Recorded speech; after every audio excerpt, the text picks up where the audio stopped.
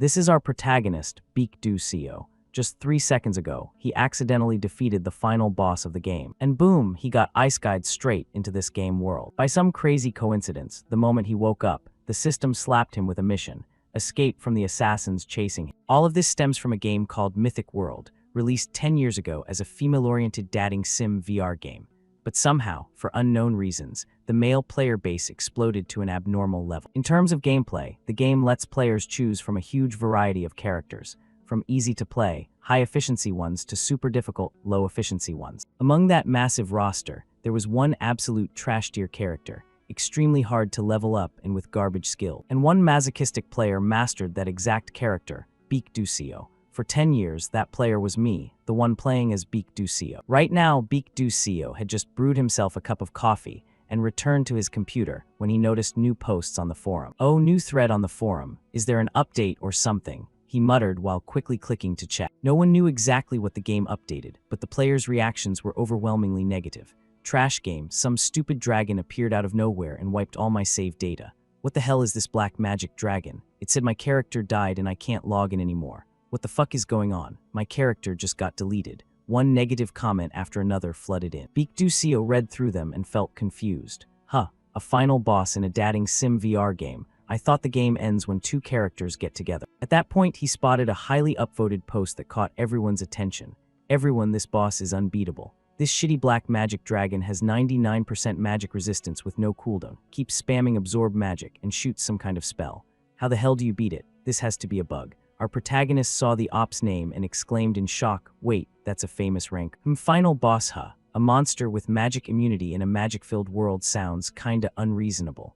Definitely a bug. People are even saying their characters got deleted. Looks like this is the boss. Black magic dragon, Black Knight 13th Moon has appeared.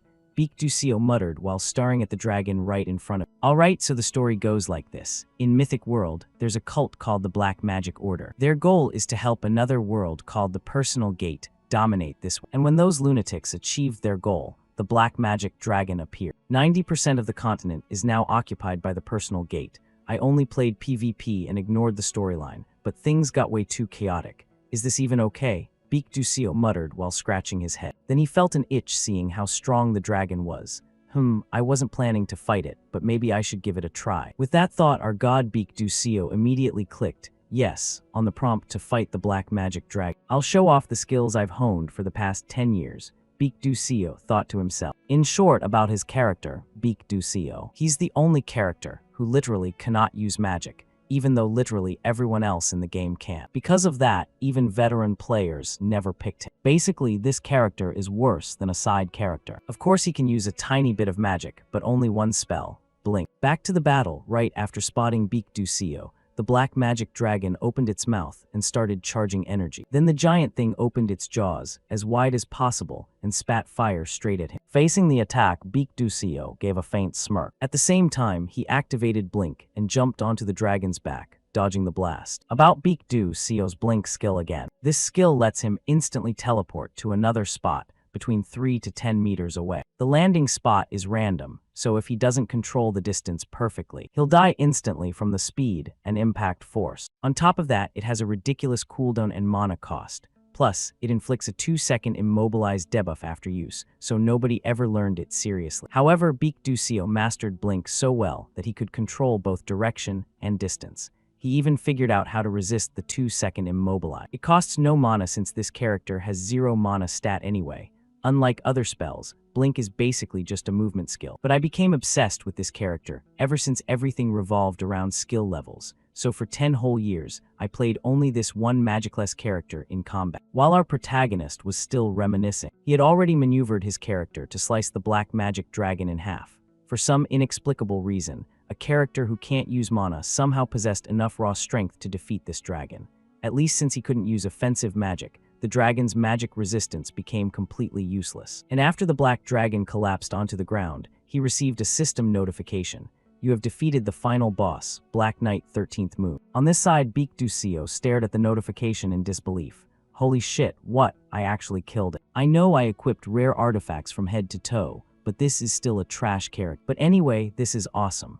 Gotta flex to the community that I just soloed the black magic dragon. Beak Ducio said while quickly clicking the post button. But right at that moment, red warning messages appeared in front of him looking extremely dangerous. Because you reached the bad ending, 90% of the mythic world has been destroyed. However, you have come very close to the true ending. Please proceed to the true ending. Seeing the bizarre scene, Beak Ducio fell into extreme panic. What the hell? What the hell is going on? He shouted in terror. Then our protagonist vanished inexplicably from inside his room. Scene shift to some ruined room. At this moment, Beak Ducio woke up and said dazedly, "What happened? And where is this?" He said while looking around. And when he looked at his reflection in a mirror placed nearby, his face froze completely, because this was an extremely familiar face that had accompanied him for 10 years. This appearance is Beak Ducio. But before Beak Ducio could even process what was happening, a system screen suddenly appeared in front of him. Episode 1, Escape the Pursuit. On this side, after seeing the system message, he became even more confused. This is Beak Ducio's opening quest. No way, he thought while hurriedly reaching into his pocket and pulling out a piece of paper. This is the Stellar Academy acceptance letter. And at this point, even though he didn't want to admit it, Beak Ducio knew exactly where he was. This is unbelievable, but this is definitely the mythic world. And I must be Beak Ducio. Saying that, the guy tried to calm down and analyze logically. I need to think logically. That voice told me to reach the true ending. But from my knowledge, this game doesn't have a single true ending. More like, since it's a dating sim at its core, it has a billion different endings. Who the hell knows which one is the real true ending? Wait, or maybe, no one has ever unlocked the true ending in the past 10 years. Beak Ducio was stunned by his own thought, but right after he tossed that aside because right now there's a more urgent mission. Damn it, no time to think anymore. If I remember correctly, right after Beak Ducio wakes up, the pursuers will barge into the house. Thinking that, he didn't waste a single second and immediately opened the door to look outside. And just as he feared, outside right now was a group of bad guys preparing to butcher him. Where did that little rat run off to? Someone in the assassin group shouted. Hearing that, Beak Ducio hurriedly closed the door and hid inside. Dangerous, they're already here, he thought anxiously. But right at that moment, one of the assassins spotted the house he was hiding in and shouted, "There's a house over there. Search it now," understood. The others quickly replied. Beak Ducio was panicking like crazy right now. What do I do? Right now there's a time limit to avoid getting caught. But I can't fight this group. What should I do? The more he thought, the more anxious he became. And as if feeling pity for our god, the system kindly gave a suggestion. You can use Blink. What? I can use Blink, he thought in surprise. Born with a body suffering from mana leak syndrome, Beak Ducio was someone who couldn't accumulate mana at all. Placing his one and only hope in the spell, he devoted his entire life to practice. Back to the present, Beak Ducio was observing the info on the Blink skill. Blink level 0, max distance 9m, max charges 1 time, cooldown 3 seconds. And after checking the Blink skill info, Beak Ducio didn't feel any better. It told him to use Blink, but he wasn't playing a game with a keyboard and mouse. How the hell do you use it? But before our protagonist could think much more, outside the assassins started charging like rabid dogs toward this spot like they were scared he'd bolt, and the sound of their footsteps also made Beak Ducio flinch hard. Damn it, they're here already. No time left, gotta go all in and risk. Beak Ducio gritted his teeth and muttered. Then right before these assassins burst into the house and boxed him in, the young guy proactively slipped outside. But naturally the bandits spotted him right away. I found that bastard, chase him down. Don't let him escape, stop right there. The assassins started barking their pointless crap. Meanwhile, our protagonist was racking his brain on how not to get ripped apart by these bandits, and his current plan was to use Blink to shake off these pursuers. They've got magic boots, so they're definitely faster than me, so the only way out for me is to use Blink. Calm down, I've used Blink countless times. I know how to nail the timing perfectly. Beak Ducio started psyching himself up. Meanwhile, the assassin's sounds were right on his heels. You bastard, you won't stop, huh? Someone in the pack yelled his head off, forcing Beak Ducio to glance back and gauge how much distance was left between him and them. They're almost on me. Blink's weakness is if the user messes up the distance control, they'll smash into something else and die on the spot. But if it's me, things will be different. Beak Ducio thought to himself, and right then the assassin's leader caught up to him. Let me send you to hell, die, saying that as he swung his sword straight at. And right at the moment, when that sword was about to hit Beak Ducio, he went for broke and activated the Blink spell, just like that, like a lightning flash streaking by. Beak Ducio's body vanished, then reappeared way ahead. And seeing he'd pulled it off, the guy was over the moon inside, nailed it. He thought gleefully, meanwhile the assassins seeing that froze up a bit and halted.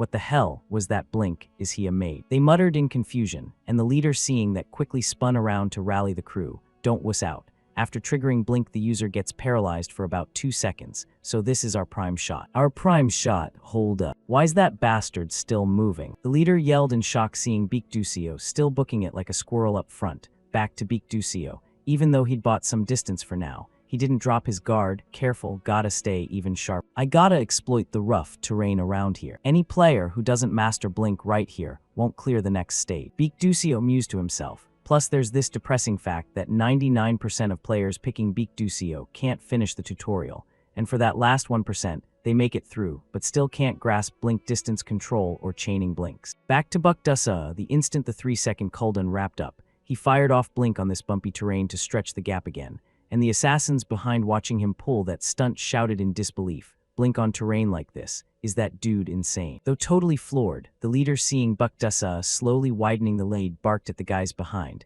Anyone with magic up front now, hit him from afar. On his orders, 3 mages pushed to the front, and naturally Beak Ducio on the lamb overheard and glanced back. They're going for magic, huh? He thought inside, but wasn't too shocked, since in the game this exact thing happens. It's tutorial part 2, blink to dodge the spell shot. And right now the mages unleashed their spells, firing off countless arrows straight at him from every angle, and Beak Ducio was legit starting to sweat. In-game I could peek behind via the screen, so dodging was easy. But right now it's different. He gritted his teeth thinking, and just as the young dude hit a wall, the system chimed in with a power-up like always. Mana Leak Syndrome skill activated. Mana Leak Syndrome triggered skills Sixth Sense and Perception Acceleration activated. And right after this, notice pop. A mana wave rippled out from Beak Ducio's body, letting him pinpoint every direction the arrows were flying. And just like that, our protagonist danced right through this arrow storm, for arrows swarming in with no dodge angle. He just blinked right past them, easy. Lucky he dodged that one in time, or he'd be wiped clean, not even crumbs left. Well, that was way too close, Beak Ducio thought as he scrambled up quick and kept hauling ass. And before long, he'd hit the tail end of the tutorial stage. Tutorial Part 3, Blink Across the Deep Ravine. Starring Beak Ducio, down was a massive chasm, dotted with tons of floating rocks in the middle for players to hop across, and his mission now was nailing blink distances perfectly to land spot on those rocks. Only way to the other side is dead accurate blink range. After that, I'll bump into some mages patrolling by and slip away, wrapping up this tutorial. To clear it, I gotta cancel the 0.1 second blink startup right on cue. One slip up means game over, Beak Ducio told himself. Then he scoped the rocks and crunched the numbers. Roughly 20 floating rocks here. 0.1 seconds. Yeah, talk is cheap. No clue which morons scripted this tutorial crap. At that thought, Beak Ducio balled his fists in rage. But hey, truth be told, it wasn't straight up impossible. Issue is these pursuers are way closer than I figured, he muttered while eyeing the assassins nearly on him. Right up front, there he is, one yelled, then they all floored it straight ahead. Gap between me and them down to about 100 m. Blink cooldown's 3 seconds, so no way I'll make it across in time. So the realist survival play is wiping out the whole pack. Beak Ducio sidled off to the side and quietly sized up the situation. Insane, how am I even thinking I can pull this off right after that last scrap? If this was game, the system wouldn't let these tailors touch me. But this is reality. No rules saying I gotta blindly follow the game system. Taking out one punk, no sweat, and it ain't cause they're my parents' enemies like the plot says. They're coming, bring it, I'll smoke you all, Beak Ducio thought fiercely. Seconds later, the two sides collided, and the enemies facing off needed no chit-chat. The leader barked right away, get him, snag that punk quick. Got it, one assassin yelled as he charged, seeing Beak Ducio turn and face them instead of running. The guy snickered inside, you dare take on all of us solo. Total idiot. You're done for. Meanwhile, Beak Ducio across from him coolly calculated the gap, target distance, 8.7 m. Blink. Just like that, Blink fired off, closing in instantly as the knife in Buck Dusa's hand plunged through the front guy's chest. Even though it was his first time, he felt zero fear. Fresh blood trickled over his fingertips, no guilt whatsoever. This is killing to survive, Beak Ducio told himself. Next, he unleashed a brutal knife strike, sending that guy flying back into his buddies. After dropping one, Beak Ducio bolted, since his blink was still on cooldown anyway. The crew, seeing Beak Ducio snag one of theirs and Rabbit, freaked out.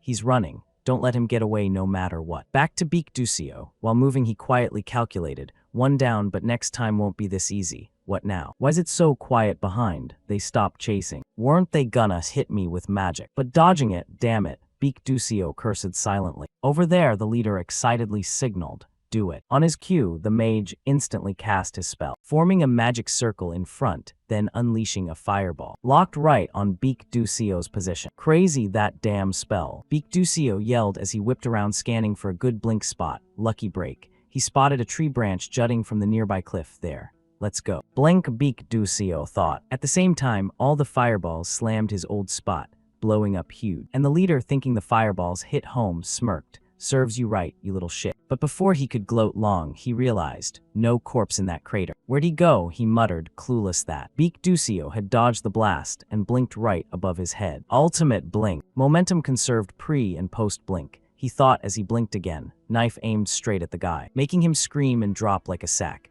Meanwhile, the rest stood dumbfounded, not getting what happened. "What the?" one blurted in panic. But before he finished, Bakdusa blinked up close and sent him to join his pals in hell. As for Beak Ducio, after all that intense action, his stamina was tanking hard, 2 down.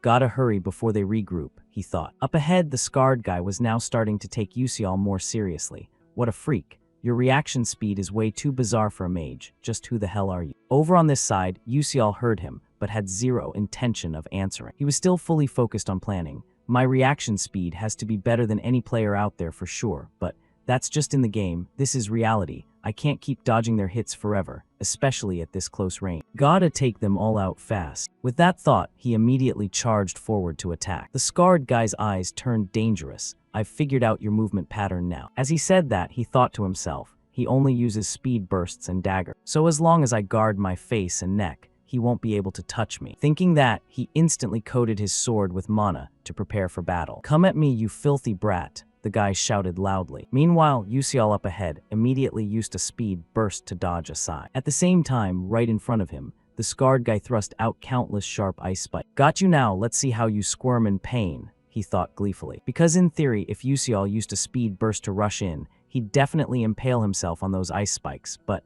too bad for him. That plan failed completely. Because the one Ucial was actually targeting was the teammate standing behind. By the time the scarred guy realized it, it was already too late. His teammate had been sent straight to the afterlife by Ucial. "Damn it," he roared. "Before this you were just scurrying around like a rat, and now you dare pull something like this." Ucial straight up admitted, "Yeah, but that was before. I have to thank you for helping me get stronger every single day." He said it while flashing a mocking smile, which made the scarred guy's face twist up like a monkey's ass. "You son of a bitch. Just because we went easy on you before, you think you can do this?" "Die," the guy bellowed at the top of his lungs. Meanwhile, Ucial casually grabbed a spear from one of the guys he'd just taken down and charged forward to attack. First he got into position, then hurled the spear in his hand straight at the scarred guy, like an arrow shot from a bow. This made the guy think, speed burst, aiming at an undefended spot. He's throwing the spear to force me to block, then attacking from behind. Not a chance. While thinking that, he raised his sword horizontally across his chest to block the spear. Right after, he swung his sword backward, intending to cut Ucial down.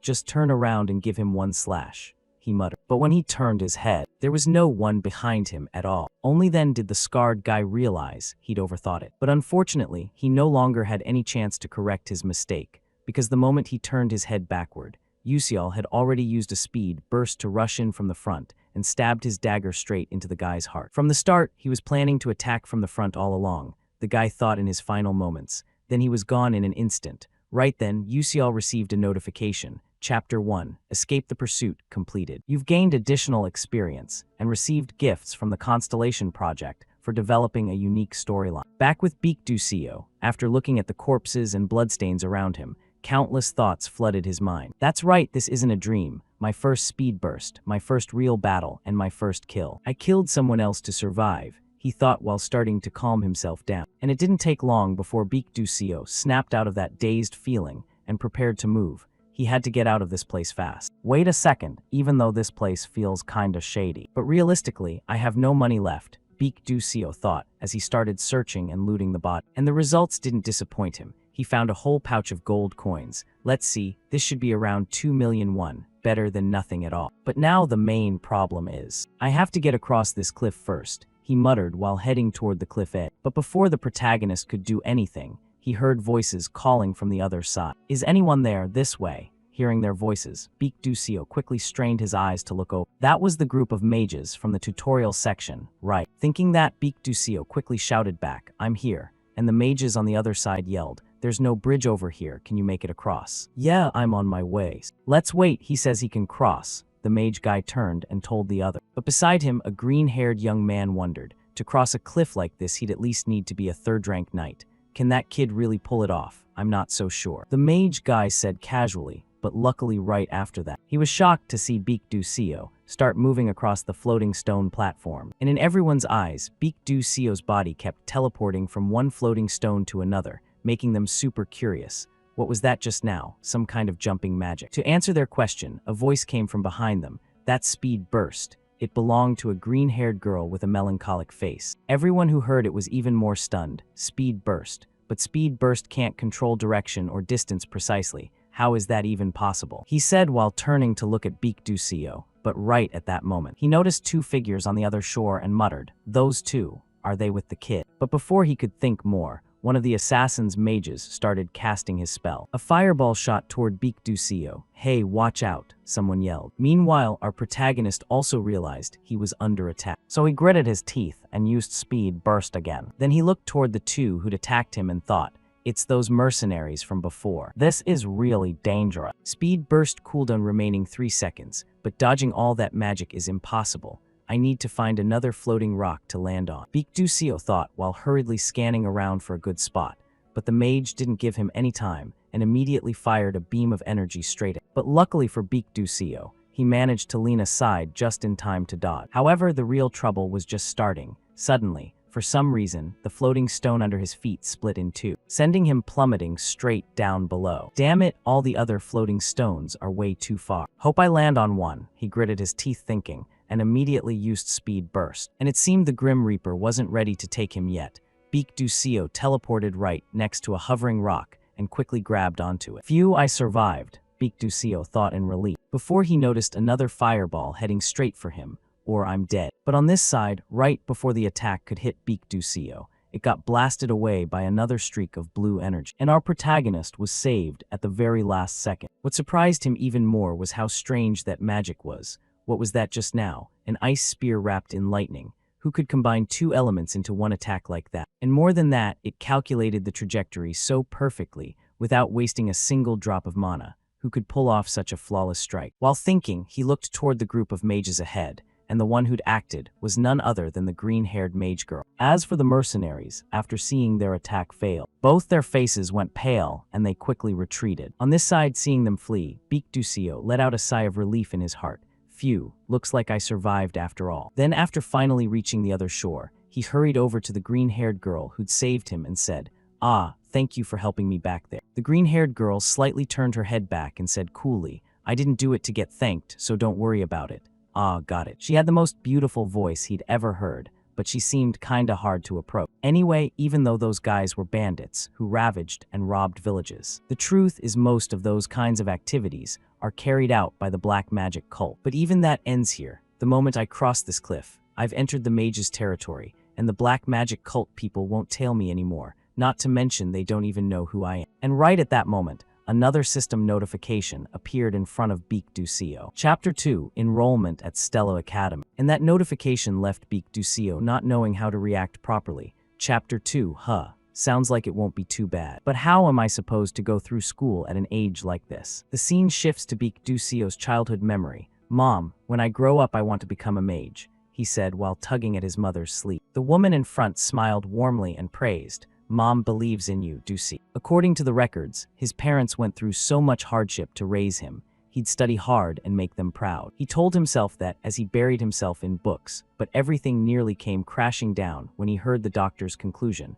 "You just said my son has mana deficiency syndrome." His mother said in shock, while young Beak Ducio's face went blank in disbelief. "No, it can't be." The little boy started sobbing, and Beak Ducio watched these scenes from a third-person view. Is this Beak Ducio's memory? Or is it mine? He thought in confusion, and right after, a splitting headache hit him, snapping him awake. "Morning already," he muttered. Meanwhile, the red-haired guy across from him noticed and spoke up. "Oh, you're awake. I was just about to call you. We're heading out soon to Leswicha, the satellite city of Arcanium." Time flew by quickly, and after a while of traveling, the tour guide's voice rang out. We'll take a short break here for now." Following his words, Beak Ducio stepped out of the vehicle to get some fresh air. And coincidentally, at that moment, he ran into the green-haired girl who had once saved his life. But the instant she spotted Beak Ducio, she immediately turned and walked away, leaving our protagonist with no choice but to give a wry smile. She's really cold, huh? But everything's fine. If you consider how worried I was, I'm glad the timeline here feels closer to modern times rather than the medieval era. Magic exists in this mythical world, but in safe cities, trains, airships, and sky roads are all built to make long-distance travel way more convenient. We're heading to Leswicha right now to catch another airship. Leswicha is on the route to Arcanium. In Arcanium, that's the real city of magic where everything truly begins. The magical towers, mage conferences, and the 5 most prestigious academies are all there. The academy with the most powerful mages and the most talented students studying, Stellar Academy. Because of that, Stellar is packed with geniuses and nobles from all over the world. I still have no idea how the character Beak Ducio even got accepted into a place like that. Wait, I haven't checked my own skills yet, thinking that. He quickly pulled up his status window to take a look. Mana Leak Syndrome Level 1. Strength increased by 3%. Speed increased by 5%. Agility increased by 10%. Skill Sixth Sense consumes users' mental energy to activate. Skill Mana Detection within a 12m radius. Acceleration Wave. On this side, after reviewing his status window again, Beak Ducio felt grateful for the skills this character possessed. Sixth Sense and Acceleration Wave. I would have died without those two. The original Beak Ducio had a cursed physique that prevented him from channeling mana into his body. Mana Leak Syndrome. That was the innate curse placed on Beak Ducio. However, this also allowed him to detect surrounding mana with Sixth Sense. It let him sense any incoming attack even if he wasn't looking in that direction, while Acceleration Wave made everything feel like time had slowed down. If any threat or attack came at him faster than a human could perceive. It was an essential skill for Beak Ducio since he couldn't use mana, but he couldn't overuse Sixth Sense either because it drained a ton of mental energy and had consequences afterward. Next up were the stats. Beak Ducio status: Strength 1 star 59%, Speed 1 star 81%, Endurance no star 97%, Agility 1 star 97%, Stable Physique 1 star 51%, Mental Energy 1 star 43%, Mana Unknown, Remaining Experience 10, Skills Speed Burst Level None, Traits Mana Leak Syndrome Level 1. Back to Beak Ducio. After checking the info, he had some thoughts.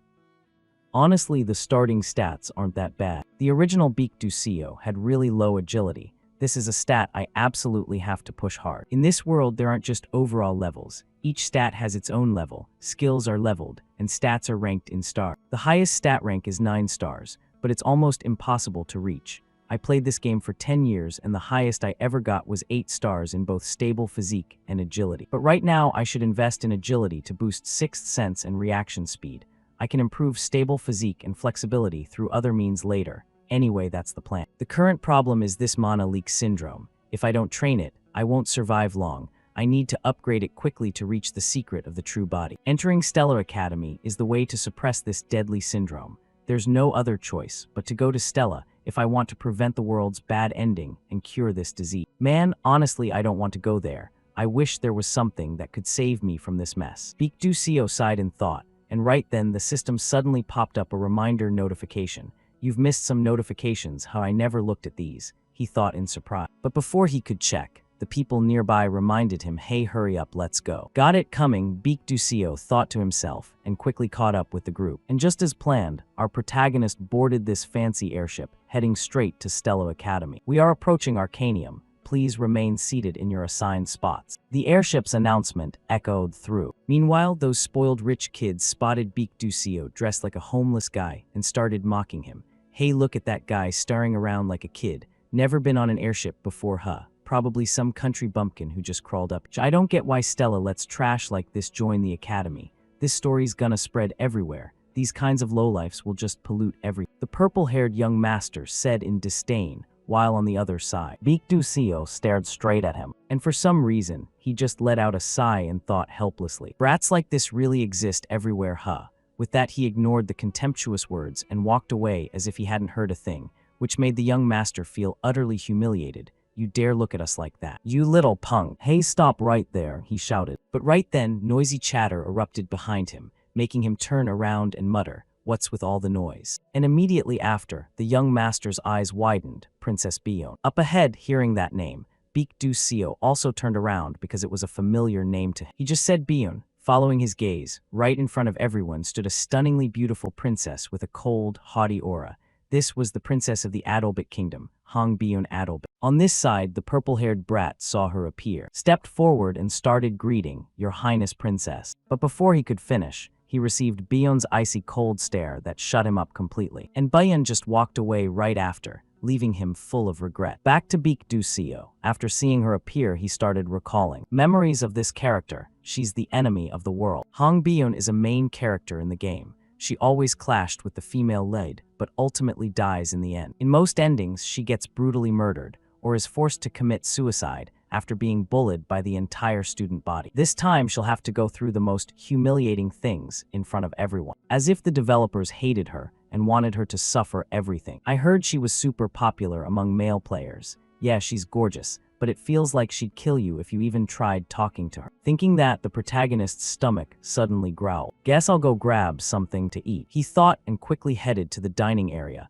But after seeing the glittering prices on the menu, the broke guy could only pick the cheapest one and complain. Why is it so expensive? Every meal in Arcanium is like this. And right then, it seemed the ship was almost there. Their announcement sounded again. Attention all passengers, we will arrive at Arcanium in approximately 10 minutes. Please proceed to the lower deck. Repeating, we will arrive at Arcanium in approximately 10 minutes. Blah blah. Finally, it's starting. Anyway, this is my reality now. Let's do this, he said excitedly. And even though he was pumped, right after that our protagonist got punched back to reality. I'm really glad I handled that. But can I even survive at Stellar Academy? Survive in this world? I wish I had something useful for situations like this. Beak Du Seo thought while praying to the heavens. Then suddenly he remembered something and muttered, "Speaking of that, I still haven't checked that earlier notification." With that, Beak Du Seo quickly checked to see if the system had given him anything useful. The Constellation Project grants you a special reward. 1. A weapon you used in the game at a lower rank. 2.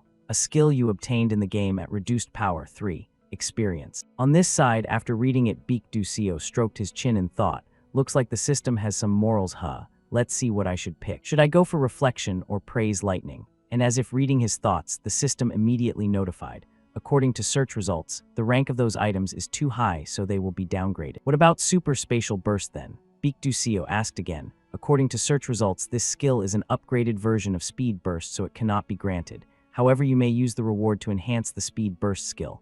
On this side, Beak Du Seo heard that and his eyes went wide. Damn, it really has to be downgraded, he complained. The system immediately explained. Due to insufficient narrative energy, we cannot fully materialize it. What's that? Narrative energy is the force that influences the story's progression. If you continue uncovering hidden plotlines, it will accumulate. Back to Beak Du Seo, hearing that he understood the system's intention. So basically, in the short term, you can't let me have anything too op because I'm still a noob. The system went silent, as if accepting that fact. And after realizing the system couldn't give him any game-breaking item, Beak Du Seo thought for a bit, then said, "What about the Mina glasses then?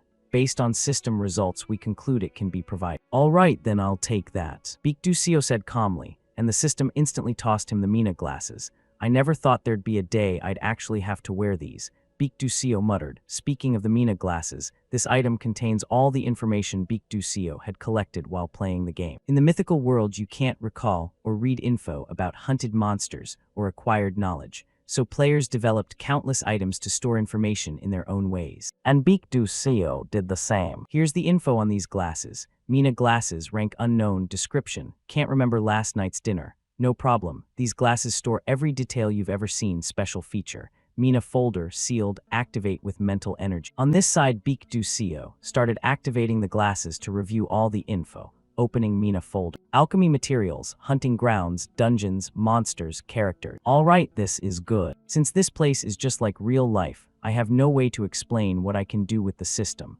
But with these glasses, I can recover about half the capabilities I used to have. Beak Du Seo thought while closing the Mina folder, and right then a voice suddenly caught his attention. Hey, isn't that Azel? Oh, you mean the eldest daughter of the traitor Dutch Mall. How dare she show her face here? SHH, she'll hear you. Whispers started spreading, and hearing a familiar name, Beak Du Seo began thinking. Speaking of which, one of the Mina glasses functions lets me register or check info on story character. Thinking that he used the glasses to check the girl ahead. Azel Malf, false heroine, ice lightning mage, drinks pickled juice before eating pizza, eldest daughter of Dutch Malf. Her father's death led to the family's downfall, dies later. Back to Baek Do-seo. After reading, he remembered who she was. So she's the false heroine, huh? To talk about Azel as a false heroine, there's one thing I have to point out. Even though I'm in the game world of Mythical World, the truth is Mythical World is a game built on top of a romantic fantasy novel called Don't Love the Princess. And that novel is about the heroine Azel, who lost her entire family. She grows by confronting the villainous Byeon schemes and ends up with the male lead. In the ending, her revenge plan almost vanishes, and other male characters protect her. It had a bittersweet ending after mixed reader reactions. But the issue is, even though the game world is based on the novel, the plot is different. In this game, another character named Flame was added, and she takes over the true heroine role. Moreover, Flame has her own storyline. She was an ordinary woman from the modern world who enjoyed reading Don't Love the Princess and got ice-guide. So unlike in the novel, Azel becomes the false heroine in the game, while Flame becomes the real heroine. No matter how many times players try, she can never survive in any ending. This is the result of being pushed out of the true heroine spot, but it has nothing to do with. But is it just my imagination? I feel like I've seen her somewhere before. Or maybe not, probably just imagining things. I should get ready anyway. Time passed quickly. The scene shifts to Stellar Academy. Right now, the new students were gathered in the square listening to the principal's speech. As you all know, the Black Mana beings are witches who gained power from another world and turned into monsters. Even now, those Black Mana beings continue their invasion by opening gates with personas or unleashing ancient dungeons to conquer the magical world. Our responsibility as mages is to protect the world from those evil forces. And now we will proceed with the oath ceremony for the 5 students with the highest scores, who will also represent all the new students. Please step up to the podium. Back to Baek Do-seo. He was currently paying close attention to the students up on stage because they were all incredibly important figures in this world. Their faces were all shining, just like their positions as main character. But the one shining the brightest here was that guy, the freshman representative Ma Do-seo. He's the one with the highest entrance score. How can someone be that good-looking and talented at the same time? The crowd murmured while Baek Do-seo, after seeing his appearance, had to admit, yeah, that's the famous Ma Do-seo. He perfectly fits the saying heaven above heaven, below only I stand supreme. With 9-star mana stats and potential close to the gods, he's a genius among geniuses, the one who can control every element in existence. Even if I can't make it to the grand ending, I have to avoid the bad endings by pulling Ma Do-seo firmly onto the side of good. However, that must be Flame over there, he said while looking at a black-haired girl, and started calculating again. Right now, the plot will depend on how she acts from this point onward. Because she also came from the real world, just like me, teaming up with her might be a good idea, but things will get complicated if she sees me as an enemy and rejects me. Since I have the information advantage, I shouldn't mess anything up. Flame is a reader of the romantic fantasy novel, while I'm a player of the romantic fantasy game, even though my importance in the plot isn't even comparable to an NPC shopkeeper in a village. Moreover, the true heroine has a special ability that lets her purify Black Mana beings. But on top of that, she also carries a curse of misfortune for those close to her. Staying near her will definitely affect me too. My role is to support the main characters from afar and limit direct involvement with them as much as possible. While the protagonist was still quietly plotting, the principal's speech came to an end with this. We conclude the entrance ceremony. The students below went wild with excitement, clapping like thunder, probably tired of standing out in the sun like this, and with his speech finished. Baek Do-seo also completed Chapter 2, Enrollment at Stellar Academy, completed. Time flew by quickly, and the very next day, Baek Do-seo found himself already sitting in the lecture hall. Being back in school also made the guy reflect a little. He'd graduated from university ages ago, so slipping back into the life of a high schooler felt seriously weird and unfamiliar. But hey, having this thing is actually pretty great, Baek Do-seo thought as he glanced down at the watch on his wrist. This is the Stella watch, the one that proves you're a student at the prestigious Stellar Academy. If you've got one, you get special privileges and better services than other mages. Gotta make the most of it quick, and while I'm at it, might as well head out, he thought happily, carefully tucking the precious watch away. Meanwhile, outside the door, a super cool-looking professor started walking into the classroom, then pulled out a stack of papers and announced to everyone, all of you, stay seated in your places. I'm starting the test right now, so put away everything except your writing tools. Anyone wearing glasses needs to let me check them first. Over here, after hearing that, Do-seo just made a face like, They finished the opening ceremony and jumped straight into a test. The curriculum at Stellar Academy is way harsher than most universities in Korea. Having a test on the very first day of school is even called the placement exam. It means they're evaluating everyone to sort the students into classes, and while our main character was still lost in thought, the professor had already started handing out the test papers to the whole class and declared, "Begin the exam." Not that surprising, honestly. When our Ducio looked at the questions, his eyes went wide. Holy crap, what the hell is this? I don't even understand what the questions are asking. This is brutal. The placement test has nothing to do with the famously insane entrance exam. In here, students get sorted from F to S rank based on result. Naturally, almost all the important characters in the game end up in S class. On the flip side, Beak Ducio is dead last out of 1,141 students. He's basically auto-placed in F class. Since I'm already in, maybe I can just hand in a blank paper. They probably won't kick me out, right? Ducio thought to himself, and luckily at that moment, he also noticed someone else sitting there doing nothing just like him. And that person was none other than the super genius, Ma Ducio. He's already done playing around. Did he finish the test paper already? No wonder he looks so bored. Ma Ducio's personality is all about being fed up. He was born into the strongest clan on the continent, with a genius brain and top-tier talent, so everything comes easy to him. That's why, depending on the female lead's actions, Ma Ducio can end up on the good side or the evil side. The demon cult that wants to wipe out humanity. We'll definitely be very interested in Ma Dasa. But right from the start, the biggest problem is his own family clan. Anyway, watching a genius like that just forces you to take a hard look at yourself. Thinking that, Ducio strained his eyes to stare at the test paper one more time, and only now did the guy finally realize something. Wait a second, don't I have the Skylark glasses? Right, I used to wear them all the time to stack up skills I learned in the library. Awesome, nothing to lose. Let's give it a shot, he thought while starting to pull out his glasses. But before the legend could put them on and start cheating, the professor suddenly appeared next to him like a ghost and asked coldly, "Hold on, what's with those glasses of yours? I already said if you're going to wear glasses, you have to let me check them first." "Hand them over," he said, then took the glasses from Ducio and began using some kind of magic to inspect them. Meanwhile, our guy was gulping hard from nerves. Oh man, what do I do? If they find out these are magic glasses, I'm getting expelled for sure. While he was panicking like crazy, the system suddenly popped up a prompt. A lost component of the Skylark glasses has been detected. Would you like to summon it? No, stay quiet, system, Ducio screamed internally. And luckily for him, after checking for a while, the professor didn't find anything unusual. So he handed the glasses back. "I don't sense any mana, but next time ask before using them, okay?" "Yes, sir," Ducio quickly replied, then let out a huge sigh of relief inside. Phew, that was close. If the original function had kicked in, I'd be totally screwed. "All right then, let's see if this thing can actually help," he said to himself while quickly putting the glasses on. And it didn't disappoint. Right after, the answers he needed appeared right in front of Ducio's eyes. Wow, I can actually see the real answer. Jackpot, who knows, maybe I'll even snag first place. At this rate, I'll definitely escape F rank, maybe even shoot straight up to A. He muttered while diligently copying away, but before he could get very far, the professor glanced at his watch and said, "Time's up, everyone hand in your papers." And without giving the students any chance to write another word, the teacher used magic to collect every single sheet at once, leaving our main character completely stunned. Wait, I only managed to answer 3 questions. I thought I'd finally get out of F class, but this is way too much for Beak Ducio. Speaking of the professor, after glancing over the tests to double-check the count, his face suddenly froze. Then he hurried over to Ducio and demanded, "Give me those glasses right now, quickly."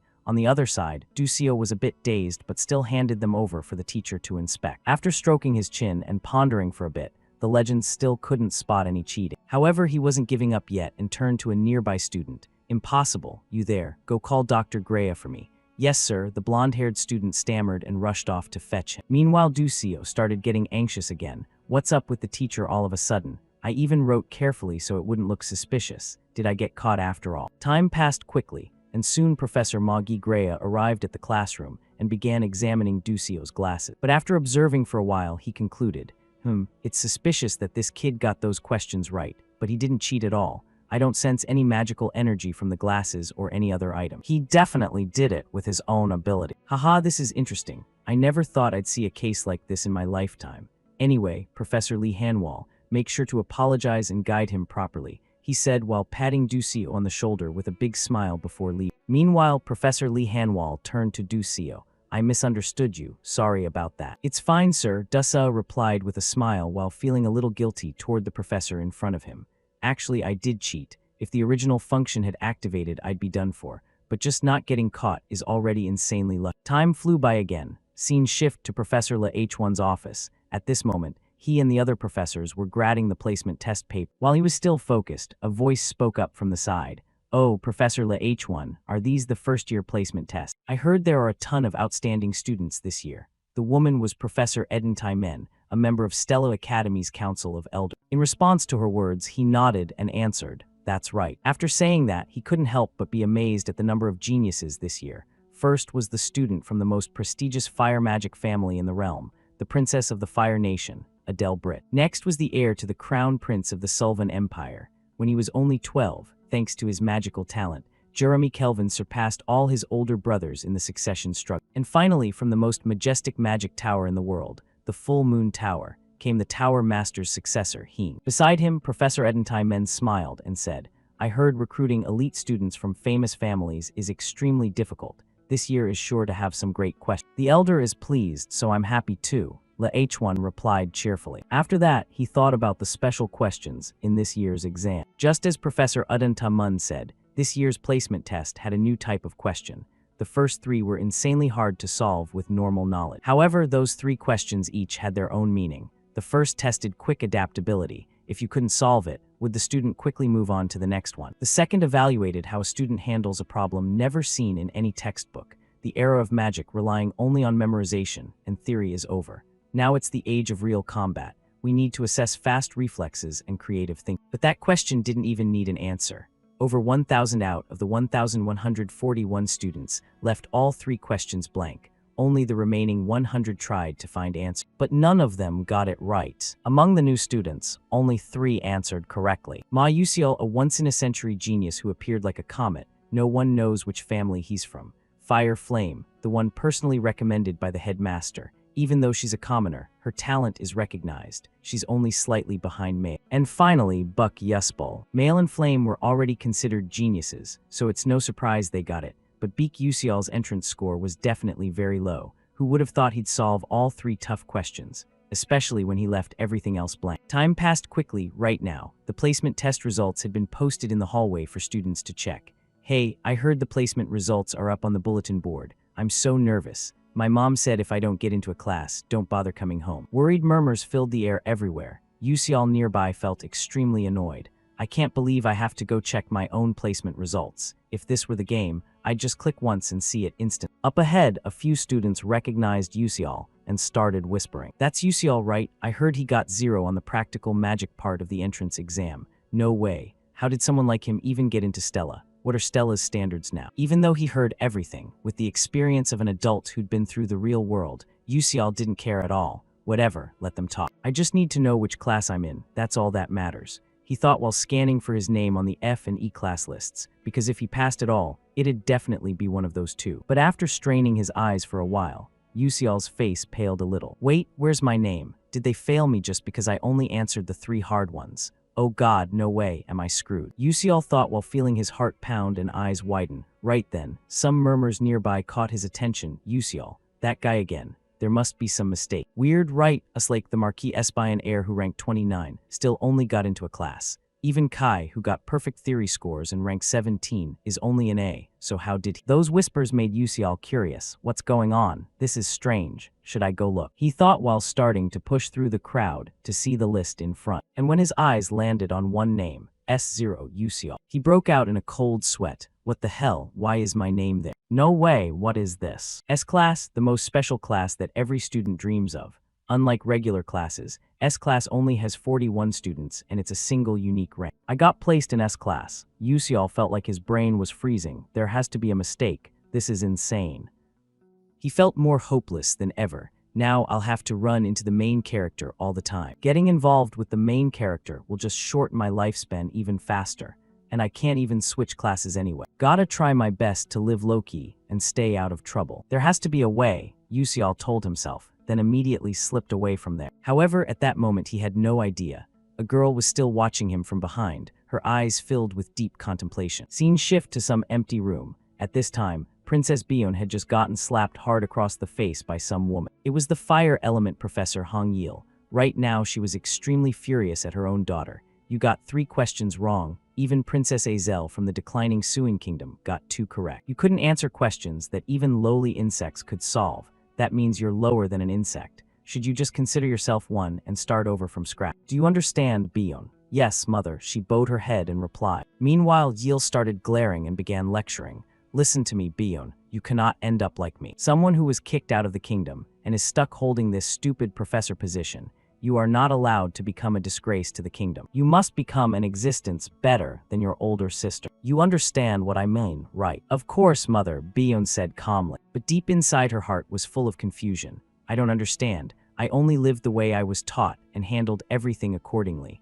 But those questions included magic spells and formulas I've never even learned. Why, Wise? Why are you tormenting me like this? As Bion thought, tears began streaming down her face. Time passed quickly. Soon it was the next day. As mentioned before, even though he didn't want to, the unlucky guy still had to drag himself into S class. Haha, I'm so screwed. Of course I've been transferred to a place full of weirdos. It's not like I'm trying to make friends with these students. Ducio thought dejectedly to himself. Meanwhile, the other students started whispering about him. Why the hell is he here? That's what I'm saying, I have no idea. Did you know our families already protested and asked why he's in S class? And he just said Ducio has the qualifications to be here. Seriously. Yeah, it's really strange. Every word of their gossip fell straight into Ducio's ears, making him just shake his head and think, looks like I'm the outcast now. That makes sense, they've worked hard since they were kids, so they'll be really disappointed to see someone like me in the same class as them.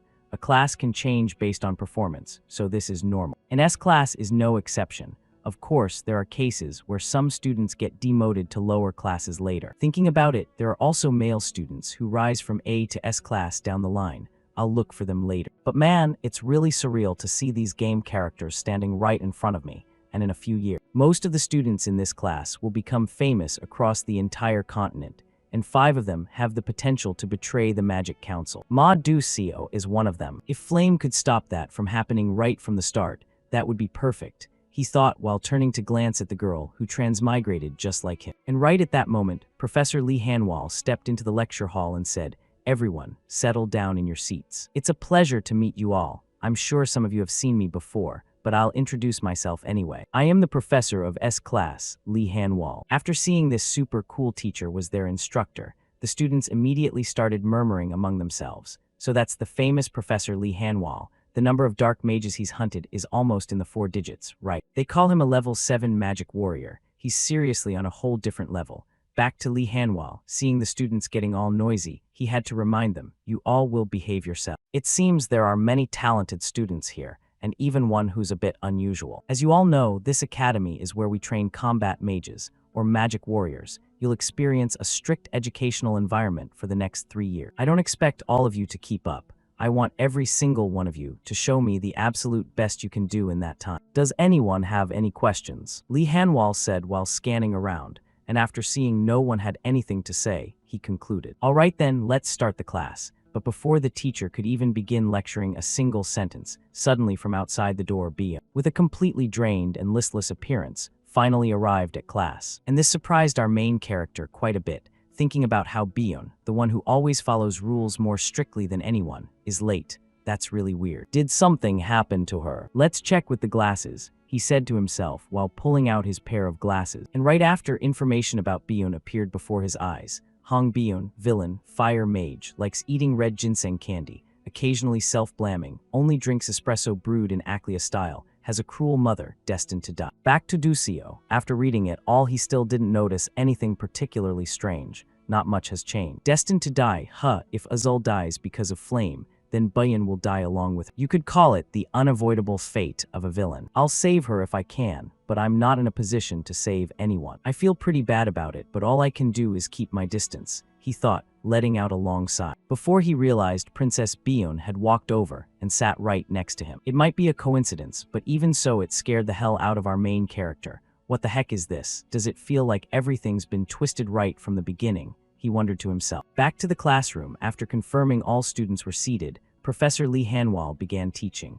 All right, before we start the lesson, we'll have an inheritance ceremony so you can obtain a wand to use. S-class and a class will hold the ceremony together. And as for the details, blah blah blah. Up above, Ducio heard that and started feeling excited. The inheritance ceremony, It's kind of a hassle, but I'm really looking forward to it. There are 2 major events at Stella Academy. One is the familiar contract, and the other is the inheritance ceremony. For a top-tier academy like Stella, the inheritance ceremony holds a very special place. Scene shift to some kind of grand space. At this moment, both A and S classes had gathered here to prepare for the ceremony, and Professor Lee Hanwal was still the one leading everything. Has everyone arrived? There are many wands prepared here, from the lowest rank to mid-tier. What you need to do is go to the wand you like and take it. The process of changing wands after selection is very complicated, so I hope you choose carefully. Back to Dasa, with his game knowledge, he knew Lee Hanwal's words weren't entirely accurate, even though the teacher said that, we're not the ones choosing the wand, it's something else. In this mythical world,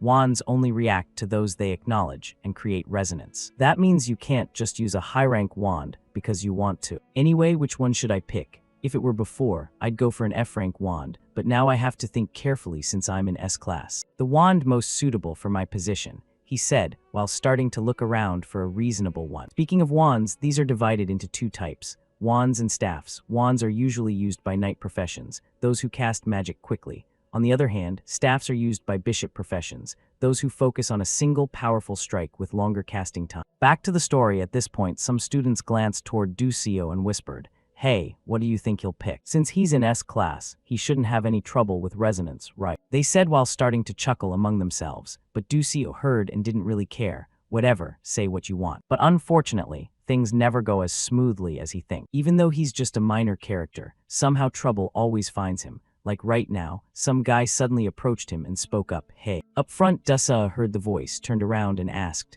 "Huh, who are you?" "Me, I'm Usla." "Who is this guy? This is the first time I've heard this name." Ducio wondered to himself before asking, "Who do you know?" Then Uslek heard that and asked, "What wand are you planning to pick?" "I'll just pick whatever," Ducio said casually, but that response made Uslek show a contemptuous face. "You should pick a wand that suits your commoner status. Don't do anything unnecessary and cause more trouble for the professor." Back to Ducio. After hearing this brat provoke him like that, he stayed quiet for a moment, then said, "Yeah, you better not cause any trouble either." Those words, sounding like an adult lecturing a kid, made Usluk so embarrassed his face turned red. Finally, he couldn't hold back and yelled, "Hey you bastard, you want to fight or what?" On the other side, seeing him make such a scene, Dasa could only sigh and pull out his Skylark glasses. "Man, what a pain, let's see. Here we go." Uslek Chekbilin, son of Marquis Chekbilin, subordinate of Prince Jeremy, bullying level 3. That's all the info. Looks like this guy's nothing special, Ducio thought while calmly putting away his glasses and letting out a relieved breath.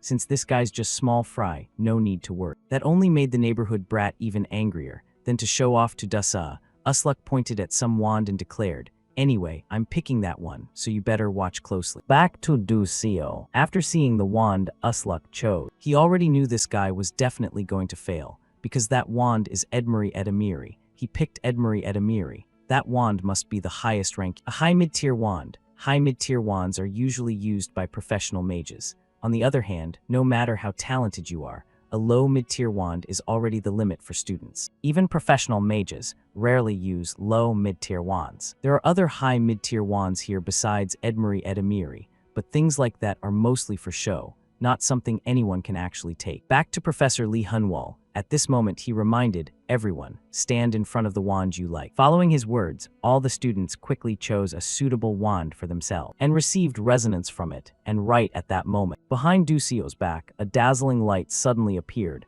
catching his attention. At the same time, admiring sounds from the students rang out. "Wow, isn't the wand He Yang chose had an amicote? It's a mid-tier wand. This year's insane." Voices started rising one after another. Prince Jeremy also picked a mid-tier wand. Princess Bion chose Suavitor Lahaven. That's also mid-tier. Just how many people can pick mid-tier wands anyway? And this made Uslek start panicking even more. Damn it. "Just wait, I can do it too." He gritted his teeth and quickly stepped toward the Edmure Edamiri wand. And this dumb move of his also made everyone start anticipating. "Oh, isn't that Uslek? Can he resonate with a high mid-tier wand?" People said excitedly. Meanwhile, the brat Uslek was still super confident. "Watch closely. I'll show you what real S-class talent looks like," he thought while reaching out and firmly grasping the wand. And right after, a blinding flash of light burst from inside the wand, making everyone hurriedly cover their eyes, and the result wasn't surprising at all, as expected. He failed, Ducio thought, while looking at Uslek, lying on the floor like a dead dog. "Oh no, looks like he's seriously injured. Hey, someone call the professor quick." "High mid-tier wand is impossible," someone shouted, and Ducio nodded in agreement. Yeah, you should have given up. Because that wand already has an owner. Ducio thought while turning to look toward Ma Ducio and following his gaze. At this moment, the super genius also wanted to try his hand at that wand. Meanwhile, the rest of the students, after figuring out what Ma Dusa was planning, started getting all nervous and excited for him. Is that Ma Dusa? Is he really going for that wand? I don't think he can handle it. And before the background extras could even finish thinking about it. Right after that, Ma Ducio reached out and firmly grabbed the wand, and his whole body erupted in a blinding flash of light. But unlike Uslek earlier, when the light faded, Ma Ducio was still holding the wand tightly, proving it had fully accepted. The other students who saw it were so shocked they basically froze. No way, a first-year student got a high mid-tier wand. How is that even possible in this store? Someone shouted, but over here Ducio wasn't all that surprised. I already figured as much. Now even more people will know just how talented he really is, he said, while staring intently at Ma Dusa up ahead. And the handsome guy at that moment noticed Ducio's gaze, then flashed him a bright smile in return, which made our main character protagonist get instant goosebumps. What the hell? Is he crazy or something? He panicked internally. Then he shifted his eyes toward the female lead Flame. Oh right, Flame also owns another high mid-tier wand called Taravan, but this is where their paths split. If Flame successfully takes Taravan, then Ma Ducio will get interested in her because of her talent and start down his destined path. But if she picks a different staff, Ma Ducio will go down a completely different route. I have to use Flame to pull Ma Ducio in. He silently plotted in his head, and right at that moment, he noticed Flame heading toward a certain wand. It was Taravan. Ducio thought happily and waited in anticipation. What are you gonna do, Flame? That's right, go on, take Taravan, and then Ma Dusa will get curious about Flame and will get a perfect happy ending, he thought to himself. But unfortunately, from what he could see, Flame was just casually walking past Taravan. She had no intention of touching the wand at all, and that instantly changed the main character's expression. What? How? She doesn't like Taravan. What's going on? Does she not know, or does she not have enough info yet? But no matter what, this isn't good. Flame can resonate with any wand because she's the protagonist. But what if she picks some totally random weird staff? At this point, I guess I have no choice but to push Taravan toward Flame, Ducio thought secretly then. Right after that, he used a quick movement spell to close in on Flame from behind. Meanwhile, Flame suddenly saw someone appear behind her like a ghost and yelped in surprise. Huh. On the other side, Ducio saw that and gave an awkward laugh, ha ha ha. I was just curious which staff you'd pick. You know what for, Flame said coldly. I just wanted to help because you looked a bit confused. That's none of your business, I'm leaving. With that, Flame turned and walked away, immediately leaving Ducio, not knowing what to do next. Something feels really off. Flame is supposed to be friendly with everyone. She's the sociable type, so why is she so cold? I can't just give up like this. My whole life depends on it. Ducio thought to himself then. He tried again. Hey, wait, I really just want to help you. Over here, Flame saw this random guy clinging on relentlessly. Her expression grew colder and she said, you should worry about yourself first, but I feel like there's a staff that's perfect for you. Dusa kept going. And that sentence finally pushed Flame past her limit. She couldn't take it anymore and snapped. What the hell do you know about wands anyway? Back to Ducio seeing the female lead get so angry, the guy immediately chickened out. What the heck, did I do something wrong? Or does she just not care about side character? But then he forced a smile and kept trying to persuade. Ah, I've heard a lot about you. Don't you think you could get that stat? Ducio said while pointing behind him, and Flame heard that and asked back, Taravan. Yeah, that's the one, Dusa replied with a bright smile. But suddenly right at that moment, he heard a whooshing sound of wind, and something came flying straight toward him, making him quickly shut his eyes tight. And for some reason, when he opened them again and looked, Ducio realized Taravan was now in his own hand. Huh, what the why is it in my hand? Flame was supposed to be the one to get it. He panicked internally and quickly turned to look at Flame, then stammered, Flame. And as expected, the female lead was now smiling so hard her eyes were slits, but said coldly, oh really? Just from that vibe alone you could tell she was so pissed she started laughing out of rage. And Ducio, seeing her like that, didn't dare say another word. No, it's nothing. I'm so screwed, I'm done for, he thought desperately to himself. Time flew by quickly until the afternoon. Hey, have you heard the news? This year 2 students got high mid-tier staffs. Holy crap, for real. Up until now only 5 people have ever done it, and now 2 more just popped up. Yeah, that's right. But it's super weird. One of them only used quick movement in the magic practical test. Huh, quick movement is just basic magic. How could that be? My parents said quick movement is a rare spell. What's going on here anyway? Speaking of Flame. Right now she was finally getting a bit of peace and quiet. At last some calm. All day today, wherever I went people were talking about that. the news of 2 students getting high mid-tier wands has spread everywhere. But I still don't get it. That guy got Teravan. Who the hell is he? I read the original novel 3 times straight before coming here, but this character Beak Ducio never appeared at all. People said no one could ever get Teravan, but he resonated with it so easily. Like he was deliberately showing off to me or something. But whatever, thinking about it now is pointless, Flames thought while calming her best friend down. And right at that moment, a familiar voice called out from behind her. Hey Flame, you heading to self-study too? Hearing the familiar voice, Flame turned around and flashed them a big bright smile. You little brats, you think I'm some bookworm or what? No way. You're always saying you have nothing to do and then sit there studying anyway. Nope. Flame laughed and replied. Meanwhile, her brown-haired friend asked curiously, but Flame, why do you call us brats? We're the same age, aren't we? And at that question, Flame suddenly got all flustered like a chicken caught in the rain. It's just a habit. Where I used to live, everyone treated me like an adult. Because I lived inside a novel, I still can't act like a kid, she secretly thought to herself. Then another question came up that caught her attention. So are you studying alone today? That came from a girl with red hair. This kid's name is Jackie, right? Why does her fashion sense match mine so much? Flame felt a bit puzzled inside, but smiled brightly again. No, there's a meeting coming up, so I was planning to join. All right, see you later, Flame said while turning and walking away as the group waved goodbye. Yeah, let's grab drinks next time. Being a girl at this age, going back to being a student at this age, is really tough, Flame complained inwardly. And while her mind was still wandering in the clouds, the female lead suddenly bumped straight into some guy. And that person was none other than the heir of the Moon Magic Tower, Heewaryong. You okay? Yeah, I'm fine, Flame replied. Meanwhile, Heewaryong seemed to notice something and asked, you don't look so good, something wrong? No, nothing. Yeah, so you're heading to self-study. Yep, and you're going to the S-rank exclusive training room again too. Can't slack off on daily training.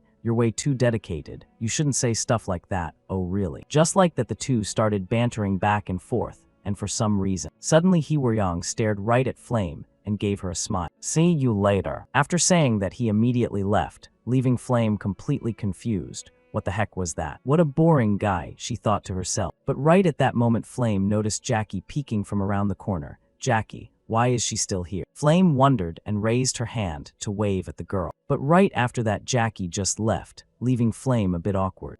Probably nothing, but this isn't the time. Scene shift to the self-study room. Right now, there was a special supplementary meeting. According to the original novel, Bion and Azel would be attending this meeting. Gotta see the female lead and the villainess of this novel face off, she thought excited. Then she opened the door and stepped inside, and after glancing around at who was there, Flame had a little thought. Looks like all the important characters have shown up. Let's see, the host is Kyle from a class. He looks so surprised. This is a supplementary meeting for students who want to advance ranks. With so many famous S-rank students participating, it's understandable to feel nervous, Flame thought while finding herself a seat. Then she glanced over at the genius Maducio and thought, no way, Maducio is here too. Maducio is the protagonist of this world, and he's currently interested in Beak Ducio. This definitely isn't a coincidence, and Beak Ducio didn't solve any questions except those 3 hellish difficult ones. Maybe right from the beginning, Beak Ducio already knew that if he solved those, he would get placed in S rank. If Beak Ducio really knew the future in advance, then his actions back then were honestly terrifying. The more Flame thought about it, the more curious she became. Meanwhile, our main character was suffering like crazy, because this Maducio guy kept coming over to bother him. I wish someone would just grab this dude and toss him out of my sight, Ducio thought dejectedly. But the guy Maducio right next to him acted like he didn't notice the grumpy face at all and kept smiling while chatting. Ducio, why'd you come sit here? With your level, you basically don't need to attend this kind of class. Or do you have some secret reason you can't say? Haha, no real reason. Ducio forced out an awkward laugh. I'm basically forced to join this class. Who told me to have such crappy scores? The poor guy thought helplessly and turned to glance at the genius sitting beside. Why does he seem so focused on me anyway? But before Ducio could think too much about it, Kyle up on the podium spoke up. Today, we're going to discuss the issues with the ranking test. As everyone knows, this ranking test has insanely high difficulty. Even the upperclassmen call those 3 questions the hell question. And I'll explain them clearly to everyone, saying that the guy instantly regretted taking this job. Damn it, why are those people here? I just wanted to boost my external reputation by helping the idiots in this class, he secretly thought to himself. But the moment he spotted Ducio in the room, his attitude flipped instantly. No, maybe this is actually my chance. I heard through the grapevine that Beak Ducio, got the lowest score on the initial ranking test. So all I need to do is show him how much better I am than him. Thinking that, the guy regained his original confidence and started lecturing. All right, everyone, pay attention and watch. This is how I solved the first question. This question is actually a trick type. It tries to lead you into a dead end. First you do blah blah. Back up top, the handsome Ma Ducio was now staring intently at Ducio with a smile and said, "What do you think? Do you find his perspective accurate?" Over here, hearing that question, Ducio's eyes went completely blank like a dead frog. What the hell is this guy even saying? Asking if I think that dude's view is correct. I don't even know what the hell he's lecturing about. What are these hell questions anyway? But anyway, honesty is a good virtue. Thinking that, Ducio just answered honestly, "No, I don't know," he said casually without realizing that the moment he spoke, Kyle up front suddenly froze. Then the other students started whispering and murmuring. "What? That was Beak Ducio." He said Kyle got it wrong. "Huh, why is everyone staring at me like that?" Ducio panicked and looked around as the whole room gawked at him like he was an alien. Meanwhile, Kyle in front was so pissed, he crushed the chalk in his hand and said coldly, "I got it wrong." Then Beak Ducio, "Why don't you come down here and help everyone figure this part out?" What the hell is he saying? Ducio's face turned pale as he screamed internally, having no clue what was even happening. Meanwhile, the one who understood everything, Ma Ducio, gave him an encouraging smile. "You can do it, Ducio. This guy's definitely doing it on purpose," he secretly guessed. But with no other choice, the guy had to drag himself up to the podium. "Sigh, fine, I'll manage somehow," Ducio thought while taking the chalk from Kyle's hand. Then he put on the Skylark glasses to start cheating. Let's see, the hell questions, huh? Looks more like wordplay than anything. The question basically goes like this. A mage chants, "O Mother Earth, please shed your tears, and from that grant dust even double what it was before." Why is that? The answer is super simple. It's because the dust is crying. It's just a state of separation, that's all. To me, it's honestly ridiculous, but for them, it's a huge problem. I wonder who the hell had so much free time to come up with this damn question, Ducio thought while rubbing his forehead. Then the guy glanced over at Kyle and commented that Kyle over there didn't solve it like a normal math problem. He treated it as making dust literally cry. Hard to say what to make of that. His method was wrong, but he somehow got the right answer, mostly by dumb luck. But if he ran into a similar question, he'd fail for sure. Thinking that, the main character decided to school this guy and the whole class. "I really can't teach you how to solve this question, but I'll tell you where you went wrong. The problem is the foundation of Earth. But what if it was water or wind instead? Do you think your method could handle those? If so, then I'd use a different method," Kyle said awkwardly. But before that answer, Ducio shook his head and explained, "But if that's the case, you'd need tons of different methods for the same type of question. Just getting the right answer by luck doesn't mean your answer matches what the question setter intended." On the other side, Kyle, after hearing that, was about to explain something more. But in the end, he had to accept it and said, "You're right. I might have disappointed him a bit too much," Ducio thought when he saw Kyle's deflated expression and continued. "Anyway, the way to solve it is blah blah." Just like that, Ducio slowly explained the proper method for the question. Meanwhile, all the students around them quickly grabbed paper and pens to take notes. And the most shocked person there was none other than the female lead Flame. No way. The others are all writing down what he said. Bion and Azel were supposed to jump into the debate, but right now both of them are busy analyzing his solution. Is this really possible? The more Flame thought about it, the more her head started to hurt. Time flew by quickly until late afternoon, and right now the meeting had finally wrapped up. Meanwhile, the handsome Ma Ducio was smiling brightly and waving at Ducio. "See you tomorrow, Ducio." On the other side, Ducio saw that and forced a smile while waving back at him. But the instant the guy left, his face completely dropped. "Damn it, if I keep getting tangled up with this Ma Ducio, I'm so screwed.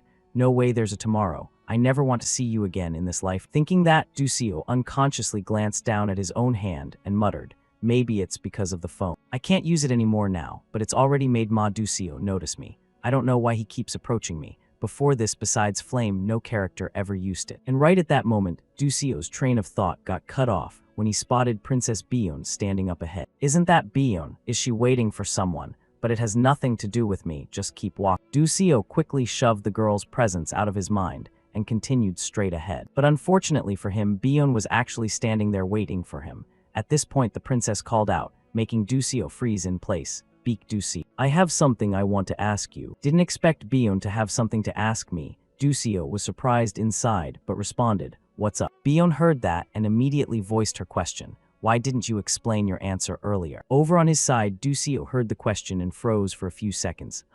It's not that I didn't explain, I just don't know how to explain it. a question with no real answer. How do you even explain that? She must have misunderstood something. Ducio scratched his head thinking, then calmly replied, I didn't explain any. Back to Bion, hearing that she suddenly pieced something together. I get it. You don't want to reveal it there, right? Then I'll compensate you. What? Ducio said in surprise. And Bion repeated, I will compensate you properly, so whatever's on your mind, just explain it to me. Scene shift to the library. At this moment in front of Ducio were the three hell questions. And even now Ducio still couldn't wrap his head around it. I don't understand why you're paying me to explain these three questions from the placement test, he said while staring at them, and Bion wasn't planning to say much. I have my own reasons, just tell me. Yes, yes, milady, Ducio quickly replied. Then the legend started asking again, you only got those three wrong, but I got every single other one wrong, so aren't you embarrassed asking me? On the other side, Princess Bion heard that and responded, no, the only thing that embarrasses me is that I still don't understand the answers to those questions. If I can find the answers, I'm willing to do anything. She's quite the model student.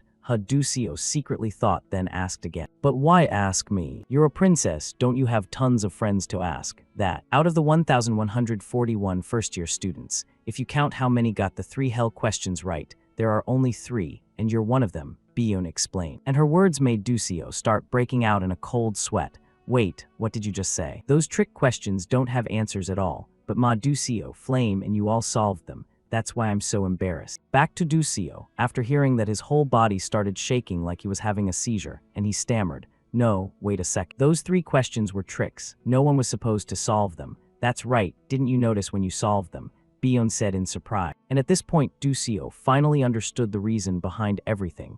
This is insane. Now I get why I'm in S class. And why Flame stopped me back then. I don't know the detailed world building of this place. I had no idea about those trick questions. But Flame is different, since she read the entire novel. Even if she doesn't know the game plot, she definitely knows the story setting. Like those three trick questions, for example. But because a side character, who wasn't in the original novel, showed up, Flame had no choice but to acknowledge the existence called Beak Ducio. Damn it, no wonder she acted that way. The more he thought, the more Ducio's head hurt. And on the other side, the princess saw him looking like he was about to die and asked, what's wrong with you? Don't worry. Don't forget you promised to help me with something if I explain the answers to you. I only have one small request. Turn my staff into a magic sword. The blacksmiths in your kingdom can do that. Over here, Bion heard that and started advising, but only low-rank mercenaries use that kind of weapon. Why would a mage like you? But before she could finish, Ducio cut her off. Because I like it, that's all. Actually, it's because I have a defect. He thought to himself, then asked back, so can you do it? And at his question, Bion thought for a moment, but she sealed the deal right away, of course. That's way too easy, awesome,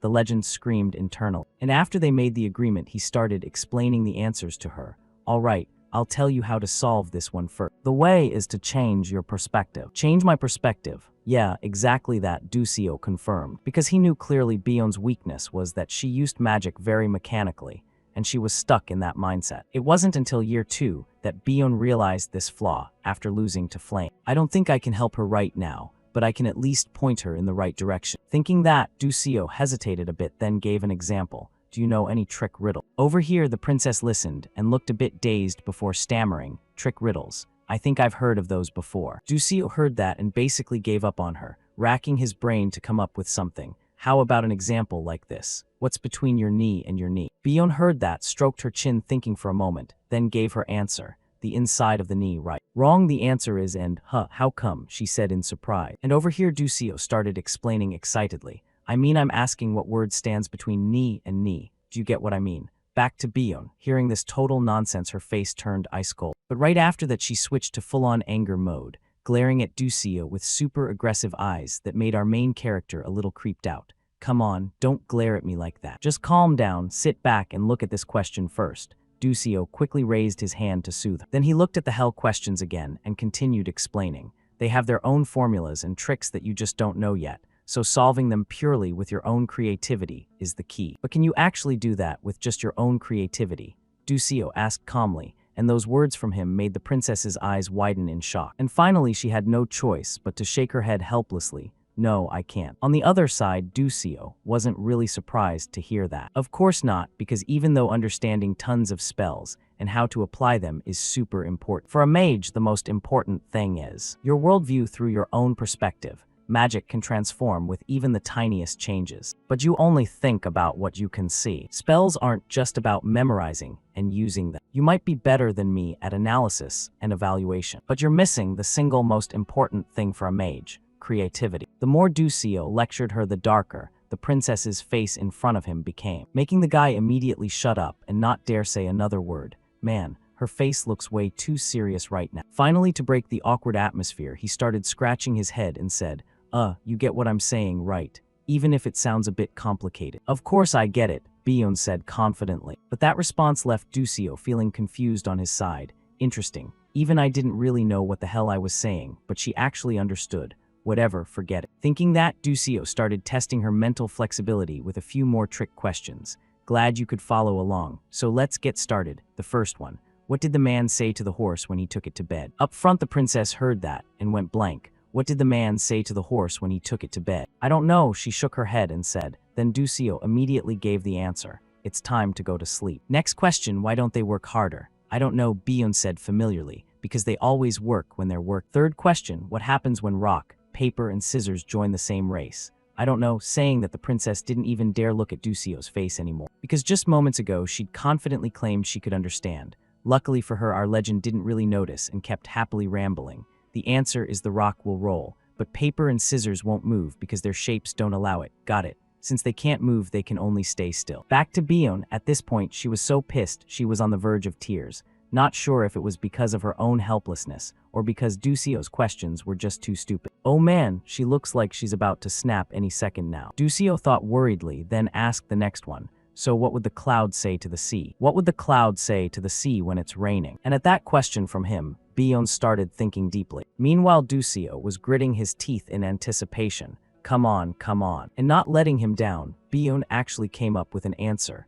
I'm falling into the sea, she muttered. And that really surprised the main character. Oh, you actually guessed it right. Back to Bion. After hearing she got it correct, she broke into a bright, happy smile that looked genuinely pretty. Wow, this is the first time I've seen her smile, whether in the game or real life, Ducio secretly thought, then continued. Just like I expected from a princess, your creativity is on a completely different level. Bion heard that and got a little embarrassed before saying, all right, drop it and just tell me the next question. Her cute reaction made Ducio burst out laughing. Okay, so the next question is. Time flew by until the sky was completely dark. Only then did our main character finally manage to escape the princess. But right now, he looked completely drained, like a dried-up fish. I spent a full 3 hours just using trick questions to challenge Bion. I really hope she doesn't remember everything I said. Ducio let out a helpless sigh, then thought about the princess again. Bion is definitely a mage with an outstanding mind, but her weakness is her super rigid way of thinking. But if I want to exploit that weakness, even though she's a villainess, it feels kinda mean. I need to hurry up and forge Terravan into a magic sword, so I still have a lot more to do. Man,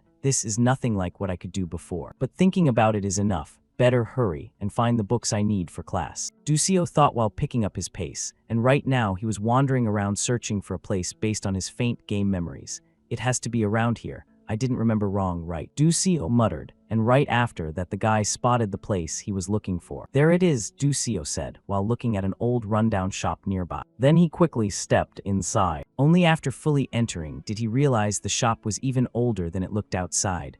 The walls were crumbling, cobwebs everywhere. This place is seriously falling apart. However, I know that the owner of this bookstore has a weird habit of pretending to sleep while secretly watching customers. And in this nameless rundown bookstore are hidden the notes of Mela, the top graduate of Stella Academy from 10 years ago. If this were before, I'd just tap a button on the screen and view them instantly. But in real life, you need actual books to study, and what books you study affects your level up progress too. At first I bought from famous bookstores, but then I discovered the really good stuff is hidden in no-sign shops like this. If I study advanced magic ceiling theory with Mela's notes in hand, I'll definitely get perfect scores. Actually, with the Skylark glasses on, my scores would be fine anyway, but maybe I'll uncover some secret formulas too. While thinking, Ducio also glanced at the books on the shelves, searching for it. And it didn't take long before he found his target book. There it is, he thought while reaching toward the small book hidden inside. But right at that moment, his hand bumped into someone else's small, delicate hand, making him startle a bit, then quickly turn to look beside. And following his gaze, the person was none other than Azel. Azel, Ducio said unconsciously. And Azel heard that and asked, "You know me. Of course, you're famous." Hearing that, Azel seemed to remember something and said, "Ah, I remember now. You're in the supplementary group. Your name is Beak Ducio, right?" Huh, she doesn't remember meeting me before the academy. Ducio wondered inside. Meanwhile, Azel on the other side continued, "I really liked that debate. It was a shame you couldn't explain all the answers fully. Anyway, it was nice meeting you." With that, she turned and left. And Ducio casually grabbed Mela's notes book and tucked it away while thinking, "Lucky it hasn't been taken yet. But why is she here?" he thought while glancing sideways to observe. When he saw the price tag on one of her books, and she let out a small, relieved sigh. The legend immediately understood the reason.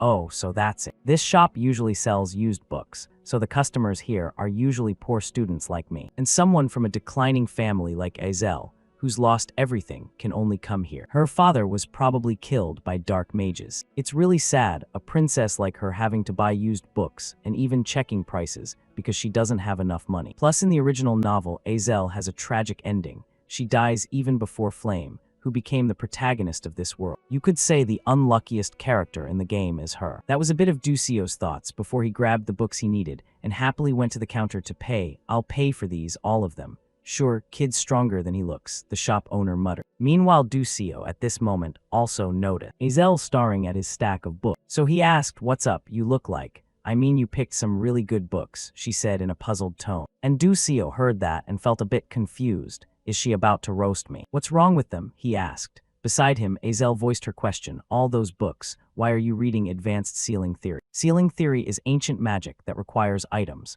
So nowadays, with advanced alchemists and magic engineers, that skill is rarely used. "Oh, this book, yeah, it's pretty useless." Ducio nodded and said, "And that left her helpless, so you already knew." "That's exactly why I took it, because everyone thinks like you, so studying this class makes it easier to score high." "All right, I'm heading out," Ducio said confidently and left immediately, leaving Azel behind completely confused. And of course, our main character did this because he already had a plan, just like Azel said. Almost no one wants to study sealing theory, but that's exactly why it takes less time, and it's easier to get high scores than other classes. Plus, with these books, this semester should be a breeze. He smiled and celebrated internally. Time flew by until the next day. Scene shift to Mage Azel. At this moment, she was hurrying to her class. Next up is Void Theory. Anyway, this subject is easy to score in, so it shouldn't be bad, Azel thought while pushing the door open. But when she saw the classroom packed with students like it was a festival, she didn't dare think about scores anymore. And it wasn't just Azel reacting like this. Even the other students were the same. "You're taking Void Theory too?"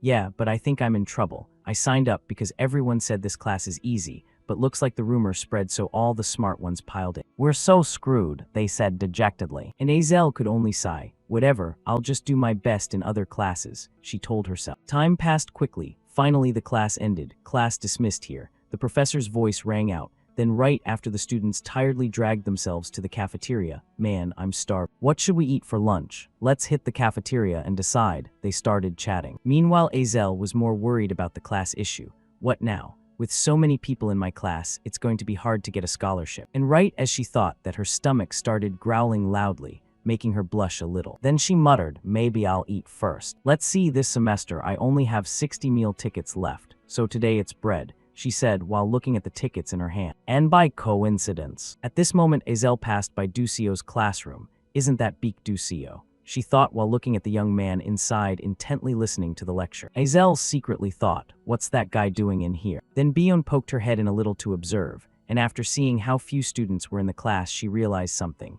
This class has so few people. They're all the ones with bad grades. This professor's probably about to lose his job soon. But if I register for this class, I could get high scores without wasting much time. I could save my energy for other subjects and earn a scholarship. Ducio, could he have known in advance that this subject would be easy? Did he already plan out which classes to take for an easy ride? Thinking that, Bion startled herself with her own thoughts. Then right after, she shook her head to deny it. No way, what am I even thinking? It must just be a coincidence." With that, she decided to stop paying attention to Ducio and headed straight to the cafeteria. Back to the main character's class. At this moment, Professor Layden, the researcher on divine moons, spoke up from the podium. "You all probably know what the root of magic is. The primordial mage, the white-clothed mage, spread magic across the entire world. Humans and other races learned to use magic from him. He taught the elves natural magic, taught the dwarves material magic, and taught humans elemental magic. After that he ascended to heaven, blah blah blah. Back to Ducio down below. The more he listened, the bigger his head got.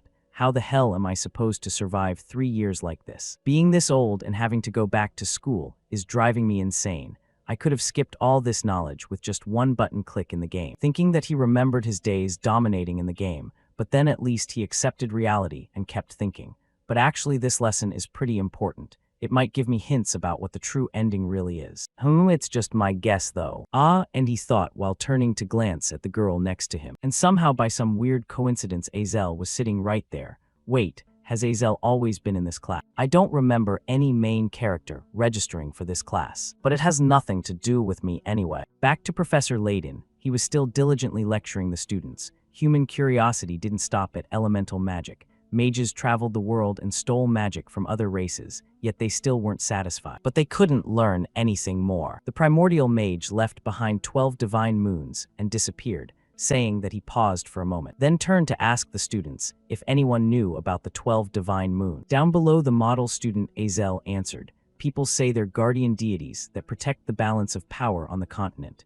They're said to be scattered across the land carrying that mission until 1,000 years ago." Professor Layden heard that and nodded. Exactly. They possess special power to protect the continent. For example, the moon representing summer, the 6th moon, summer solstice, carries a blazing red flame. And people say that flame will never go out. If you go to the bottom of the Alamanca, you can still see the red fire. So anyone curious can go check it out. Hearing that, Ducio's expression went. Is the teacher joking? If any living creature dares enter the territory of Sea King Alamanca, they'd die instantly.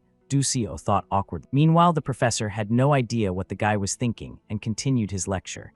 This is the Levian coast. A massive whirlpool in the ocean was frozen by the 12th moon, winter blue. Each divine moon has its own unique power, but a miracle happens when they combine. What miracle is that? A student down below raised his hand and asked. But contrary to his expectation, the professor had no answer. No one knows what that is. They fell into slumber 1,000 years ago. Back to Ducio. The professor's lecture made him think a bit. The teacher is right. At least I encountered a few divine moons while playing the game, but I only got 5 during limited time events. That's after gathering info from other players, so no gamer ever encountered more divine moons than me. If my guess is correct, then the 12 divine moons are connected to the true ending. No one has found the true ending in 10 years, so the answer must be in content nobody knows about. I only managed to encounter 5 after risking my life multiple times. But if I want to witness the true ending, then I have no choice. Guess I'll have to start over, Ducio told himself. Scene shift to the fire magic class training ground. At this moment, the fire magic professor Yeel casually created a fireball and shot it straight at a dummy in front to demonstrate for the students. Then started explaining, power isn't everything. No matter how strong an attack is, if it doesn't hit the enemy, it's useless. After that, she let the students start practicing on these immobile targets. And right at that moment, the beautiful professor witnessed a powerful magic blast aimed straight at a dummy, and it created quite a big explosion. However, once the dust and smoke cleared, the dummy in front was completely intact, without a single scratch. It seemed the attack just now completely missed. And after Yeel saw that she glanced in one direction and complained, really terrible, Bayon following her gaze. At this moment, the princess was gritting her teeth, seeing her magic had only scorched the ground behind. Time flew by until late afternoon.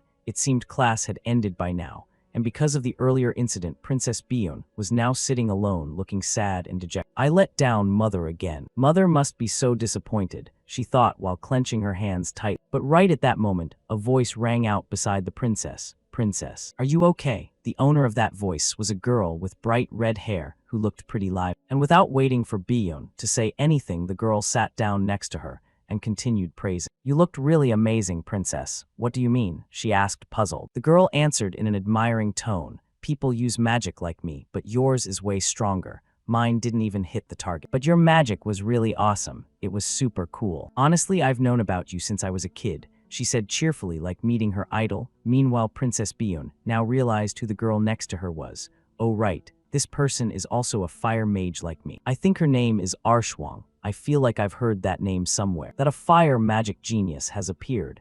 Even so, it's nothing compared to my magic. Thinking that for some reason her mood improved a little, and she said, that's really great that your accuracy is so high. Arshwang heard that and shook her head, but if you trained more, how could I compare? It's only enough against weak opponents. So talking to you makes me feel much better. Bye. With that, the princess left immediately. But she didn't know that right after she left, Arshwang's expression changed drastically. No idea what this girl is really thinking inside her head. Back to Biyun. After returning to her room, there was already a female guard waiting inside. Princess, welcome back. This person was Biyun's personal guard, Yi Taran. And after seeing Biyun return, she had already prepared tea and snacks. Some tea and candy are ready, Malay. Regarding the task you assigned me earlier about modifying the wand's appearance. Because the wand is very good, they said they can turn it into a high-grade magic sword. However, there's a small issue. I heard that it continuously drains mana from its owner. On the other side, the princess, who was halfway through a bite of cake, quickly swallowed. Then asked, "What, isn't that a dark artifact?" Yi Taran heard that and stroked her chin, thinking a bit, then said, "Not quite, because it resonates with natural energy." Those words made the princess even more confused. No way, something that drains the owner's mana, yet resonates with the power of nature. Then why is that wand only mid-tier? That's exactly why it's only at that level, Malay. What do you think about this? The original energy greatly amplifies the user's mana and makes it stronger or even high-grade. But because it only drains and doesn't give back, it got downgraded to mid-tier. Then how could a student even use it? Biyun asked in shock. I'm quite surprised by that too, Yi Taran said calmly. Meanwhile, the princess started getting a headache. I know it didn't resonate with everyone from the start, but I didn't think people would use it even if they got it, unless they have insane mana or none at all. I don't understand. I can be sure a normal person would realize that. But anyway, that guy is definitely special, Biyun said while gently sipping her tea. After all, she's not the one using that wand. Time flew by. A few days later, after classes started. Right now, Ducio was in some class. Attack magic requires more detailed understanding than any other type. That's why this mana conduction class is mandatory. Studying conduction with focus on emitting and precise aiming. After that, we'll discuss trajectory formulas. The mana conduction, Professor Carlime said while writing something on the board. Additional info: emitting is shooting magic from the caster's body. Aiming is applying magic to a stationary target. The problem on the board.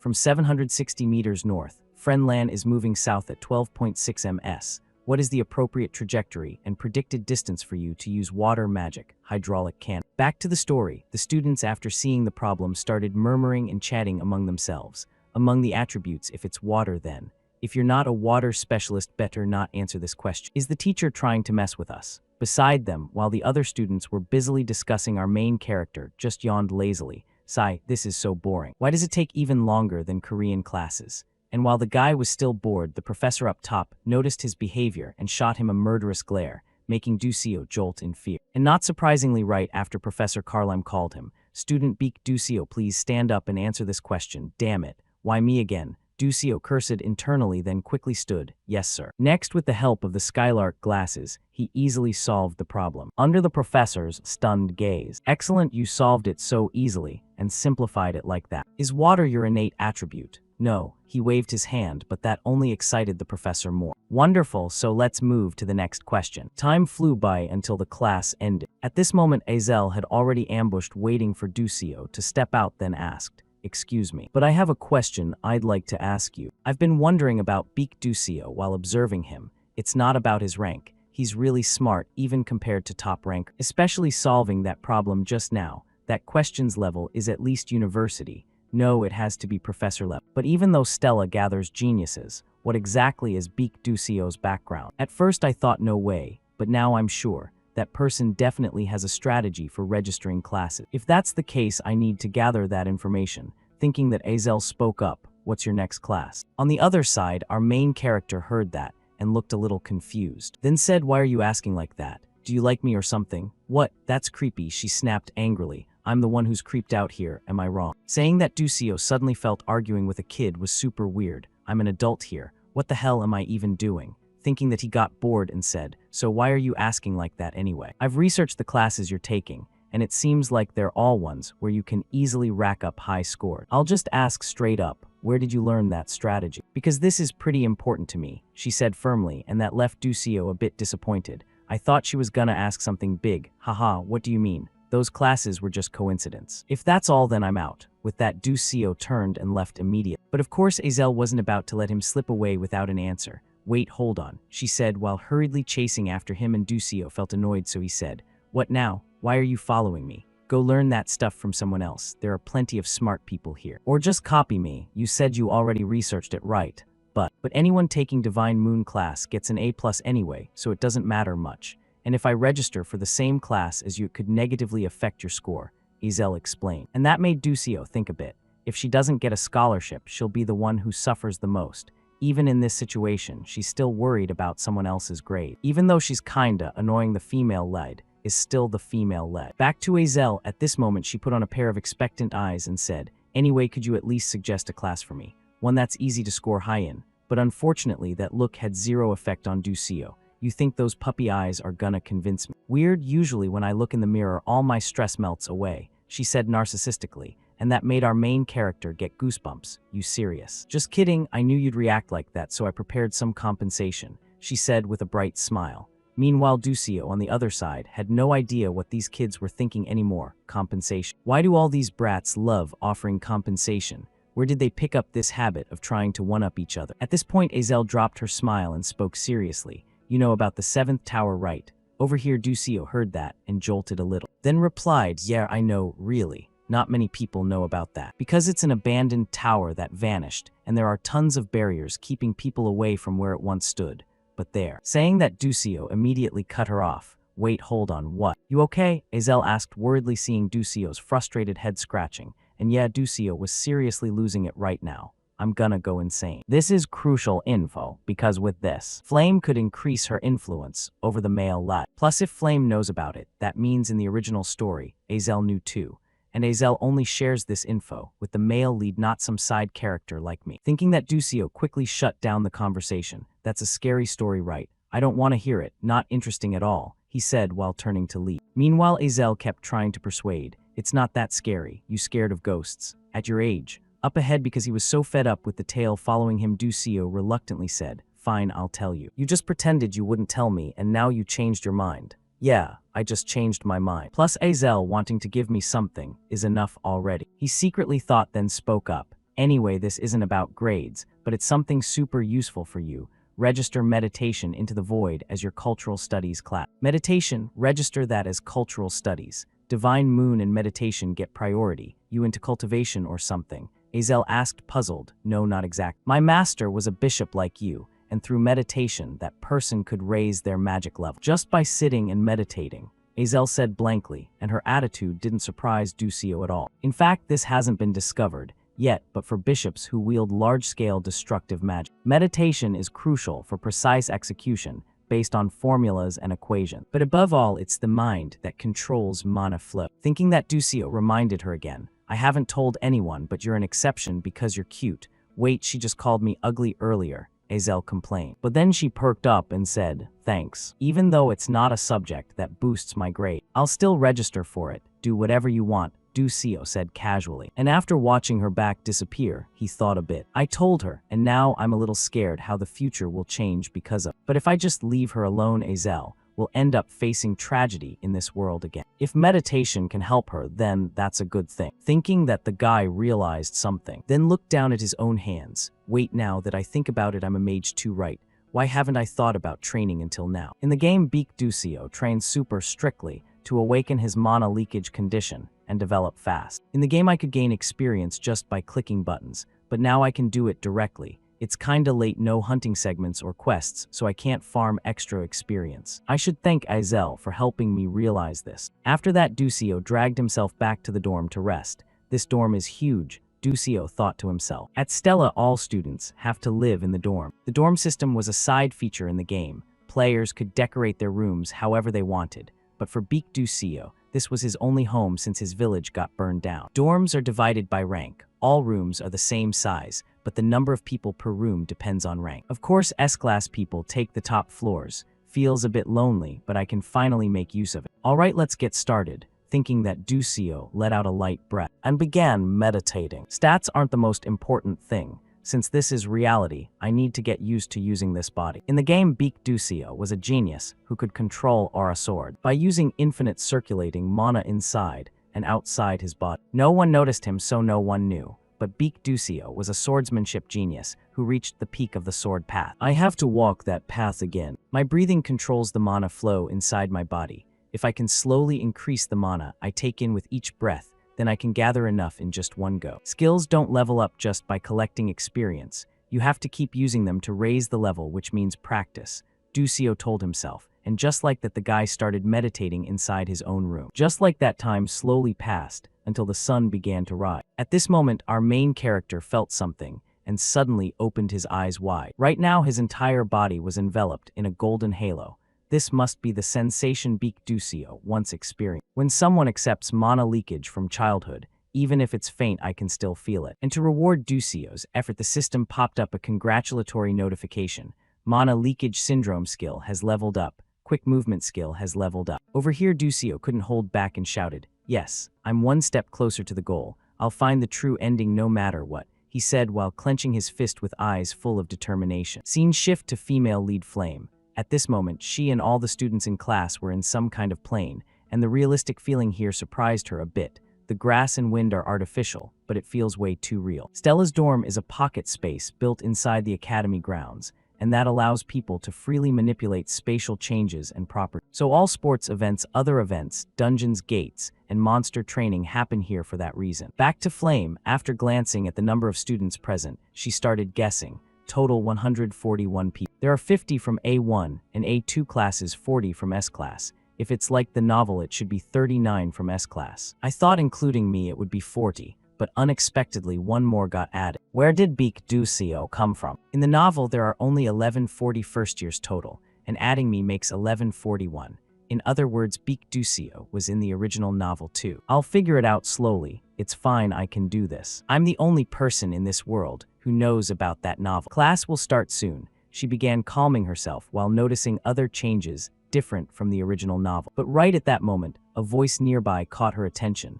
"Prince Jeremy, have you finished registering for class?" "Of course," Jeremy said with a bright smile. "We registered for soft magic research too, because we heard you did." "Really? Let's help each other," he said while smiling and reaching out to greet everyone. Meanwhile, female lead Flame glanced at him with wary eyes. "That's Prince Jeremy. In the novel, he went crazy for Azel but got rejected. In the end, he became a villain. Right now, he looks gentle, but every move he makes is calculated. I should just observe and not get involved with this guy." On the other side, it seemed Jeremy noticed Flame's gaze too. So he turned with a bright smile and waved hello, making her quickly wave back. "But man, he's really handsome. I get why so many people suck up to him. His faction is the most famous in school. I need to gather them together, because from now on this world is my reality. I have to prepare for the future," Flame told herself, then slipped away immediately. But she didn't know that right now Prince Jeremy was watching her with eyes full of interest. Back to Professor Lee Hanwal. After seeing all students gathered, he stepped forward and said, "Everyone attention. We'll start basic training before today's lesson. I need to know your abilities to teach you properly. I'll be teaching directly, so if you don't like it, don't say it out loud. As you know, professors have the right to add or deduct points from you. So remember, if you don't meet the required score, you'll be expelled. I'll explain the training now. We'll do a dungeon challenge trial. I'll use real dungeon scenarios, along with traps and monsters, to test all of you. You'll get 4 points for defeating a level 1 monster, 8 points for a level 2 monster, 20 points for obtaining this point staff. The top 5 students will receive a small reward and shopping privileges. And of course, if a student gets 0 points, they'll lose points. If you're scared of failing or going alone, you can form groups. But remember, points will be split evenly among group members. If you eliminate another student, you can take their points. That's all good luck. With that, the professor instantly vanished like teleportation, and while the students were still confused about what happened right after, the space around them suddenly shook violently, making the group panic. What's happening? The ground is shaking," someone shouted. And the source of the shaking was because right now countless giant vines started bursting out from underground, shooting straight up. And in no time, the space around them turned into a forest. This is the map Jack and the Beanstalk. Back with the group, after the map had fully formed, they quickly huddled together to form teams. Meanwhile, the female lead Flame decided to go solo. "All right, then I'm heading out too," she muttered to herself. But right at that moment, the girl named Jackie from earlier spoke up. "Hey Flame, you're planning to go alone during the practice. Even though teaming up has lots of advantages in real dungeon combat, going solo is better if you want to rack up more points." Flame thought internally, then refused. "Sorry, but this time I plan to go by myself." And for some reason, even though Flame rejected her, Jackie just smiled like she'd struck gold. "Yeah, I figured. You'd have to share points with teammates, so you had no choice." "Yeah, that's right." Flame said, awkwardly feeling a bit off inside. Am I overthinking, or is she low-key shading? Brushing aside those random thoughts, Flame said goodbye. See you next time, let's go together. Yeah, Jackie replied with a bright smile. Then she quickly went over to report to her two friends nearby. Flame's going solo, so oh well. Back to Flame, those actions from the girl made her feel something. Is it just me, or does it feel like she's copying me? Probably things will be different later. Thinking that, she quickly moved out to farm points. 1 hour later, Flame had just taken down some monster and let out a heavy breath. Phew, that was tiring. How long until this training session ends anyway? But before she could sit down and catch her breath, suddenly from the ground ahead, a bunch of vines shot straight toward her, forcing her to quickly use magic to create a shield. And no idea what kind of monster this was, but right after its attack failed, it retracted all its whips and burrowed back underground, just like how it appeared. Back to Flame after seeing the plant monster retreat. She still couldn't lower her guard and kept scanning around. Not just monsters, even plants attacked too. As expected from Stella, even real dungeon training can't be taken lightly. So far I've got 18 points. Not bad, but the gap can be closed with just 1 point stat. Gotta keep moving, she said while picking up her pace. And it didn't take long before Flame suddenly sensed someone standing ahead. Something's there. Is it a monster? No, it's a human, but how can a student hide to this level? No problem anyway, I'm using nature camouflage to conceal myself. With my control, defense, destruction, and healing abilities, ambushing opponents isn't a bad choice, she thought while quietly hiding behind a tree trunk and slowly observing the figure ahead. Even somehow that person had already obtained a point stat. And following her gaze, the person was none other than Ducio. That's Beak Ducio. Is he going solo too? I remember other students wanted to team up with him, but he rejected everyone. No idea what this guy's thinking. Thinking that she finally noticed the shining golden staff in his hand and got greedy. That's the point staff. He already got one. This is a perfect chance to test him. Thinking that, let me try him out, she started calculating in her head. She aimed her staff toward Ducio and began calculating. About 15 meters away, he can't defend at that distance. Thinking is doing. After feeling confident, she launched a light bullet magic, shooting a beam of light straight at Ducio. But right before the bullet could hit the main character, our main character sensed it and turned around. Then the guy immediately used quick movement to dodge, and that near-miss dodge left Flame stunned in shock. How could he dodge a level 2 spell from that distance? Back to Ducio. At this moment, he had quick moved behind Flame, and getting ambushed like that scared the hell out of him. Holy crap, does she want to kill me? Suddenly using light bullet. Thank God my mana leakage syndrome leveled up, otherwise I'd be in big trouble. Quick movement level 1, maximum distance, 12 meters max, stacks 2, cooldown 3 seconds. I still have 2 uses left, so if I use the terrain I could handle her, but better to avoid. Thinking that, Ducio used his remaining 2 quick movements to slip away somewhere else. This distance should be enough. My goal is top 5, so no need to take risk. The top 5 reward is an atelic, which significantly boosts stamina and strength. Top 4 is probably locked by the main characters anyway. With the current situation, they just need 3 more point staffs, Ducio thought while moving. But right at that moment ahead, several guys blocked his path. Oh, look who it is. This is Beak Ducio from S-Class. Over here, Ducio, after seeing the blonde guy, recognized him. That's Raiden, one of the guys who's been making a name for himself in the academy late. Member of Uslek's team, Jeremy's weak-ass lackeys, one after another, thinking that. Our main character glanced at the 3-point staffs Raiden was gripping tightly and thought, he has 3-point staffs. For such a weakling, he collected quite a few, and while Ducio was thinking, the guys ahead started whispering, I heard he's a failure who cheated his way into S-Class. Raiden heard that and sneered contemptuously, getting into S-Class by solving those 3 stupid questions. Stella must have been tricked. We've heard that line a million times. Talk about zero creativity, Ducio thought internally. Meanwhile, Raiden's group started their robbery act. Hey, Beak Ducio, since we ran into each other, hand over that point stat. Not interested, Ducio said calmly, but Raiden put on a face begging to get beaten. Huh, you daring to defy me? You think you can take on 4 of us alone? Planning to use that high mid-tier staff. You can't even use magic properly, let alone the staff. Back to Ducio at this moment, he really had to think. Man, what should I do now? With low-level quick movement, I can't fight Raiden. He's from a famous family.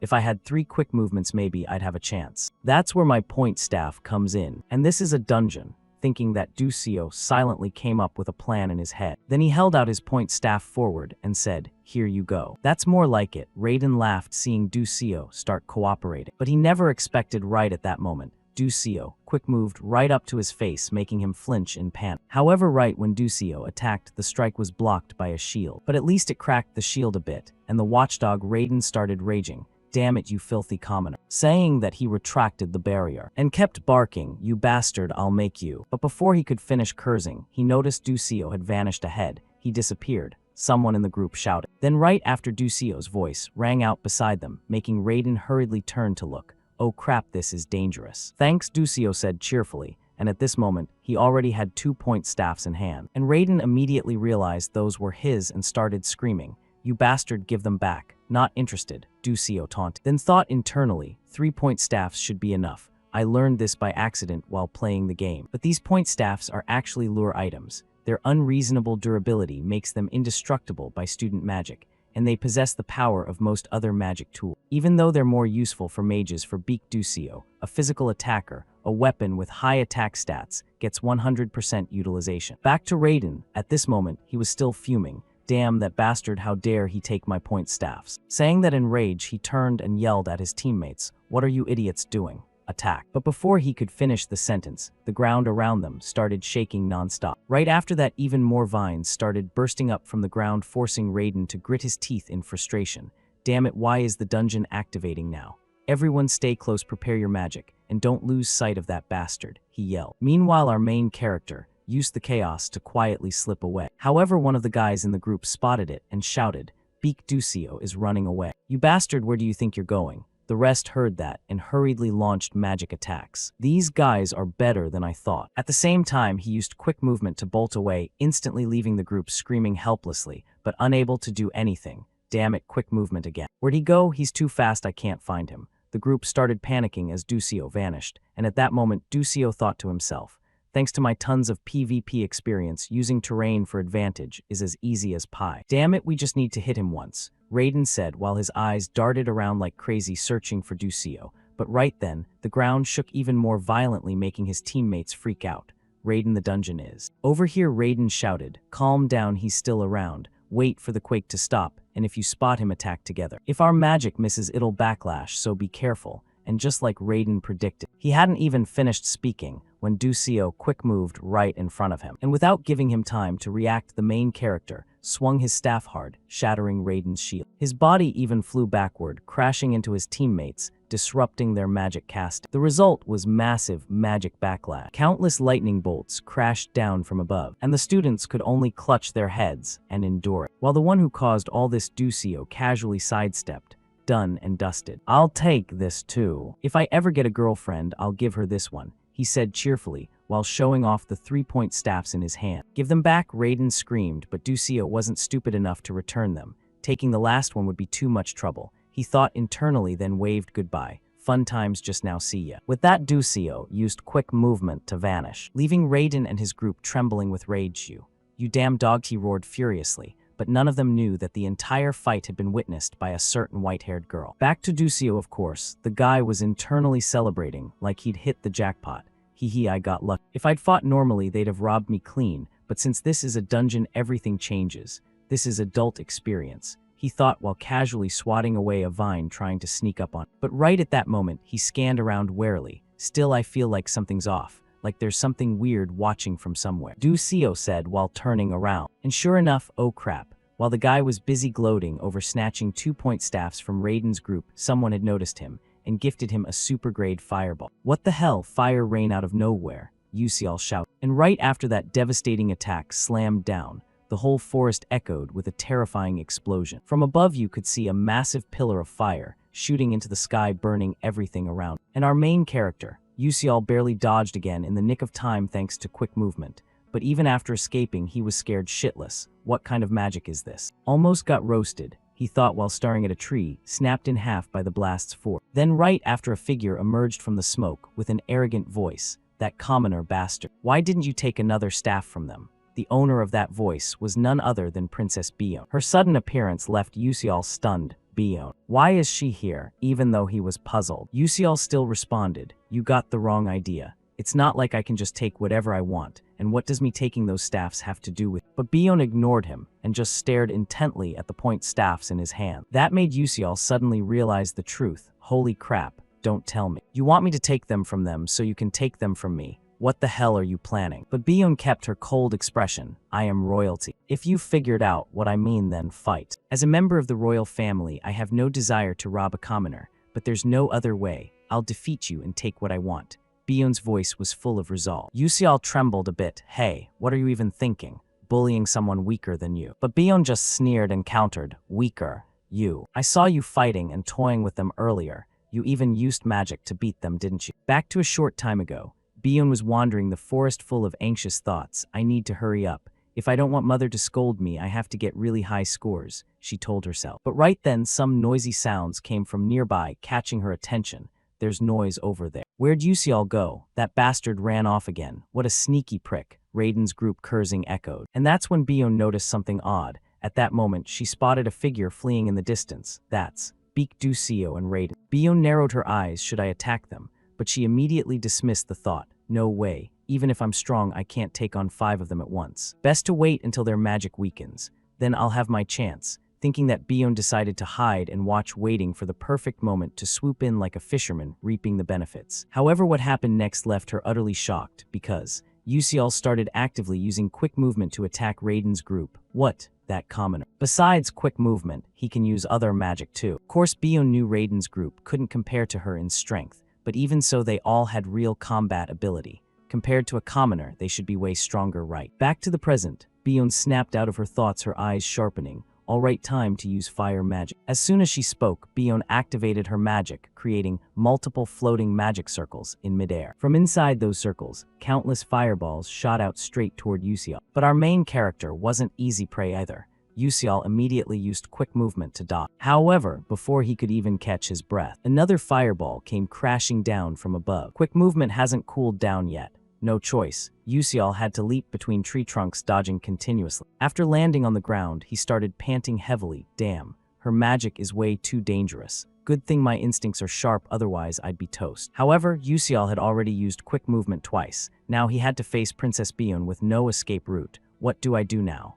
Yusial gritted his teeth, thinking. On the opposite side, Bion crossed her arms and said coldly, You're still not planning to use that staff. You already took my staff. Wait, no. Yusial frowned, complaining. What about the one they gave me when I enrolled?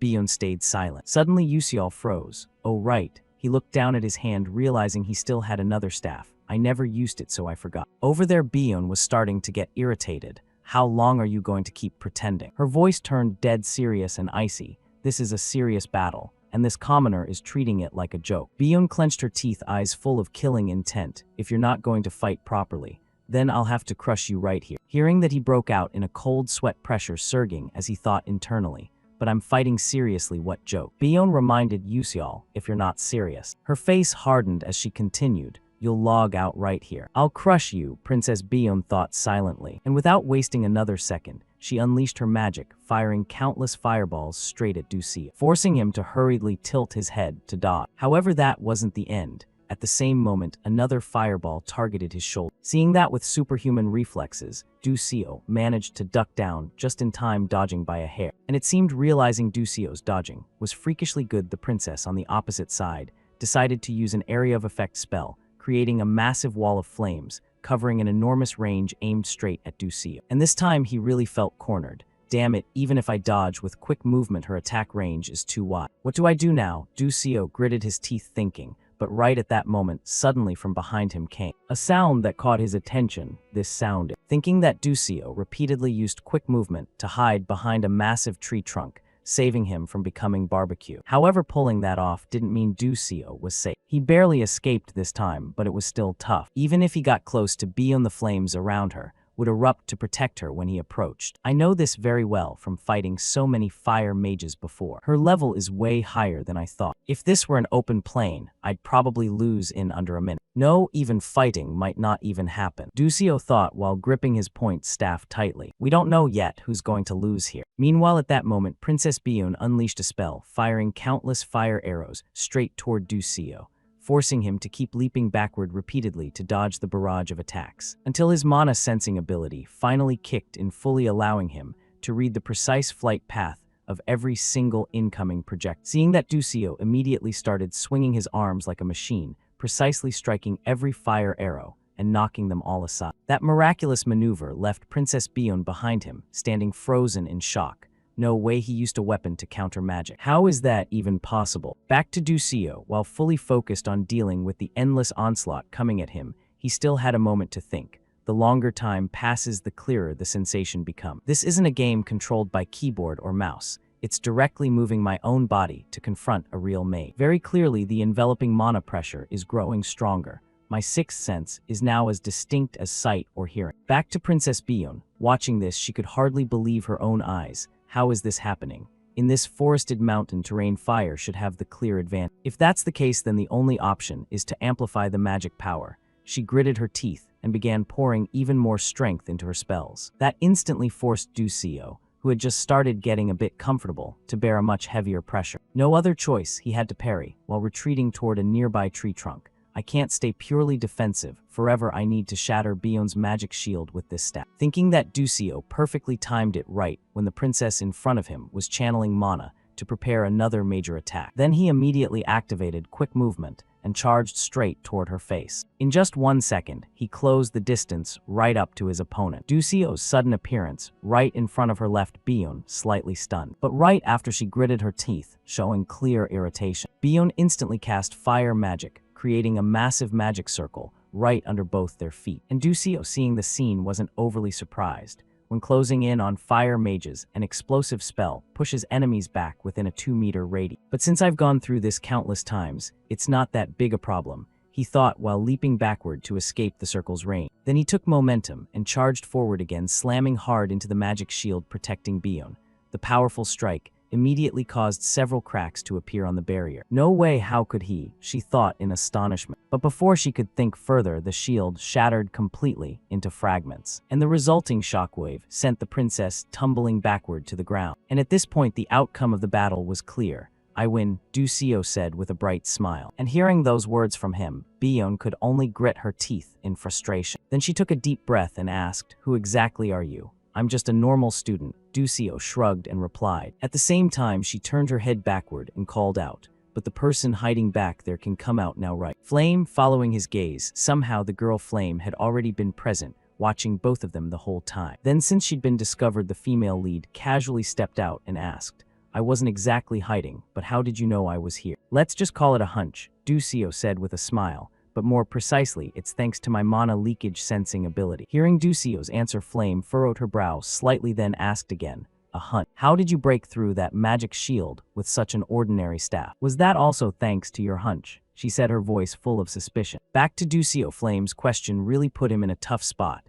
As expected, a game like this could never appear in a romantic novel like the original. "I can't tell the truth." Thinking that for some reason, he started pointing at the point staff in his hand and said, This is really it, you know." That nonsensical answer only made Flame even more suspicious. "So what if it's sturdy? You think just swinging it around can shatter a face-level shield with that thing? Then in this world, knights must have all gone extinct. All this time I've always felt something strange." "Beak Ducio, who exactly are you?" And it wasn't just Flame wondering. Even Bion was extremely curious, turning to look at Ducio, waiting to see how he would answer. Over here, Ducio, hearing that, could only sigh internally. Finally, it's come to this, but it's not even been a full month yet. Should I just reveal my true identity? No way, Flame has no good feelings toward me doing, that would be way too dangerous. Thinking that Ducio still decided not to reveal his real identity. "Even if you suspect me, I'm not the kind of bad person like that." "Huh, what do you mean?" Flame asked, puzzled. "Exactly what I said. I want to help you." Ducio scratched his cheek awkwardly. "Help me? You exactly what?" Flame wanted to ask more. However, before she could finish, Ducio turned and left.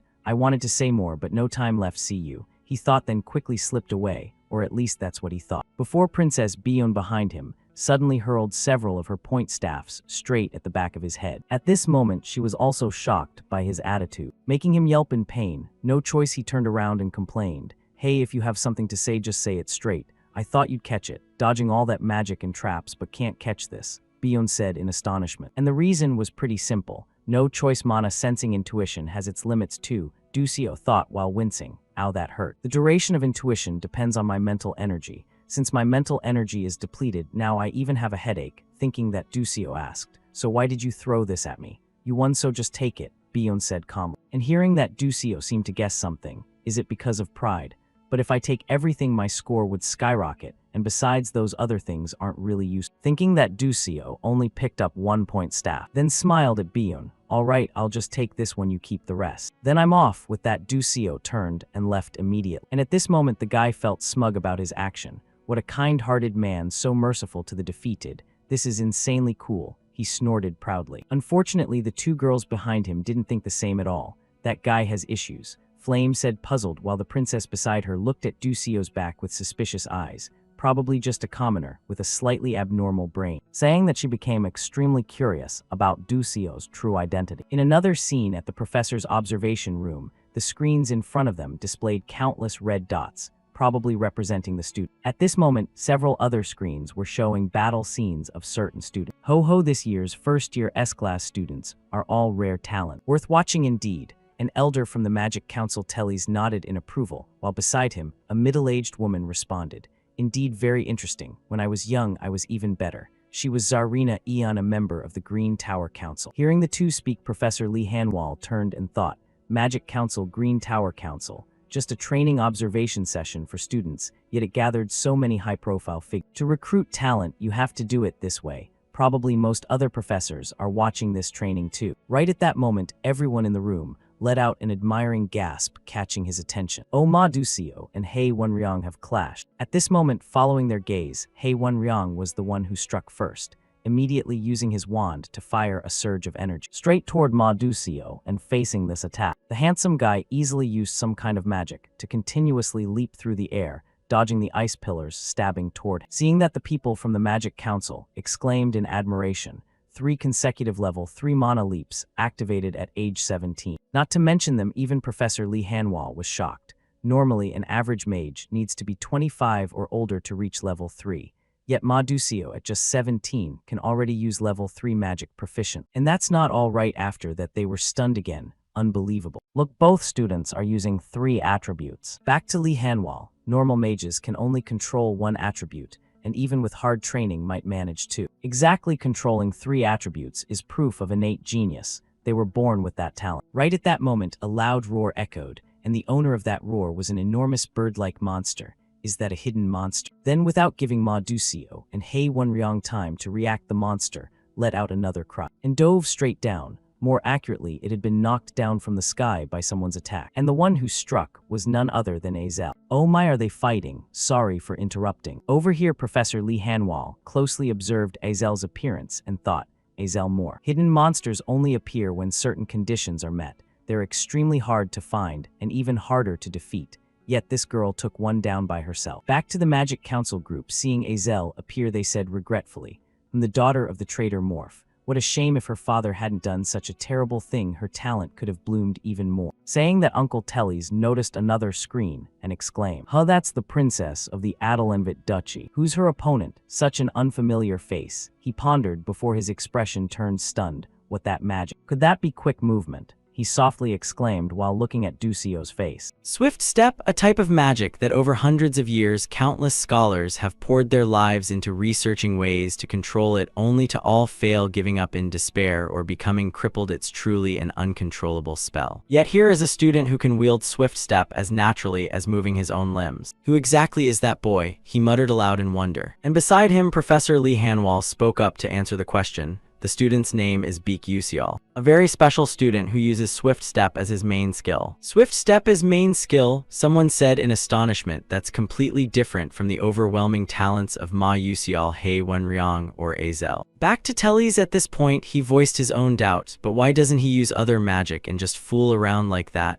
If he used proper magic, that fight would have ended long ago. It's really puzzling. At that moment, suddenly from behind everyone, a voice rang out. No, he's fighting seriously, you just didn't notice. Everyone instantly turned toward the young professor and exclaimed, Elmund Eltwin. He's been serious from the start, it seems you all didn't see it. Interesting, Elmund said with a voice full of delight. That student's fighting style reminds me of the knightly spirit that only existed in ancient times. And his words made the group realize something. The knightly spirit, you mean the spirit of knights that vanished along with swordsmen and ancient magic. For such a young student, he suddenly thought, yes, exactly, the knightly spirit. In a world dominated by magic, the knightly spirit is the fighting will of knights who wield swords, for example, heroes who battle evil to protect the world. It said they always face demons with just a single sword. In a world where magic exists, fighting with swords is impossible, yet that student is truly using his staff like a sword. Moreover, since Elman commented like that, the headmaster of Stellar Academy, a school renowned as the continent's top magic academy, Elmund Eltwin, a level 9 mage, and one of the only 10 great sages on the continent. If a great sage thinks that way, saying this, he began thinking silently. Time passed quickly and the first dungeon practical exam ended. Scene shift to the special training area for Class S. At this moment, Hei Wonryong was frantically training his magic by attacking the dummies ahead after using wind magic to strike the target in front, but still couldn't destroy the dummy. He let out a few exhausted breaths, then looked at the staff in his hand, gritting his teeth. Damn, almost out of mana, still not enough, there's a long way ahead. Among the 141 students who participated in this dungeon exam, 39 were eliminated. Azel topped the rankings by defeating the bird monster while I'm second. Ma Yusial is 6th, but I don't feel like I've won. At that moment his face showed clear frustration. If Azel hadn't interfered in that fight. Thinking this, suddenly an uncontrollable flame of anger surged in Hei Wonryong's heart. From the first time we met I've had this feeling. Although Ma Yusial always acts indifferent to everything, whatever he does reaches professional level even beyond that. Even in this practical exam I set up magic arrays everywhere and calculated every move of his, yet Ma Yusial still easily neutralized all my attacks. Will I ever be able to defeat him? Is this talent wall really that high and thick? Thinking this, he took a deep breath to calm himself and reassured, no time for self-blame, I need to work even harder. At the same time, not far away, Princess Bion also arrived and spotted Hei Wonryong frantically training his magic. Seeing his state, Bion felt a bit puzzled. Is that Hei Wonryong? He's usually so calm, why is he so frustrated today? Although I shouldn't say this, but it's really annoying having to give up the staff and only get 3rd place. Mother seems satisfied with the result, but if I don't get the staff back, I'll definitely get punished. That commoner is so arrogant and annoying, she thought while continuously blasting magic at the dummy ahead like venting anger. And this made Hei Wonryong stop and notice, Princess, is something wrong? Not sure if I'm mistaken, but it seems the princess's magic is more precise than before. Princess Bion's fire magic is very powerful, but it's hard to control. Finally, she couldn't improve this fast, or maybe it's just coincidence. He furrowed his brows, thinking. Back to Bion, extremely irritated. Damn it, though I hate to admit it, but Beak Yusial's special lecture really worked. Thanks to those ridiculous riddles, my thinking has changed, and my magic control has improved significantly. Though he's just a low-scoring commoner with a terrible personality, Beak Yusial is the only one who knows how to fix my weakness. But annoying is still annoying, she gritted her teeth, said, then left the training ground after venting. The voice of her guard Yedarin rang out beside her. Princess, seeing that, Bion turned and asked, Yedarin, what is it? The staff telephone you requested has been modified. Shall I bring it to Beak Yusial now? Saying that, she opened the box in her hand, revealing inside a staff reforged to resemble a sword's shape. Answering the question, Bion across nodded. Yeah, just do that. Then excuse me, the guard girl said while turning to leave. But right at that moment, as if remembering something, Bion stopped her, making Yedarin puzzled. What is it, Princess? Scene shift to auxiliary tower number 2. At this moment, instead of letting her guard Yedarin deliver the staff to Yusial, she personally went to meet him. I came here because I heard Beak Yusial is here, but this is auxiliary tower number 2 where Professor's research rooms are. Is he meeting a professor? She wondered inside. But then she suddenly jolted in hesitation. Not sure if I should go in. Wait, why did I come here? I could have given it to him at the training ground like this. It's no different from chasing after a commoner. No, I should turn back, Bion thought before being startled by a familiar voice. Oh, Princess, hearing the familiar sound. Bion turned to look and greeted Professor Hammerl. Long time no see, Professor. Across from her, Hammerl nodded emotionally. Just yesterday I was teaching you magic at the palace and now you're all grown up. What brings the princess here? I have some business, but I have to head back now. Bion waved dismissively as if not wanting to mention much about why she came, and Professor Hammerl advised, It's a bit chaotic right now, it's good for the princess to head back. Currently, mages are flocking here because of that student Beak Yusial, so everything's a mess, Professor Hammerl said headache-ridden, and at this info, Princess Bion's eyes couldn't hide her surprise. But very quickly, she regained composure and asked that commoner what's so special about him. You fought him directly, so you know, right? He doesn't use any other magic. Yes. Ah yes, Bion replied. Then her expression turned somewhat melancholic. So you watched that fight too? It's embarrassing to show such a pathetic side in front of the mentor I respect most, she bitterly thought. Back to Professor Hammerl, seeing her expression, he was a bit surprised then comforted. Princess, no need to blame yourself. Your opponent also fought with everything, but he didn't use any magic, Bion asked again, and Professor Hammerl had to explain. That's because of his belief. What do you mean? She asked, full of curiosity. After watching the practice, the headmaster speculated that student is probably trying to revive the knightly spirit that vanished from ancient times. Wait, Beak Yusial pursuing knightly spirit? That's ridiculous, the princess said in surprise. But then she started recalling her earlier fight with Yusial. Indeed, Beak Yusial used his staff like a sword in that battle. This magic sword is the same. Thinking this, she began believing about 70–80% of the info. However, she still had some doubt and asked further. Not using magic in a magic academy punished heavily. He'd definitely lose points in magic practice hours and many other things. Yes, that student knows that clearly but still chose this path. It's truly astonishing, isn't it? Despite achieving great things with swift step, he still relentlessly hones himself. That must be true belief, Professor Hammerl said with full admiration. If Yusial really heard this, he'd probably laugh himself to death. Putting that aside, after bidding farewell to Professor Hammerl, Princess Bion fell into deep thought. If someone said they dream of becoming a knight, they'd surely be mocked because the age of knights has passed, but Beak Yusial, is he seriously pursuing the knightly spirit? Yet I got angry at him, telling him not to fool around, she secretly thought. And right at that moment, Yusial also spotted her here and asked, "What are you doing here?" In the guy's mouth was the rank 5 reward Edelic root. Back to Bion, seeing Yusial appear, she immediately changed expression. I came here for you, what for? Yusial said while non-stop munching, making the princess extremely irritated, starting to stare at him, and in the end, she couldn't win the starring contest with Yusial, so she tossed him the box containing the staff and said, "Forget it, take this," seeing that the guy immediately realized the issue and exclaimed,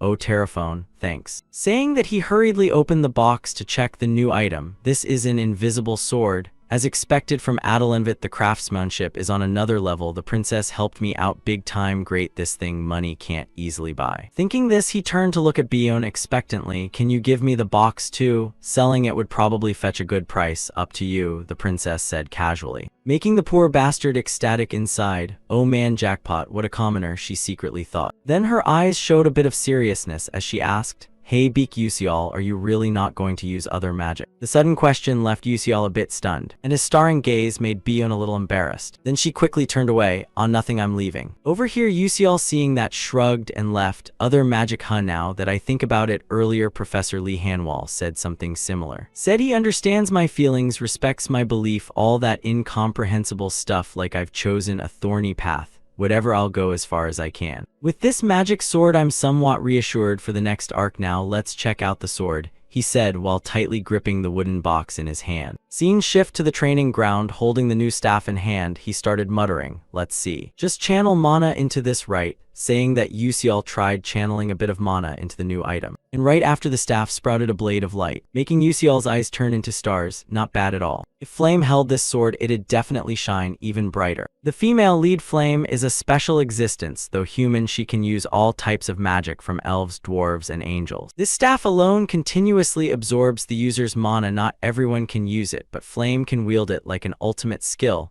thanks to her natural mana recovery. While me, I have nothing to lose, though mana is constantly absorbed. Because of mana leak, it can't accumulate in the body and gets expelled outside. In other words, the mana density in my breath determines Terraphone's power. Let's check the status. Beak Yusial stats: strength 1 star 77%, senses 2 stars 29%, agility no star 97%, stamina 1 star 43%, mana none, remaining exp none, skills swift step level 1, trait mana leak level 2. Mana leak level 2 increases strength 5%, agility 8%, senses 15%, intuition activates by consuming user's mental energy. faintly senses mana flow within 18 m, simultaneously activates high-speed perception auto-activates when user is in danger, increases active mana circulation speed 1%. Back to Yusial. Looking at his stats, he was quite satisfied. After eating the Adelic Root rank 5 reward from this exam, my strength increased a bit. Now with a weapon, I can directly accumulate exp. Should train swordsmanship more from now on, it'll be very busy, he exclaimed. Time passed quickly. Scene shift to some training ground. At this moment, the instructor standing in front said to all students ahead, "Today we'll have a practical combat magic session. Everyone spread out and take your staffs." This instructor was Berean defensive magic lecturer. Following his words, the students started spreading out and eagerly using magic shields to practice. Over on this side, after walking around and observing the students' spellcasting processes, he inwardly sighed in admiration,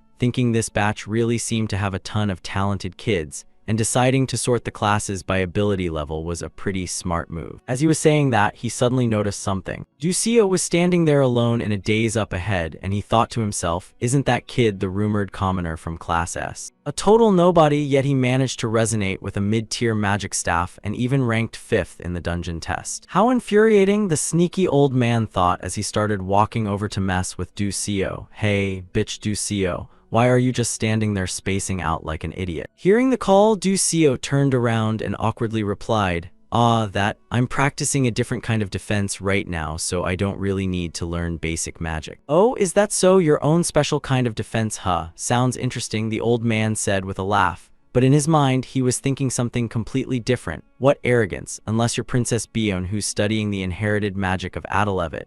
A mere commoner like you shouldn't even dream of having some special defense technique. Anyway, I've heard that bitch Ducio doesn't use any magic other than Flash Step, so if that's the case then. Thinking this far, the cunning guy decided he wanted to teach the kid a lesson and spoke up with a suggestion. Then how about you demonstrate that amazing defense of yours for the other students to broaden their horizons a bit. Your opponent will be, as he spoke, he turned to look at the students behind him. Then his eyes landed on a red-haired kid, right? Morso from Class B would be the perfect fit. Hearing Professor Berean say that, Morso broke into a full-on villainous grin. It wasn't random that Berean did this. When he made the suggestion, he'd already calculated a bit. As a defense-specialized instructor, staying in good standing at the academy depended heavily on relationships with students.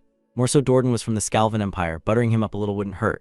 And if he showed off impressive magic by beating a class's student, it'd look great on his record. Thinking this, the guy smiled so hard his eyes narrowed, then turned and asked, "So how about it?" Hearing that our protagonist wasn't intimidated at all and just accepted right away, "Sure, no problem." Just like that, Ducio and Morso stepped up onto the sparring platform under everyone's watchful eyes. Plus, a few of Morso's lackey dogs couldn't resist cheering him on. Morso, smash him to pieces, humiliate him in front of everybody. The two yelled loud enough for the whole place to hear, and Morso, somehow brimming with confidence, shot back, "Just wait and see." Across from him, Ducio heard the spoiled brats shouting like that and could only give a wry inner smile. What the hell is this? So they're Uselek and Raiden's buddies, huh? Kids these days are so petty. But whatever, it's still a required class anyway, and I can't really do much since I don't use magic. Come to think of it, Berean was already infamous for being brutal back in the first year art. Alright, perfect chance to test the results of my training. Ducio secretly chuckled to himself. Next, the nasty teacher Berean laid out the rules. This match will proceed with alternating attack and defense turns, and no other magic is allowed. Morso will attack first. Down below, Morso's extra crowd of cronies were already convinced he would win. Morso's definitely gonna win. Defense aside, he's also skilled in earth magic for offense. No way anyone can block his attacks easily. Nearby, Prince Genemy was watching the fight with some interest. Alright then, prepare, begin, Berean shouted. Right after the command, Morso immediately cast his magic, slowly gathering a massive chunk of earth right in front of him. The people watching from below started whispering to each other, is that second-tier magic? The unspoken rule in basic magic class is only first-tier magic allowed. Is bitch Ducio gonna be okay? You Class S punk, taste my power, Morso roared inwardly, then shouted out loud, piercing earth rock Dordan. No idea if yelling the name did anything, but right after he swung his wand forward to send the boulder flying. Facing this attack, Ducio calmly swung his sword in a light motion and easily sliced the rock clean in half. And probably because it was formed by magic, once cut in two, the pieces slowly dissipated into nothing as if they'd never existed. Up front, Morso watched his attack get nullified like that, and his whole body trembled like he'd been bitten by a rabid dog. No, impossible, my magic just vanished.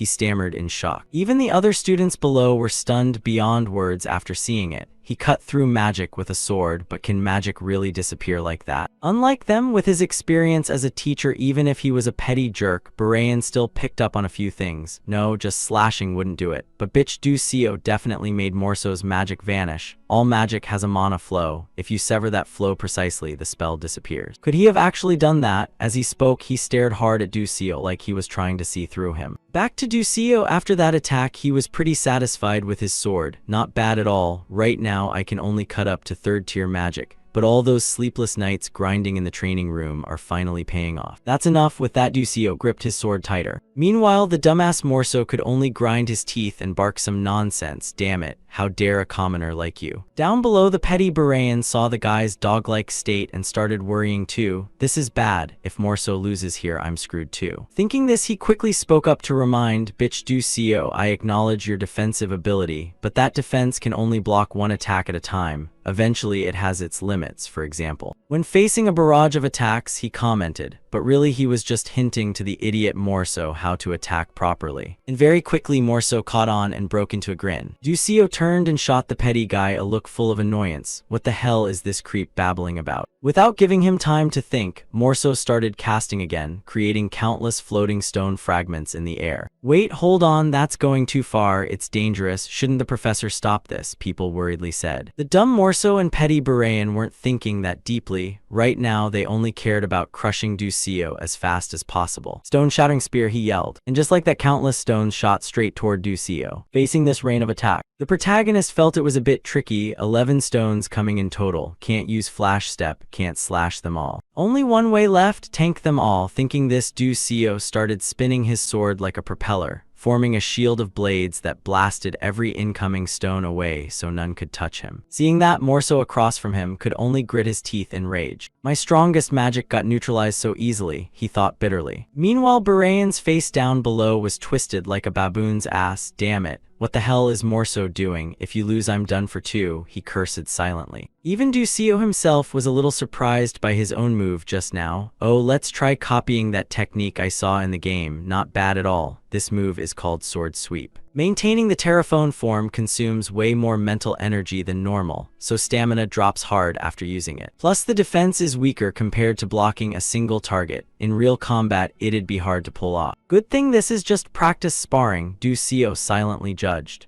Meanwhile, the other students were completely amazed. Wow, first time I've seen that technique. It looks just like a magic shield. Is there even defense magic like that? At this rate, Morso's gonna lose soon. The chatter started rising, making Morso angrier by the second. A commoner like you dares, he snarled while starting to cast magic again. And counting this one, it'd be his 3rd consecutive attack, which made the other students unhappy. Wait, is he gonna attack again? Morso's turn is already over, they said while glancing nervously at the petty teacher, and whether he heard or not, the guy just smiled and wanted Morso to keep going. Get ready, bitch Ducio, this time I won't hold back. Right as he finished speaking, another voice cut in. Excuse me, professor. Hearing the familiar voice, the petty teacher turned toward the sound, then asked, what is it, Genemy? Over here, the prince flashed a bright smile, then asked back, why isn't the professor switching the attack turn to bitch Ducio? Well, the old man stammered, unable to form words. Seeing the prince step in to criticize, the other students started chiming in too. This isn't some first-year basic practice. One mistake and someone could get seriously hurt. What is this teacher trying to do? The turn's already over, they said while staring coldly at Barayan, leaving him super awkward. I was too focused on the match and didn't notice everyone's reaction, he thought to himself, and finally, with no choice left, Barayan had to announce, switch attack turns. Up on the platform, Morso hurriedly threw up a magic shield. But the moment it formed, Ducio sliced it into countless pieces, then pointed his sword straight at the guy's throat. Bitch Ducio wins, Barayan declared. Morso losing so quickly and cleanly left everyone a bit shocked. In the end, bitch Ducio won. He's way stronger than I thought. Ignoring the chatter, Prince Genemy walked forward with a meaningful smile. Scene shift to the prince's private room. Right now, inside the room, Morso's miserable screams echoed. Please, spare me, he weakly begged. After beating the guy senseless with some martial training, Genemy finally stopped, then turned to the girl in front and said, Vera Jane, looks like my friend got pretty badly hurt. Take good care of him, okay? If anything happens to him, I'll be really upset, he said while wiping the blood off his hand with a handkerchief. and as if totally used to this, Verajane wasn't surprised at all. "Yes, I understand, then I'll take care of it," he replied, then left. Behind him, Verajane watched Geneme's back, and thought to herself, not a subordinate but a friend. In the Scalvan Empire, where power is determined by magical strength, Geneme Scalvan surpassed all his siblings to claim the crown prince position at just 12 years old. Not being Geneme's subordinate meant the Dordan family would be expelled from the Eternal Magic Academy forever. Not just more so, once you've caught Crown Prince Geneme's eye, that commoner bitch Ducio's school life won't be peaceful anymore either, she silently thought. Scene shift to some experimental research classroom. Right now everyone was happily chatting. "Hey, you hear about it yet, bitch Ducio from Class S? What Spirit Night thing? What does Spirit Night even mean? This is a magic academy, what does it have to do with knights?" Someone complained, but he beat more so from the Dordan family. "For real, the Dordan family has some influence in the Scalvan Empire, right?" they said in surprise. In the back, female lead Flame got annoyed hearing them keep mentioning Ducio. "Everywhere I go it's all about bitch Ducio. I don't want attention, but this is kinda irritating. Who the hell is that guy anyway?" Ignoring her, over here a female professor walked into the classroom and spoke up. "Alright everyone, settle down. Alchemy demands absolute precision in dosage, timing, and temperature." Her name was Mazen Tyron, professor of the alchemy department. After everyone quieted down, she continued, "Today we'll be practicing the synthesis of the Tyron recovery potion that I researched and developed. Everyone pay close attention." So annoying, one tiny mistake and it's ruin. Honestly, I'd avoid alchemy as much as possible. It's way too complicated and finicky, Flame grumbled boredly. Right then Mazen's shout rang out again. "Alterisha, what the hell are you doing? You call that alchemy?" she scolded some blonde girl nearby, which made Flame pay a bit more attention. "I heard Professor Mazen later becomes a notorious dark mage. I need more materials, so I have no choice but to keep attending this class." At the same time, giggles started coming from beside Flame. He, yes that's it." The guy laughed while staring at the vial in front of him, and the way he looked was exactly like someone brewing poison to screw someone over. "Bitch Ducio, at first I thought he joined this class to get close to Azel, but now it seems he's a total pervert. What the hell did I just see? Whatever, I need to go get materials." Thinking that, Flame quickly got up to prepare, and after a while she finally finished synthesizing the potion. Phew, finally done. Good thing Flame has high study stats or I wouldn't have finished this fast. "Wonder how Azel is doing," she said while turning to check on Azel next to her, who was still struggling with processing ingredients. "Thank goodness, looks like she's doing fine." Wait, doing fine? In the original story, Azel accidentally gets Mela's magic technique notebook and creates a recovery potion way more advanced than the Tyron one in this class. So why is she making it so normally now? Flame pondered while rubbing her chin. Before Mazen's screech rang out again, "Bitch Ducio, who gave you permission to change the experimental ingredients on your own?" "Huh, doing it this way gives better results though," Ducio shrugged and said, making her even more irritated. "Now you're talking about results. This isn't the Tyron recovery potion I asked for." Hearing them talk, Flame jolted and turned to look. What could it be that the advanced potion Azel was supposed to create ended up being made by bitch Ducio instead? Something feels off. Why would bitch Ducio be able to make an advanced Tyron recovery potion in place of Azel? She thought while staring suspiciously at Ducio. Over here, Professor Mazen, hearing his reply, clutched her head. "This is ridiculous. Your attitude is terrible. See, I told you commoners are no good, HMPH, she sneered. And that line caught Flame completely off guard. Because in the original it was supposed to be, "See, that's why your whole family got wiped out, HMPH." Those words became Azel's lifelong trauma after losing her family and haunted her until the very end of the story. Could bitch Ducio have foreseen this? So he deliberately drew Mazen's attention to himself to protect Azel. But Professor Mazen has a lot of influence in Stella Academy. Once she has her eye on you, your grades in other subjects will suffer too. Is that guy going this far for Azel? Flame wondered in shock. And for some reason right then the professor yelled again, "You, how dare you talk to me like that? Call your parents here right now." Speaking of Ducio, seeing her lioness-like rage, he finally remembered who she was. "Oh crap, I almost forgot about this annoying plot point. I got too caught up in alchemy and completely blanked on this troublesome part." Thinking this, Ducio could only sigh inwardly, then replied, "I don't have parents." You dare say that to me?" she kept shouting, but Ducio had gone full deaf to criticism mode. "Whatever, I've already been targeted. What's there to be afraid of anymore? If that's the case, tomorrow I'll try making golden elixir and cola potions," the guy silently planned in his mind. Time flew by quickly, and a few weeks later the confrontation between Ducio and Professor Mazen started getting more and more intense. "Bitch Ducio, How many times do I have to tell you, you're not allowed to change the alchemy ingredients on your own? She said furiously, while Ducio across from her calmly explained. But I only tweaked your formula a little and the results came out better. What you? She was so angry she couldn't even speak properly. Over here, Ducio quietly activated his glasses to scan her info. And the results popped up right in front of him. Mazen Tyran, dark corruption rate 21%, insecure, jealous, dark pact signer, alchemy professor, chapter 8 boss, dark transformation confirmed. Seeing that, Ducio nodded in satisfaction. Perfect. Everything's going exactly according to my plan. Chapter 8, Mazen Tyran, the boss corrupted by darkness. She's one of those villain characters who gets fully darkened because she couldn't overcome the shadows in her own heart. Once the dark corruption rate exceeds 90%, she'll completely become a dark mage. But when it's under 50%, we can't detect it with regular magic. Right now, Mazen's dark corruption is at 21%. No way to prove she's a dark mage yet, so no way to report her. The only option is to keep provoking her until the corruption goes over 50%, then call in the Dark Mage Extermination Squad. In normal dark corruption cases, there's still a way to cure it before full transformation, but Mazen is a Dark Pact signer. She willingly made a contract with a Harmon entity. So the dark seed has already taken root in her body, and it's impossible to save her anymore. Even though we're only at chapter 4 right now, since she's a strong boss, I need to prepare early. Otherwise, she'll turn the other students into dark mages and threaten the safety of Stella, Ducio thought to himself. Over here, unaware of Ducio's thoughts, Mazen started glaring at him with utter contempt. You're still the same stubborn brat. Don't even dream of getting high grades in my alchemy class. Even better, let her keep her focus on me. Might as well use this time to grind some muscle training,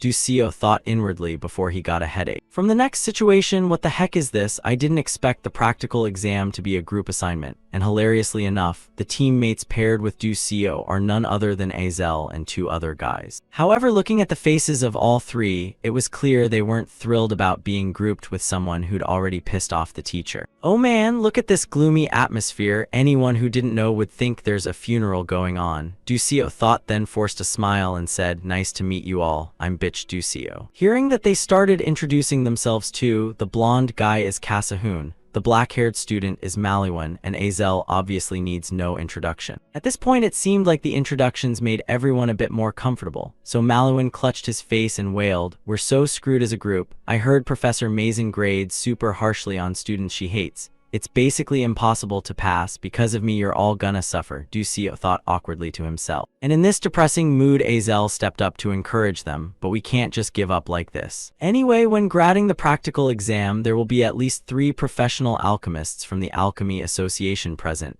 meaning Professor Mazen can't just fail us arbitrarily. Her explanation made Kasahun and Maliwan look a little brighter with hope. While they still clung to that slim chance, then yeah, we just have to give it our all. Thank goodness this is actually a potion I wanted to try making once, they said excitedly. And over here, Ducio turned to look at Azel with a satisfied expression. Too bad the look wasn't returned, since Azel had already turned away in annoyance, refusing to meet his eyes. Putting that aside, next the whole group started discussing. Anyway, the D-enhancement potion assigned for this assignment isn't too hard if we combine what we've learned. The only issue is the ingredients are kinda rare. So who's gonna go gather the main ingredient, fire lizard tail, she asked, and Ducio immediately raised his hand to volunteer. Leave that to me. Everyone knows the most important thing in alchemy is picking fresh monsters and materials right. Azel reminded them again, of course. The group nodded in agreement. And seeing Ducio's confident demeanor made Azel feel a bit more at ease. He looks so sure of himself, so it should be fine. Fire lizard, huh? Alright, I'll bring them fresh right to the spot, Ducio thought to himself. That night, Professor Mazen secretly summoned a student for a private meeting. Professor, you called for me. Across from her, Mazen pulled out a sheet of paper and explained, take this notice to the Class C Alchemy Group students. Remember to exclude Group 12 though. Yes, Professor, the guy nodded and agreed. The alchemy practical exam will be conducted under the supervision of professional alchemists from the Alchemy Association. If they see how pathetic he looks, then his alchemy career is over right there. Bitch Ducio, I'll make you learn the consequences of defying a teacher, she growled. Time passed quickly until the next morning, in the Class S training room. The student Mazen had assigned the task came to hand the notice to Flame. "Flame, this is for you, notice from the alchemy class," he said while handing her the paper, then added, "Oh, and don't tell anyone about this, okay? They say if you say it like that, people will listen." After saying that, the student left immediately, and Flame pretty much guessed what it meant. Probably means don't tell group 12 with bitch Ducio, right? Why the hell should I listen to that? Inside the paper it said, "Notice, the practical exam topic has been changed from D enhancement potion to Tyrant supplement potion. Please take notes, students." Reading that, suddenly Flame had a thought. Wait a second. If bitch Ducio knows the original story in advance, then he would stop this from happening. Instead of preparing fire lizard tails for the D enhancement potion, he would prepare a Talix spider carapace, the ingredient for Tyrant's supplement potion. That's right, this is my chance to test him. Thinking that, Flame crumpled the paper tightly in her hand.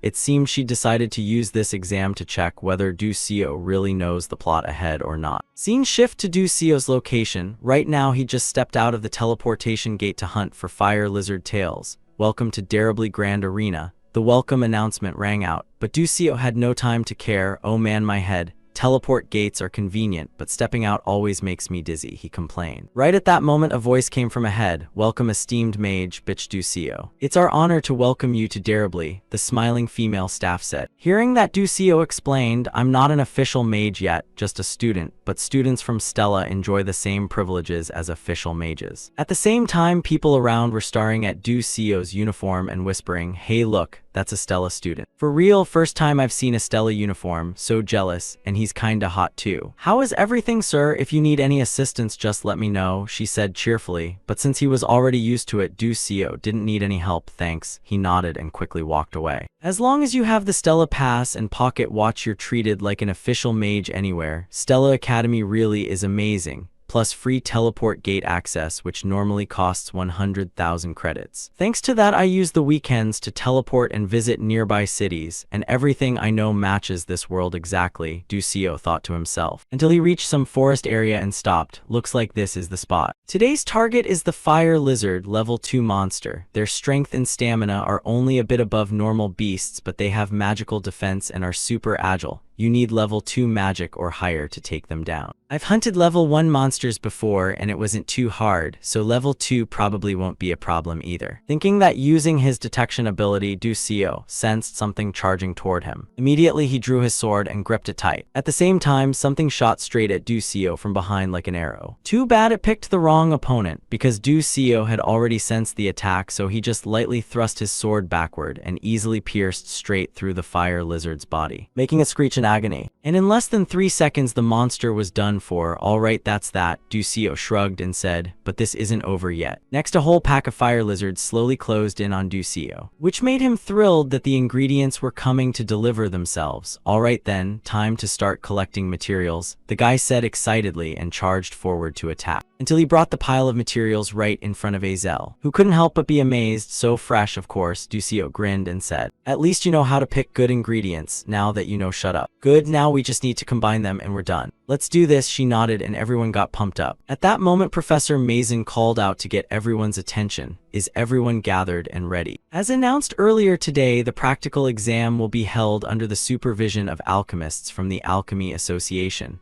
If you perform well in front of them, your future in alchemy will open up wide, so let's get started. Today's exam is the Type B Tyrant Supplement Potion. Does everyone have their ingredients prepared? Hearing that, Ducio's group was completely shocked. Then Azel stood up and asked, "Excuse me, Professor, we thought the assignment was the D enhancement potion." "It was, but I already announced the change to Tyrant supplement potion, right everyone?" she said while turning to look at all the students, making the whole crowd too scared to say a word. And over here, Ducio looked down on her inwardly. She's really playing dirty. I'm fine, but if the others fail, it's gonna be bad. Was there a scene like this in the original? Thinking that, Ducio noticed the female lead Flame staring hard at him. And the moment their eyes met, she quickly looked away, leaving him totally confused about what was going on. And seeing his bewildered, clueless look made Flame start doubting her own guess. What's happening? Could bitch Ducio not know the original plot after all? Or if he does know, then why didn't he stop this? Back to Mason. Right now, she looked at Azel and questioned, "Student Azel, did you prepare the wrong ingredients by any chance?" An alchemist who pursues truth, mistakes the materials, and loses sight of the goal. "No choice then, it looks like group 12 will be," she said with a smug laugh, but before she could finish, Ducio cut in. "Hold on. Making a Tyrant supplement potion isn't that hard. I'll make it with different ingredients, and the effect will be even better than yours. Just like I've always done, Ducio said confidently. And that made the people from the Alchemy Association lane in and start murmuring to each other. The main ingredient for Tyrant's supplement potion is a Talic spider carapace, which contains a huge amount of nutrients. And Tyrant's supplement is the tonic made from that material, yet he's planning to use fire lizard tails to make a supplement potion. Even better, this is my chance to end his alchemy path right in front of everyone,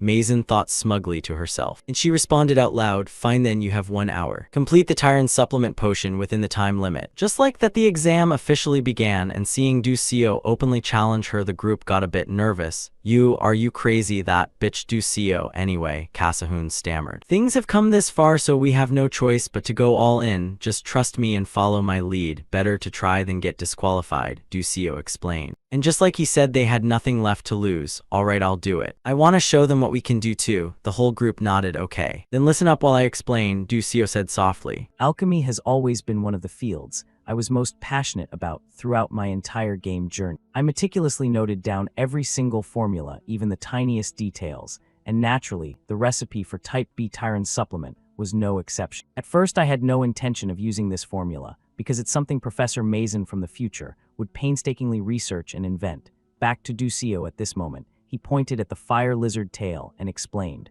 "The reason metallic spider shells contain so many nutrients is because they're essential for their reproduction process. The fire lizard tail has a similar organ right here, this blood vessel. I heard that in the Alaker tribe in the southern desert, they often use fire lizard blood vessels to boost the health of their chieftains, and they live very long lives, so this blood vessel can definitely substitute for the metallic spider shell," Ducio said calmly. And the black-haired guy Maluan heard that and volunteered, "That I know a bit about the Alaker tribe's ingredient processing techniques. How about I handle this part?" "Sure, go ahead," Ducio nodded in agreement. Then he continued explaining, "As for this mistletoe, it needs to be dried using the special desert method. Does anyone know how? It's sun-drying with solar energy, right? I learned it when I followed my father. With this amount of blood vessel, I can dry it in about 5 minutes, Kasahun spoke up. "Then for this processing part, leave it to me," Azel volunteered. Just like that, the whole group quickly dove into their tasks, watching them so focused. Ducio felt a bit pleased. "Everyone's doing pretty well, huh? Now we'll start compounding according to what I guided." Time flew by quickly. Not long after, a real potion bottle was placed in front of Mazen, along with the Alchemy Association guests. "This is Type B Tyrant supplement, Professor," Ducio said confidently. That left the guests a bit stunned. Unbelievable. These kids actually did it. Up front, the 17-year-old looking professor still couldn't believe Ducio's group had succeeded. "Ridiculous. Even I took years of research to create the Tyrant supplement. How could they complete it so easily?" she muttered to herself. Then, without letting everyone wonder, a guest stepped forward and said, "Let me check." With that, she applied some kind of magic into the potion bottle and looked a bit surprised. Beside her, a companion asked, "So how is it?" "Still some flaws and quite a bit of material waste, but its effectiveness is even better than my Tyrant supplement," the guest explained, making the whole group beam with joy. "Truly outstanding. I never expected young people like you to have so much novel knowledge," they praised admiring. And it seemed unable to accept this result from the guests. Mazen directly snatched the potion bottle from their hands and shouted, "Give it here, let me verify it myself." Then after checking, she couldn't believe her own eyes either. "Impossible. This potion uses the monster nutrient to human energy conversion technique that I researched. It's clearly a perfect Tyrant supplement. How could they produce something superior to mine in such a short time? Whatever, I'm the one gradding anyway. Just blame it on insufficient materials and fail them right here," she thought while gripping the potion bottle tightly, then spoke up, "Inspection complete." Group 12, her words weren't even finished when a guest cut her off. "Group 12, an A+ is too low." "Professor Mazen, what do you think?" the person smiled and said. It was like they saw the conflict between Mazen and Ducio's group, so they spoke up to block her, and that made Mazen grit her teeth, cursing internally. Damn these old fogies. Even though she cursed inside, she didn't dare offend the guests, so she had no choice but to accept. Group 12 pass. "We did it. Awesome, not bad, right?" Ducio laughed without noticing Mazen's gaze behind him, staring at him like she wanted to devour him alive. "I'll deal with you later, Beak Ducio," she silently vowed. And through this event, Professor Mazen Tyrant's dark corruption rate also increased. Scene shift to the magic training ground. "Sigh, finally done. Being old and still having to go to school is exhausting," Flame said dejectedly. Before a voice rang out, catching her attention, It's okay, Arshwan. You did really well. Yeah, right now you're still better than the princess. Over here, Flame also noticed where the sound came from and thought, that girl, she's known as the fire magic genius. Responding to them, Arshwang said frustratedly, but I think her progress speed is terrifying. I've trained for so many years, yet the princess. Sooner or later, she'll surpass my control ability. Over here, Ducio, hearing them say that jolted, Bion's control ability only starts developing in second year, but why? Could this also be because of Beak Ducio? Thinking back to the alchemy practical test, there was something strange too. The Type B Tyron supplement formula was originally discovered by future Azel, then stolen and perfected by Mason. Yet Beak Ducio knew a formula that never appeared in the original. Seems like there's no such scene in the source material either. Thinking that, suddenly Flame's eyes widened as a guess hit her. Wait, he knows future information, but doesn't know the original novel's content. Could he not be a transmigrator, but a regressor? Thinking that, Flame's eyes relaxed a bit. If that's the case, everything makes sense. If Beak Ducio came from the future, he only knows future knowledge. He couldn't possibly remember every tiny event involving Azel. Actually, in the original Ma Ducio also regressed once. The 11th moon, the only existence in this world, with time control power, if it's that person's ability. Thinking that, suddenly beside Flame a voice rang out, something wrong. Hearing the call, Flame snapped out of her thoughts, then turned to look. It was Ha Wenriang.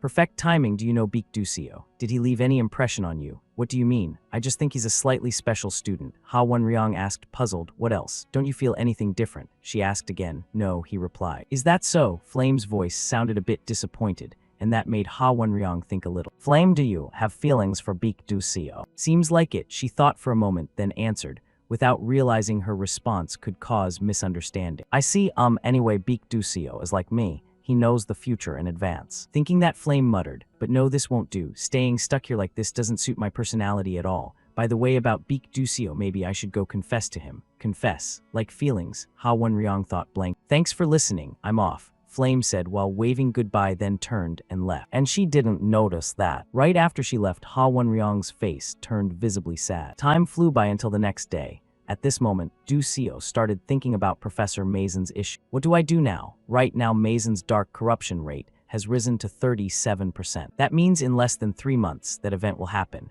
Mason's corruption will randomly affect one student, Flame's friend Zeki Bion's subordinate, Arshwang Bion's loyal knight, and Hei Wenriang, the sole successor of the Moon Shadow Tower. If Hei Wenriang gets corrupted, it'll be a disaster. Though the chance is extremely low, but Hei Wenriang's corruption leads to the worst outcome, so I have to be extra careful. Among the three, the most likely one is. Thinking that, Ducio suddenly stopped when he noticed Flame standing right in front of him. You, what are you doing? She suddenly asked, making Ducio confused. What are you talking about? Last time you didn't answer clearly about my question, your identity. Flame frowned and said, making Ducio's face darken again. That question again. You're making this really hard on me. The guy complained internally, then turned to look at Flame and calculated. Maybe I should just tell Flame the truth. Who knows, it might give more info to reach a better ending. Go big or go home. Let's try. Thinking that, Ducio made his decision and spoke up on. But before he could finish, suddenly countless system warnings appeared around him. Warning: insufficient plot power. Cannot reveal transmigrator identity to this character. Cannot share known knowledge or information with this character. Damn it, what the hell? Ducio screamed internally. Then scratched his head and said, alright, let's do this. Everyone has secrets, so let's each say half the truth. How about it? Fine, I agree, she nodded, and started asking. Then I'll go first. You know the future, right? She asked bluntly, making Ducio want to bow down internally. You said half the truth, why ask so directly? You asking that means you do too, right? What's your purpose for coming to this school? Ducio asked back. To prevent the world from being destroyed. This world is in danger. My turn now. Why do you act the way you do? Act? What do you mean? I don't really get it, but let's just brush it off for now, Ducio thought confusedly, and answered, there's no particular reason. I just do what I think is the most right thing. That's enough, right? Ducio thought secretly. But his words made the female lead Flame tremble and shout, don't lie. How can someone be this kind-hearted? There must be a purpose, something you want to achieve, she said with absolute confidence, leaving Ducio baffled why she could be so sure. No, there isn't. No, there is something I want to achieve. Actually, I'm not sure anymore. I just want to survive. That's all, Ducio said calmly. Over here, Flame heard that and froze for several seconds before replying. Probably so. Sorry I spoke out of turn. Then I'm off. With that, she turned away teary-eyed, leaving Ducio shocked. Hey, wait. What? She's crying. he thought internally. But before he could react, he suddenly sensed killing intent from behind. And the one approaching was none other than Ha Wonryong. Again, what now? The guy screamed internally. And Ha Wonryong walked up to him and questioned, "Answer me, why did you make Flame cry? If you lie, I won't forgive you," he warned, seriously, making Ducio shrink back. Man, getting glared at by the strongest rival's opponent already gives me chills. Now I remember. Seems like there's a plot where Ha Wonryong has one-sided feelings for Flame. If misunderstanding happens here, it'll be a huge pain. Gotta clear it up. I have nothing with Flame, why are you asking? You think I'd believe that? Ha Wonryong said suspiciously. Just trust me, especially what you're thinking. No such thing, so relax. Ducio waved his hand while thinking internally. That should do it right. On the opposite side, the handsome guy pondered for a bit, then bowed his head. Sorry, I asked too much. Ah, no problem, Ducio quickly said. Then I'm off. Ha Wonryong replied coldly and turned to leave. Seeing his demeanor, Ducio was a bit surprised. What's with that? Doesn't match his personality at all. Ha Wonryong, the always cool and rational guy, showing instability like this. I'm getting uneasy now. Speaking of Azel, at this moment her face showed clear frustration. Sigh, why can't I focus at all today? Thinking that she remembered her morning conversation with Ducio. Beak Ducio, I have something to ask. That formula earlier, did you come up with it on the spot? Let's say yes, Ducio answered. And that response struck right at Azel's pride. I always thought I was a genius. I believed that alone would let me defeat anyone. But what was that just now? If I stay like this, how can I avenge father? Those who framed him as a traitor and pushed him to death, the filthy, lowly Adalevit family. I can't get revenge on them with just this. Thinking about that, she slapped both hands hard against her own cheeks to snap herself out of it and regain her composure. I can't just give up like this. I have to try even harder, the girl muttered to herself under her breath. Cutting to Flame's bedroom. While lying on the bed, she finally had some time to let her thoughts ramble on. I chose the 4-person dorm room because I liked the lively vibe, but now that I think about it, I really should have picked a single room reserved just for Class S instead. Bitch, Ducio clearly said back then that he didn't know what his purpose was. That's definitely proof he's the one who regressed. In the final moment of the original work, and th letter 1ebf, th letter 1eadp, nh letter 1e5t, and guy letter 1ec7t said this to Ma Ducio. You can turn back time, but the price you'll pay is losing most of your memories and everything you've experienced during that period. And once your mission is complete, your very existence will vanish completely from this world. No one will remember that you saved the world. Not even the people you love will recall you. Yet even knowing that, do you still want to turn back time and start over from the beginning? If that's my fate, Ma Ducio replied with a calm smile, showing no trace of fear or hesitation. But the one who ultimately stopped Ma Ducio was Azel. Wait, she shouted, startling him enough that he turned around in surprise. Wait, if I have to live in a world without you, then I'd rather watch this world get destroyed while still holding on to the memory of you in my heart. Come with me, her words made Ma Ducio abandon his plan to regress, and so the world was destroyed, the story ending in a tragic conclusion. But if this world is different from the original work, and it's bitch Ducio, not Ma Ducio, who regressed thanks to an th letter 1ebf, th letter 1eadp, nh letter 1e5t, and guy letter 1ec7ts power. Then once the mission is finished, he would immediately disappear from this world without leaving a single trace behind. Yet this guy, who lost most of his memories and is left only with an obsession for the mission, claims he just wants to live. In that case, she thought while gripping the bedsheet tightly in her fists. Right at that moment, her friend Jackie burst into the room and shouted, Flame, Ha Wonryong is looking for you. He's waiting on the first floor of the dorm. Just tell him I'm not here, Flame said as she rolled over to go back to sleep. But Jackie hesitated. I don't know, I want to sleep. Cutting to outside the dormitory, since Flame refused to come out. That's why Jackie had to run over and report it now. Ha Wonryong. Before she could finish her sentence, Ha Wonryong cut in coldly. Who are you? Where's Flame? Ah, she's sick and resting right now. Got rejected by some low-skill student and feeling down about it. Ha Wonryong muttered arrogantly in his head before saying out loud, I get it. You can go now. From behind, Jackie watched Ha Wonryong's retreating figure with a flicker of disappointment in her eyes. I love him so much, yet he can't even remember my name. It's always like this, exceptional talent, everyone's attention. All the good things belong to Flame, even Ha Wonryong's heart. This is so frustrating, she muttered while clenching her fists tightly. Time flew by until the next morning, cutting to the inside of the first main tower. In one of the rooms, a man was lecturing Mason. I heard you were humiliated by a student, Professor Mason. I'm truly useless, she admitted openly. The person facing her was Aki Hedon, vice principal of Stella Academy. At this moment, he turned around and said, I'm sure you know how much expectation I have placed on you. The research on combining alchemy and engineering with the doctors from the Moonshido Church, is it progressing well? Of course, sir. I won't let you down, she affirmed confidently. Good, I trust you, he said while giving Mason a pat on the shoulder. Yes, please leave it to me. After she left and was out of sight, the vice principal's expression immediately darkened. How foolish. She doesn't even realize she's being used, blindly chasing after fame, a mage assigned to fight against the black mana being. Yet now she's researching for them. How ridiculous. I'm really looking forward to the day when the alchemical magic engineering formula is completed, he said with a voice full of mock. At the same time, Professor Mason's assistant Altarisha was struggling to carry a towering stack of papers. Sorry, I can't see anything ahead. She quickly apologized to the people in front of her. Suddenly a pair of hands reached out, taking half the stack from her, then said, Assistant, are you okay? The person was none other than our protagonist, Ducio. After that, he helped Altarisha carry the pile of documents to the office. Thank you. If you hadn't been here, I'd have gotten scolded by Professor Mason all night. Ah, no problem, he smiled back. Next, Ducio glanced around the room and sighed in disappointment. This place is such a mess. Thinking that, something suddenly caught his attention. That's, Ducio said while staring at the board in front of him. The surface was covered in densely packed notes and formulas. Seeing his interest, Assistant Altarisha turned and explained, Ah, that. It's the formula Professor Mason is researching together with the doctor. Something about combining alchemy and engineering, I think. Hearing her say that, our protagonist couldn't help but jolt in shock, because he knew exactly what this was. This is the alchemical magic engineering formula. The alchemical magic engineering formula, the very first formula of alchemical magic engineering, in Mason's corruption arc. The black mana beings will complete this formula together with the technological gap it creates will cause immeasurable damage. And Altarisha is the one who ultimately changes the outcome. What if she manages to solve this formula before the black mana beings do? Thinking that, Ducio spoke up, Assistant Altarisha, Do you want some coffee? She asked back. No, that's not it. Have you ever felt frustrated being suppressed by Professor Mason? Why are you suddenly asking that? She rambled without answering, so Ducio went straight to making her an offer. If there was a way to get revenge on her in the most satisfying way possible, would you want to try it? Hearing those words from Ducio, the assistant first froze for a second, then gently shook her head. I'm just a lowly assistant. Why would I want revenge? If I get fired, I'll end up homeless, though living on the streets does have its own charm, I guess. Seeing how timid she was, Ducio changed his approach.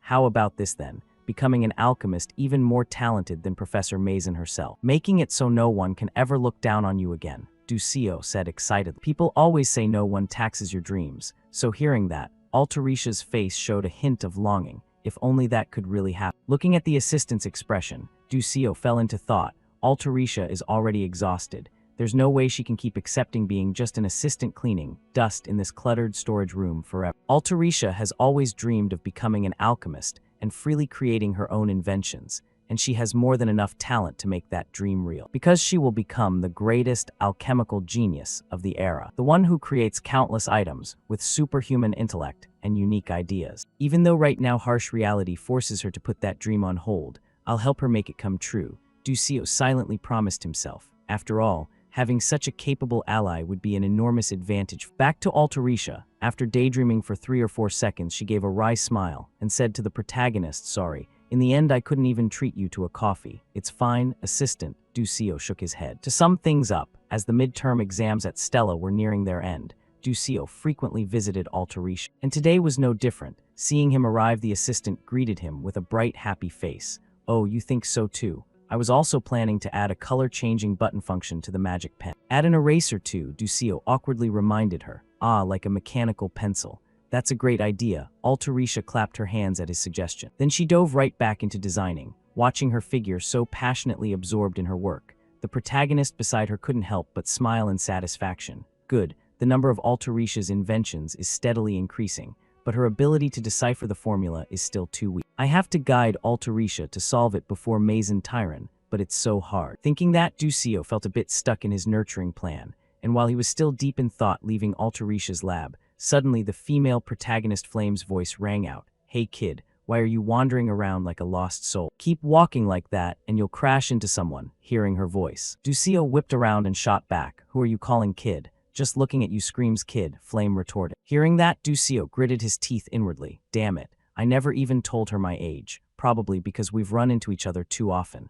thinking that he took a deep breath to calm his anger and said, "Whatever, running into you is actually good timing." "Hey, you're close with Zeki, right?" Hearing the question, Flame's face opposite him suddenly turned worried. What are you planning to do? Are you going to commit a crime or something?" "Hey, I haven't even said anything yet. Just keep an eye on him a little, please. He might be going through something," Ducio said seriously, because he knew that if Zeki got influenced by the darkness, his mental state would become extremely unstable. Turning to Flame, seeing Ducio's serious attitude, she arrogantly shared a bit of info. "I'm not sure, but we agreed to go hunting together this weekend evening. I'll keep an eye out then." "Yeah, thanks," Ducio nodded. Speaking of which, he was also a little anxious about the upcoming plot developments. The hunting season, no need to ask. I already know exactly where they'll go. That's the setting for Chapter 4, Mardivis Cemetery. All the key characters like Ma Ducio, Azel, Flame will participate in this event. And there will be a large-scale battle with the appearance of a level 5 necromancer. Though I'm not directly involved in that storyline, collecting the rewards there would be hugely beneficial for the familiar contract ceremony. Time passed quickly, cutting to teacher Lee Hanwal's location. At this moment, Ducio met him to hand over some documents. "Here, your pass." Hearing the protagonist say that, the cool uncle reached out, took the paper, examined it briefly and nodded, training, Makes sense, at Stella no one really teaches swordsmanship or knightly spirit anyway. While waiting for Lee Hanwal to finish checking, Ducio also noticed a cert application form on the desk. "Is this Ma Ducio's leave request? Maybe I should probe a little." Thinking that to make sure the plot doesn't derail, Ducio casually asked, "Lately a lot of people are requesting leave to go hunting, teacher?" Hearing that, Lee Hanwal glanced at him and nodded. "Yeah, they're all heading to Mardivis Cemetery for club activities, probably trying to make some money." As expected, Ma Ducio and Ha Wenryang are both outstanding and diligent students. Ducio lazily followed up to confirm whether that super genius was heading there too, and sure enough, without any guard the teacher just said it outright. "Nah, Ma Ducio said he wants to go home." While Ha Wenryang is going with Flame, hearing him say that, sure enough Ducio's worst fear came true. The plot is starting to veer off course. Oh god, what the hell? Without Ma Ducio, how are they supposed to survive the necromancer's attack? No idea what wind blew in for Ma Ducio, the guy who never goes home without a damn good reason, to suddenly request leave. But one thing's for sure, with the current team lineup they have no chance against a level 5 necromancer. What should I do? Without solid proof I can't request backup. Plus, because of the story's power, I can't reveal information too blatantly. But I also can't just stand by and watch them die. No other choice, I'll have to handle this myself. Thinking that, determination flashed in Ducio's eye. Time flew by a few days later, at Mardivis Cemetery right now. This burial ground for the departed was currently being farmed hard by a group of students, casually punching a giant purple piranha-like monster to death right in front of him. The red-haired guy grinned and said, "They call it a level 2 monster, but this piranha is weak as hell. He was a second-year student. CU letter 1ED3, NGD stroke letter 1ED9. Hearing that, another second-year named Kasif Durik yelled, "Hey, idiot, you just ruined everything. Did you even hear the team leader's orders?" Sorry, haha." CU letter 1ED3, NGD stroke letter 1ED9C scratched his head and laughed, making Kasif even more annoyed. You can still laugh at a time like this. Not far away, a mage girl seeing the two arguing spoke up to mediate. "Just ignore him. Talking more is pointless." This black-haired girl was a second year, Ban Jai-on. After saying that, Ban Jai-on turned to Azel beside her. "Hey, you don't have to pay attention to those two." "Ah yes," Azel replied awkwardly. Meanwhile, Kasif, hearing that, got a bit irritated and reminded, "Hey, we heard that you know." "So what if you did?" Ban Jai-on challenged. "Shut up, can't even watch your mouth in front of your juniors." Kasif growled nope. Ban Jai-on shot back, turning to Azel. Watching their exchange, the mage girl thought to herself, "I came here because I heard the club with special leave permission is recruiting members. Good thing they're not bad people." Over here, after arguing enough, Ban Jai-on spoke up. "Azel, let's go." "Ah yes, senior," Azel replied. However, before she could finish, suddenly a terrifying explosion boomed from the distance, making everyone instantly turn toward the source of the sound. What was that? The black-haired mage asked worriedly. "Sounds like someone's fighting really hard nearby." Hearing that, Ban Jai-on turned to Kasif. "Should we go say hi? Just in case we accidentally step into their hunting zone." "Sure thing, Captain." "Ah yeah," Kasif nodded in agreement. Just like that, their 4-person party started heading forward. And when they arrived, they were a little surprised, because right now 2 groups of people were in a tense standoff. Over there are Flame and Bion. How are Bion and Flame even here? Azel wondered to herself, but very quickly, after overhearing their conversation, she started piecing everything together. Clearly, I was the one who took down that giant piranha. "Nonsense, it was in our hunting zone, so it belongs to us." "What the hell?" one of them shouted. and hearing that, Azel glanced at the massive fish corpse lying there. And don't ask why there's a fish in a cemetery, just know it's here. That's a giant piranha. They say it's a level 3 monster and super rare too. They're probably fighting over loot, which led to this argument. Getting involved would just bring trouble. Besides, I don't want to face the daughter of the man who killed my father. No, I have to get out of here right now. Thinking that, Azel slowly backed away a few steps to hide her presence. However, the clueless Kasif, overestimating himself and wanting to show off, stepped forward and said, Hey, senior. If there's something bothering you, feel free to talk to this senior right here. The atmosphere was so nice. In response to his words, they suddenly saw this random guy butt into their conversation, and without even glancing at him shouted, Shut your mouth and get lost. How dare you talk to a senior like that? Kasif said in confusion. If you're a senior, you should act like one. Princess Bion replied coldly, leaving Kasif speechless. Serves him right for the show-off guy jumping into women's argument. But luckily, very quickly, their argument couldn't continue, because right then the ground beneath their feet suddenly rumbled violently, startling the whole group. Wait, this energy signature is... No, it can't be, the skeletons are appearing, the group cried out in shock, as right at that moment a swarm of pale white skeletons crawled up from underground, staring straight at them with cold, empty eyes. At the same time, in another corner of the cemetery, Du Seo was busy farming monsters. Skill experience increased, stat experience increased. The system's cold notification sound rang out. Hearing that, Du Seo let out a long sigh, so jealous of mages who can clear mobs from range.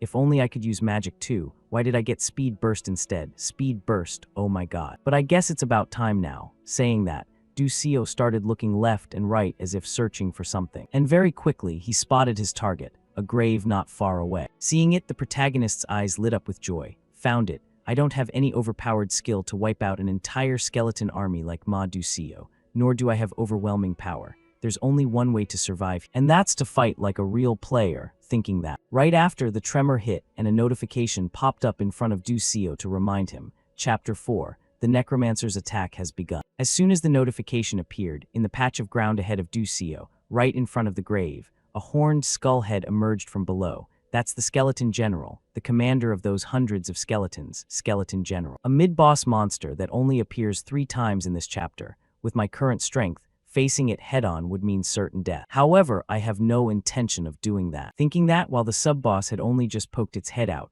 Du Seo charged forward, swinging his sword non-stop at its head, determined not to let this skeleton fully emerge. Get back in there, he said while his arm swung like a machine. The unspoken rule of comics is that when someone is transforming or summoning, others have to stand still and watch. But that doesn't mean standing still keeps you safe, he thought smugly. Saying that, it didn't take long before the poor Skeleton General was tragically defeated in frustration. Ultimately turning into Du Seo's new weapon, looking at the skull staff in his hand, he smirked in a very villainous way. Spine magic staff acquired. Now the command over the skeleton troops belongs to me, so let's get started. As he spoke, he glanced toward another direction. Back to Azel's group. Right now they were completely surrounded by this swarm of skeletons. After a while of fighting, the whole group was exhausted, yet the number of skeletons barely seemed to decrease. Inside the group, the female protagonist Flame panted heavily while analyzing the situation. I let my guard down. This is the Necromancer chapter, but something feels off. If I remember correctly, the one who handles this chapter is Ma Du Seo,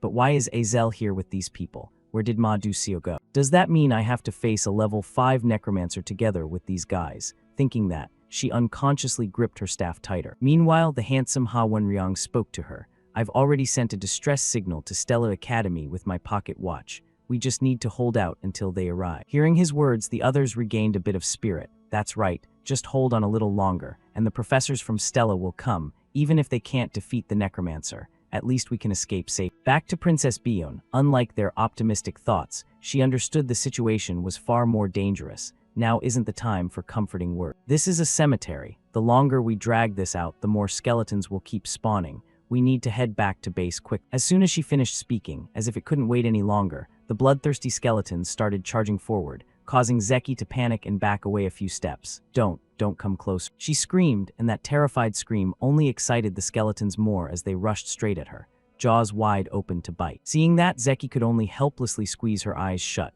but luckily at the critical moment, Azel used her water magic, firing a massive water pillar that slammed into the skeleton and shattered it into pieces, saving Zeki just in time. Hey, you okay? Azel asked. Ah yeah, the burden replied. Nearby, CU letter 1ED3 and G D stroke letter 1ED9C. Seeing Azel handle it so cleanly didn't hold back praise. "Oh, this first-year kid's pretty decent."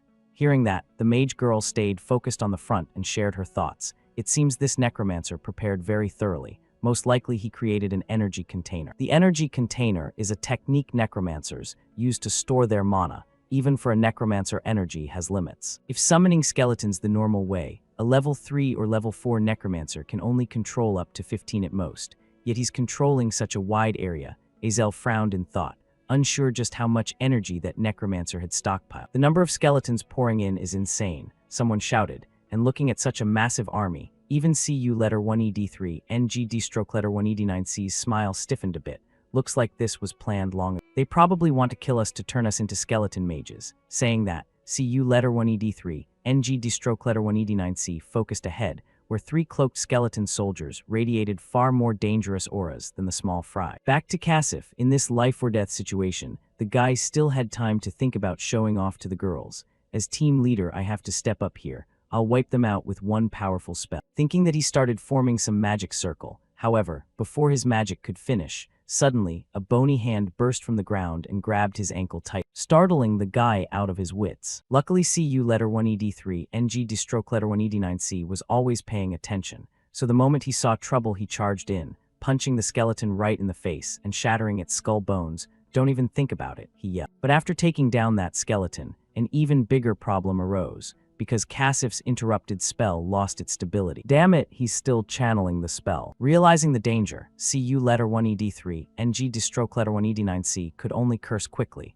"It's gonna blow, get down." Hearing that, everyone turned and stared wide-eyed. "No, if it explodes, we'll all," the princess cried out. Then right after, a massive explosion erupted, turning the entire surroundings pure white. Time passed quickly. Now after the explosion ended, it left a huge crater in the ground, with the Stella group scattered around unconscious or worse. The only one still standing was the female protagonist Flame, but even she was breathing heavily at her limit. "This is bad, I'm at my limit. Situation's not good, almost out of mana, and no time to recover. Plus the enemies are way too many. Am I really going to die?" The more she thought, Flame felt like today she might really end up selling salt here. At that moment, the skeleton soldiers seemed to sense she had reached her limit, so they fearlessly charged to invite her to join the skeleton squad. However, just when Flame thought she was done for, suddenly that skeleton soldier's body froze in place. And it wasn't just that one. The entire group of skeletons behind it stopped too.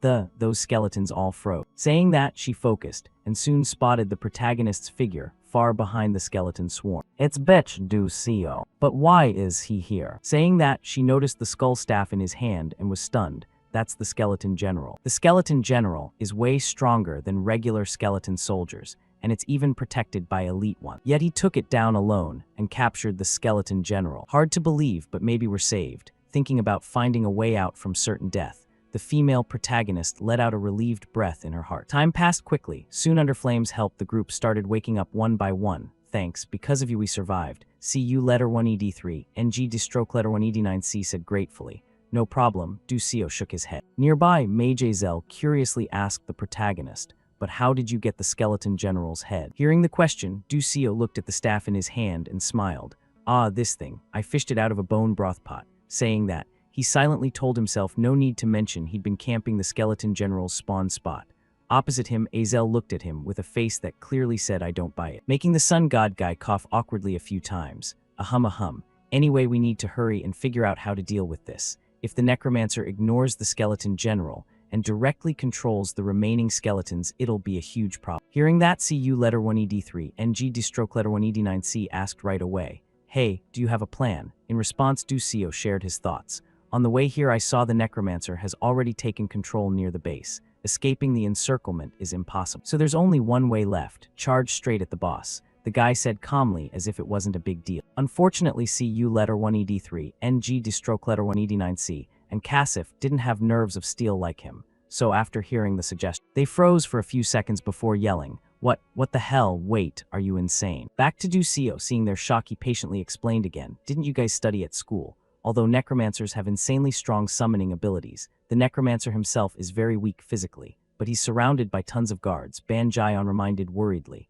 Opposite him, Ducio knew that too, however he had no better option. "The necromancer controls a huge area. If we don't attack head-on, we can't break out," the sun god affirmed once more. At the same time, he thought to himself, Right now, the necromancer's guards include 1 skeleton general, 6 elite skeleton soldiers, 50 regular skeleton soldiers. Their numbers keep growing, so this is our only chance. But how to convince them? Ducio frowned, thinking, and then before the protagonist could find a way, Flame and Bion beside him already spoke up in support. Sounds good. Though he seems dumb, his combat experience and strategy are way above ours. Flame nodded, saying, while the arrogant princess also agreed with the plan, I agree too. Honestly, I don't think we can break this encirclement.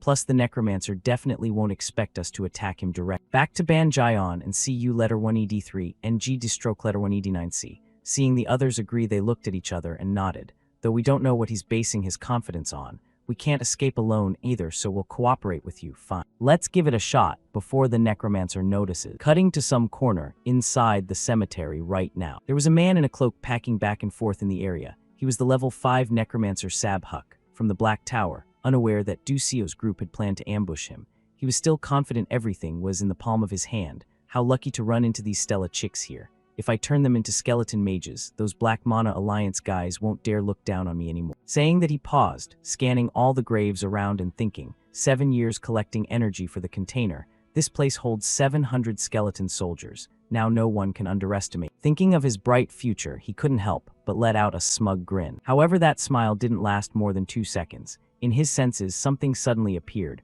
What my senses just fluctuated. Could the skeleton general have been stolen? Sabhuk thought worriedly. But before he could sense again, from behind a powerful magic attack came roaring at him with wind-tearing speed. In front, Sabhuk hurriedly turned around, at the same time using his dark magic to summon a white mist wall to block the magic attack. But after taking the hit, the white mist wall quickly showed cracks. A level 4 magic bone shield cracked already. You bastard, I won't forgive you, Sabhuk shouted threateningly. But right after he spoke, the black mage realized a massive fireball was hurtling toward him right in front. Just like that, another huge explosion occurred. Unfortunately, it still wasn't enough to take down this necromancer, as he quickly raised another wall to block. However, with 2 consecutive attacks, it was enough to make his skin crawl. I was too careless. I never thought they'd dare attack me head-on. Though they're just noobs, they are Stella students after all. I didn't want to resort to this. But continuing to clash with them like this is too dangerous. I have to summon the elite skeleton soldiers. Thinking done,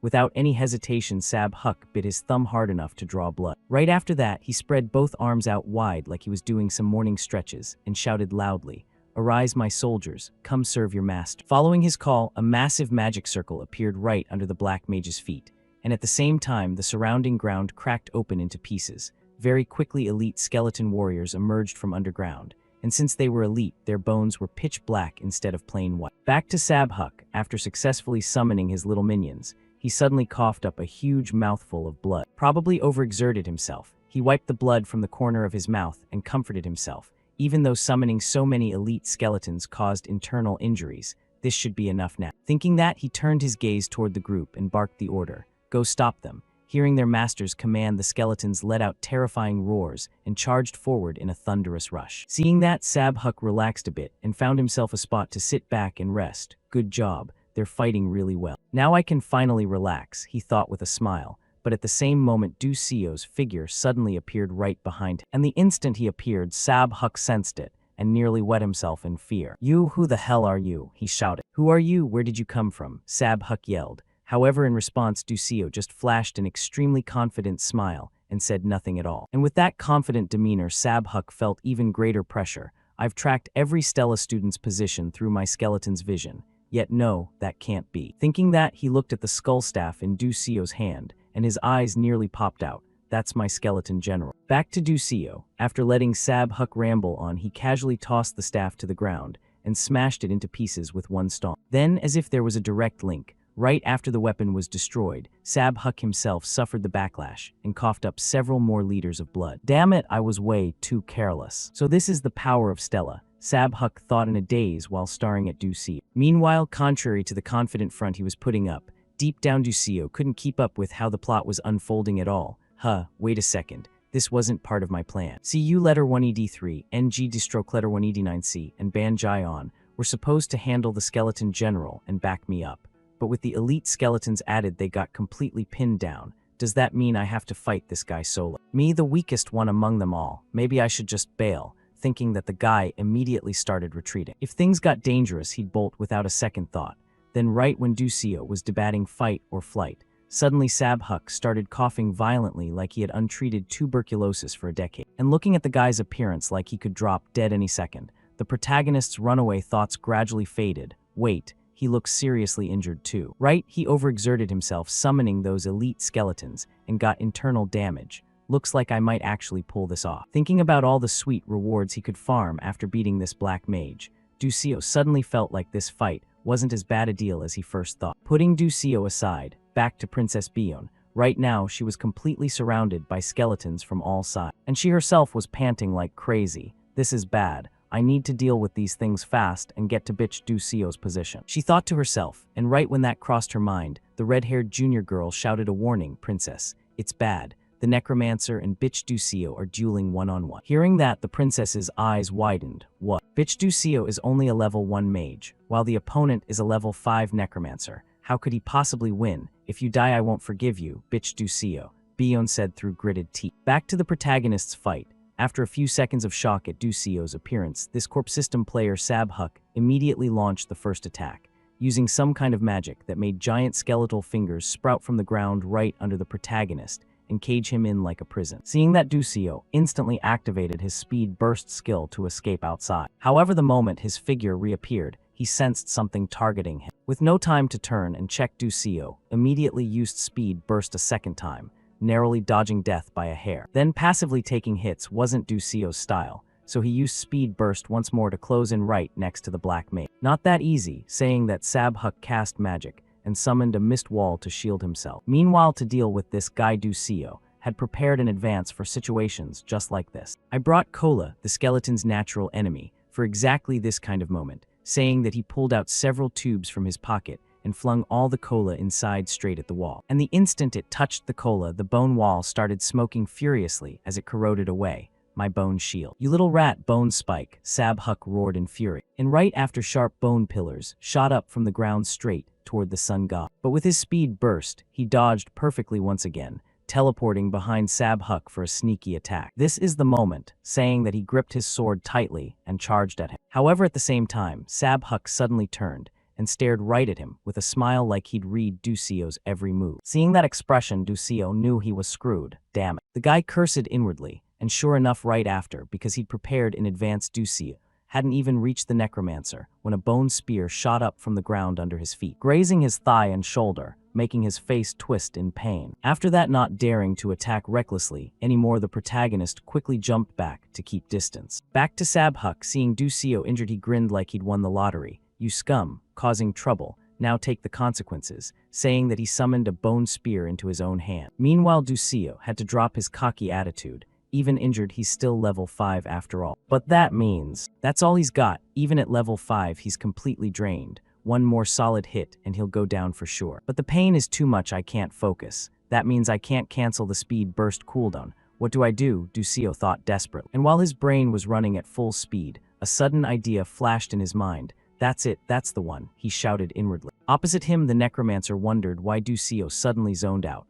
But he had no intention of dragging this out, so he happily charged forward to send Ducio to the afterlife, saying that he gripped his spear tightly and thrust forward. At the same moment, Ducio's eyes snapped open. Then he spun and dashed straight forward like he was fleeing. However, because one leg was injured, his jump faltered and he tripped, crashing face first to the ground. Making Sabhuk burst out laughing. Haha, look at the guy running for his life. Ignoring the mockeries, Ducio gritted his teeth and told himself, just a little more, saying that he struggled to push himself back up. Meanwhile, seeing Ducio struggling desperately, Sabhuk got even more excited. Struggling is pointless. I'll kill you right here, the corpse system player declared loudly. Unaware that right then, Ducio in front of him suddenly broke into a smile. I win, he muttered under his breath. The current distance between the necromancer and me is 13 meters, meaning I don't need to cancel the speed burst action.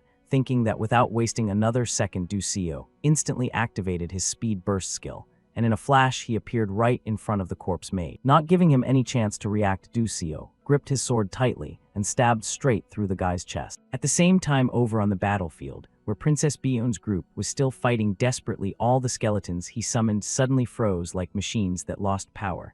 Then their bodies slowly disintegrated into black dust. The skeletons are vanishing. Could it be bitch Ducio defeated the necromancer? See you later 1 day 3. NG Distroke letter 189C muttered. No way, I can't believe it. We're saved. We're alive, the group shouted in joy. Over here, after double-checking, the necromancer had no breath left. Ducio said exhaustedly, I'm dead tired. Let's head home. Time passed quickly. Afterward, the whole group was escorted back to school by Stella's magic knights. And when they met the cool teacher, Lee Hanwal didn't hold back his sarcasm. You said you were going to train in some scenic green place, but the air in the cemetery sure seems fresh, huh? The uncle said while staring judgmentally at Ducio, making the guy's head slowly droop. I'm sorry, Ducio mumbled. According to school rules, you'll be punished, no exception. However, your willingness to break school regulations to protect your friends is highly commendable. The school will award you appropriate rewards and bonus points, so look forward to it. Saying that, he turned away coldly, while Ducio quickly called after him, thank you, teacher. Seeing he wasn't getting chewed out more, Ducio let out a relieved breath. All right, time for me to go too. The doctor said it'll take a few days for my thigh wound to heal, so I need to rest up, he thought to himself. Before Ducio noticed Mage Azel staring intently at him and asked, Azel, something wrong? In response, she spoke up, thank you for today. Hearing that, Ducio smiled back, yeah, next time treat me to a meal and we're even. Over here, after thanking him, the mage girl's face showed some difficulty as she asked further. So can I do something like that too? If I try hard enough, can I become like you? Saying that, she turned to look at the protagonist with eyes full of anticipation. And just seeing her somewhat panicked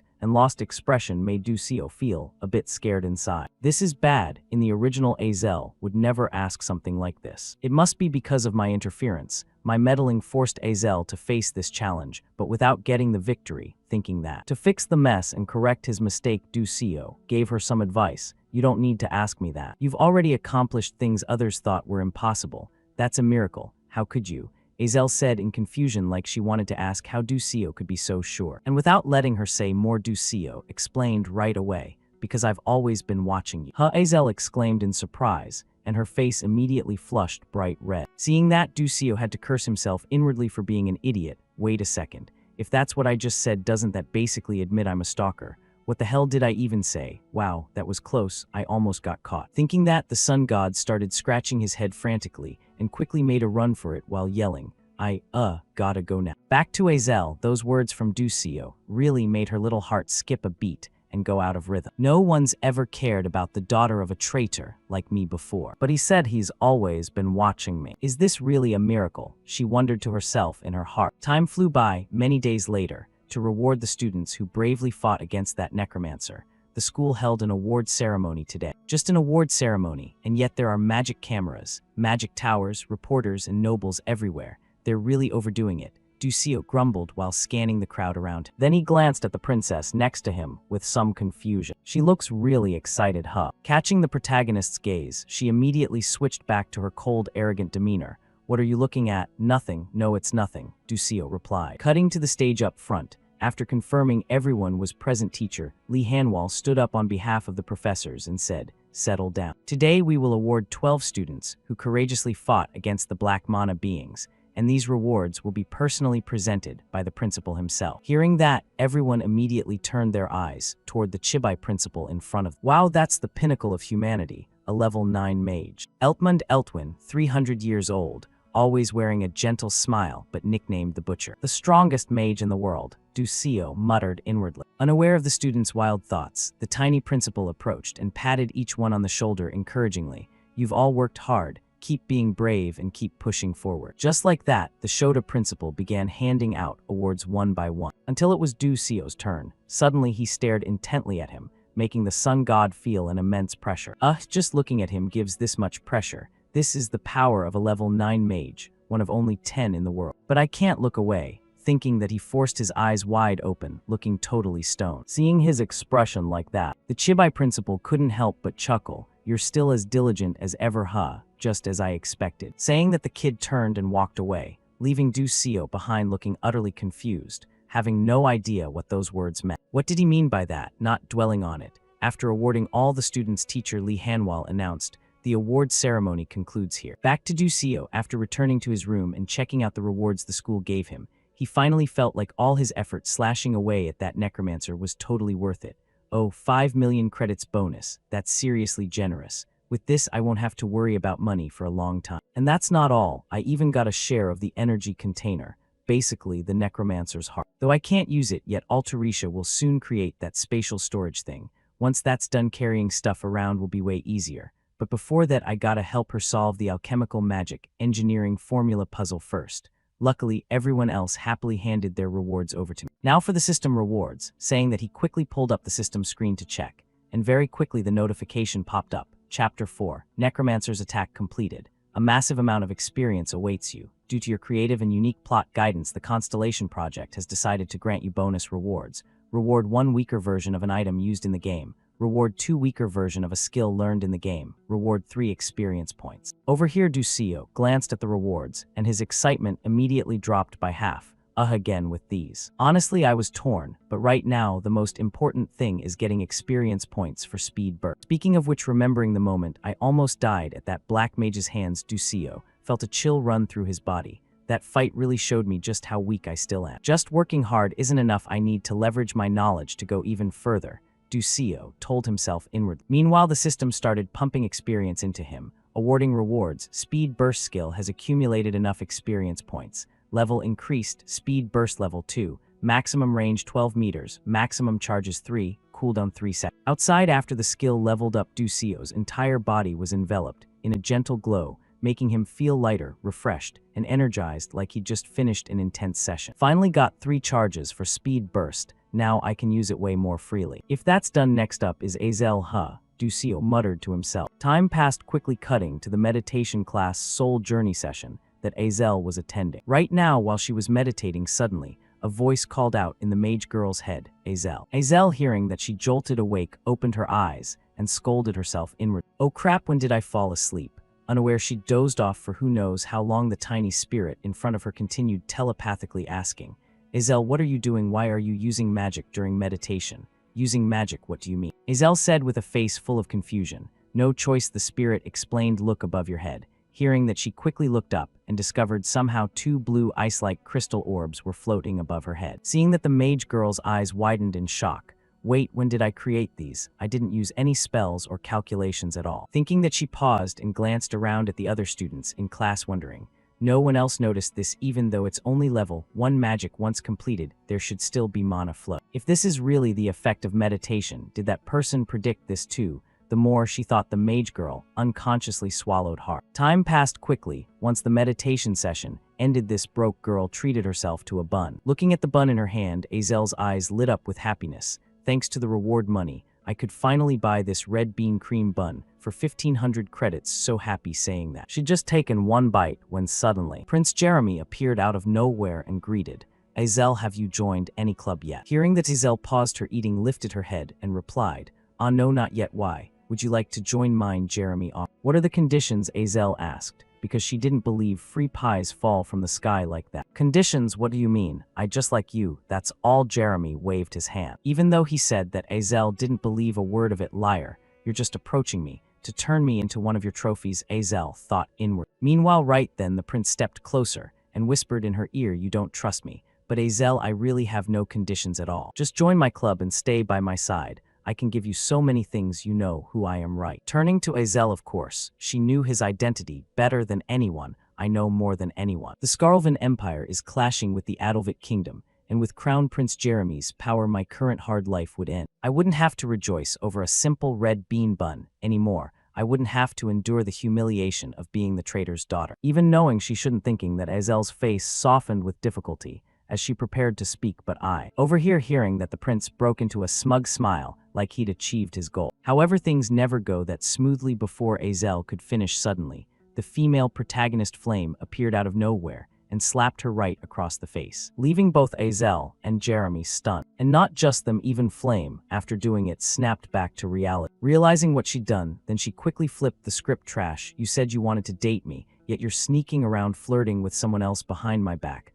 I already said I like you, and now you're ditching me. Come with me, we need to talk. Why are you still standing there? Hurry up and follow me. Saying that, Flame grabbed Azel's hand and dragged her away immediately, and only after running to a secluded spot. Making sure Jeremy wasn't following, did she finally breathe a sigh of relief in her heart. Hugh, that was close, almost screwed up seeing her like that. Azel asked what's going on. In response, Flame explained briefly, forget it, you should thank me. If you'd rejected him outright, he'd harass you to death. Anyway, sorry for slapping you, I'm out, saying that Flame turned and left right away, leaving the green-haired mage girl behind, still dazed and trying to process everything. Ignoring that, after finishing, Flame asked herself inwardly, did I do the right thing? If Azel joined the club like in the original, Jeremy would ruin her. I tried not to interfere with the main plot, but seeing bitch Ducio like this, I think it's not bad either. Wonder if he noticed my lie, Flame wondered to herself. Meanwhile, in his own room, Prince Jeremy, of course, could easily see through her lie. Sipping tea in front of him, he smiled and said that girl's really cute, pretending to lie, just to steal someone right in front of me. Interesting, more interesting than Azel even. I want her now too. Time passed quickly, cutting to Professor Lee Hanwell's class right now. He pointed to a screen behind him and explained, today we'll start practical beast combat simulation in this session. Our target isn't level 1 or level 2 monsters like before, but mid-tier level 3 monsters, much tougher ones. The method is form groups, research the monster, and defeat them using proper tactics. After selecting a mid-tier monster type for attack, you'll have practice time to prepare against. Head to Stella Dome, find suitable terrain, and hunt mid-tier monsters matching your attribute. Class A and Class S will practice together. The evaluation test is in 4 days. Form groups of up to 6, and submit your list to me, the cool uncle demanded cold, making Mage Azel sigh in annoyance. I hate group work the most, she thought inward. Before being drawn by other voices, Princess, will you group with me? No, I can handle it better than someone else. Someone else chimed in. What did you say? It's my turn now. Another art. Looking at the scene where Princess Bion was being swarmed by everyone around her, suddenly a wave of bitterness rose in Azel's heart.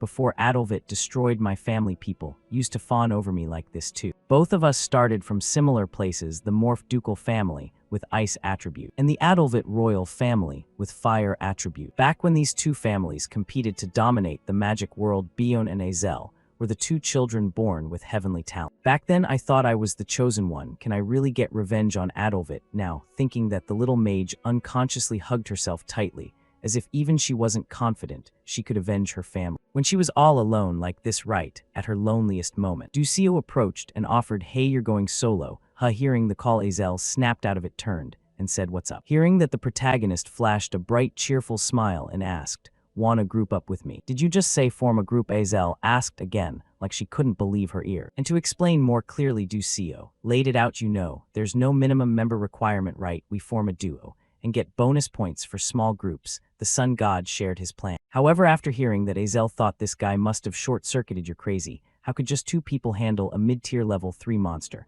Without saying much, Ducio just looked at her and gave a mysterious smile. So you in or not? Seeing his confident look, after a few seconds of thinking, the mage girl had no other choice. Fine, I agree. Anyway, I don't have anyone else to group with. All right, then I'll go submit the list. Ducio nodded and quickly went to report to teacher Lee Hanwha. But for some reason, right after Ducio left, the arrogant Princess Bion immediately ran up in front of Azel. Hey. Her call startled the mage girl, who stepped back a few paces, looking wary. What if you're trying to compete with me? What nonsense are you talking about? Just worry about yourself, you pig in human skin. The princess insulted her and immediately turned to Lee. I'm not competing with you just because of bitch Ducio. Back to Bion's thoughts right now, a surge of anger rose in her heart. So frustrating, am I really losing to a failure and a commoner, even though I could group with anyone? But at least I need the strongest knight for an advantage. Thinking that, she turned her gaze toward the strongest guy in the game, Ma Ducio, the one no one dared approach to talk to. Hey Ma Ducio. Hearing someone call him, Ma Ducio's eyes flashed with surprise as he turned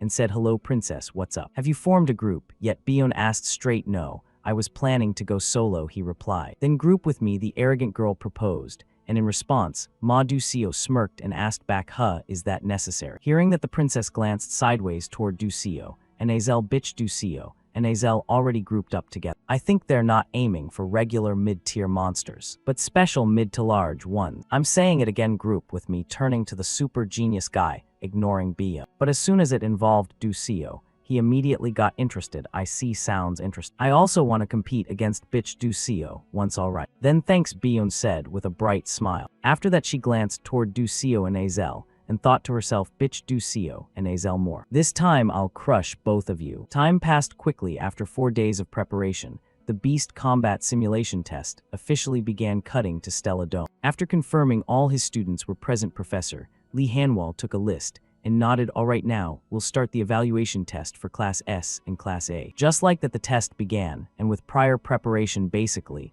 the groups didn't face too much difficulty fighting the monster. Group 16 got Magicless, that mid-tier monster, looks pretty manageable, the onlookers nodded, while watching the fight ahead. Meanwhile, the female protagonist Flame, warming up in the back, spoke to reassure herself, "It's fine, I've trained hard. I can't hunt special no-attribute monsters, or large special ones, but if I solo defeat this level 3 mid-tier monster, it'll be enough for max points." Speaking of the monster's strength, normally, it takes 5 level 1 mages to handle a level 1 mid-tier monster. And if you exploit attribute counters, rich experience and favorable terrain, defeating higher level monsters is within reach. I use light magic, which doesn't counter any attribute, so I have to tough it out. Thinking that, Flame paused, glanced at Mage Azel with a somewhat sad look. I hope Azel does well on this test. In the original, Biyun made things hard so she couldn't group with anyone and got the lowest score back. Then I even planned to recruit her into my group. But with Bitch Du Seo by her side, Azel's future will definitely be brighter, Flame thought inwardly. At the same time, down on the arena,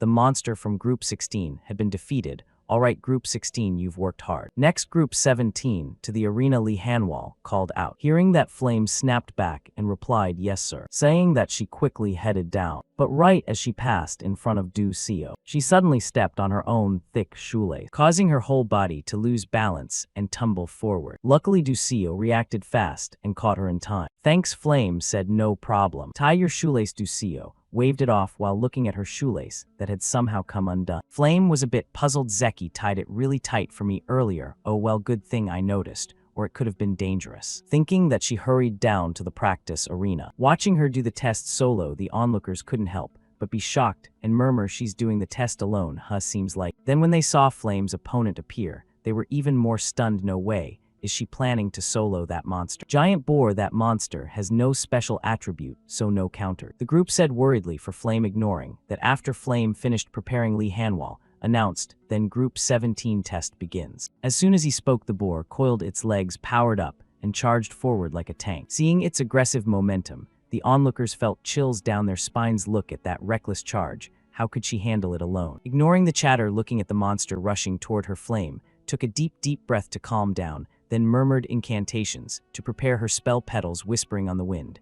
As the words rang out, a brilliant golden magic circle appeared under the female protagonist's feet. Then countless thick vines burst from the ground around, charging forward, wrapping tightly around the boar's body, making it scream in agony, struggling desperately, but failing to break free. Seeing that, Flame used another spell, material transmutation, causing the vines gripping the boar's body to slowly turn to stone. "Not done yet," she whispered inwardly, then cast another spell, creating a radiant golden magic circle above her head. At the same time, opposite, sensing imminent danger, the boar thrashed wildly and successfully tore through the vine restraint. Then its eyes turned blood red as it charged straight at Flame. However, just as its sharp fangs were about to reach her fragile body, her spell completed. Right then, from inside the overhead magic circle, a destructive energy beam shot out, slamming straight into the boar's mouth, creating a huge hole straight through from front to back. As a result, with just this one strike, the boar only managed one miserable squeal before collapsing dead on the ground. Back to the crowd of spectators on both sides, seeing the female protagonist finish her test so cleanly and quickly, they couldn't help turning to each other in awe. Wow, that intense. Our group of 5 couldn't even take down a mid-tier. Who is she anyway? Back to Flame. After finishing, she let out a relieved breath. "You finally done thinking." Teacher Lee Hanwal's voice rang out. "Next now, we'll begin Group 31's test." Hearing that, Du Seo turned to look, and his eyes widened. Did I see wrong?" she asked herself. Because right now the team in front of them was Princess Biyun together with the guy Ma. Du Seo. "Look, princess, go for it." Cheers from her fan club started ringing out as they entered the arena. Meanwhile, seeing this detail deviate from the script, Flame frowned in thought. Why is Biyun with Ma. Du Seo instead of someone from our side? In the original, those two had zero connection. What kind of lineup is this? The more she thought, the more confused Flame became. Back to the arena right now, the monster chosen by Group 31 had been summoned. It was a massive half-human, half-fish giant, golden pupils, dark green skin, with red patterns all over, looking extremely ferocious. And just seeing its appearance, the onlookers felt a cold shiver run down their spines. Wait, that's an aquatic monster. Oh my god, that's a special mid to large monster. As expected of the princess, amazing. She found such a rare one to hunt, the crowd said in shock. Meanwhile, with her game knowledge, Flame had an even clearer view. it's not just a special mid to large monster. Bion's and Ma Dusio's attributes are fire, earth, and lightning. Aquatic monster is water type with high fire resistance, and it can fly in the air. It completely counters both Bion and Ma Dusio. They're not just aiming for special mid to large if everyone fails. They even gave up attribute advantage their gunning for max points, but that's only if they succeed. Thinking that Flame felt a bit expectant, wondering how this duo will perform. Back to the arena, just as Flame had mentioned earlier. Right now behind the aquatic monsters, back the two pairs of wings it had folded earlier spread wide and flapped rapidly like dragonfly wings, lifting its body to hover in midair. Then the monster let out a terrifying roar to intimidate the whole group. However, those roars weren't enough to scare the two monster students in front. "Let's begin," Bion said. "Got it." Princess Ma Dusio replied with a grin, saying that for some reason Ma Dusio suddenly stepped back a few paces, making the onlookers confused. What are they planning? I thought they'd attack right away, but the knight backing up while the mage, what kind of setup is this?" Ignoring the audience chatter, right after Ma Dusio gave a light smile, gathered power in his legs, and leaped strongly forward through some kind of magic. Looking at his expression, CU letter 1ED3, NG D-stroke letter 1ED9C couldn't help but praise. Oh, impressive jump for a first year. Beside him, Ban Jion was still puzzled, but with that level he still can't reach the aquatic monster. Plus jump boost can't be used in midair. What are they calculating? She wondered aloud. And just as she thought the jump couldn't reach high enough for the aquatic monster, however, right then, Ma Dusio swung his wand, creating a stone slab out of thin air, giving him a foothold to move at the same time. From the side, below, a fireball shot by Flame headed straight toward the slab. As a result, the instant it collided, it created a repulsive force,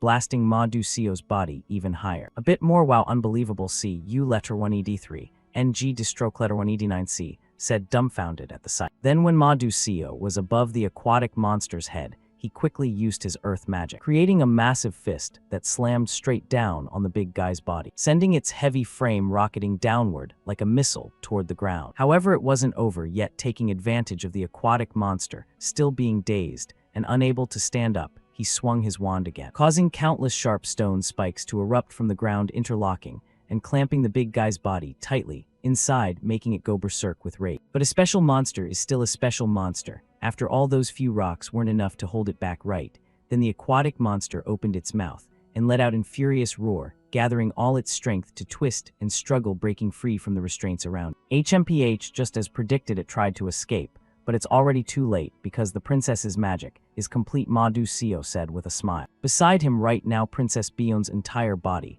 was enveloped in a fierce blaze of fire energy. Then she pointed her staff forward, and immediately a massive pillar of flame crashed down from above the aquatic monster's head, making it scream like its house was burning. Even the spectators around started smelling grilled fish wafting. Oh my god, it's in agony. But aquatic monsters have super high fire resistance, the onlookers said to each other in shock. Meanwhile, to finish it off, Ma Dusio added his lightning magic vada. "It's over," he said coldly, as another bolt of lightning struck down from above, officially turning the aquatic monster into charred grilled fish. On both sides, the spectators watching the aquatic monster get utterly wrecked felt a bit sorry for it, taken down without even a chance to fight back. The students this year are seriously terrifying. This level could rival third-year Class S seniors already. So this is what genius looks like. Back to Bion. Hearing the murmurs, she felt a bit smug inwardly. How about that bitch Dusio? No matter what you pick, you can't beat me. This time victory is mine for sure. Saying that, she glanced toward the arena right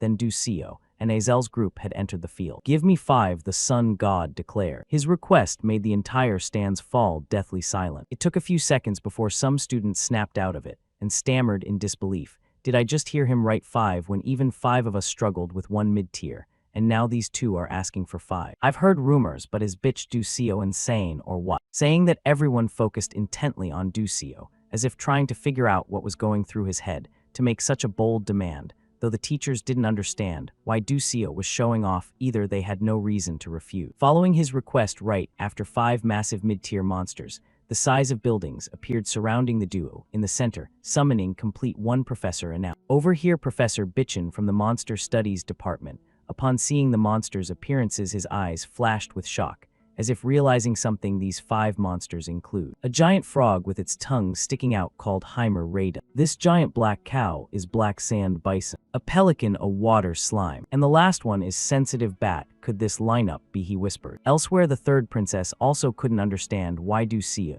requested to fight these 5 specific monsters, so she turned to her teammate, "Hey ma Ducio, do you get it?" In response, the genius guy just shook his head lightly. "I don't think so either. I'm curious what Ducio's planning too. I'm kinda looking forward to this." Saying that, he focused his gaze ahead, watching the pair. Cutting to cool teacher Lee Hanwal's position, before Ducio's test officially started, he spoke up. "I just want to ask one thing, who decided this monster lineup?" "It was me," Ducio nodded. Hearing that, Lee Hanwal bluntly commented, "You're a knight, so you can rack up points easily in dangerous situations like this. But a bishop can't. I think this strategy is a bit too much for a bishop." The professor's doubt didn't surprise Ducio much. He just smiled gently and affirmed no, this strategy was designed specifically for the bishop. His words once again stirred murmurs among the crowd, seeing Ducio so confidently assert it. Lee Hanwal didn't press further. "I see. All right then, let's begin." As soon as he spoke, all 5 giant monsters slowly closed in on Ducio, and Azel, their enormous eyes filled with killing intent, staring them down, making both swallow nervously. Then Ducio suddenly asked, "Hey, can you handle it?" Of course, Azel nodded, but sweat poured down her face.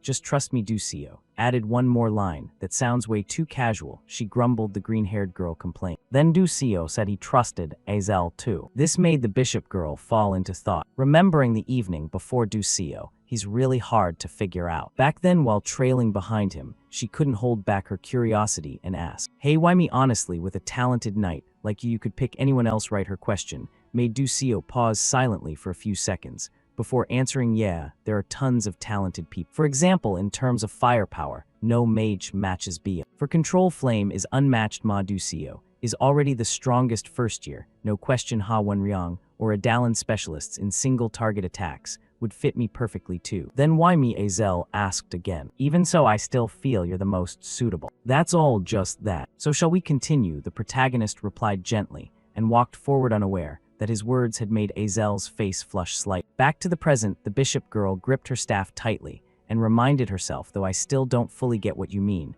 but you must have a reason for choosing me, so I'll show you." Saying that, she began using her magic, causing her body to erupt with tremendous energy, lifting her floating into midair. Meanwhile, the other students watching from the sidelines, upon seeing this, couldn't hide their shock and shouted, wait, isn't that supernatural resonance? No way, that's a phenomenon only level 6 mages and above enter in an unconscious state. If you force focus, the mana flow reverses, and you could become crippled. He's just a first year, though their voices were full of amazement and worry for Azel. Back to Ducio's perspective, though he'd anticipated it, seeing Azel effortlessly enter supernatural resonance still made him admire inwardly, as expected, worthy of the Winter Queen's candidate. He gave a slight smile. "Then let's begin, shall we?" The 2 against 5 mid-tier monster battle officially kicked off. Ducio gathered power in his legs, instantly launching upward, while activating speed burst in a flash. He appeared right beside the giant frog Heimer Raiden. His sudden appearance made the massive monster's body tremble in surprise, but before it could react, a sharp sword slash came down.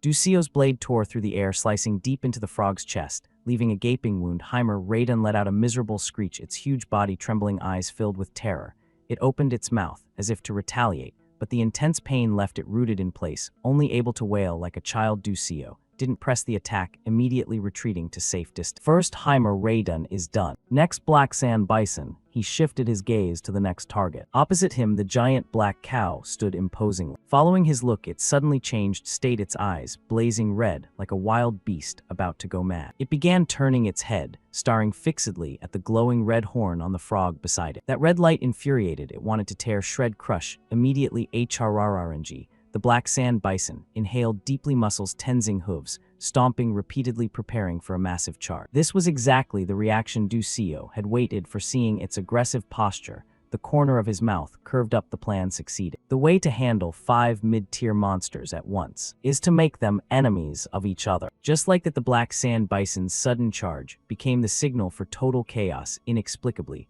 the monsters turned on each other, brawling wildly, leaving the watching students stunned. What the heck? The monsters are attacking each other. To explain this, it was all Ducio's prior preparation. After all, he'd cleared this trash game before. His plan was to turn the monsters hostile toward one another, in other words, borrowing a knife to kill, using others' strength to eliminate enemies without wasting effort. Veteran Etherworld players had long wondered how a small group could take down large numbers of monsters. After countless trials, they found the way, exploiting monster traits and attributes. Step 1. Attack the giant frog Heimer Raiden. When attacked, its head horn emits red light, which triggers the black sand bison's aggressive instinct. When agitated, the bison spews sand everywhere. And if that sand hits the water slime, a reaction occurs. The slime immediately generates massive water to keep its skin moist. Over here, seeing the water surging up to his feet, Ducio nodded, everything still going according to plan. Good. The school's barrier makes the water rise fast. So next is, he thought, turning to look at the bird behind. When Cadden senses the humidity, it emits a piercing screech above 7 octaves. The terrifying sound wave from its mouth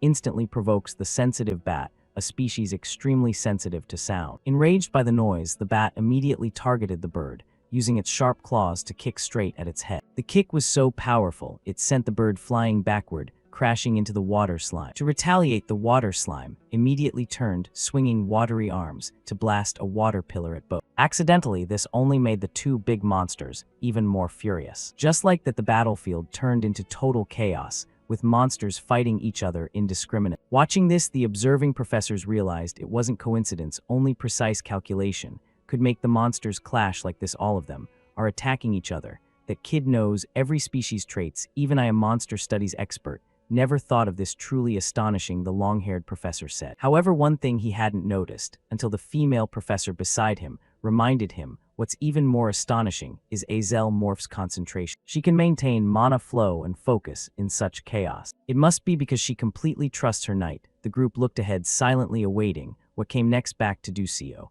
while quietly observing all sides to ensure nothing went off track. He suddenly noticed something when the bird and bat collided. The giant Cadden was knocked flying toward Azel the bishop, still concentrating her energy. Seeing that, Ducio instantly used speed burst, closing in on the foul bird and delivering a powerful kick to its body. The strike was so strong it sent the bird flying outward like a kicked ball. But before he could relax, from high above, a massive boulder fell straight toward Azel's head like a meteor crashing down. Fortunately, the protagonist had spotted the danger early, using speed burst to appear in front of the bishop girl, swinging his sword to cleave the boulder in two. Watching him dash left and right non-stop to protect Azel, the genius Ma Ducio chuckled, "Hey princess, see how Ducio looks like the ideal knight. Just like a knight protecting his princess." His words made Bion's gaze pause for a moment. Below, Ducio continued flying around, blocking attacks. And his efforts weren't wasted at all. After a period of eyes closed, energy focus, Azel's jade eyes opened again. This time, she completed her prepared spell, Crystal Flower. Right then, countless razor-sharp ice pillars sprouted from behind her, spreading across the entire arena. The largest pillar right behind Azel even took the shape of a blooming flower. The moment she unleashed the magic, the whole battlefield fell silent before the sight. "Wow, so beautiful," someone exclaimed unconsciously. Down on the arena, the 5 giant monsters were completely frozen solid by this freezing magic. For Azel, seeing the monsters temporarily restrained by her spell, she didn't want to drag it out. "Shatter," she shouted. Then right after, from inside the massive ice flower, countless razor-sharp ice shards shot forward like a rainstorm. The immobilized giant monsters could only stand there and take it, unable to resist at all. Is it over? Did they really defeat 5 mid-tier monsters with just 2 people? Some murmurs rose from the crowd. However, right after, someone else noticed something and shouted, "Wait, look, the monsters are waking up." Following everyone's gaze, Azel's previous attack still wasn't strong enough to finish them off right now. They'd broken free from the frozen state. This made the professors a bit regretful in the end. They couldn't finish it off. What a shame. But with that performance, they still got really high points. Cutting to Azel's position, the bishop girl showed no great surprise that her earlier attack didn't take them down. More like she'd predicted it. The moment her ice magic ended, Azel immediately began chanting another spell. A lightning orb slowly gathered, radiating extremely dangerous energy. Crackling in midair, "Strike down," Azel said cold. Right after the sound ended, a massive lightning pillar burst forth from the palm of Azel's hand. The entire arena seemed swallowed by nothing but the dazzling golden hue radiating from it. Then a deafening explosion erupted at their position, and the monsters that had just regained consciousness were violently shocked and thrashed by the thunderbolt strike. Witnessing the overwhelming power of this magic, even Azel herself could hardly believe it. "This is my magic, so I really can pull off something like this, after all," just like what he said. Azel thought while recalling the memory from the previous evening, when Ducio proposed that the two of them would take on 5 mid-tier monsters at the same time. Naturally, back then, right after hearing it, Azel had thought Ducio must have lost his mind to say something like that. "Huh, 5 at once? Are you crazy?" "No, you can do it, and I believe in you, so please believe in me, the one who believes in you," Ducio said with unshakable confidence. The faith he placed in Azel stirred something unfamiliar deep within her mind. Before this, I had no confidence in the path I'd chosen, nor anyone to tell me that path was the right one. But now it's different now. I won't lose my way anymore, Azel whispered to herself inwardly. Unbeknownst to her, Ducio had quietly become the torch lighting her way forward. Back to the present, with all 5 mid-tier monsters defeated, the referee professor's voice rang out. Group 32's test concludes here. Hearing those words, the bishop girl couldn't help but break into a deeply satisfied smile. Perhaps she hadn't even realized how long it had been since she'd last smiled like that. Back to Ducio to dodge that lightning strike, he swiftly drove his sword into the wall and held himself suspended in midair. The sheer skill of that thunderbolt just now made every hair on Ducio's body stand on end, almost got swept up in it. At least give me a heads up before you do that, he grumbled inwardly. Just like that, not long after the test results were posted on the wall for all students to see. On the paper, it read: Beast Combat Simulation Test Results. First place Group 32, with 199 points, consisting of Bitch Ducio and Azel Morph. Second place Group 31, with 127 points, consisting of Ma Ducio and Bion Adelaide. Looking at the posted results, since she'd already anticipated it, the third princess wasn't overly disappointed. Completely defeated, even though I chose a special mid to large monster that counters my attribute, and still lost. Guess I have to accept it, she sighed inwardly. Meanwhile, the genius Ma Ducio didn't seem the least bit down. In fact, he even turned to tease the princess. Oh, accepting defeat so quickly, huh? HMPH, shut up, Bion huffed coldly. But then she started glancing at the genius guy and comparing inwardly. But if my knight were Bitch Ducio, could I have achieved that result? I can use magic no worse than Azel. But why is that commoner so devoted to Azel? If there's a perfect knight in this world, it has to be my knight, the perfect queen. Thinking that, a surge of irritation rose in the princess's heart. She bit her lip lightly, her gaze turning colder as she stared at the result announcement paper. Actually saying I accept defeat is a lie. I can't accept it. This is so confusing. I need to investigate Bitch Ducio more thoroughly. Thinking that, the princess turned and walked away, as if ready to start digging into Ducio right away. However, her steps suddenly halted when she noticed another girl staring intently at her. This was someone Bion knew, and also made her wary. Saolan, or did she come here because she heard I lost to a commoner and a traitors group? What a troublesome woman, Bion grumbled inwardly, then quickly hurried away, brushing past Saolan without any intention of greeting her. But she didn't know that even after she left, Saolan's eyes remained fixed on her retreating figure. Then she muttered under her breath, still so naive. Time passed quickly, cutting to the school library area. Right now, the female protagonist Flame was trying to focus on her studies. However, the test results made it hard for her to concentrate normally. She set her pen down and thought, the power Azel displayed earlier. I never expected she could bloom the crystal flower so quick. The crystal flower magic is Azel's signature spell, and it only appears when she overcomes all hardships and regains confidence in herself. In the original rite, now Azel should be sinking deeper into despair. Yet now she displayed the crystal flower in front of everyone. This is definitely thanks to Bitch Ducio. In the original romance novel, Ducio and Azel faced the apocalypse together. But what if there's a side story I don't know about? If Bitch Ducio, an unknown character, loved Azel and chose to regress in her place instead of Ma Ducio, at the moment the world ended. Regressing for the one he loves, even if the price is being forgotten by the very person he cherishes. Would Bitch Ducio truly have no regrets, that kind of love willing to trade his very existence to turn back time? What would that feel like? The female protagonist Flame silently pondered inwardly. If a Ducio knew her thoughts right now, he'd probably laugh his head off, clutching his stomach. Cutting to the protagonist's position right now in the dead of night, Ducio had to get up to check the new notifications that just came in. Chapter 5 Beast Combat Simulation has concluded. You have received a large amount of experience. You have successfully guided the story in a positive direction. The Constellation Project will grant additional reward. After reading the notification, Ducio fell into thoughtful silence. What should I choose for the reward this time? My skills have already been strengthened quite a bit, best to prepare for the next chapter. Thinking that, Ducio quickly listed out what he needed and declared, I will select the item Yphanal Leaf Key. In response to his request, the system went silent for a few seconds, as if verifying something. Then, after several dozen seconds, it released the reward system check. Reward granted. As the notification ended, a silver key appeared before Ducio. For Ducio, seeing the system actually grant him this item, he excitedly exclaimed, awesome, the Yphanal Leaf Key. Though not an ancient relic, this is one of the extremely rare items. Only high-level players can possess. It's the key to the abode of the god. But to use it, I have to get outside. However, after the recent necromancer incident, The conditions for leaving have been tightened even more. What now? The more he thought, the tighter Ducio's brows furrowed. Until suddenly an idea flashed in his mind. He quietly exclaimed, "That's at the club." Time passed quickly until the next morning. Right now, Ducio had just finished writing a pitiful poor background essay. Growth process. Since childhood my family was poor, rarely got to eat out like others. Whenever my mom was away working, I could only cook instant noodles for myself. Then, when I got sick of noodles, I stubbornly demanded something delicious. My mom used her savings to buy me black bean noodles. I was so happy and invited mom to eat together.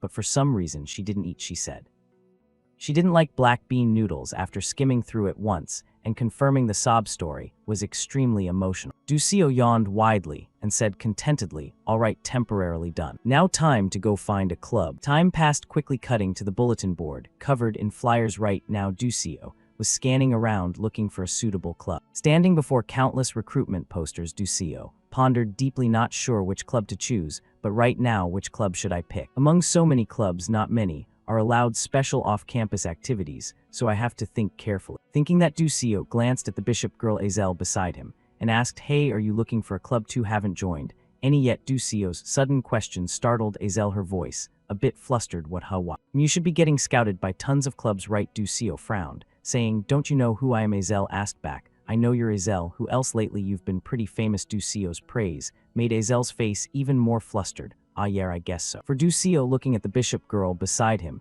he thought inwardly, after the test ended, Azel's reputation has changed dramatically. She must have noticed it herself by now. Back to Azel to ease her embarrassment, she cleared her throat a few times and said, "But you have to choose a club carefully, blah blah blah." At the same time, while the two were still murmuring to each other, the genius guy suddenly walked over and patted the protagonist's shoulder in a very friendly manner. However, our Ducio coldly brushed Ma Ducio's hand away, seeing that the genius guy didn't get angry and still smiled, saying, "I watched your test, and I heard you even led the necromancer hunt. You're seriously impressive." "Ah, just got lucky." Ducio waved it off, but his attitude seemed to want to avoid Ma Ducio. Seeing Ducio's demeanor, the genius guy smiled. "You're really quite different from everyone else." Ma Ducio's gaze, when saying that, was extremely unusual, making the protagonist swallow nervously and work. Then Ducio quickly changed the subject. "You know, I'm just a commoner, so I always have to think of ways to outperform others." In response came a smile from Ma Ducio. "I see, so you've just used your time more efficient. So what do you do on weekends?" Ducio asked next, making Ma Ducio a bit surprised. "Me, huh? Just studying." For some reason, his answer left both of them frozen, as if they'd just heard something incredibly bizarre. "I was just asking casually, and you answered casually." "Thanks," Ducio said with a deadpan face. The genius guy hurriedly explained, "No, I really study and then train more." From Ma Ducio's attitude, Ducio seemed to sense something and asked back, "Huh, you don't usually do stuff like that?" "Ah yeah, that's right, but for some reason lately I've been doing it," Ma Ducio said awkwardly. This information made the protagonist curious. Ma Ducio only started training much later in the story. What could be the reason? Beside him, the bishop girl Azel had already guessed the reason and asked, "Is it because of the dungeon practice trip?" "Right, yeah, that's right." If the young lady hadn't interfered back, then I might have been in danger, Ma Ducio said with a smile. "Don't call me young lady," Azel snapped irritably. Meanwhile, Ducio, standing right beside, finally pieced it together and understood everything right. In the original, Ma Ducio teamed up with Flame and easily defeated Ha Wenryang. But this time, because of my interference, Flame got stuck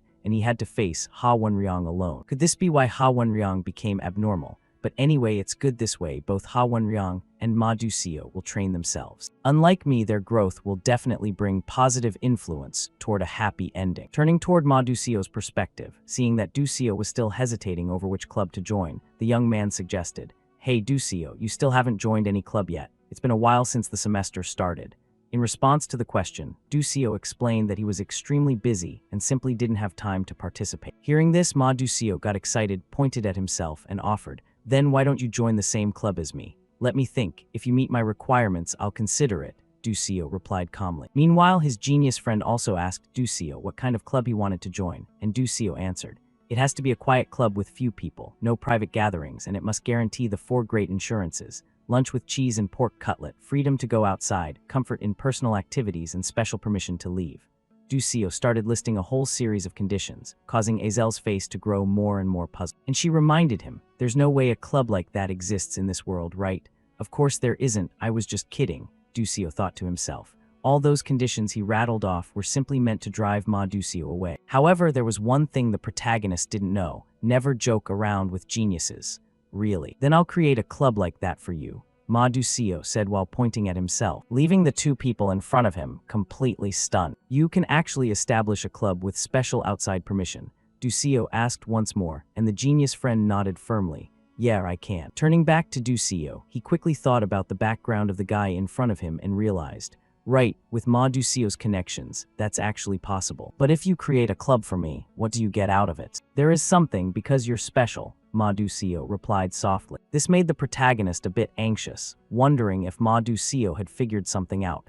Do you know something? Before he could finish, Ducio suddenly stopped because he realized something.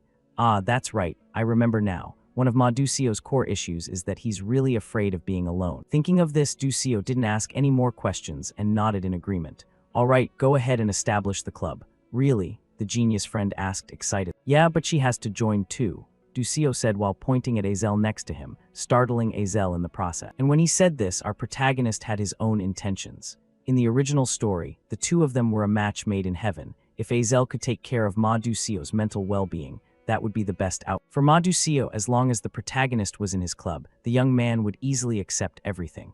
If the beautiful young lady Azel joins, I'd welcome it very much. Stop calling me young lady, it's so annoying, Bishop Azel grumbled irritably. Meanwhile, watching the two of them bicker like that, Ducio suddenly wasn't so sure this matchmaking would actually work out. So what should we name the club? Someone in the group asked. Oh, I've got an idea for that already, Ducio chimed in. Not long after, an application form for establishing a club appeared. Club establishment application, club name, Gourmet Club President, Beak Ducio members, Ma Ducio Azel purpose, exploring cuisine. Looking at the form in front of her, Azel stroked her chin thoughtfully for a moment and said, Is this okay? To get the special activity seal, you need a supervising professor and at least 4 members. In response to her words, Ma Ducio confidently declared, I can handle the members and the seal, but finding a supervising professor feels difficult to me. Why, you can get special outside permission, can't you? Ducio frowned and asked. What he got in return was Ma Ducio's mocking face. Because they're all trash. Whatever, I'll go get the seal for the application.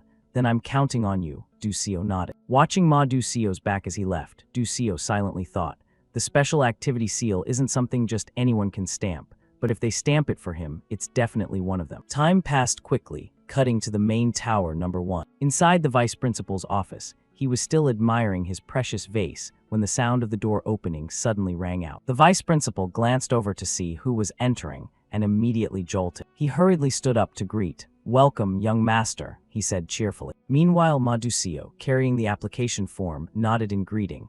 Yes, it's been a while, Grand. Carrying the club opening request letter, Ma Yuxiang approached Vice Principal Achai Hayden and sat down. Once comfortable, Ma Yuxiang laughed loudly. Oh, this seat is more comfortable than I thought. I like it already. Vice Principal Achai Hayden in front of him waved his hand and gave an awkward laugh. Haha, really. But then he frowned slightly and thought to himself, what the hell is this crazy kid doing here? He tried to force a smile and asked Ma Yuxiang, but what brings you here today? From his hand, Ma Yuxiang pulled out the paper they had discussed earlier with Beak Yuxiao and Azel. Still keeping his smile, he continued, club registration application, stamp it for me. Achai Hayden was caught off guard by this, his embarrassment leaving him frozen for a few seconds. But he quickly reached out, took the paper, and gave a few comments. Club registration application. First, I need to check if it meets the establishment requirements. His suspicion was set, but in response, Ma Yuxiang slammed his hand down on the table.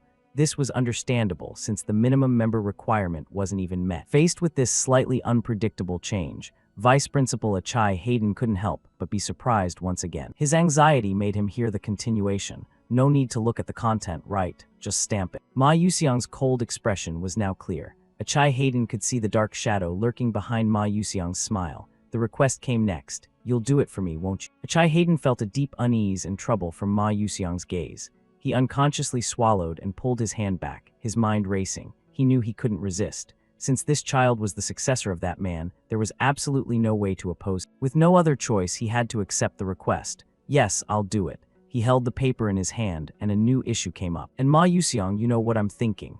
I know, he replied, adjusting his tie and saying that. After meeting the condition, he quickly headed toward the door but didn't forget to add, thanks, I'm off. After seeing the door close, Vice Principal Achai Hayden, who had stood motionless for a while, finally slumped into his chair and sighed. His eyes then showed clear contemplation. Like father, like son, they're exactly the same, half the man yet so arrogantly daring. But it won't be long now. One day I'll cut that arrogant neck with a single slap. Cutting to some classroom. The lecturer was starting to step out the door, and the students immediately focused their gazes, countless thoughts forming instantly in someone's mind. Ha, finally over. That professor always nitpicks nonsense during presentations. Yeah, especially with commoners, he picks on them even more. Zeki, standing to the side, got up holding a few documents tightly in her hand. As she held them, her hands trembled slightly, and countless thoughts suddenly flooded her mind. I could have performed so much better in front of everyone, but I got so nervous I messed up. I could have done way better than Flame. Then from nearby, Flame approached, smiled, and said, Zeki, your presentation today was really good. Don't worry about what the professor said. You did great. But Zeki turned away and shouted, enough, leaving Flame watching with a bewildered look. This little one really, I was worried about her, yet she doesn't even understand people's feelings. And then unexpectedly, a voice spoke up beside her. It's true though, making Flame turn in surprise to see Beak Yusial. She exclaimed loudly, ah, you scared me, what's up? Seeing her startled expression, Beak Yusial smiled and said, nothing big, you're close with the professors, right? I'm trying to start a club. Could you ask a professor for me? Flame first assessed and asked back, why don't you do it yourself? Beak Yusial immediately gave his reason. The professors hate me, so I'm kinda embarrassed and don't dare ask. Hearing that, Flame added, yeah, makes sense, just look at your usual attitude. She continued listing a series of issues. You always argue with the professors, sleep in class, you're lucky you haven't gotten a warning yet.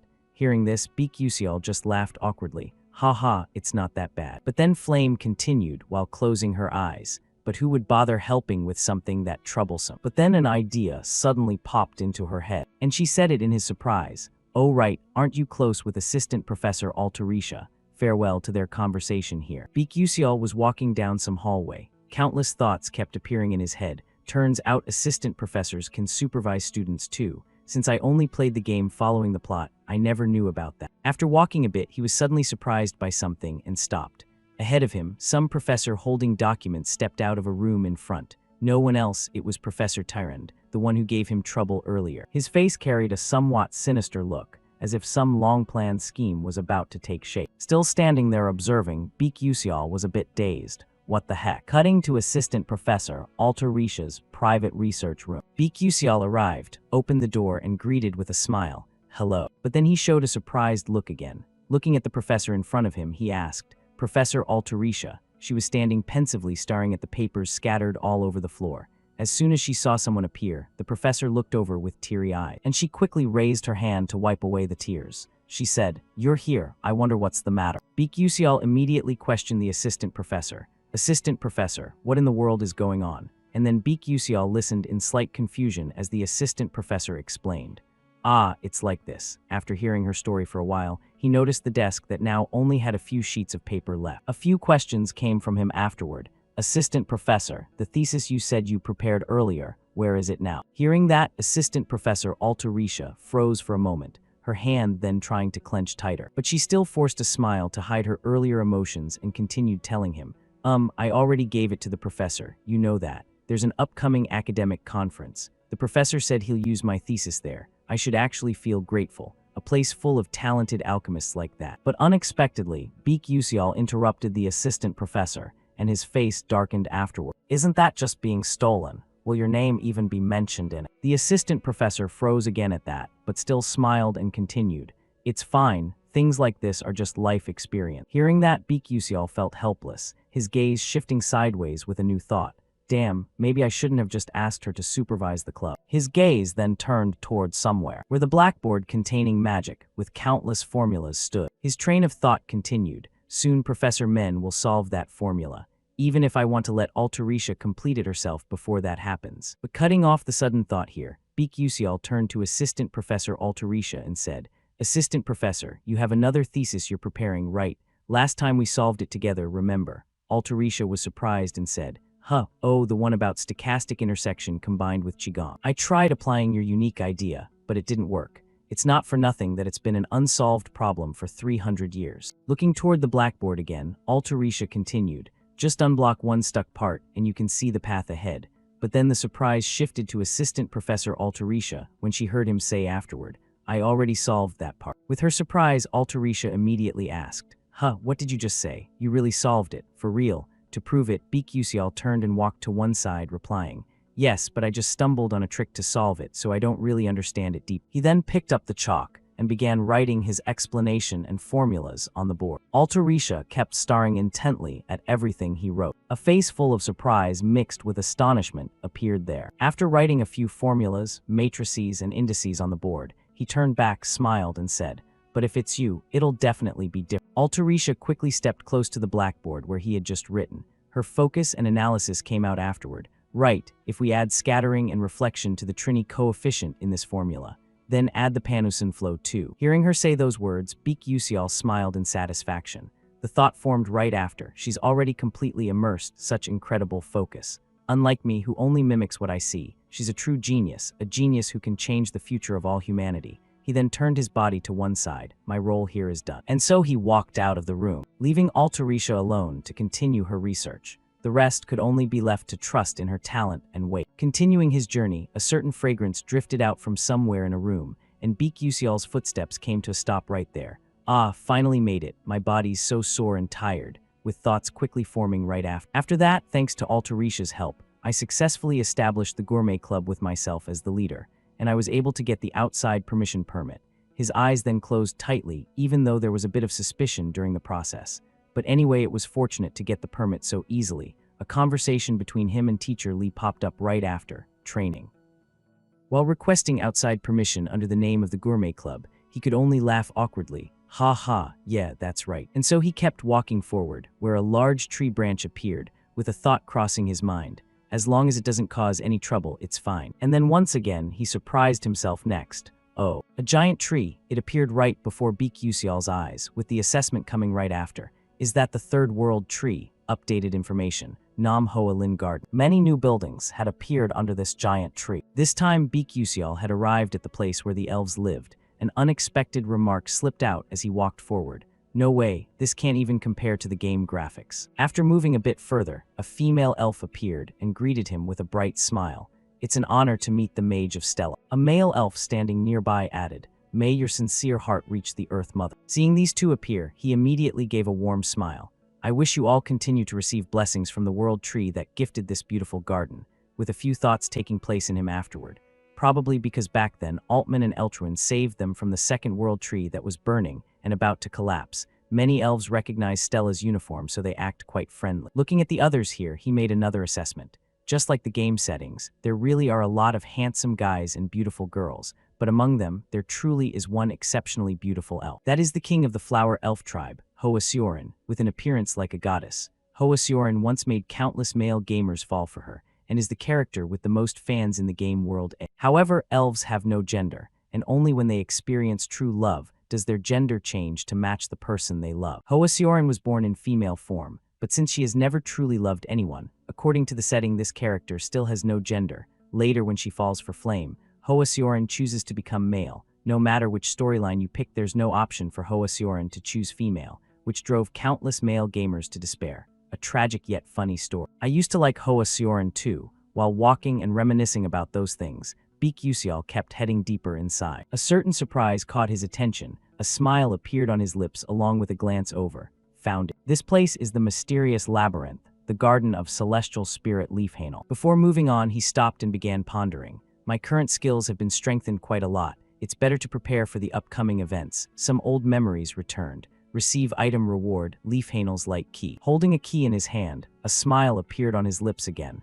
Lucky I can use it earlier than I thought. And so Beek Usial inserted the key into the lock in front of him, but his system suddenly appeared right after. Warning. If you open the gate leading to this place, there's a chance that someone else holding a key will also detect. Seeing it, he wasn't too surprised. The assessment came right out. This warning line I definitely saw in the game before, and then the thought replaced again. But among the players, it was confirmed that nothing special happened. At this point, what else could possibly go wrong? After that thought, Beek Usial once again connected the key to the lock and turned it to one side. A gate carrying blinding light appeared before his eyes. System information updated.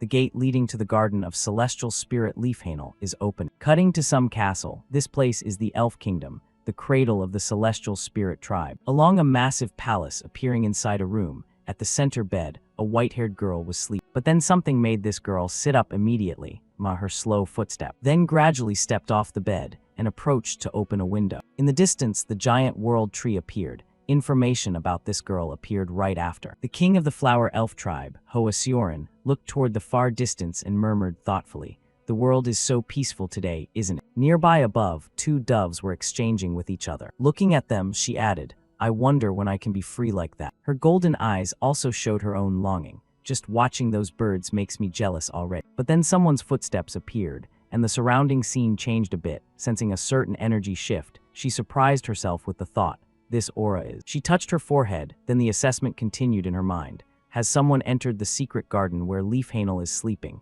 That place shouldn't be accessible to anyone. Who the hell is it? Worry clearly showed on her face. What should I do now? Carrying that concern, she placed her hand on something placed nearby, and then put on a hooded cloak, heading toward the door and preparing to leave. But then she stopped her steps, hand gripping the hem of her robe tightly with countless new thoughts. No holding back, I've endured for decades already. I can't act recklessly now. What if the curse activates and drives someone into madness? She hesitated a bit more. Let's wait until the destined day comes, then I'll investigate and return to Beak Yusial. He was currently making himself sneeze a bit. Achoo. Around him appeared clouds of dust, his footsteps were full of it. The assessment came out afterward. Ah, this damn pollen. And then something suddenly attacked from behind, forcing him to move quickly to dodge. Whoa, damn roots. After moving a distance, he stopped at some position. More precisely, he was standing next to a giant flower. Adjusting his clothes, he said a few words. If I keep fighting, there'll be no end. But he took out a bottle with a special smile and continued. Good thing I prepared incendiary bombs with alchemy in advance. Without a second's hesitation, Beak Yusial threw the bottle he was holding forward. Light flashed instant. The tree caught fire and burned, flames engulfing the whole area. On this side, Beak Yusial had drawn his familiar sword, ready in stance. Assessment confirmed. Then I can't miss this chance. His body suddenly changed at an astonishing speed, accelerating forward as he charged straight toward the target. His eyes focused to find a fixed position, and then he locked onto the attack target there. Position determined, Beak Yusial let his sword gently pierce through it. With just those two basic attacks, this tree monster gradually dissipated. System settlement information displayed. You have gained experience points. Standing to the side, reviewing the situation, eyes half closed, he commented, "Phew, for ordinary monsters this is enough." Quickly adjusting his mood, looking ahead of him, he continued, "Now let's go accomplish the real goal." System panel appeared again. You have entered the maze boss room. Coming to a garden with blue glowing flowers, someone was leaning against a central pillar. From nearby, Beak Yusial took steps approaching. Then he had to stop and observe ahead. Is that celestial spirit Leafhanel? Continuing with Beak Yusial's narration, the most mysterious being in the world is the soul. This means a pure soul that has been forged over hundreds of years and finally achieved enlightenment, transforming into a new form of existence. People say even the world doesn't have many such entities. But the being before him was not a perfect soul. That woman had lost her heart right before she became a soul and was trapped in that state forever. Under the shining moonlight in a somewhat dreamy night, Beak Yusial saw someone leaning against the central pillar. Anxiety began to envelop Beak Yusial. He tried to take a deep breath and then step by step advanced forward. Even though a head only existed in soul form, the pressure from the enormous mana began pressing on his body, the great pressure making his body somewhat slump. Although he had read the previous warning that he must always wear high-grade protective armor, right now he had nothing at all. The intense pressure quickly forced his body to kneel, thoughts racing in his head. Supernatural mana pressure, a problem added to his thoughts. Indeed, even in death, a soul is still a soul. Proof being the pressure it emits at the moment of death. But because of that, I can't give up here. Gritting his teeth tightly, gathering all his strength focused in his body, he began to slowly stand up. It was somewhat difficult for him. However, he finally succeeded in standing, but most of his body was trembling because of the previously mentioned issue. Body cannot store mana. After moving step by step for a while, he now appeared next to the soul, heavy breathing clearly visible on him. By now he could see more clearly that this soul was clasping hands praying for something, green light outlining a beautifully ethereal space, and then a surprise was brought to him. Information panel appeared. Experience for slow mana accumulation skill has increased. Stopping his blunder, Beak Yusial leaned back a bit. A complaint slipped out right after. Now I feel like life's a bit better. System information panel still there. Ability values increased. He fell into a somewhat lethargic state. That's right, this place is a precious training ground left by the soul, one of the world's mysteries that even the most brilliant mages cannot discover. It's one of those random coincidences that mages all over the world desperately seek. Mana Bloodline. This is a mystical place where even ordinary training can bring effects dozens to hundreds of times greater. Moreover, thanks to absorbing energy from a natural soul, compatibility increases significantly, and then his face became dazed with the next thought. Right, it's really hard for me to find a suitable training room, but here I can practice new moves that I've never trained in other rooms. But quickly after that he shifted his attention back to the soul statue, more precisely something lying on it. Thoughts formed. But before that, no more thinking. He took it out and held it in his hand. Notification panel appeared specifically. You have obtained the item branch of hatred. A smile bloomed on his lips along with a hand on hip there. Information then appeared in more detail. Branch of hatred, high rare grade, description. Hatred never fades with time but only grows stronger day by day. Special feature hatred. When upon first contact, the target falls into an abnormal state of resentment. 2. Upon second contact, the target's hatred explodes, dealing significant additional damage to those with dark attributes. 3. Damage from resentment or hatred accumulates daily and can last up to 3 months. 4. If the target has danger level 6 or higher, damage may be reduced by half. Single-use feature. Looking at the item just obtained, a confident smile pushed up another level. With this I can deal with the 8th sequence insect, Mage Mazen Tyrant. I've also obtained the image artifact, so let's start training. Time passed quickly. Cutting to a few weeks later, Beak Yusial opened his system panel to check information. Slow mana accumulation level 3, strength increased by 8%, agility increased by 12%, sensation increased by 20%, 6th sense intuition activated by consuming user's mental power. It can detect mana phenomena within a 24-meter radius and activate accelerated perception. Automatically activates when the user is deemed in danger. Mana circulation rate in blood 2%. He exhaled, phew, then put his hand to his chin and commented, current stats are around mid 2-star level. A thought appeared in his head. There's still a long way ahead because the main characters have already reached 4 stars or more. The training process continued without stop. In this world, there's no master who can teach swordsmanship, so I need to repeatedly practice simple thrusts and slashes to hit the enemy's weak points more accurately. His determination lit up even more. I have to try harder. His sword raised high behind him, sacrificing body, blood, bones, and sweat in the training process. Several slashes he called basic were created in front, but then some pressure interfered with his body. It felt like something had just pierced through his chest. His sword dropped afterward, but it seemed like this was beneficial rather than harmful, because the assessment he gave afterward. Excellent. He himself was breathing heavily, hand continuously wiping sweat from his face. To show more, the system gave him some new information. You have learned some special breathing techniques, have obtained the skill Soul Breath. But then Beak Yusial felt something off. His vision gradually blurred. The perceived world began to twist abnormally. A heavy feeling enveloped his body, eyes showing signs of drowsiness, and then his worldview twisted into a strange shape. But quickly after that he jolted awake, hearing someone's rapid-fire questions. What are you doing right now? Didn't you hear my voice? Can you hear my voice? You can't hear. You hear me but ignore me. I wish that were the case. Do you hear me? Yes, yes, answer quick. I'm waiting. I told you to answer quick. Hurry up. The surprised expression still there. He quickly placed his hand on his chest as if just startled. That was creepy. What the hell was that? Where did that sound come from? But then a new sound arose, making him turn his eyes back in surprise. Huh, can you hear my voice right now? Beak Yusial confirmed. Are you the soul? His gaze focused on the soul statue here. Thoughts quickly replaced. What did the soul Leafhanel talk to me about? He covered his mouth and exclaimed right after.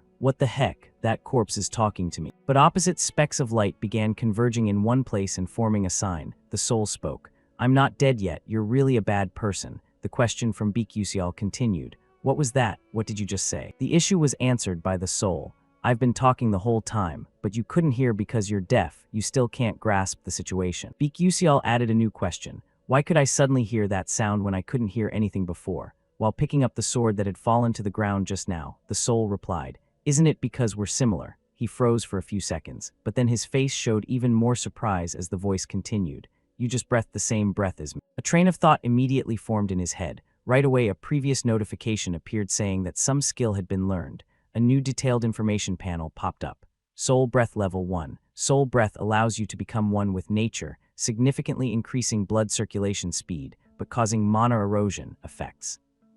First form increases strength by 107%. Second form increases agility by 125%. Third form increases sensation by 147%. Fourth form adds 101% strength boost with a maximum duration of 15 seconds. Mana erosion rate 1%. Looking at it, he fell into a rather long contemplation. What kind of amazing skill is this? The duration is a bit short, but it can instantly boost my physical stats straight to 4-star level. Right, he immediately spoke up. Oh wait, the penalty is divine power erosion. He drifted again in thought. This fits with what I said about losing the human body. Divine beasts can maintain their form using their own magical power. But I'm a mana-deficient person. I'm losing my own body. It means death is approaching. This is a great skill, but my lifespan will gradually decrease the more I use it. His eyes focused ahead. A new thought formed.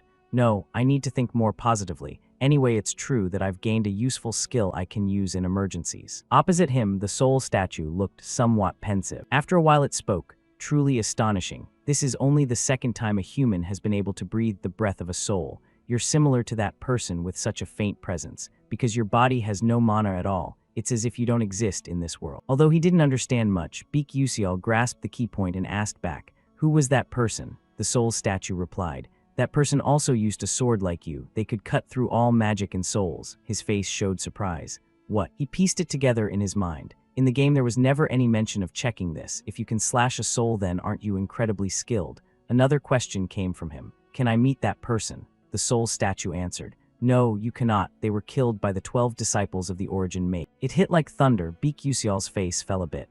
The Origin Mage, so he died a long time ago. But then he received another new line. "Should I teach you? I was very close to that person, so I recorded their entire breath along with their movements." Beak Usial grew even more surprised. "Really?" The soul's voice continued. "In exchange, there's one condition. I cannot leave here or talk to anyone. I'm definitely already dead, so please save my heart, save me." Beak Usial paused for a few seconds, his face then sinking somewhat. "That's exactly the answer I expected." He spoke, "Sorry, that's impossible. With my current abilities, I can't save the heart of another soul." The soul Leafhanel fell silent, the subsequent pensiveness clearly visible. After some hesitation, the soul continued. "It doesn't have to be the heart of a soul, it's just the pure heart of a god." Beak Usial was puzzled. "If you use a god's heart, won't you lose most of your power?" Hearing that, Leafhanel's voice temporarily softened. "Are you okay? Rather than being trapped here forever in loneliness." A bitter feeling emerged in those words. Not knowing what that feeling was like, but Beak Usial sighed in agreement. "Yeah, all right, if it's just the heart of an ordinary god, then it probably won't be a problem." Some hidden thoughts formed in Beak Usial. "Anyway, the reason I'm training here is because of the upcoming spirit beast signing ceremony. At that time I'll encounter countless creatures. That's worth far more than saving one soul's heart." A smile appeared on his lips and he said, "I'll bring it as much as I can." The soul in front replied, "Thank you, I'll wait." "Ah, I have something for you as proof." Beak Usial was skeptical. "Proof?" Pointing in a certain direction, there was another item. The soul's voice came. "Look at the pillar behind me," he asked. "What is this?" The soul replied, "This is proof that you're my friend." Beak Usial picked it up in his hand. System knowledge updated. Leafhanel's flower necklace, proof of friendship item. New thoughts rushed in. "I've never heard of an item like this even in the game." He put it in his pocket. "All right, if there's no fire then I'll use it as firewood for now." But then he stopped putting the necklace in his pocket. "No, wait, it's a sacred soul." He held it up in front of his face, admiring it with a smile. "This is a sign of friendship, probably a pretty useful item after all." Cutting to the end of dawn, soft light shone through the window of some room. Someone's hand writing on a board appeared in frame. This place was no stranger. It was Stellar Academy, Altarisha's lab. She suddenly stopped her chalk writing. Before her eyes was the complete system of some formula. "I did it." In the somewhat cramped room, Altarisha had solved the entire formula that Beak Usial had given her earlier. But then some sound rang out. She didn't pay much attention. "Oh, this isn't the time." She moved to her note-taking desk and began writing. The pen was placed down. After a while, she smiled in satisfaction. "Tomorrow a new era will begin." Would Usial be happy if he knew about this? Co-author Beak Usial, yeah. Capital of the Dwarf Kingdom, the Black Iron Empire. A vast, high and desolate area containing the two main resources. Gold mines and iron mines, buildings so tall they couldn't even reach the end of sight. These buildings were so high they looked like a cyberpunk-style construction forest. In the sky, countless steel wires and countless trains running back and forth. It looked like a spider web, so it was called Spider City. The gloomy and dark atmosphere gave a foreboding feeling. But the dwarves who actually lived here were full of vitality. Beak Usial along with Altarisha had set foot here, and he smiled brightly saying, "We've arrived," though a bit surprised Altarisha next to him confirmed, "Yes, that's right." A few explanations formed afterward. Today is the day of the academic conference. The location of the academic conference changes every year, and this year the event will be held at Jumhakwang Academy, the best alchemy school in the Dwarf Kingdom. Since the creators of material magic are dwarves, this year's conference is expected to have a different scale than usual. In addition, people say that the best alchemist in Kodan, also known as the Golden Alchemist Hwal Siak Ko, will participate in this academic con. A thought appeared in Beak Usial's head, mixed with satisfaction. This is the perfect time to present Altarisha's latest research finding. But then his gaze shifted to Altarisha beside him. She continued, "But Usial, is this really okay?" Worry clearly showed on her face. This is exactly what that professor researched for half his life. Seeing her like that, Beak Usial felt a bit worried and thought, is that person good or an idiot? Even when her own research was stolen, she couldn't do anything, yet she can still say such nice things. Seeing it wasn't good, he immediately changed the mood. "Don't worry," Altarisha looked over. And he continued, "It's not that I copied Professor Mason Tyron's research. It's just that the assistant is better than the professor." Altarisha was a bit dazed on the spot. "Yes, thank you." And so the two continued forward. He went on, "Then let's go in. There's way too much red carpet in front, so let's just use the back door, okay?" Altarisha didn't refuse. "Oh yeah, that's a good idea." Everyone then proceeded inside. The host's broadcast voice rang out. "Hello to all the doctors, professors, and researchers of the Goodwill Association. The 87th Golden Section Science Conference is about to begin. In this first session, we will introduce a new type of medicine." Footsteps of one person stepped up. No one else, it was Professor Mason Tyrond. The host's voice continued after she reached the position. "First, we have Professor Mason Tyrond from Stella Academy." After starting the introduction, she projected some information on the screen. The introduction began. "Hello, I am Mason Tyrond from Stella Academy. Today I will introduce the alpha type of red potion." She began her lengthy presentation. Everyone listened attentively to those words, but we couldn't know what she was saying. After a long while she concluded, "That's all." Everyone was shocked. Beak Usial stood in a corner, arms crossed, observing, while the crowd's discussion erupted afterward. "Oh, Professor Mason Tyrond really has a brilliant idea to improve that hard-to-make red potion." Looking at the discussion, a few thoughts appeared in Beak Usial's head. Seems like she's very good at talking about Altarisha's thesis, as if it were her own. There are many ways to play here. The main dish is about to start right now. One person stepped forward. The host's voice rang. "Next is the presentation by Assistant Altarisha from Stella Academy." Altarisha stepped up to the exact position where Professor Mason Tyrond had stood before. She decided to speak. "Hello, it's a pleasure to meet everyone. I am Altarisha, an alchemist from Stella Academy." But no one paid attention to her words. People below started whispering, "Hey, isn't that the person from the pharmaceutical company I introduced before?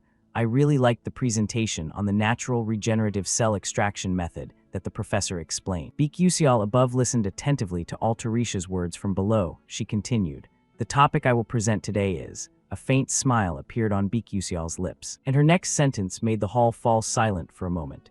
"This is a perfect summary and understanding of the complete analysis and explanation of the mixed number intersection alchemy magic." The noise stopped noticeably. No one dared to discuss further. But then one person couldn't hold back and immediately questioned her. "Do you know what position you're standing in?" Altarisha was a bit flustered hearing that, her words in response. "Yes, of course. This is a wonderful and respectable position for someone like me." The questioning directed at her again. "So how should we understand what you just said?" Altarisha was anxious, her hands clenched and placed in front of her chest, but then regained confidence. "Please accept it in the way of an alchemist." Once again people below started discussing. "But that mixed number intersection magic is completely unreasonable. In principle, martial magic and alchemy can't mix. This has been an unsolved problem for 300 years. Above the golden alchemist, Hwal Siak Ko put his hand to his mouth, adjusting his state. He continued, "I'm really looking forward to it. I want to find the truth inside a magic that seems impossible. This little alchemist, please announce your discovery for all of us to know." Altarisha couldn't help but be surprised by this. A bit of blush appeared on her face from happiness. She continued, "Thank you." But then someone suddenly stood up and shouted, "I object." No one else, it was Professor Mason Tyrond. Words came out with gritted teeth. "Before presenting Assistant Professor Altarisha's report, I want to raise some questions about the mentioned report." Professor Hwal Siak Ko looked over asking, "What is your doubt?" But then something urged Professor Mason Tyrond. Looking at Altarisha in front, she clearly said, "There is suspicion of plagiarism." Altarisha's face was dazed while people's discussion didn't stop. "Oh my god, plagiarism. Suspecting plagiarism too." Hwal Siak Ko looked excited. "Haha, funny indeed. Do you know what happens if you make a plagiarism accusation and can't prove it?" With a faint smile, Professor Mason Tyrond said, "Of course." She stepped closer to Altarisha's position, standing in front block, spreading her arms sideways, saying, "As everyone knows, the mixed number intersection alchemy magic has 5 difficulties. Only by solving all 5 can alchemy and magic harmonize." She continued, Up to now, only 2 of these problems have been solved in the academy, and even then they can only be considered incomplete answers. Beak Usial, arms crossed, listened to these words from Mason Tyre. The professor below continued, but I have solved the 4 hardest problems. And the assistant Altarisha standing here is my alchemy assistant, and my assistant, Altarisha, was anxious. The crowd's discussion set up again. If that's true, then this report. Mason Tyrant hadn't finished. Of course, my thesis is correct. Even if the assistant solved the 5th puzzle, criticism weighed heavily on Altarisha's shoulders. Can you really say that you solved the remaining 4 problems yourself? Mason Tyrant looked triumphant, glancing at Altarisha beside. A dangerous smile appeared along with the thought. Altarisha, you fool. I have to admit your genius and superior talent, but this is where an alchemist's life like yours must end. Talent is forever. Professor Mason Tyrant approached Altarisha closely. The question, along with a hand on hip, was posed. So what do you think, Assistant Altarisha? Altarisha still hadn't escaped this difficulty. Trembling feeling returned along with new thoughts. Oh, I knew this would happen. My hair is gradually turning white. What should I do? But then an intention urged her. If you feel difficult being alone, then call me. Calm gradually integrated back. She narrowed her eyes, raising her hand. I have someone who helped me. I want to call one more person to appear like everyone else from above. Altarisha continued. For this entire report, I am the co-author. A trembling finger was raised straight forward, pointing toward where Beak Usial was standing, and said, that student is Beak Usial. Not expecting this scene, his face showed worry mixed with surprise. New thought appeared. I'm the co-author. After being introduced by Altarisha as the co-author, Professor Mason Tyrant also looked toward Beak Usial. The boy on this side took steps, gradually advancing to the podium. The crowd's discussion mixed in. This is ridiculous, a young student like that. I don't think anything will really change beyond verbal arguments. The golden alchemist Professor Hwal Siak Ko over here felt a bit of interest, crossing his arms in anticipation. Oh ho, I'm really looking forward to this. On Beak Usial's side, after moving, he was now closer to the presentation podium, his eyes somewhat looking down at the ground, carrying a slightly melancholic mood. He gradually approached Professor Mason Tyrant. His gaze looked straight at this professor, without the slightest worry or hesitation. He quietly walked past beside Professor Mason Tyrant. But then a sudden surge of magical energy poured out. This came from the branch he was holding in his hand. The direction this source of spiritual power touched was the professor's arm. A system information panel quickly updated. Special resentment skill of the branch of vengeance item has been activated. Target of resentment, Mason Tyrant. After he passed by, it seemed Professor Mason didn't notice it at all, only showing a bit of anger, looking over and speaking. HMPH, how rude. Seeing the opponent didn't realize, he gave a faint smile along with the thought, all right, it's taken effect. After reaching the necessary position, he stopped and officially faced the scholars below. Silence formed first, then with an emotionless face, Beak Usial spoke. First of all, let me carefully listen to Professor Mason Tyrant's argument. There's a saying that seeing once is better than hearing 100 times, so let's solve this cross-training technique together right here. A smile appeared on him, and once again the crowd's discussion arose. A debate between a professor and her own assistant to settle this report. Sounds way too interesting. I agree with everyone. Altarisha's worry directed toward him, speaking somewhat stammeringly. Hey Usial, I, seeing her anxious. He looked over but then turned the question back. Hey assistant, don't you trust me? Hearing that Altarisha was a bit dazed. Ah no, I do trust you. To make it more certain, Beak Usial comforted.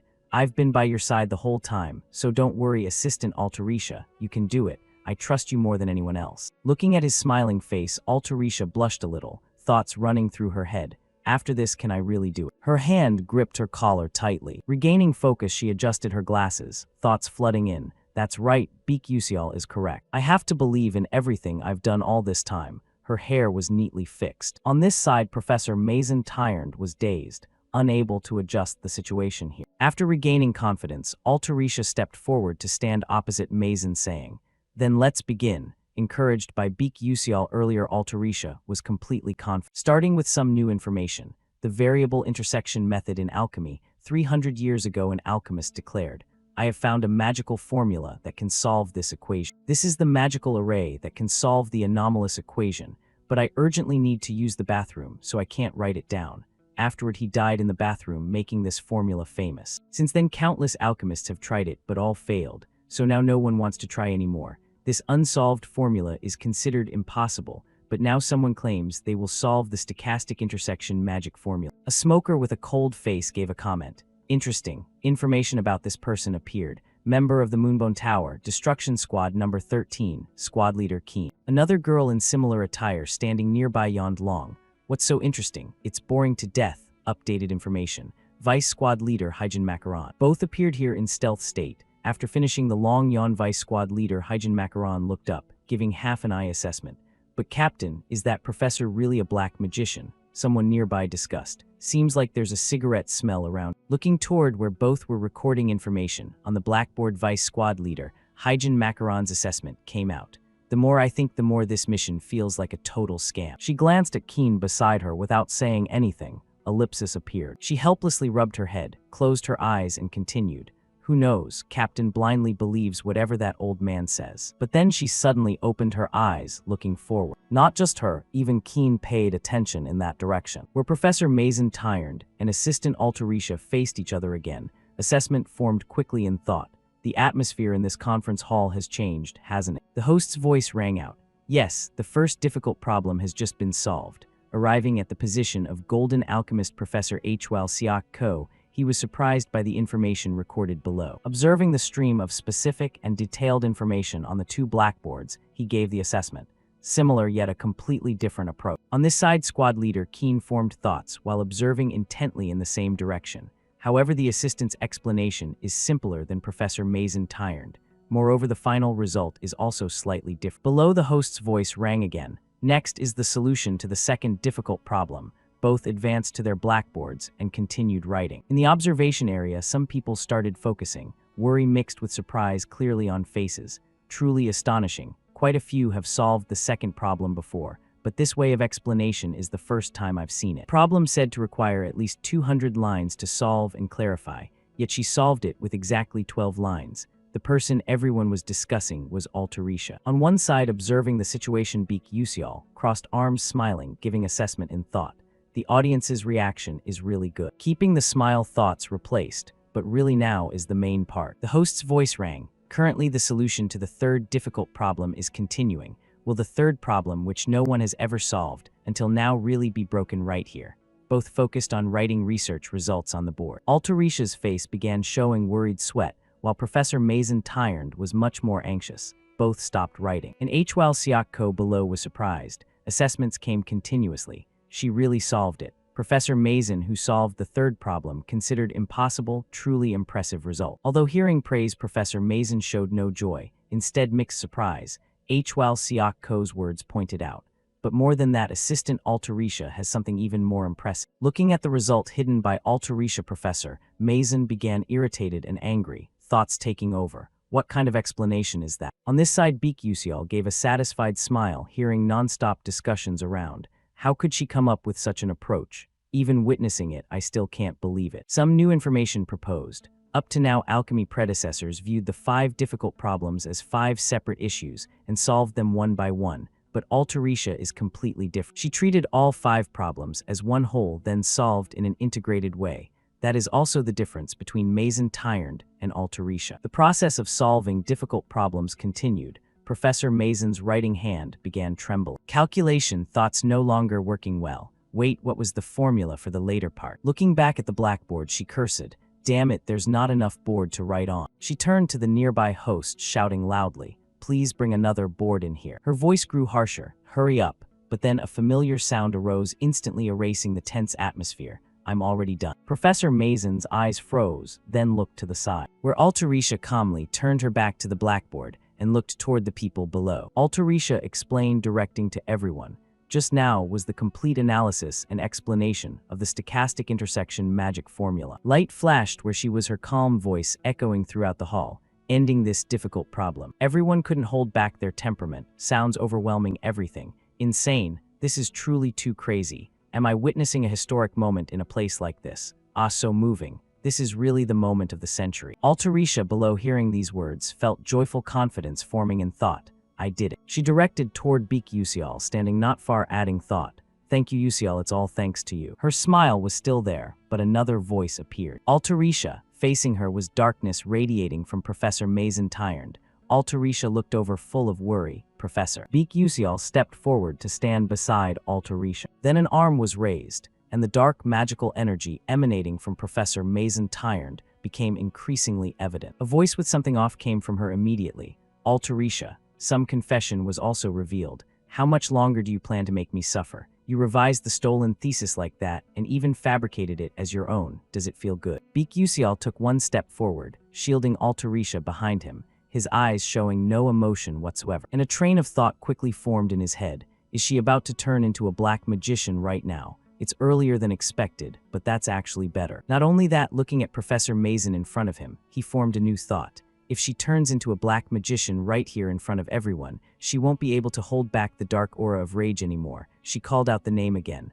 Altarisha, Altarisha. Her eyes finally showed pure hatred. Altarisha was still in a state of anxiety. She tried to regain calm by biting her lip. Altarisha suddenly shouted loudly, I told you to just admit it already. Confidence returned to her. Following that momentum, Altarisha clearly stated, my thesis is even more outstanding than the professor. Wasn't the presentation just now enough? How much more do you have to steal my thesis to feel satisfied? Hearing these words from her, the audience as well as the scientists began to be surprised and exchanged with each other. So the red potion thesis earlier was that assistant. No wonder. Not confident for long, Altarisha trembled again. Professor, Professor. Once more she burst with emotion, her voice louder than before. The professor is even more foolish than I am. Hearing this, Beak Usial's face began to look dazed. As he glanced at her standing beside him, this feeling quickly spread to Squad Leader Keen and Vice Squad Leader Hyjin Macaron, who were standing over him. Finally, Professor Mason, who was the center of attention at this moment,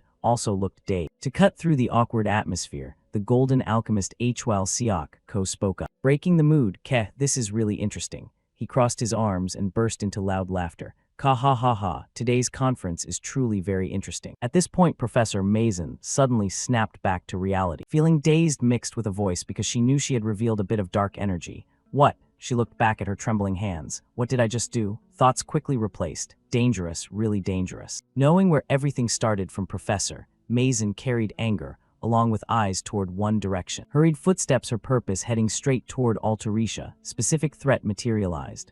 Altarisha, how dare you? Altarisha was surprised and shrank back. This surprise quickly changed when Professor Mason saw a familiar figure blocking in front. That person was none other than Beak Usial. His voice rang out slowly. Professor Mason, now please take a look at the situation. Following the voice, Professor Mason's face froze, then gradually fell into a state of dazed, doubting life. She herself endured an invisible pressure, as countless eyes from the people below held no good feelings toward. The alchemist sat silently waiting for the outcome to let people reduce doubt and understand the situation again. Professor Mason Tyrant turned sideways and spoke. No, it's not like that. At the peak, she raised her hand to her chest, her voice higher. That little wench stole my thesis. Below, hearing everything and assessing the situation, the alchemist Hwal Siok said calmly, take her out. Someone quickly responded, yes. The order was carried out. 2 surveillance elves stepped forward, taking Professor Mason to one side. Facing this situation, Professor Mason still tried to argue. No, I said I didn't do anything wrong. Both members of Destruction Squad number 13 watched her being taken away while her voice still hadn't stopped. Let go, let me go. After the great danger and huge trouble had left, Altarisha sat down on the spot. All the initial burdens seemed to be lifted. From the front, a hand was slowly extended. Her sparkling eyes looked at that familiar hand. Beak Usial, with a confident smile directed toward her who was sitting, spoke.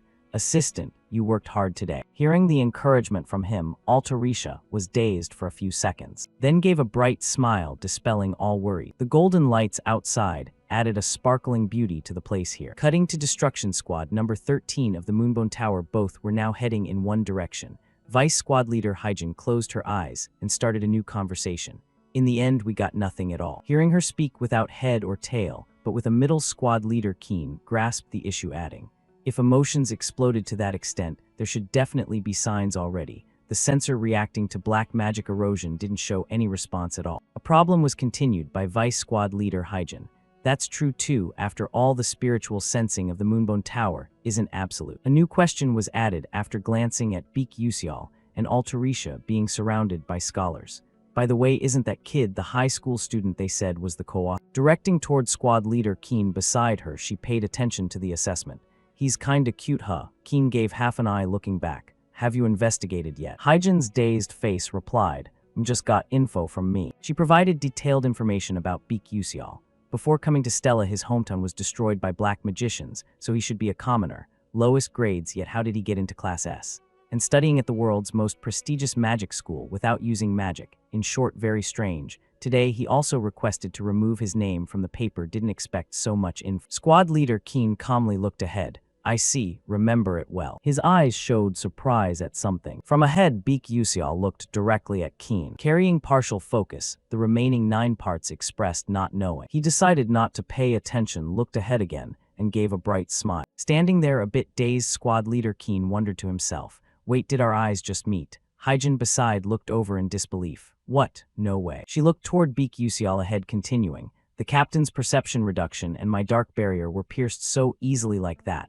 Assessment. Probably just an illusion. Focusing her gaze without looking away ahead, Keen was silent for a few seconds. Beak Yusial's smile appeared as if nothing had just happened with the previous gaze. Beak Yusial's smile appeared as if nothing had just happened with the previous gaze. Keen had no words to say about him further. Countless ellipses appeared. With nothing left after confirming Professor Mason was not abnormal, Keen headed one way saying, let's go, it's done. Hyjin put both hands behind her back following, adding, I'm fed up with this boring place too. Cutting to a carriage bearing distinct noble marks. Inside was the figure of someone angry biting their nails. This person was none other than Professor Mason Tyrant. Non-stop curses arose. Damn it, if not for Beak Yusial, I wouldn't have to suffer humiliation like this. But from the front someone was sitting reading a book with closed eyes calmly saying, now that it's come to this we have to deal with Beak Yusial. Calm down. Mason seeing this person suddenly appear, her voice added drama. You're right. He continued speaking, she caused this mess. After giving an indifferent gaze, he quickly closed the book in his hand tightly upon hearing the assessment from Mason Tyrant.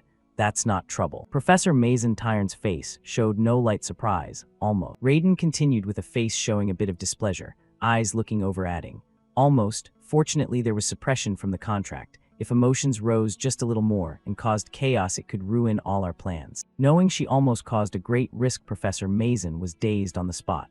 Sorry, I sincerely apologize. Seeing her only know to say such words, Raiden put the book back into space while closing eyes, sighing. Do you think just apologizing can solve the problem? The leader is extremely disappointed. Immediately adjust your mindset back to how it was at first. She continued, you've almost lost your value as a professor at Stella Academy. Not accepting this, Professor Mason shouted loudly, her voice explaining continuously. No, I have many connections in the plagiarism review board. This incident I can still make everything smoother. I haven't been expelled yet. Hearing her talk a bit too much, Raiden closed eyes, interrupting. Be silent and stand still, bow your head to the ground, and walk. That's the most useful thing you can do. Questioning replaced the atmosphere. Understood. She then teleported away, leaving Professor Mason with a series of demands. Don't move and stay silent until the commander gives instruction. When only one person remained, Mason Tyrant poured out hatred, clenching her fists, blame directed straight at one person. This all because of Beak Yusial. Her face showed clear danger. Some scheme was about to form. Recalling the image of both before being dragged away, Professor Mason added thought. Just wait a little longer, just wait a little more. His image deeply engraved in her mind. Cutting to a train moving towards somewhere. In one train compartment, Beak Yusial crossed arms, staring at assistant Altarisha. His gaze shifted to one side. Assessment put into thought. What a pity. I thought if Professor Mason Tyrant used black magic during the presentation, it could have prevented the collapse, forming the disaster of the 8th story. He continued, I guess everything will proceed calmly until the story is said to explode. Eyes closed, he leaned back, but thoughts still there. Can't do anything else, don't be too hasty. The academic conference ended smoothly, and the resentment branch has been activated. Suddenly eyes opened. There's only one thing that bothers me a bit. He recalled the moment his unconscious eyes looked toward one direction, where Squad Leader Keen and Vice Squad Leader Hyjin Macaron stood together in dark stealth state. Looking at Keen, who was looking back at him, then new assessment specified. That person is definitely Keen. More detailed introduction. A small group of elite mages. Selected with extreme strictness. The top dark mage unit, Moonbone Tower, even in the Moonbone Tower. Famous for hunting dark mages, and witches, the commander of destruction unit number 13. The most elite group is precisely Keen. Thoughts added depth. If I didn't have the sixth sense, I would never have noticed until the very end. I can guess why those dangerous people were there. Probably to monitor Professor Mason Tyrant. Whatever it is, it would be great if we could participate actively. Just thinking this far, he unconsciously noticed Assistant Altarisha, who had a drowsy face like she just woke up. The old story continued through a new one. Sorry, but can you spare a moment? As soon as the words ended, someone appeared near where Altarisha was sitting. A surprised question from her, who is it? Before hearing the other introduce, she was surprised. The person opposite appeared in a white suit, characteristic elf ears, holding a hat. Opening with a cheerful face saying, "Very pleased to meet everyone," character information appeared. Chairman of the Nebula Corporation Melian. In-depth explanations supplementing knowledge. As game chapters develop, the worldview gradually expands. When protagonist Flame matures, naturally many other characters become targets, among them also known as the heart of the southern Lower Moon Plains. Chairman of the Nebula Corporation Melian, thanks to the golden ratio fate point, is predestined as the richest person in the world. Even though over 50 and having a daughter, he is still the target of many. The reason isn't because he's rich or handsome, but because his daughter is precisely Gelial. High-ranking elf Melian, fitting the title of villainous, who tormented the protagonist in various chapters. Players angry and trying to torment Melian as much as possible, targeting the person she loves most, her father, marrying Melian and destroying the family. After the long introduction process, Beak Usial let out a weary sigh, but didn't forget to sum up his thoughts. It sounds like a joke, but everyone's excited about this dramatic turn of events. Continuing, he looked ahead with half-lidded eyes, his indifferent demeanor clear. I expected this, but I didn't think he'd actually show up here. Overthinking kept forming non-stop. I need to leave a good impression in today's conversation to prepare for the upcoming chapters. Melian smiled brightly, looking at the two sitting together, and started with a few questions. You must be the alchemist Altarisha, right? And this is the unnamed alchemist who hasn't been publicly revealed, correct? Ah, if you don't mind, may I ask your name? Beak Usial thought, I knew this was coming, but that question was really smooth. He answered right away. I'm Beak Usial, a first-year Class S student at Stellar Academy. Melian was surprised. Oh, so you're a student at Stellar Academy, it's a pleasure. While slipping his hand inside his coat, Melian closed his eyes and added, the reason I came to find you too. A carefully prepared stack of documents was placed in front of them. He explained clearly, to propose an exclusive alchemy formula contract with the Nebula Corporation for alchemist Altarisha. Of course, the terms will be very generous. Would you like to take a look at the contract? Beak Usial's face showed no surprise, but Altarisha was stunned. As soon as she took the document's ellipses, appeared non-stop, her hands trembling along with the paper. Opening it, her eyes sparkled, her voice excited. Ah, this is unlimited material support and technicians. This amount of money I've never seen before. Thoughts formed, with these conditions I can create all the inventions I've always dreamed of to my heart's content. Usial will definitely like it too. Her eyes looked toward him. But Beak Usial looked blank, not understanding the meaning. Altarisha froze after seeing this expression, directing her opinion toward Melian. Sorry, could you give me a little more time to think? Knowing something wasn't quite right, Melian added, are the conditions still not enough? If you have any requests, please feel free to say them. But Altarisha quickly interrupted. No, it's not that. The conditions aren't just sufficient, they're way too much. Her focus brought a reasonable explanation. I need to discuss it with the co-author of this formula. Beak Usial, sitting beside, was surprised by these words, not believing he was the reason for this important issue, his dazed expression clear. Huh. Hearing this, Melian chuckled, implying through his words, is that so? Thought slipped in, co-author, huh? I thought that was just lip service, turns out it's real. Looking at the two opposite him, smiling brightly, he said, you don't need to worry about him. How could that be possible? Thoughts continued. At that teenage age, already helping solve a 300-year-old problem, he's definitely no ordinary genius, no matter what, he's still just a student. Assessment done. Melian raised his hand, asking, would you like to look at the contract? Additional thought. Whether a genius in magic or alchemy, when it comes to deals, he's still just a kid. Following the suggestion, Beak Usial took the paper, observing it carefully. Melian inferred, with these conditions, there's no way he can refuse. But Beak Usial replied, I decline. Not expecting this, Melian's face showed extreme daze. Looking at him sitting opposite, questioning, may I know the reason? If the conditions aren't satisfactory, I'll revise them immediately. Pausing his words, Beak Usial stared straight ahead, thoughts unfolding. Signing an exclusive contract with the Nebula Corporation, the world's largest trading guild, is obviously a good thing. But Melian, despite his outstanding business talent, has an extremely stubborn personality, unwilling to let go of anything that's his. If this formula gets bound in his hands, only cheap, mass-produced items will be made, limiting the diversity, personality, and overall performance of equipment. He continued, moreover, due to excessive exclusivity, many mages won't be able to access the devices, and technological development will lean heavily toward commerce, allowing black magicians to catch up in technology. In fact, I've seen players choose this storyline branch. They only made money, but ended up with a tragic outcome. From those inferences, he added, it's not about the conditions, I simply don't want to sign an exclusive contract. Melian stammered, holding the paper, his face showing no expression. Beak Usial continued. This technology, a fusion of magic studies and alchemy, will have a huge impact not just on daily life, but also on equipment crafting for mages. We want this technology to be used by as many mages as possible. Hearing this series of words, Melian gave a few confirmations. You have very big dreams and ambitions. Having great aspirations is good, but to realize those beautiful dreams, money is essential. Beak Usial replied immediately. Perfect timing, I just finished negotiating with a series of investors, and one of them is Chairman Melian himself. As if understanding, Melian asked the important question. So you plan to sign contracts with those people, and also with me? If so, most of the conditions I offered will have to be cut. Not denying, Beak Usial closed his eyes, smiling brightly, confirming. That's right. To be honest, I'm really tempted by those conditions too. His eyes gradually opened, his voice calm. It would elevate the products to luxury level. A new smile on his lips. That's the proposal I'm putting forward, yeah. Additional information from the setup indicators. Promote maximum popularization of items, but for hard-to-make luxury goods, I'll sign an exclusive brand contract with the Nebula Corporation. Beak Usial was trying to lure Melian into those decisions.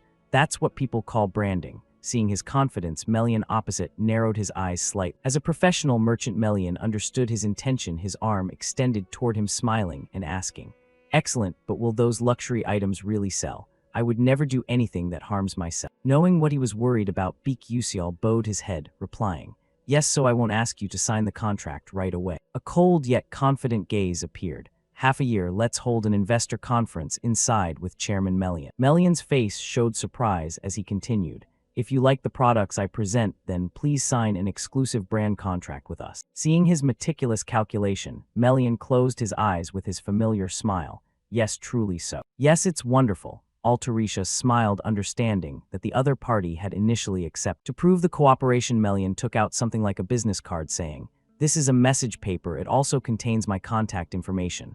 Beak Usial reached out to receive it. "Yes, thank you." Annotation information appeared. Message paper, an item written on paper and sent that will definitely reach the recipient. Work done. Melian put his hat back on, his smile signaling farewell. "All right then, I'll take my leave now." Beak Usial's face was nothing short of surprised. Meanwhile, Altarisha kept a faint smile. As calm as he had been, he was now trembling that much. He put his hand to his chest, checking if his heart had fallen out, his voice shaking. "Oh my God, I thought I was going to die from nervousness." Seeing him like that, Altarisha worried along. Is that really the behavior of someone who's usually anxious? Before her dazed look, he replied, "I was really nervous." Hearing him say that, she gave a natural smile with praise. As expected, Usial is amazing. Hearing something odd in her words, Beak Usial was dazed. "Huh." Seeing him confused, Altarisha changed her tone. "Ah, it's nothing." Not paying attention to her anymore, he focused on the door where Melian had just left, thoughts along with a smile showing. "Anyway, one problem solved. When we get back, I think I'll go to a nice restaurant with the club member." Additional information appeared. The science conference ended safely. Classes at Stellar Academy are proceeding normally. Professor on the podium spoke to the students below. "Professor, my Dan is unwell, so I'll be substituting for him in today's class." Beak Usial, wearing glasses, hearing this, looked with half-lidded eyes, thoughts returning. As expected, she disappeared without a trace. Thoughts rose higher as the image of Professor Mason Tyron's black magic appeared. If everything goes according to plan, Mason will fully awaken in Chapter 8 and cause massive damage to this school. I don't know how much everything will change in the future because of this incident. His gaze grew more serious. Could this chapter happen earlier? I hope at least it can occur at a level I can handle. Additional assessment. Not just Mason, even Altarisha isn't coming to school. Class ended and he was now walking down a hallway. He thought, seems like she's happy and getting retirement benefits now. Right on cue, a student ahead spoke. "Hey, did you hear anything?" Beak Usial paid attention to the conversation. "Assistant Altarisha, is she the one who solved that super difficult thing called the stochastic intersection magic formula?" The conversation continued.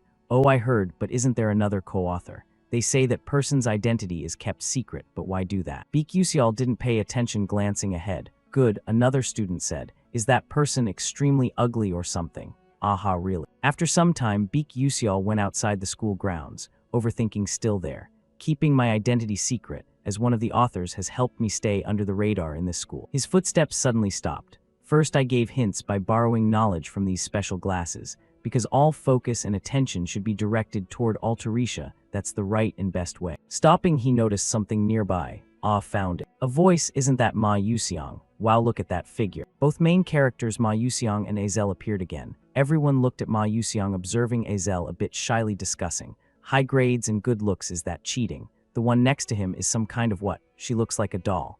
HMPH, anyway, she's not a very good person. Yeah, she's pretty though. But Beak Yuxial, hand on hip, looking over, thought to himself. Anyway, there'll never be a quiet day to attract both their attention. He called out loudly across, I'm here. Seeing him appear, Ma Yuxiang smiled brightly. Hey Yuxial, he waved back. Sorry, I probably kept everyone waiting, right? Azel added, not really. A question came to him. So what are we eating? Didn't you say you're the one deciding? Knowing Azel rarely got to eat good food due to her family circumstances, Beak Yuxial gave a confident smile. You'll know when we get there. Cutting to a restaurant, on the table 3 people but only 2 plates of food. Kinda stingy, huh? Beak Yuxial said, this dish, if I guess right, is probably pizza. Sparkling light, fragrant aroma spreading. Altarisha's eyes showed desire, her face red from about to eat something delicious. Beak Yuxial noticed her cuteness. Right now her eyes only have food and more food. He hadn't looked away yet some overthinking appeared. Thinking back in Azel's explanation and introduction, when ordering pizza, you have to order a soda-like drink first, maybe pickle water. He passed her a glass. Here, drink this. Azel looked over, question marks. What is this? How do you eat it? Worry appeared, countless question marks. Beak Yuxial added a few ellipses, thinking. Hey, is this her first time at a pizza place? He said. Ah yeah, that's right. Azel brought it to her mouth, taking a sip. Surprise appeared on her face. Ah, so good. Her face flushed red. Ma Yuxiang also noticed the similar glass to Azel. Bringing it to his mouth, a comfortable feeling blended in. He directed toward Beak Yuxial. Yeah, it's really good. Beak Yuxial dazed, coldly thinking. Take a photo, capture this reality. He's just drinking, but it's like posing for a food magazine. After everyone finished drinking, he lifted a slice of pizza with a bright smile. Try this too, okay, let's eat. Azel looked forward to it, picking up a knife and fork. Seeing her hold them, Beak Yuxial wasn't surprised. He closed his eyes. Oh my god, are you planning to stab that knife into this pizza? No one does that. Azel looked back in surprise as he showed her how to eat. He demonstrated bringing a slice to his mouth, explaining along. People say eating it like this makes it really delicious. Azel was awkward. That feels kinda weird, right? Isn't it impolite? Ma Yuxiang smiled brightly. Oh, isn't that way more fun though? He coolly picked up the slice with his hand, choosing a spot to bite. Then let me try it. You don't know until you try, but once you do you realize it's delicious. Azel followed suit, picking up a slice. Taking a bite, her eyes squeezed shut. Her body trembled, slightly drawing the attention of the 2 male classmates sitting together. Azel put her hand to her cheek, her face full of joy thoughts. Ah, there's a gentle sweet flavor flowing through every bit of cheese and bell peppers dancing on top too, mixed with a touch of bell peppers and olive oil, yet it creates such a special dish, and there's smoked meat and onions too. They're all dancing together to make a sim. Seeing her so happy, Beak Yuxial asked, how is it? Does it taste good? While eating, hearing him speak, Azel was surprised, looking at the slice in her hand, blushing more. Yeah, it really is delicious. Both looked at her, giving faint smile. A few more suggestions and exchanges followed. From now on, let's come here often to eat, okay? Can I join too? Depends, don't be like that. Cutting to a sunset scene at a field. An incident occurred with a special crack signaling danger about to emerge. Back in class, Flame was walking when suddenly someone called out, Hey Flame, have you heard about that? Her eyes looked back, a smile carrying an immediate reply. Yes, I've heard about it. The female student was a bit awkward. Oh really? And so she left right after. Then see you later. Flame watched her figure gradually walk away, then stood there sighing. I guess she came to tell me about the rumor regarding assistant Altarisha solving the mixed number intersection alchemy magic. But from what I know, all of this was done by Beak Yuxial. His image appeared in her mind. Then she turned aside, adding new thoughts. But how could he solve this formula? Clearly, to return most future knowledge, except decisive events and storylines, everything had to be forgotten. Can he still remember those things? Or is he just that smart? Ahead of Flame right now, someone was chatting noisily. However, someone approached, greeting her afterward. Hello, Flame. This person was none other than Jeremy Scanvin. He gave a bright smile, adding to the conversation. This time, do you want to train Persona Gate with my group? Seeing him standing beside her, Flame immediately ignored him. Why are you acting like this? If you go, do I have to follow? Her eyes opened slightly. Go find another girl. Stop flirting with people for no reason. Flame then walked away afterward. Meanwhile, Jeremy Scanvin's face showed a slightly creepy smile. She's really special. Cutting to a notice board over here, some content was displayed. Official Persona Gate document. First-year students, please decide which Persona Gate you want to practice in a group. The person looking up at this Flame was still here with new thoughts. By the way, this is the Persona Gate practice. Has this finally started? Additional information followed. A different dimension created by the power of dark mages, the Persona Gate. If you don't quickly conquer the Persona Gate, when it first appears, that place will become a land where no creature can live. Moreover, unlike dungeons cleared by defeating the boss or destroying the core Persona Gates, must be completed by analyzing, breaking their patterns and tricks. After more contemplation, from analyzing focus to spatial distortion, structure, soul confinement, you need understanding of thousands of patterns and abilities, as well as the power to remember them, and finally combat strength. In fact, the reason for training magical warriors is to stop Persona Gates. It can be said this is the most important core sub. Flame's hand clenched into a fist. If it's like the original, there will be something real mixed into this Persona Gate activity. I can't let Beak Yusial handle all this alone forever. Determination added in herself. This time I have to stop it to prevent major damage. Cutting to the 9th Star Tower Cloud Floor Cafe, Princess Bion's group was present here. On the table, plenty of desserts, along with added tea. An unexpected question came over. Have you all tried this new dessert yet? A few others replied, Ah, you mean the pumpkin pie without cream cheese. Its flavor is really unique. Princess Bion took a sip of tea while the group's discussion continued. Yeah, I tried it once and was really amazed. Princess Bion's thoughts disagreed with this. It's bland. Right at that moment, her eyes suddenly opened when someone mentioned a recent story. Oh, by the way, the assistant from Stella solved the stochastic intersection magic formula technique. Richard continued his words. I heard this from my father. Also, I heard the real co-author is actually a student from Stella Academy. The two friends were both surprised and amazed at these words. Oh my God, is that true? That's definitely it, since Richard's dad is the intelligence agency director. Doubt was revealed again. Who in the world could solve an unsolved puzzle while still a student?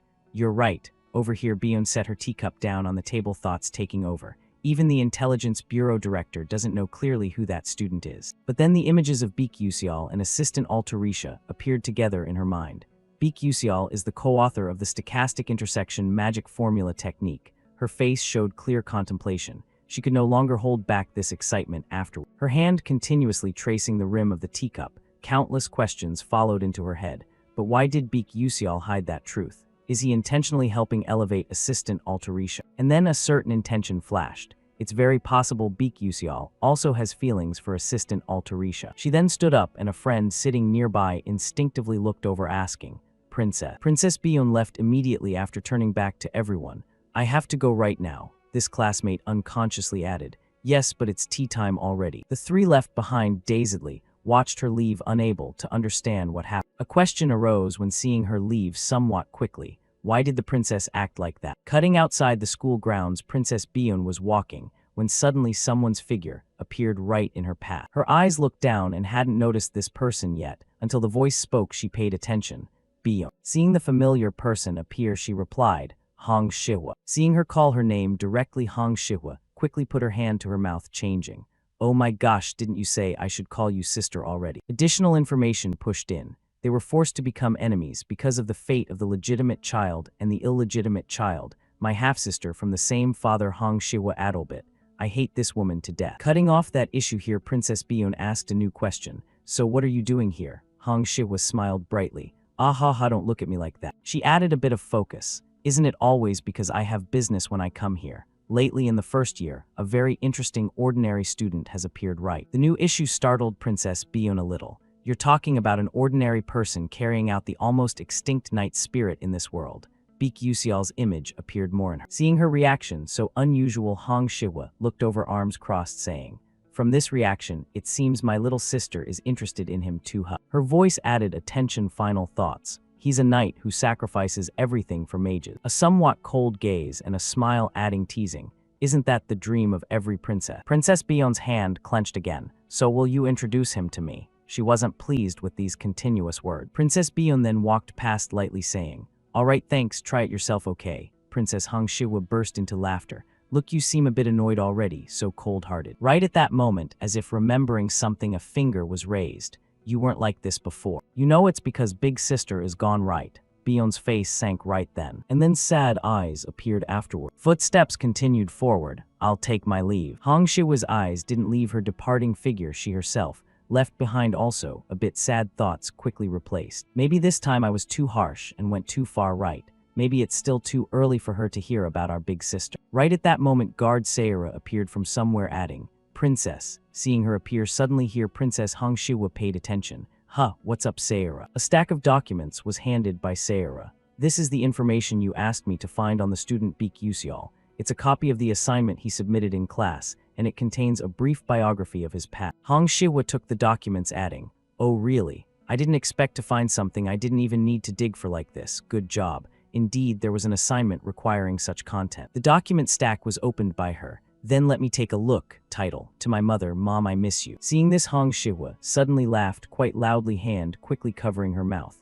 Aha, kids are just kids, right? Time changed about a minute later. Hong Shiwa's hands, holding the document paper, were trembling slightly. Sayara, seeing this situation, was also a bit surprised. Opposite Princess Hong Shiwa had a few tears falling. Sayara quickly asked, Princess. Meanwhile, she quickly covered her mouth. I understand now. Beek Yuseol's mother said she doesn't like black bean noodle. Seeing something wrong, Sayara quickly changed her words. Please forgive me. While Hong Shiwa had turned in another direction. Wait, are you crying? Hong Shiwa replied. Ah, it's nothing. While wiping the unexpected tears below, she added some thoughts. I've never really thought deeply about poverty before. And he lived a life like that, while still firmly holding onto knight spirit beliefs. Her gaze slowed a bit. Beek Yuseol's hometown was invaded by dark mages, right? And then a smile bloomed on her lips. I'm sorry, Beek Yuseol, but I'm getting more and more curious now about a boy named Beek Yuseol. Cutting to somewhere, and then the final training day finally arrived. Students gathered at some grassy field. A professor stepped out explaining to everyone, from now on we will begin the Persona Gate training for first-year students. Students, please enter this personal gate. Hearing this arrangement, Beek Yuseol stood off to the side while murmurs rose around him. Through it, and it's exactly like the textbook. I'm starting to get a little worried now. Thoughts crossed his mind, so it's finally starting. Before everything about to unfold, Beek Yuseol began with a new thought along with his system panel, as a reward for completing the academic presentation. We can also activate the gate analysis function from these glasses. I've walked around Leafhainel's garden and improved my abilities, so this should be enough. His information appeared clearly. Beek Yuseol physical stats, strength, 2 stars 61%, senses, 2 stars 45%, agility, 2 stars 42%, endurance, 2 stars 12%, durability, no stars 97%, mental stamina, 1 star 59%, mana, unknown, remaining exp, unknown skills, acceleration level 1. His face showed clear contemplation. The teacher over here pointed toward the gate and gestured again. All right then, students, anyone entering gate C7 please head this way. Flame standing nearby spoke up. Yes, his attention was drawn over. Not only that, others appeared too, including Princess Hong Bion and Azel. He thought additionally, so these are the people I'll be going with. This Persona Gate practice session would be conducted in groups of 4 to 18 people. The important thing was how to cooperate and get through it. His gaze still hadn't left the first-year Stella students, who were average in Class 2. It wouldn't be easy to conquer the Persona Gate prepared with 3 risks in the very first real mission. One concerning thing here was Gate C7 Persona. Where the event occurs, it only had a maximum capacity of 16 people. What a pity there was no Ma Yuseong or Hei Wenryang. But there was Flame along with Hong Bio and Aizel, so there wouldn't be any failure in conquering the Persona Gate. His footsteps advanced forward, thinking, I probably don't need to get involved in the final boss strategy. The gate right in front of me anyway, all I need is the hidden reward, those enchanting flower petals. Cutting to somewhere, Beek Yuseol's face showed a bit of surprise. A new information panel was set up right after. Welcome to the Ahirin Ball. A sparkling square illuminated with golden color. Everyone began gathering at the central large carpet. Immediately, Princess Hong Bion's group advanced into this area. Similar to him, everyone's eyes looked around, assessing the situation. Then someone's voice rang out, drawing all eyes. Hello. A maid butler raised her arm behind her, smiling brightly. I've prepared dresses and shoes for everyone. Princess Hong Bion, hearing something off, immediately questioned doubtfully. A dress, shoes, what? Thoughts replaced. Has there ever been a ballroom scenario in a Persona Gate before? But then she adjusted her mindset. This isn't the time to think about that. We need to analyze the Persona Gate and check the guide notifications. Countless complex phrases appeared on a diagram. But then worry began surrounding her. Wait. They're giving such a complicated formula in a first-year training exercise. The butler then gave instructions toward everyone. Miss, it's almost dinner time, you need to hurry. Princess Hong Bion still couldn't understand the situation here. The butler kindly approached, smiling, asking, Is something wrong? The issue from Hong Bion. How can you speak like that? Is that a designated phrase? Thoughts replaced again. I don't know if that's a real NPC in the Persona Gate. I've heard that people inside gates created by mages can't show any personal actions, she unconsciously added. Could it be? Looking at the freely smiling butler, along with those previous words, Princess Hongbyun's mind began to waver. No, it can't be. This is Stella, students. There's no way a real Persona Gate would appear here. It's just that Stella's technology has advanced a bit more. The smiling expression still there from the butler. Why would you say that? Princess Hongbyun changed her words. Don't worry about that, go get the dress, the butler replied. Yes, understood. And so she left under the princess's gaze. Worry added, continuing. I don't know if it's my mood, but this training session feels like it won't be easy to finish. Time passed quickly, a certain footstep appeared. Princess Hongbyun had changed her outfit, her silver pink red hair, blending with the dress she wore, her beauty enhanced to perfection. Then her eyes suddenly glanced towards someone's figure. No one else, it was Baek Yuseol in his elegant suit. His gaze also looked in a certain direction. Princess Hongbyun looked over with a flushed face. He dresses pretty well, looks good in. But then focus suddenly took over. Some memories returned. This was submitted by student Baek Yuseol as an assignment for a specific subject. I heard it's a past story of that student. She took it and brushed her hair. I see. Looking over the information once more, she seemed to grasp some clue. This is. Back to the real situation, she was still staring at Baek Yuseol without looking away. Is it because of the personal information I received about Baek Yuseol a few days ago? I feel like he looks different. He used to yawn constantly before. His eyes looked back while her thoughts were still there. Overcoming a past like that, the night path in Stella, he's taking step by step. His dazed expression cut off her thoughts. What are you staring at? First time seeing a commoner yawn. Princess Hongbyun was a bit surprised, but then felt embarrassed and glanced away, replying, no, it's not. Right at that moment, someone's voice interrupted. Everyone has gathered fully right. Someone gradually approached. The position of both everyone's eyes turned to this appearance. A lady with red hair holding a fan continued her previous words. From now on you will have to attend the ball hosted by Duchess Iher. Then this person's eyes changed attention, falling on a wall. They say those 4 passages lead to the basement of the mansion, but the basement is full of mazes and traps, and as soon as everyone gets lost, the knights in the mansion will start moving. A smile added, you have no choice but to trust and cooperate with your own intuition and understanding. Can you do it? Baek Yuseol, standing in a corner, immediately replied, yes. Hearing this from him, the lady was a bit surprised, looking over. You look really confident. It's nice to meet you. This confident demeanor of yours really makes people feel guilty. I like it. Still confident, he added. Thank you. Watching this natural back and forth exchange, the other students couldn't help but be amazed.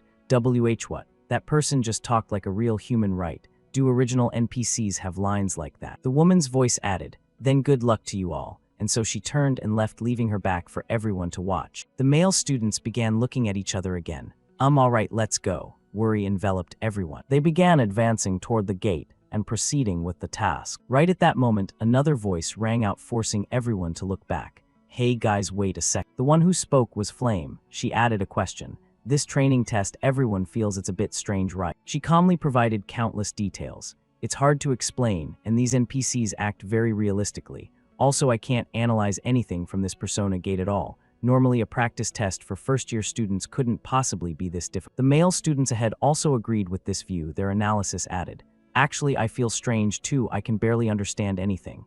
Yeah, that NPC looked very real. As the students began agreeing, Flame's expression brightened. All right, I'll convince everyone to go this way, continuing, according to me, but then someone's voice interrupted. Wait, Flame. Zeki appeared, arms crossed, displeased, continuing. You're not about to tell me this could be a real place, right?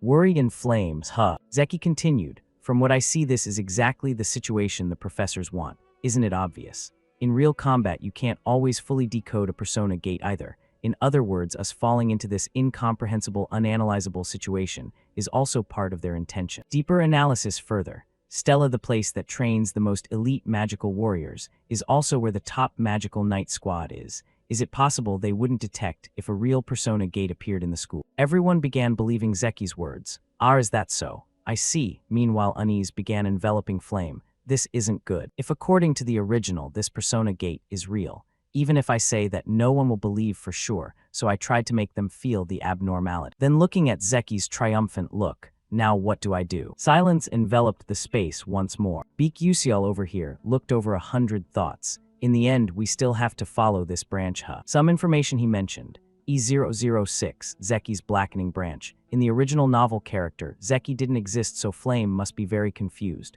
but this scene where Flame blocks Zeki is one of countless branching paths that appeared in the game's original. Anyway, this is the situation where one of the three students is forced to become the blackening sacrifice. New worry forming, even though I hoped no one would get corrupted, but if fate is set, can it be changed? Looking at the opposing situation ahead, even if he helped Flame here, the ending couldn't be changed. If so, the right choice was to step back. The two looked at each other. One question and Zeki had already decided to turn and leave. No matter what you say, I'm going. Flame tried to pull back. What? Wait, Zeki. Zeki turned back, looking with cold eyes, replying, even in this situation, it's arranged by the professors. We just need to handle it calmly. As for you guys, just stand there date. And so Zeki chose one gate and proceeded to teleport. Flame couldn't stop her. At this point, the male students began looking at each other, worried. The decision afterward expressed, I'll go in too. I've always prepared for situations like this. Beak Yusiel stood arms crossed, assessing further. No one is acting systematically at all. Fingers began moving anyway. Since it's come to this, the only way is to proceed. A smile bloomed on his lips and he advanced forward. While Beak Yusiel confidently stepped forward, he suddenly stopped and noticed one direction. Turns out the group of male students gathering quite a few behind him. Question from Beak Yusiel toward that direction. But why are you guys standing behind me? Everyone began, awkward sweat drops falling. It's nothing. Seeing many people with the same expression, he could only stand there, indifferently sighing with a small thought. You guys aren't planning to follow me the whole way, right? Kids always have scheme. His footsteps advanced again. However, I don't really care about these things much. Anyway, here there's nothing important. A long dark hallway was the next choice on the path. Lamps containing some energy source emitted purple light. He stopped in the quiet space and footsteps from behind approached. His attention shifted again to one place, speaking. What is this scary hallway? The ones accompanying him were Princess Hongbion and two other girls. Thoughts formed in him. Seems like everyone has arrived. The princess's eyes noticed something. The three then advanced ahead of him and stood before the closed door. Question from him. Where did the others go? His eyes looked down. Assessment immediately established. As expected, it seems we can't all appear at the same time. More detailed analysis here. 16 students divided into groups of 4. Those 4 passages will be divided according to the 4 groups entering them. He then showed images of 2 familiar friends. Seems like Izel and Flame have transferred to another place and formed a group together. His eyes looked more at the people here with Princess Hongbion. I really didn't expect to be in the same group as her. The two were exchanging something. We should move now. Yes, princess. But then the princess noticed his gaze. A question was directed with slightly dazed eyes. What? Do you have something you're dissatisfied with? He immediately sweated. No, nothing. Still keeping that face, the princess added, oh my, you're really boring. Not paying attention anymore, his gaze shifted to another direction, instead thinking, it's actually a good thing that Princess Hongbion and Azel split up, huh? At this point, a startled expression replaced on his face. No, wait a sec. He immediately raised his hand sideways, stopping everyone from advancing. There's something ahead. Golden light appeared. Several statues, in dancing poses, revealed, their shapes resembling decorative mannequins. A big question emerged from everyone looking at them. Mannequins. Princess Hongbion said nothing, but she was slightly startled. And then attention poured straight ahead. Over there was a gate inside the room. The 2 girls standing beside the princess gave their opinions. Will our unlocking spell work, I wonder? I'm a bit doubtful about that. We can't even understand this gate. Our level is too low to do anything. This place is too dark, it's making me a little scared. The situation was a bit difficult. Princess Hongbion looked over at him asking, hey commoner, have you decoded this gate yet? But his answer was somewhat disappointing. No. The princess's face showed that disappointment most clearly. For a commoner, is it too much to expect this much from me? There must be something here. But then surprise replaced again when his voice rang out once more. But I already have a rough idea of how we can move from this place. Carrying this new feeling, the princess immediately asked back, really? Are you serious? His eyes still looked ahead at the dolls in front. Beak Yusiel pointed forward while drawing her attention over, saying additionally, if you look carefully, you can see each statue has a different pose, but they're all performing the same dance. Question posed, do you know what that dance is? Hearing him say that, her eyes fixed ahead, and then an answer gradually formed. She immediately said, Serena's soul-calling dance of the departed. Further detailed analysis. This is the dance that Serena, who couldn't bear her own tragedy, performed right before she died. Question from him continued. So you must remember the moves clearly, right? Princess Hongbion was slightly startled. Understanding his thoughts and calculations, she exclaimed, no way. To calm her down more, he looked ahead again with a bit of thought. Now she must have realized too each statue's movement is connected in sequence, but occasionally there are overlapping movements. After some time, he looked over again, speaking, continuing. All right, is everyone ready? The two remaining friends advanced to empty positions and began their dance moves. Done. Me too. Princess Hong Bion after him also performed the move in the missing spot. His eyes looked over without leave. And then the gate afterward opened perfectly. Everyone's joyful voices rang out. We did it. The door opened fully, and ahead appeared another dark hallway far away, the light of a new area. Without hesitation, everyone quickly moved through. Great attention poured back toward Princess Hong Bion again. As everyone advanced, a large room appeared, golden light covering the entire room. Knight armors holding swords up and down, arranged in different positions. Under these armors, strange patterns divided on the floor. One friend pointed that way, asking, "Seems like this time too maybe there are some hints on those armors, right?" Another friend added afterward, "All right, let's go examine those armors closely." Everyone then split up to observe each standing armor, but no progress. No matter how I look, I still don't understand. Why isn't it like that this time? Yeah, I don't see anything unusual. But then Princess Hong Bion's gaze noticed another direction. Where Baek Yuseol was touching the carpet with special drawings, question immediately posed. Hey commoner, what are you doing? After observing for a while, he stood up and gave his opinion. This time it seems those knight armors are just visual illusions to deceive. The real clue is the carpet. Another round of surprise. Gathering everyone, his explanation added. This time it seems the dance on the carpet is the issue. If everyone looks carefully, you can see there's a figure performing a certain special movement. If we can piece them together in an accurate sequence, we can solve this problem. The two girls now also looked intently, and words supplemented his. Oh, you're right, I think I know about this. Serena's tango in silence. Everyone split again and observed the movements engraved under the carpet. He, along with Princess Hong Bion over here, also looked down more carefully. After a while, surprise formed in him, as if discovering something strange. Sequences newly arranged, and light flashed strong. Familiar sound rang out, and loud words came. The door has opened. A new passage revealed. He, along with everyone, quickly moved toward it. All right, let's hurry. Princess Hong Bion's eyes once more didn't leave him. Assessment added in her thoughts. He really is different. I knew that from the moment I was taught to change perspectives, but I couldn't know it made such a huge difference. Breakthrough speed strangely fast to conquer a gate that can't be analyzed. Worry added there. Strategy, ideas, observation, calculation, reasoning. Is this really the level a first-year student can have? This is like he's gone to a persona gate practiced dozens, hundreds of times. Arriving at the new place, her thoughts hadn't stopped. Thinking back before Baek Yuseol entered this school, he said his hometown was destroyed by dark mages. Some murmur he made. Seems like there are other stone statues here too. Meanwhile, further analysis from Princess Hong Bion continued. That was a remote, secluded village no one knew about. But it was the site of fierce battles against dark mages. Now I understand why that commoner lacks basic academic knowledge, but is very proficient in strategies and combat. Further analysis looking at him. He must have fought on brutal battlefields against dark mages in his previous life. Whether that's the reason or not, he really is different from other students. Small discussion ahead. Go there and adjust the weight balance for me, okay? Alright, got it. Surprise added to the princess's face over here.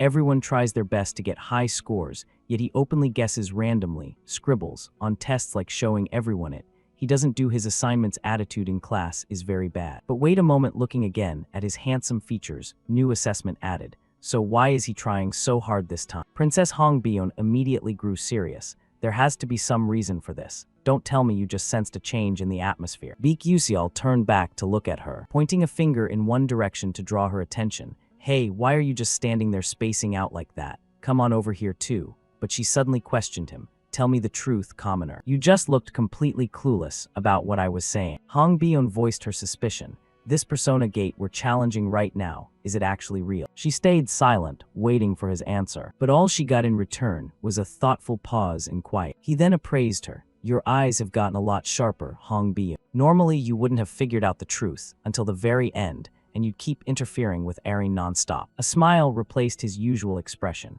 This is proof that Princess Hong Bion is slowly stepping away from the path of becoming a villain. Seeing him like that, Princess Hong Bion noticed quietly. What are you smiling about? He replied, nothing. The other two friends were still looking around in confusion. Why isn't the princess coming over here? Did something happen? Turning his back to her, he finally answered her earlier question. Like you said, this place is real. You can get hurt here or even die. If you fail to clear it, there will be a synchronization phenomenon with the outside world. That's why I plan to clear this place as fast as possible. Princess Hong Biun paused for a few seconds. I know that. Beak Yuseol only ever acts when there's a solid reason behind it. Her lips pressed together as she thought, I won't accept help like this. Her eyes narrowed with a bead of sweat rolling down. I'm definitely going to survive using my own strength. Meanwhile, in a different scene, a dark room filled with loosely fallen soldier armors lay scattered around. Flame and Azel were teammates together in this trial gate run. Seeing both of them appear there, someone immediately called out to one of them. Hey, Flame. Flame looked over, and a girl waved her hand excitedly. Over here, over here. Flame headed toward the three of them. Running up, is everyone okay? There's one more person, right? Where'd they go? The girl hesitated a bit. Well, and then she added, Zeki suddenly disappeared. Flame's eyes widened in shock. What, Zek? The female classmate looked at everyone with the same expression and explained further. We only made it this far thanks to Zeki, but right after we passed through the final door, she just vanished out of nowhere. We couldn't find any trace of. Panic suddenly gripped Flame tightly. Have you been searching for a while? Another thought replaced it. That means she conquered this gate faster than me and Azel, and she didn't even leave a single scratch behind. The other person unexpectedly added, but this isn't the first time for us. Flame couldn't believe her ears. What? Switching back to Beak Yuseol's side, he was currently sitting with arms crossed, leaning against some pillar with his eyes closed. Suddenly someone approached and asked, making him open his eyes. Hey, when did you get here? Seeing Flame coming over, he answered, not too long ago. Flame added her question. Then did you see Zek? I haven't seen her. Hearing that, Flame looked a little down. Oh, is that so? With that, she walked away under his lingering gaze. Even though he didn't fully understand what was going on, he had already guessed something. I think I could have stopped Zeki from disappearing if I'd gotten here earlier than her, but now there's nothing else I can do. Since things have come to this, all I can do now is help the heroines clean up the stage. Shifting to somewhere in Stellar Academy, a voice suddenly boomed out.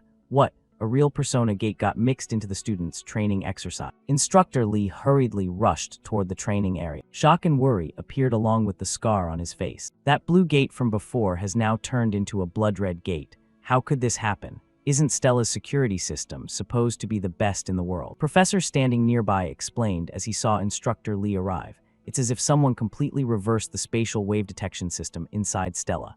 The unique wave appeared at the exact same time as the Persona gate, so it wasn't detected in time. The security department is reinforcing the system right now, but Instructor Lee cut in sharply. Damn it, that doesn't matter anymore at this point. Suddenly, another person interrupted. He's right. Following that, a figure appeared, drawing Instructor Lee's attention. As a new character stepped in, someone recognized them. It's Commander Erin. Erin Blackswan, the supreme leader of Stella, the strongest knight in the world. The man said to have created rivers of blood from the corpses of dark mages. He rarely ever shows up on Stella's campus. He approached with a cold demeanor. What's the situation? Has reinforcement entered yet? The professor from before replied. No, we can't do that. It seems the students inside are going through quite a tough challenge. Erin asked further. What's the estimated risk level of this Persona gate? The answer came immediately. Right now, it's estimated between level 4 and level 5 risk. Erin frowned. Estimated. Give me an exact number. The professor holding the stack of documents said, yes, it started at level 4, but the moment the students stepped inside, it suddenly jumped up one level.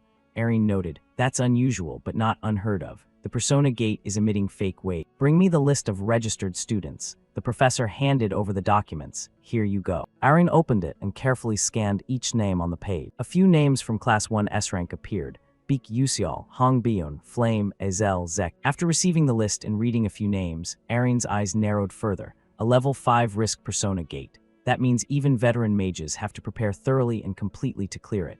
And right now it's first-year students, only at 2nd or 3rd tier mage level. They're completely incapable of handling. Erin's voice grew even colder. Prepare 16 body bags and collect the corpses of those students. Hearing that, Instructor Lee shouted, Commander Erin. But Commander Erin had already turned his back and started walking away. This is just a guideline for efficient future operations. Turning back with a dangerous glint in his eyes, don't tell me you actually believe those first-year rookies can conquer a real level 5 risk Persona gate, Lee Hangwon. That's like saying ants can kill a tiger. With that said, Commander Erin disappeared, leaving Instructor Lee even more worried about his students.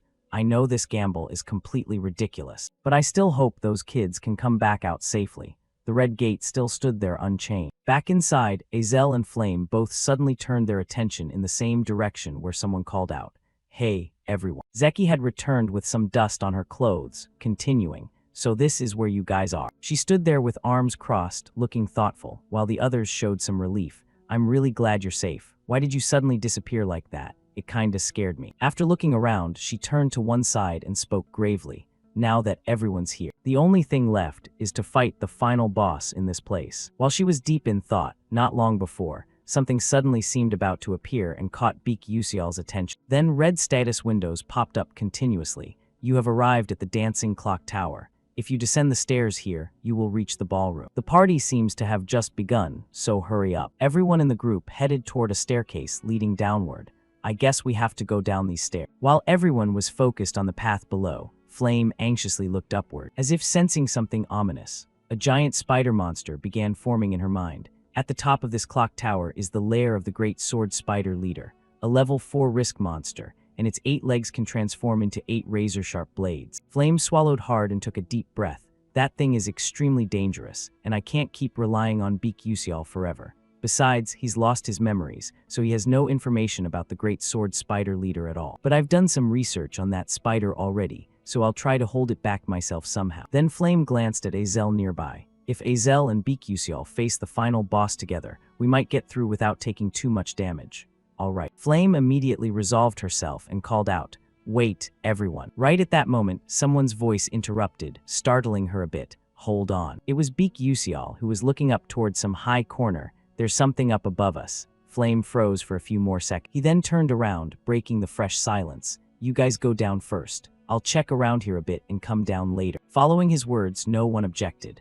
Everyone continued downward together, led by Princess Hongbion, with her trailing slowly at the back. The worry still hadn't left Flame. Beak Yusial probably doesn't even know the great sword spider exists. That figure just now appeared, but he sensed its presence right at that spot. That's impossible. Don't tell me. Hesitating, another thought came. I didn't realize his senses were that incredible. Well, after all, he did deflect magic. While she was hesitating, the others had already gone deeper downward. Right then, a male student stopped, as if noticing something. What's that sound? The other students shared the same puzzled look. Next, Princess Hongbion pinpointed the strange sound's origin and immediately warned everyone loudly. That sound is coming from above. Everyone's attention shot upward, only to be stunned once more as they saw the great sword spider charging toward them.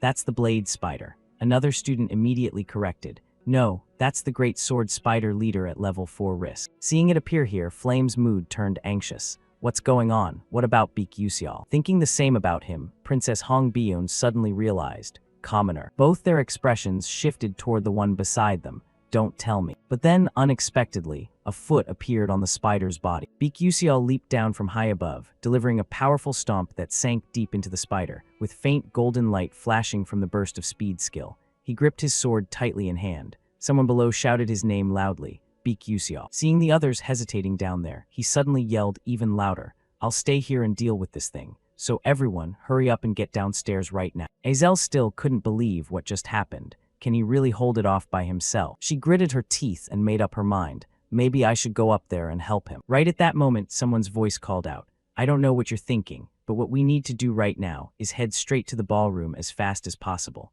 Princess Hongbion had suddenly stepped close to Azel and said those words before continuing forward. Princess Hongbion didn't forget to glance back one more time as she added, that's the most helpful thing we can do for that commoner right now. Still reeling from what happened with him earlier, Flame now felt even more stunned and confused by Princess Hongbion's actions and expression. Curiosity rose as she watched the princesses retreating back. In the original story, was Hongbion ever like this? It made sense for Flame to wonder. Normally, Princess Hongbion would be jealous of Azel's combat strength and plotting something against her. But instead of jealousy this time, the princess actually helped Azel. After that, no one stuck around to bother him anymore. The door to the room below burst open. Everyone proceeded into a brand new dance hall. The sounds of violins and music filled the entire space. The moment they stepped further inside, someone gasped in amazement. Whoa, it was completely understandable. The place was far more magnificent than anything they'd expected from this special ballroom party. Crystal chandeliers cast brilliant light across the air. Masked nobles held hands and danced in that dazzling atmosphere. A long red carpet stretched over every staircase in the room.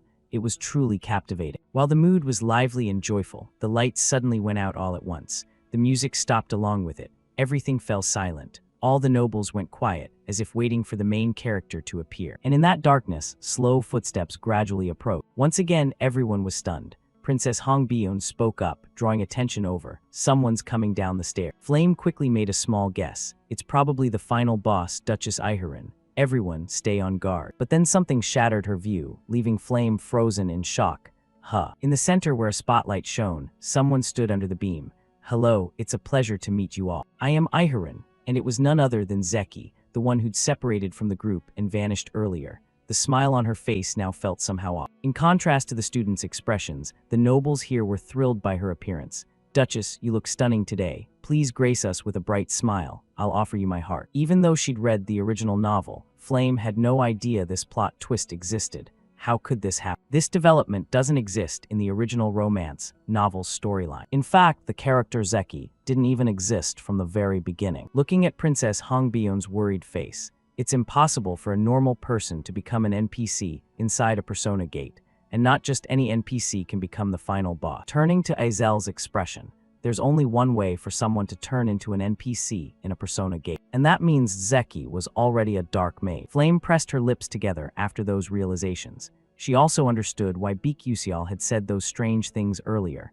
So this was Beak Yusial's way of warning me about Zeki, but I can't just give up like this. Determination filled her anxious heart. I'll bring her back, no matter what it takes. With that, Flame immediately tried talking to Zeki up above. Zeki, if you get too drunk on that power, you could turn into something really terrifying. So please calm down. But Zeki suddenly cut her off. How ridiculous. Right now, I am Iharin. A dangerous smile appeared from behind her paper fan. She posed a question, and the nobles below responded eagerly. My head is Iharin. My chest is Zeki. My heart is. Zeki's face flushed unnaturally. It's so thrilling it feels like everything's melting away. Seeing the situation, Princess Hongbyun understood. It's already too late. Her mind has been corrupted by dark magic power. Azel added from beside her. At this point, the only way is to conquer this gate and bring her back to normal. Flame gripped her staff tightly. Yeah, I know. Golden magical light poured out from the staff. Flame's focus locked in completely. Just wait for me, Zeki. I'll definitely save you to make up for all this. A bolt of red lightning suddenly appeared near Zeki.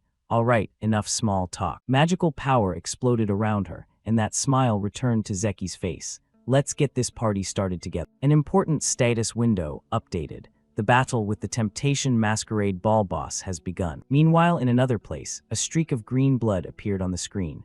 The great sword spider leader had a long gash sliced across its upper abdomen. That blood was from the wound, the result of Beak Yusial's attack combined with his speed burst. Worry began to envelop his body as sweat dripped down. Man, this really is tough. Analyzing his own situation, the great sword spider leader is a side space monster and doesn't play a major role in clearing the gate. Still, there are two reasons I have to go through this hardship. His eyes narrowed. The first is to obtain the enchantment flower petal attached to that great sword spider's forehead. While he was thinking, the spider suddenly thrust one leg straight down at him. But he was already prepared. He instantly used speed burst to dodge effortlessly and checked the item left behind. At the same time, during his dash, he threw 3 potions of different colors forward. Orange for spark, green for slippery, purple for oil. And right after, the result came. The spider got shocked repeatedly, bolt after bolt of lightning striking its body. White light flashed outward. The second reason was that Beak Yusial swung his sword hard, charging straight toward its energy barrier.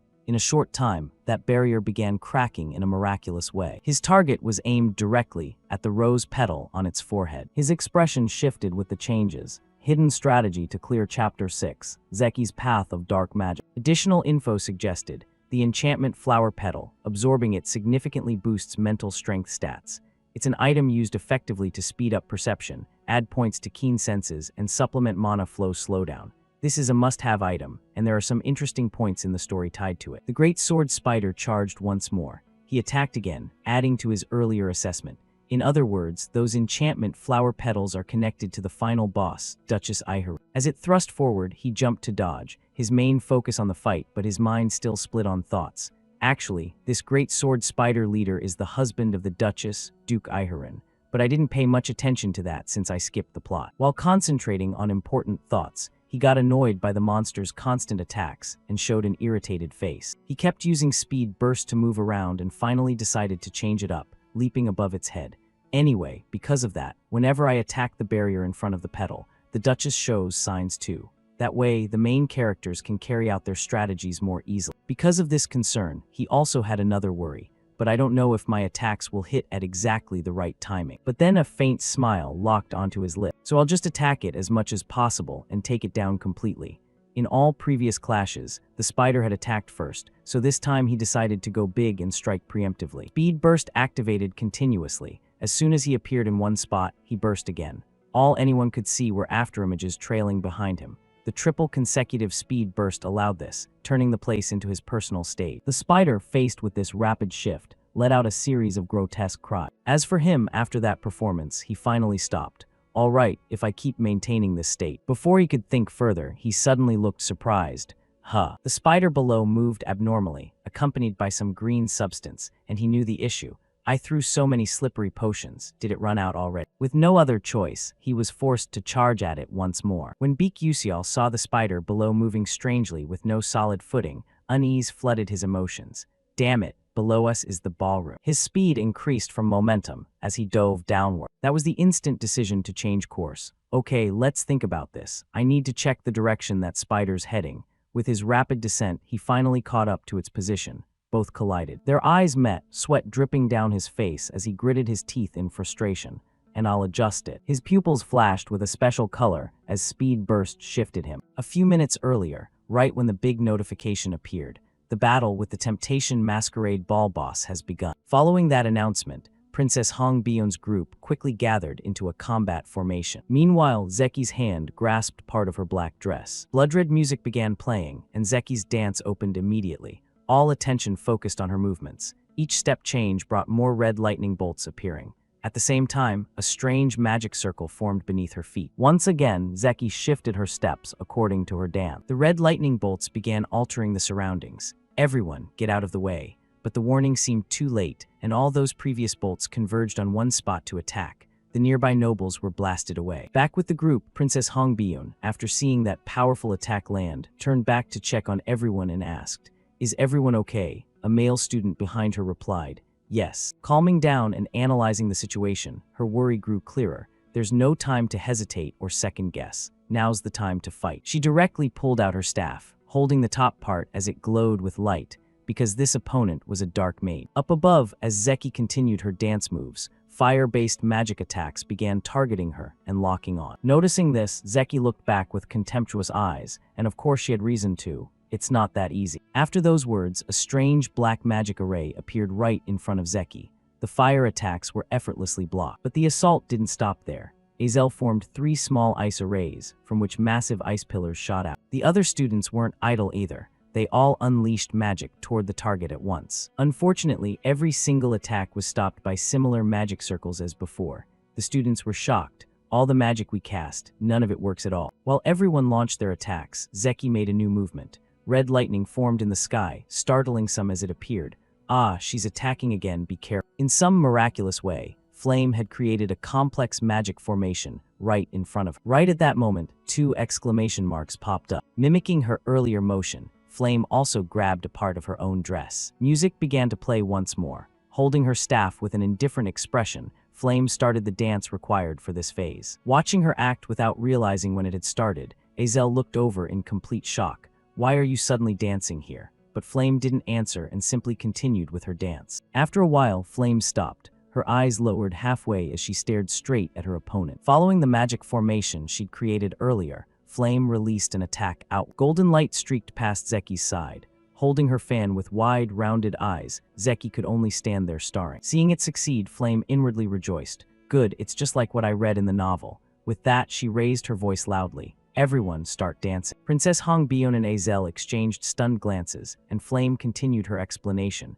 We've already gotten the hints from the previous phases. In this one, it's not just a magic showdown. It also involves dancing. We can only use magic through our dance move. Catching on quickly, Princess Hong Bion grasped the point. So that's it. Duchess Iharin's dance can't be broken by ordinary magic. Azel also had her own realization. The dance that counters Serena the silence boost is, and it all tied back to one key element. Serena's farewell song when she died. Without hesitation, Princess Hong Bion opened with a dance to the music's rhythm. Those in sync began dancing along, and the other classmates recognized this dance too. Musical notes formed, blending with the movements, and in no time, successive magic attacks were unleashed one after another straight toward where Zeki stood. Caught off guard, she covered her mouth with her fan. Just like that, a massive explosion erupted right in front of everyone, centered on Zeki. The music kept playing, but Azel grew a little anxious in the melody. Did that attack actually work? But then the music suddenly shifted, making her react. Wait a sec. As the blood-red tune rose again, and from the smoke left by the previous explosion, a dark silhouette slowly emerged, with a new thought replacing the old. The melody seems to have sped up. Two other classmates noticed the same thing as Azel. Look over there, what the hell is that? A foot slowly extended forward, and precisely two more legs emerged from beneath Zeki's dress. Her eyes shifted to an eerie red. Someone immediately warned the group. Her legs have grown into four now. Is that right? Those blackened feet, after the explosion, rose onto their toes following the dance rhythm. Steps changing continuously. Through the new rhythm from four legs, Zeki quickly formed a denser, more intricate magic array behind her than before. Alright, then let's do this properly. As Zeki spoke those words, her face grew increasingly shadowy and grotesque. Seeing her like that, Flame couldn't hold back and shouted toward Zeki. Stop it, Zeki. If you keep sinking into the role of Duchess Iharen, you won't be able to come back anymore. Zeki shot back. Exactly what do you want me to stop for? Look around you. At the same time as dark magic spread outward, the voices of the other nobles rang out non-stop. Zeki Iharen, Zeki Iharen. Everyone just stood there frozen, watching this scene unfold. From that point on, the scene was no longer beautiful. It had become something far more horrifying. The nobles now howled along with the music's rhythm. As expected, you're so beautiful. You're truly the best dancer. Go ahead and punish those foolish challengers. Looking at Flame's bewildered expression, Zeki added, Flame, are you really that heartless? Flame was taken aback. What? Some old memories surfaced, along with an analysis in her mind. Petty, selfish, and mean-spirited. This is such a sweet and wonderful feeling. You're the only one who gets to have it exclusively. You've kept it all to yourself. Flame always wore a smile on her lips, while Zeki stood to the side, only able to feel sad. And now the pent-up anger burst out. I will never let go of this heart or this feeling. More red lightning began appearing. Sensing the massive mana about to be released, Princess Hongbyun warned on behalf of everyone. It's coming. Everyone protect yourselves. After those words, Zeki over there started moving. Energy beams formed from the arrays and shot straight forward. Fortunately, thanks to the earlier warning, Princess Hongbyun and Azel had already raised protective shields to block the attack. But unexpectedly, another classmate standing next to Azel took a hit.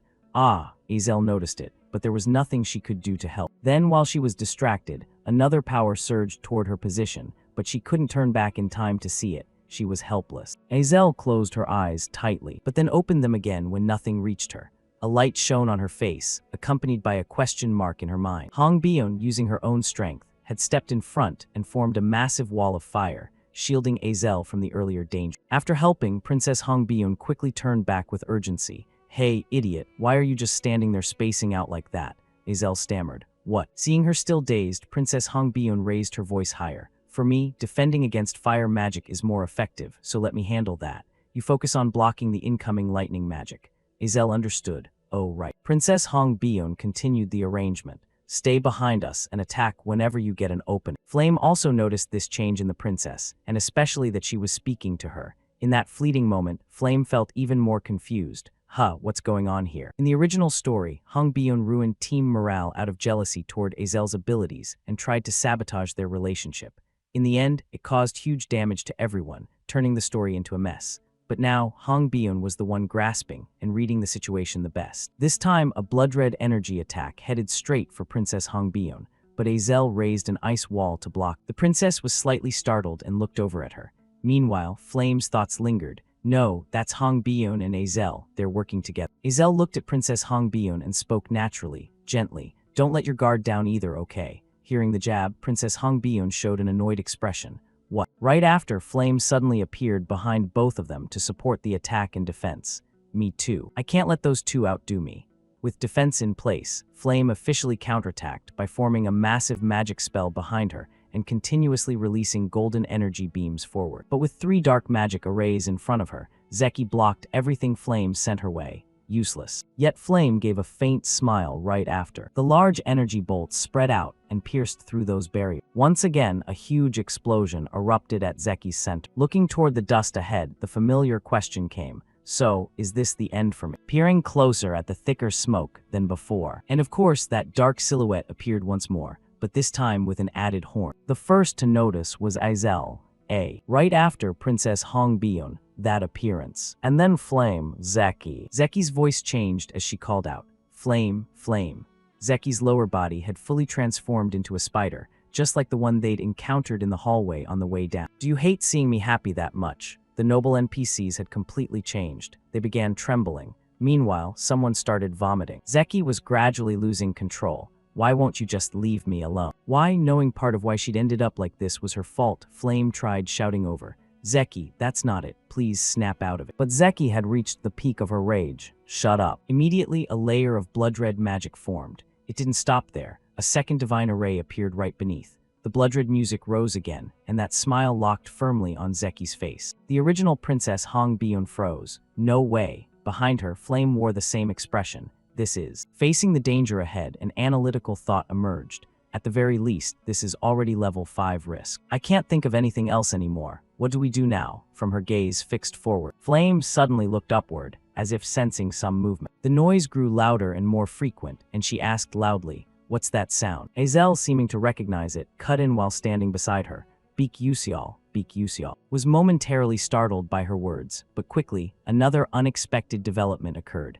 Zeki screamed as if struck by something. Princess Hong Bion asked again, "What's happening?" Flame glanced from afar and explained, "I don't know the exact reason, but it seems like the fight between Beak Yusial and the great sword spider leader up above is affecting Zeki down here." Zeki clutched her head in pain. Flame couldn't believe it, but another confirmation arose in her mind. "Don't tell me Beak Yusial already knew about this trait and is fighting that monster alone just to help us defeat this final boss." No one knew how he was attacking up there, but Zeki clutched her head again and cried out helplessly. Not missing the chance, Princess Hong Bion's voice changed. "This is our opportunity right now." After issuing the command, all three unleashed their magic skills once more.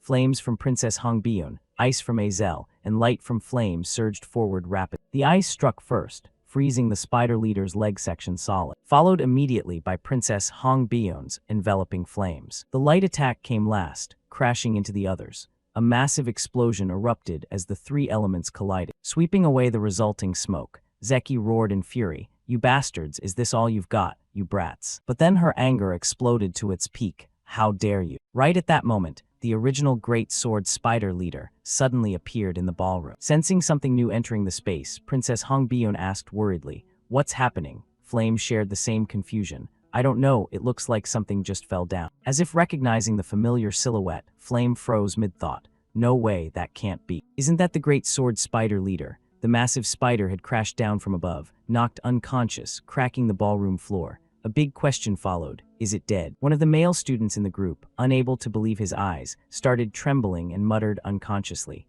"This is ridiculous. Beak Yusial, a first-year student just like us, took down a level 4 monster by himself." It wasn't just the spider that had fallen. The male student quickly spun around in alarm, spotting him lying there unconscious in a heap. In full view of everyone present, the giant spider had crashed right onto the spot where Zeki had been standing moments before. From below, one of her friends stepped up the stairs. Flame was the first to climb up, but her heart was heavy with sorrow. Zeki, now pinned under the enormous spider, struggled to rise on trembling limbs and questioned the approaching Flame.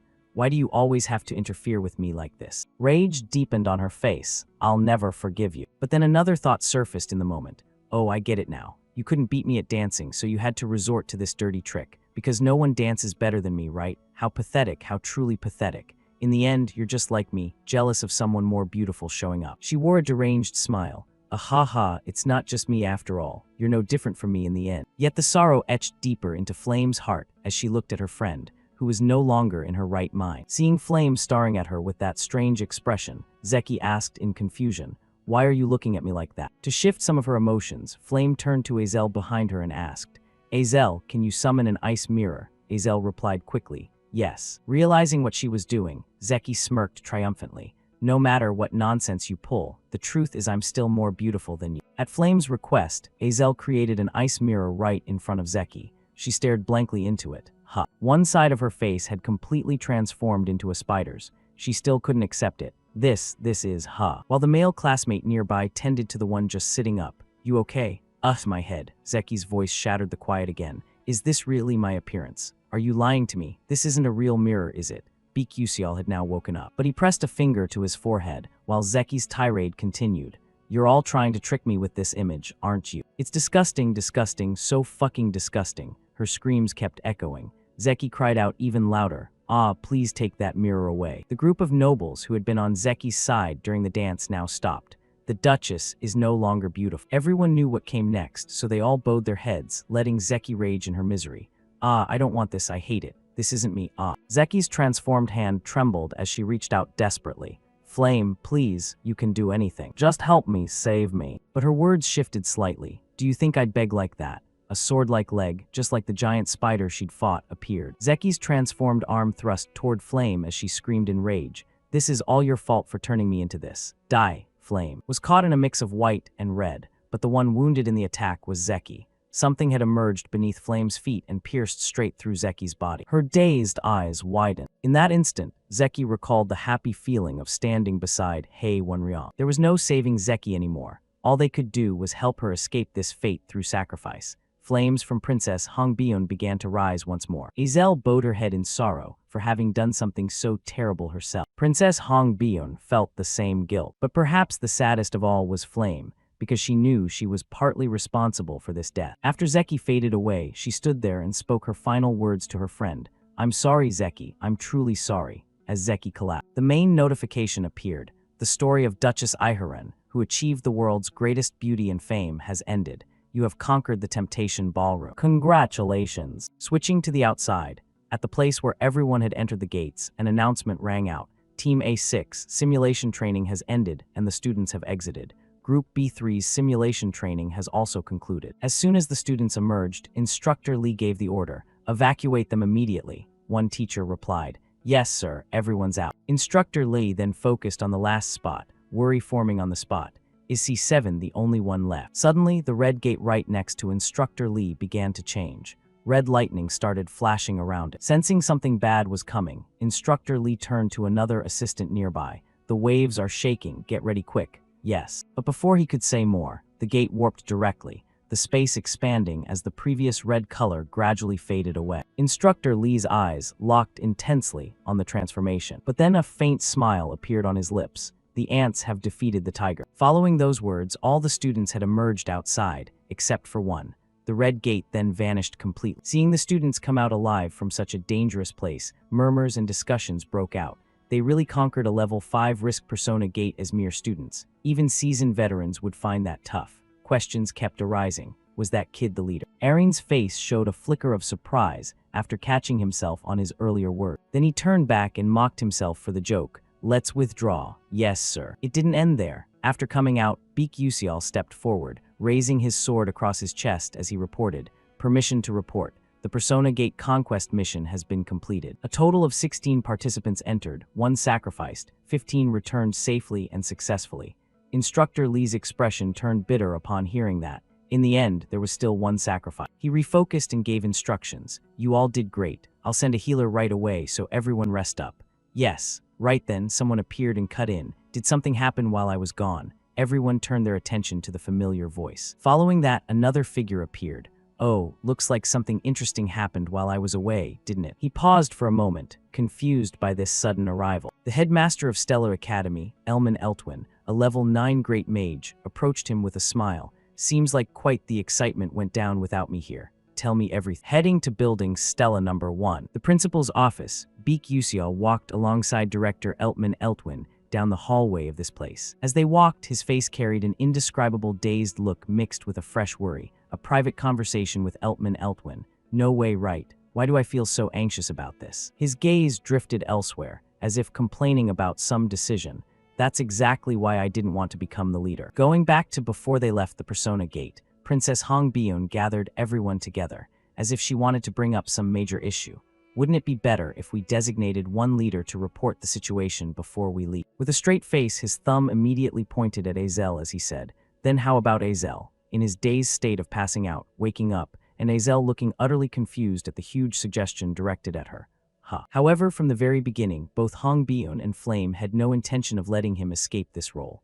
The two of them shared the exact same expression, arms crossed, casually saying, Commoner, I've already opened my eyes wide, and you still dare to blatantly ignore my contributions. How pathetic, no matter what, that's just not right. Sweat drops fell, and for some reason, as if she had a special task attached to Azel, she chimed in, I think I'm a little good at it, but not this time. He froze, vaguely following his own thought as he continued, you think so too, huh? His eyes instantly narrowed. So in the end, I got forced into becoming the leader. What the hell even happened when I was out of it like that? But perhaps to snap him out of his thoughts, the director's voice rang out, bringing a new topic. Is this the third time we've met? Widening his eyes, he immediately looked at the director and continued, Sir, I've gotten taller since last time, haven't I? A bit flustered, still young and not fully grasping the director's meaning, he froze again. Huh, what are you talking about, sir? While he was trying to make sense of it, suddenly some old memories flooded back. A small village being ravaged by a blizzard, flash, flash, flash. In that snow-covered place, Beak Yusial stood alone.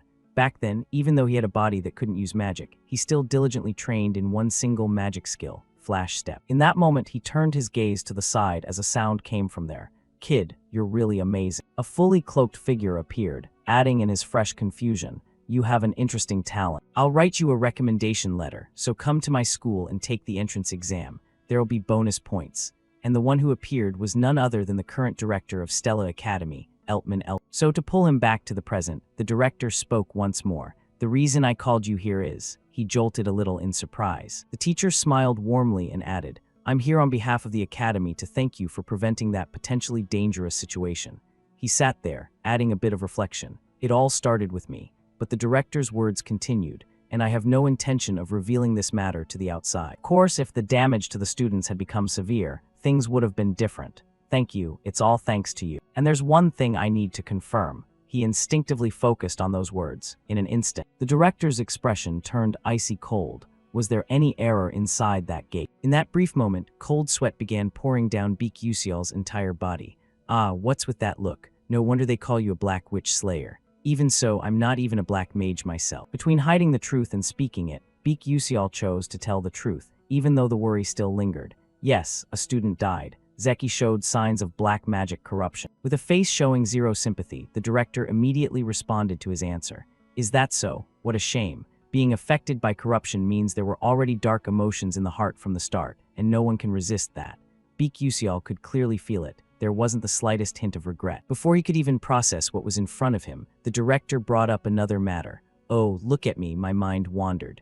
Come to think of it, I haven't even offered you anything to drink yet. The teacher turned back with his signature bright smile. He then asked, coffee or tea? Do young people these days like carbonated drinks? Others might not notice it, but from here on out it would be a real conversation. Grasping some key information, Beak Yusial started stating his choice. I'd like tea, he added casually. Do you have any kind called lilt? The director looked at him curiously. Lilt. Then immediately smiled with hidden meaning. The answer came right away. Yes, we do. Wait just a moment. Beak Yusial let out a soft breath. That was lucky. After a short wait, the director brought out a cup of tea and placed it on the table. That's right, lilt. Quite surprising. Not many people know about it, and even fewer actually like it. He replied, thank you. Right after, he picked up the teacup and took a sip. Tasting the tea but showing no expression at all, his immediate thought filled the atmosphere. Yep, as expected, it's completely tasteless. If you compare it to foods on Earth, it's like durian or fermented skate. The issue is purely taste preference. But strangely, it's addictive, so some people hate it. It has that distinctive smell that turns them off, to the point they won't even put it in their mouth. Yet those who come to love it become absolutely obsessed. The reason he chose lilt was that, in reality, this private meeting with Eltwin was a branching point and an opportunity. Flame, who chose coffee, was promised magic instruction. Azel, who chose a carbonated drink, gained enlightenment in magic. And this lilt was Eltwin's favorite tea. The only issue here was that he glanced over, waiting for the teacher to continue.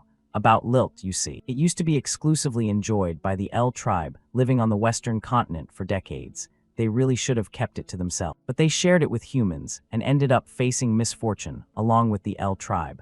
The lilt tea recipe was said to have disappeared. The teacher smiled as he looked at the cup in his hand. This must be one of the very few lilt teas left in the world. If foolish humans hadn't been so greedy, we could still be enjoying it today.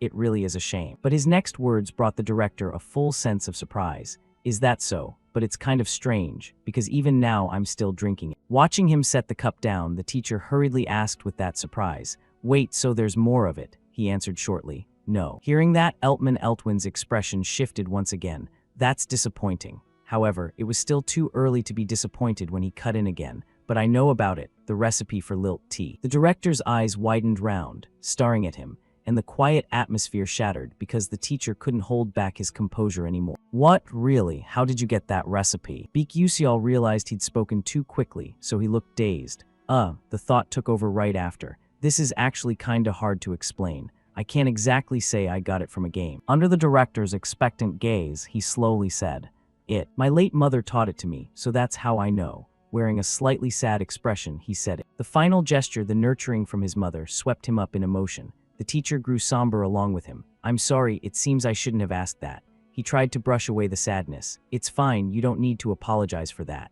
The thought took over again. Thank goodness it went smoothly. Regaining his usual calm, the director cleared his throat and asked, Then would you consider selling that recipe to me? I'll pay you very generously. Eltwin couldn't hold back his excitement, but he had been waiting for this moment. Finally, the moment I've been waiting for. He said right away, Actually, there's something I want from you even more than money. Dear director, the teacher asked back. Oh, and what would that be? Surprising the director once more, he revealed what it was. The spatial enchantment technique of the principal. I want your help with it, even if it's just once. Surprised by his choice, the director asked again with new curiosity. What? Why don't you reconsider? The lilt tea recipe is no longer in production, and it could fetch a very high price compared to that. But my magic technique is completely impractical. You understand what that means, right? He sat there, silent. I understand very well. With Eltwin's spatial magic and Altarisha's alchemy techniques.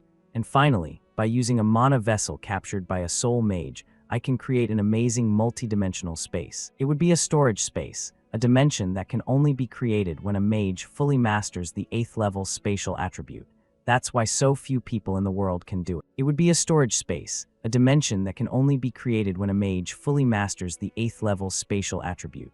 That's why so few people in the world can do it. But with the help of a 9th level mage like Eltwin, I could create the highest grade storage possible. Having calculated it all in his mind, he smiled and continued. More than a few coins, as an alchemist mage who seeks the truth of matter, understands the essence of magic and its principles of use, I can consider it the most precious gift in my life. So please, I'm asking for your help. Listening to him surprise him over and over, a smile and a sigh finally came. Under his expectant look, the teacher immediately replied, All right, if that's really what you want, then let's make a deal. Baek Yuseol's joy was plain to see. Awesome. Meanwhile, at the same time, at the location of the first tower, Vice Principal Haiden was sitting in his chair, while someone sat opposite. He clenched both fists and spoke to the other party. I heard a story. The Persona Gate was extremely difficult, and you barely opened it only to fail, right, Raiden? Just as the Vice Principal said, the one talking to him was Professor Raiden of the Crescent Moon Magic Department.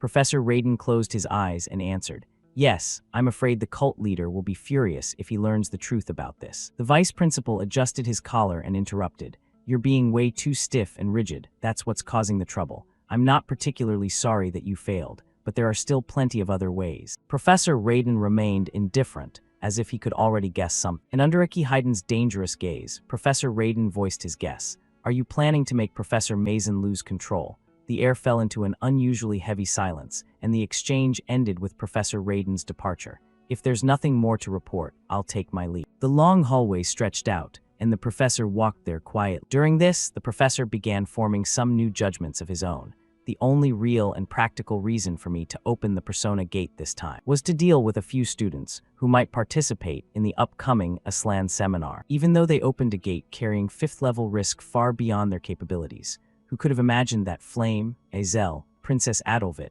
and even Hong Byun would all walk out safe. Looking toward a nearby window, a small assessment slipped in. None of it went according to plan at all. While busy with those thoughts, the professor suddenly looked in one direction when someone spoke to him. Professor, it's been a while. Raiden slowly turned around. It was the polite smile of a student greeting him, Ma Yuseong. He crossed his arms, and the earlier words continued. Back when I was little, you were like a dangerous wild beast. But now I almost didn't recognize you acting so human-like. Before he could react to the situation, Ma Yuseong brought up another big issue. Seriously, lately my friends almost got hurt. Is this because that slow old man carrying a heavy burden on his back planned all this? Hearing those words, Professor Raiden turned to Ma Yuseong with a cold face. Even if you are a young master, Please restrain your disrespectful words and actions toward the cult leader. And friends, Ma Yuxiang's face darkened. The other party ended with a question. Are you getting too immersed in this student role-playing game? However, Professor Raiden had to return to a feeling of surprise when Ma Yuxiang's tone was no longer the same as before. So it's not just the appearance that changed, huh? You dare to say such arrogant and rude words right in front of me. An invisible but very real pressure began to weigh down on the professor's body. He had to grit his teeth to endure it, but then the expression intensified as sweat beads started appearing on his face. The eyes, demeanor, and aura of the Ma Yuxiang facing him had completely changed.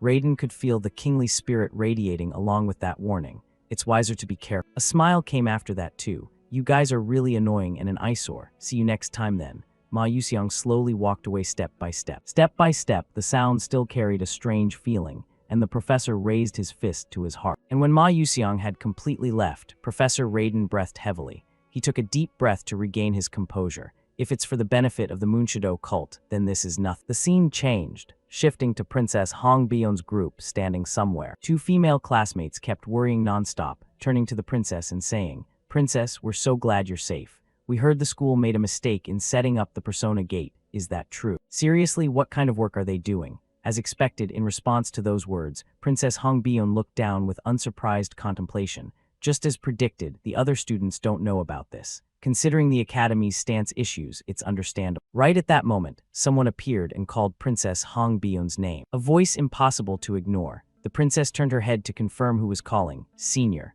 A male student approached with a smile. This student was Edmono Achlik, a third year at the Academy. Still that smile, but brighter. Edmono continued, "You don't have to call me so formally and stiffly. I feel a bit awkward when you use such grandiose language too." In response to this change, Princess Hong Bion remained calm and replied, "The student maintains a strict hierarchical system." Hearing her speak so coolly, Edmono immediately changed the subject. "Haha, I'm glad you're still safe. I was really worried something might have happened to you." Still with that familiar expression, the princess's words were blunt too. "I'm fine, Senior doesn't need to worry." A thought suddenly formed and replaced it. This sly old fox. What he's worried about isn't me, but his own rice bowl more like. The two greatest powers in the Adolvit kingdom. The Duke Orkin family supporting Princess Hong Chwa, and the Duke Achlik family being the only one that can match and oppose Orkin. Among them, Edmono is the sole heir of Duke Achlik. Perhaps his goal is to help me become queen and marry me. With the princess's previous responses, Edmono realized that approach wasn't working, so he decided to change the topic. "Oh right, do you want to play soul chess? There's going to be a student tournament coming up soon." Even though Princess Hong Bion had no interest in soul chess, she still nodded in agreement. Yes, sure. Seizing the chance to get closer to the princess, Edmono placed an arm on her shoulder and whispered coldly, "All right, today I'll teach you one move. Watch closely and learn it well." Hong Bion was caught off guard by the action and immediately bit her lip in unwilling frustration. As they walked after Edmono greeted everyone ahead, Princess Hong Bion closed her eyes and calmly thought, "The painful truth is I can't become queen without help from someone like him. If only I had some kind of power. Even if it's someone with strength equivalent to Duke Achlik standing on my side." Right at that moment, the princess suddenly shifted her gaze out the window. Beak Yusial. By sheer coincidence, he happened to walk right past outside and fell into her line of sight. But the princess quickly looked back up at Edmono as he turned toward her and spoke again. "Hong Bion, what are you doing? Why don't you come over here quick?" However, Princess Hong Bion still hesitated, her eyes glancing back toward that window spot. "Looks like he's already gone." And with that, Princess Hong Bion left the spot.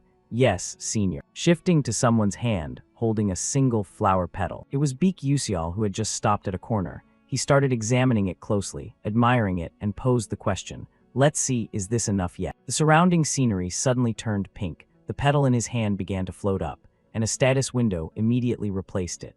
Absorbing the petal of the bewitching tree will permanently increase mental strength by 65%, and slightly boost resistance to charm-type magic. Beak Yusial's status window also appeared. Ability stats. Strength 2 stars 73%, Senses 2 stars 57%, Agility 2 stars 42%, Stamina 2 stars 19%, Durability no stars 99%, Mental Strength 2 stars 24%, Magical Power, dashed line. Looking at the change, he murmured softly, "Not bad at all." In addition, the information continued. The Constellatio project grants you a special reward. Because of this, Beak Yusial put his hand to his chin and started making new judgments.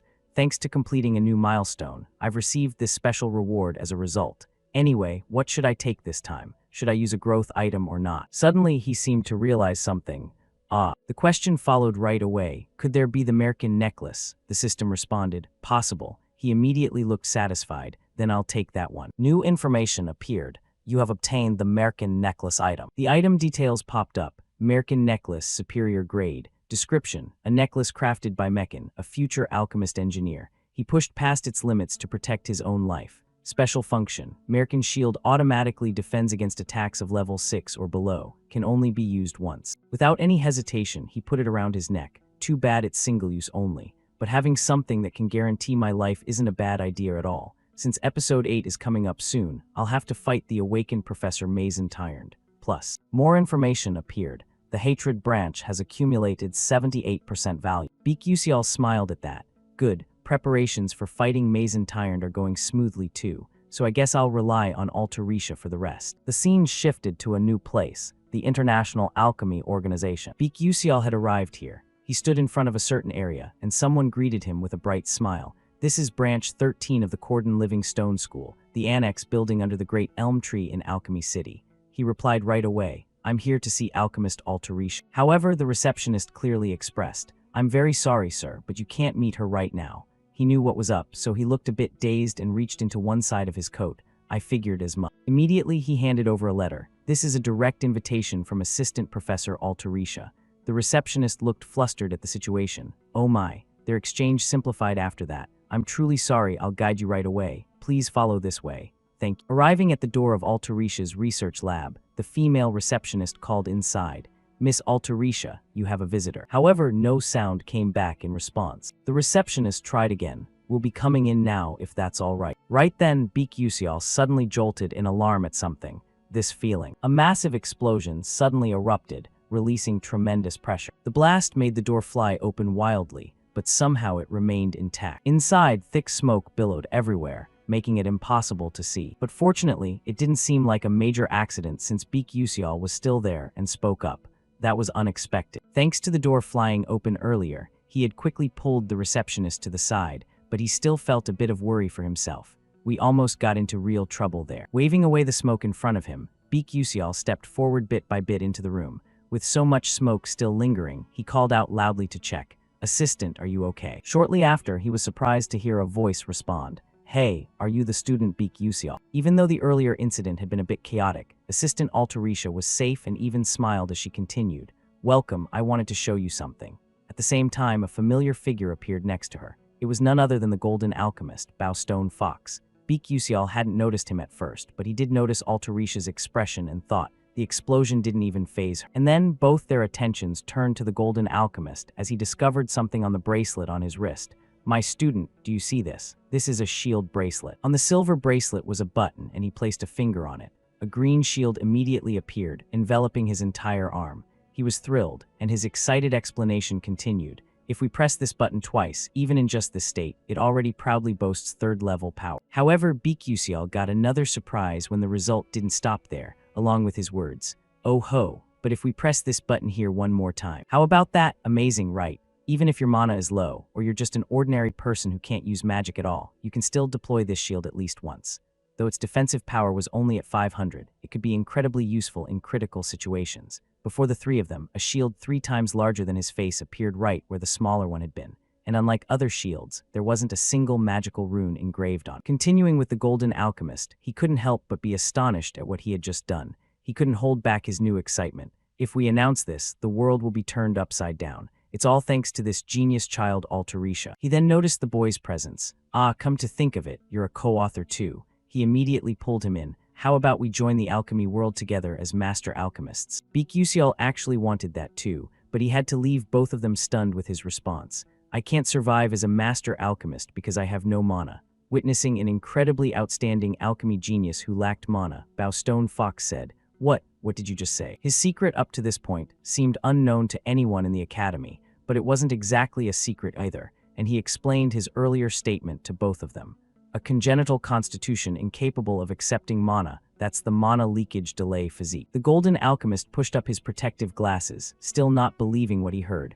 What you just said, you don't mean, however. Bowstone Fox's reaction seemed a bit different. He couldn't continue, and Altarisha took over. Is that what they call a limited lifespan? He calmly accepted the words, but then his gaze drifted elsewhere as he thought to himself, yes, that's a big part of the problem, but is it really true? To bring both of them back to normal and out of their daze, Baek added more about his own situation. My time is indeed limited, but I have no intention of dying. I'll take care of that myself, so don't worry about it.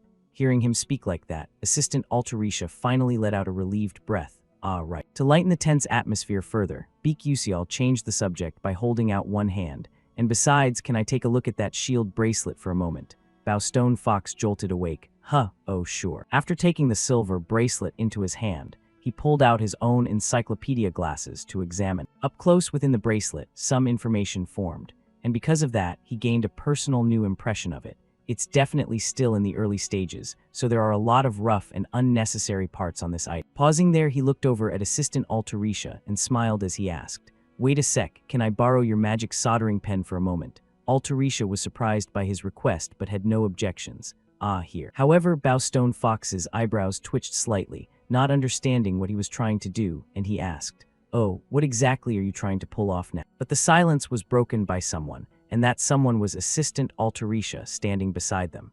She knew what Baek wanted to do and didn't want anyone interrupting him right now. Back to him, Baek after receiving the magic soldering pen from Altarisha, slowly and carefully placed the pen on the silver bracelet where that special information was contained. A thought slipped in. Here, using the connection point from this magic soldering pen, he's not doing it sloppily. He's using the encyclopedia glasses to precisely engrave the complete future shield bracelet he knows.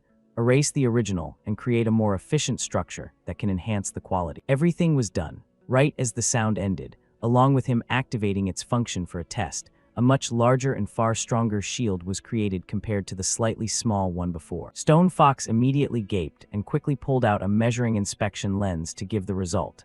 This is impossible. Amid their growing anticipation and joy, he announced the measured result. The defense value has shot up to 800, almost 1.5 times more effective.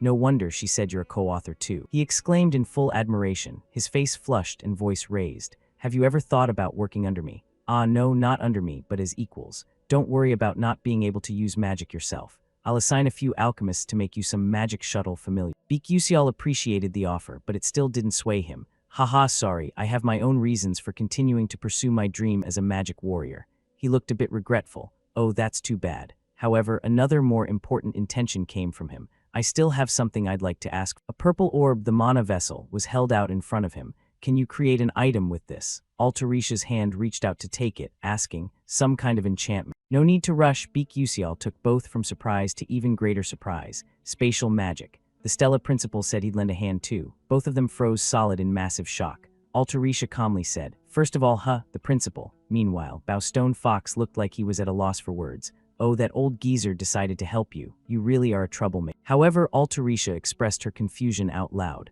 I want to do something to help you, but unfortunately I don't think I can. I've never tried using elemental attributes before. Baek knew that well. A smile bloomed on his lips as he added, I know I'm not asking you to do it right away. You can take your time and do it once you've mastered your skills more. His initial thought set a limit. With this, it'll probably take a few months. Then a small exchange followed from both. All right, then leave it to me. Ah, it's time for us to create a masterpiece. Back to the classroom at Stello Academy. Azel sat at her desk, currently showing clear confusion. Things aren't looking good. Shyly afterward, Azel cast her gaze toward Baek sitting blankly not far from her position. Watching him yawn repeatedly there, Azel hesitated and formed an intention in her mind. That thing, should I ask Baek about it or not? However, before she could act, someone arrived first and spoke in a very familiar tone. Commoner. Baek looked dazed as Princess Hongbion appeared in front of his desk, adding words directed at him. I have some important things to discuss with you. Do you have time? Azel watched both of them in fresh confusion. There's even more important stuff. However, Baek reply came. It's nothing major. Accordingly, Azel watched as Princess Hongbion led Baek out of the classroom. After the two had left, Azel returned to her usual sadness. Thoughts kept arising. Whatever they're about to talk about probably has nothing to do with me, right? Why do I feel so weird about this? The two were now walking down the hallway. Going in silence felt a bit awkward. Baek decided to speak up right after. What did you want to talk about? Princess Hongbion, walking ahead, stopped at the question and answered. In the alchemy world, they say that products from alchemical techniques have been developed. Right after, Princess Hong Bion decided to turn back and look at. Seeing him looking somewhat handsome, she went straight to the main point. I heard you're a co-author of that alchemy book. He paused for a beat to consider. Given the Adolvit royal family's information network, that's only natural. Still calm, Beek Yusial replied to the princess. So what? Are you looking to get a direct connection to the M-letter 1EB7C hang business through me? Seeing that he could guess part of her intention, Princess Hong Bion crossed her arms, closed her eyes with aristocratic coolness. I won't deny that, but don't misunderstand me. The items are indeed very important, but I think building a relationship with someone like you is far more crucial. He suddenly became flustered at those words. A thought replaced it once more. I didn't expect her to think so highly of me. It's definitely different from the original story. So maybe this time I can prevent Princess Hong Bion's death after all. As cold as she had been before, now Princess Hong Bion was just as shy. Hey, then how about going to eat with me? Suddenly at that moment, someone interjected. Ah, isn't that Hong Bion? Both looked over in confusion, wanting to confirm who it was. It was none other than third-year student Edmono Achlik. His expression and next words clearly showed irritation. You even turned down lunch with me. I was wondering if something important had come up. Turns out you're just going with a commoner like this. That's really disappointing. Behind Edmono Achlik's cold face, the three stood there in silence for a long while. But it was quickly broken by Beek Yusial's thought and his gaze locking onto the other party. That guy. I've seen him before when playing this game. One of the death flags that leads Princess Hong Bion to destruction. Edmono Achlik. Judging by this guy's attitude just now, it seems he still doesn't know I'm the co-author of that random report paper. Right then, Princess Hong Bion suddenly spoke up, startling him and interrupting that thought. He's not just any ordinary commoner. I'm considering connecting with alchemist Alter Risha through this commoner, so please don't interfere right now. However, Edmono Achlik wasn't going to let that happen. A dangerous smile appeared clearly. Hey Hong Bion, do you really think that? What kind of power could a mere commoner like that possibly have to help you? Aren't I a much better option? Beek Yusial listened to the criticism aimed at him, but his usual indifference took over his thoughts. That's really funny. Looking at the princess beside him, the thought continued.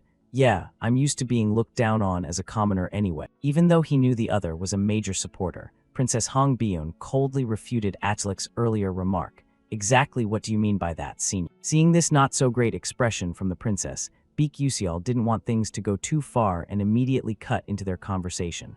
All right, let's just pretend we never discussed trading items. Princess Hong Bion jolted and whipped around to look at him. What? Meanwhile, Edmono Achlik was very pleased. Smart thinking. The commoner knows his place. But before leaving, Beek Yusial suddenly brought up another important matter. Oh, by the way, regarding the item business, I'll definitely tell them that Duke Achlik outright refused to supply the Adolvit kingdom. At that, Edmono's face turned serious, but the dangerous smile remained as he said, Hey, you seem awfully cocky. Do you know what happens when a first year dares to challenge a third year? Beek Yusial replied coolly and quickly. So what? That's not my concern. Worried about his direct confrontation, Princess Hong Bion found herself in a slightly awkward position. Commoner, you must know that Stella's hierarchy system is extremely strict. Plus, Edmono is known as the most influential among third years. What are you even thinking saying things like that? Paying no mind to either of them, Beek Yusial turned to leave. Then I'll excuse myself first. Accordingly, both their eyes locked onto his retreating back, and afterward, we witnessed Edmono's clear contempt. How can a first year not know just how terrifying his senior can be? Looks like I'll have to make this guy's school life a bit more fun. Seeing all her efforts turn to nothing after everything, Hong Bion clearly showed a sense of loss and sadness. Meanwhile, Beek Yusial had stepped out into the large courtyard of the academy. As he walked, he carried his own quiet sadness. Sorry about that, Hong Bion, but if that guy doesn't get taken down, you'll never get a happy ending. Of course, even if you inherit the throne or Duke Achlik falls, death would still come in the end. That's something unavoidable. His footsteps came to a quick stop. His gaze suddenly snapped straight toward one direction. At the very least, I won't let Hong Bion have to bow her head to that bastard. His eyes shifted directly toward the direction where students were moving about. And farther off, it was Hong Bion hiding in a corner of the wall. Truly helpless, Princess Hong Bion could only slap her own forehead.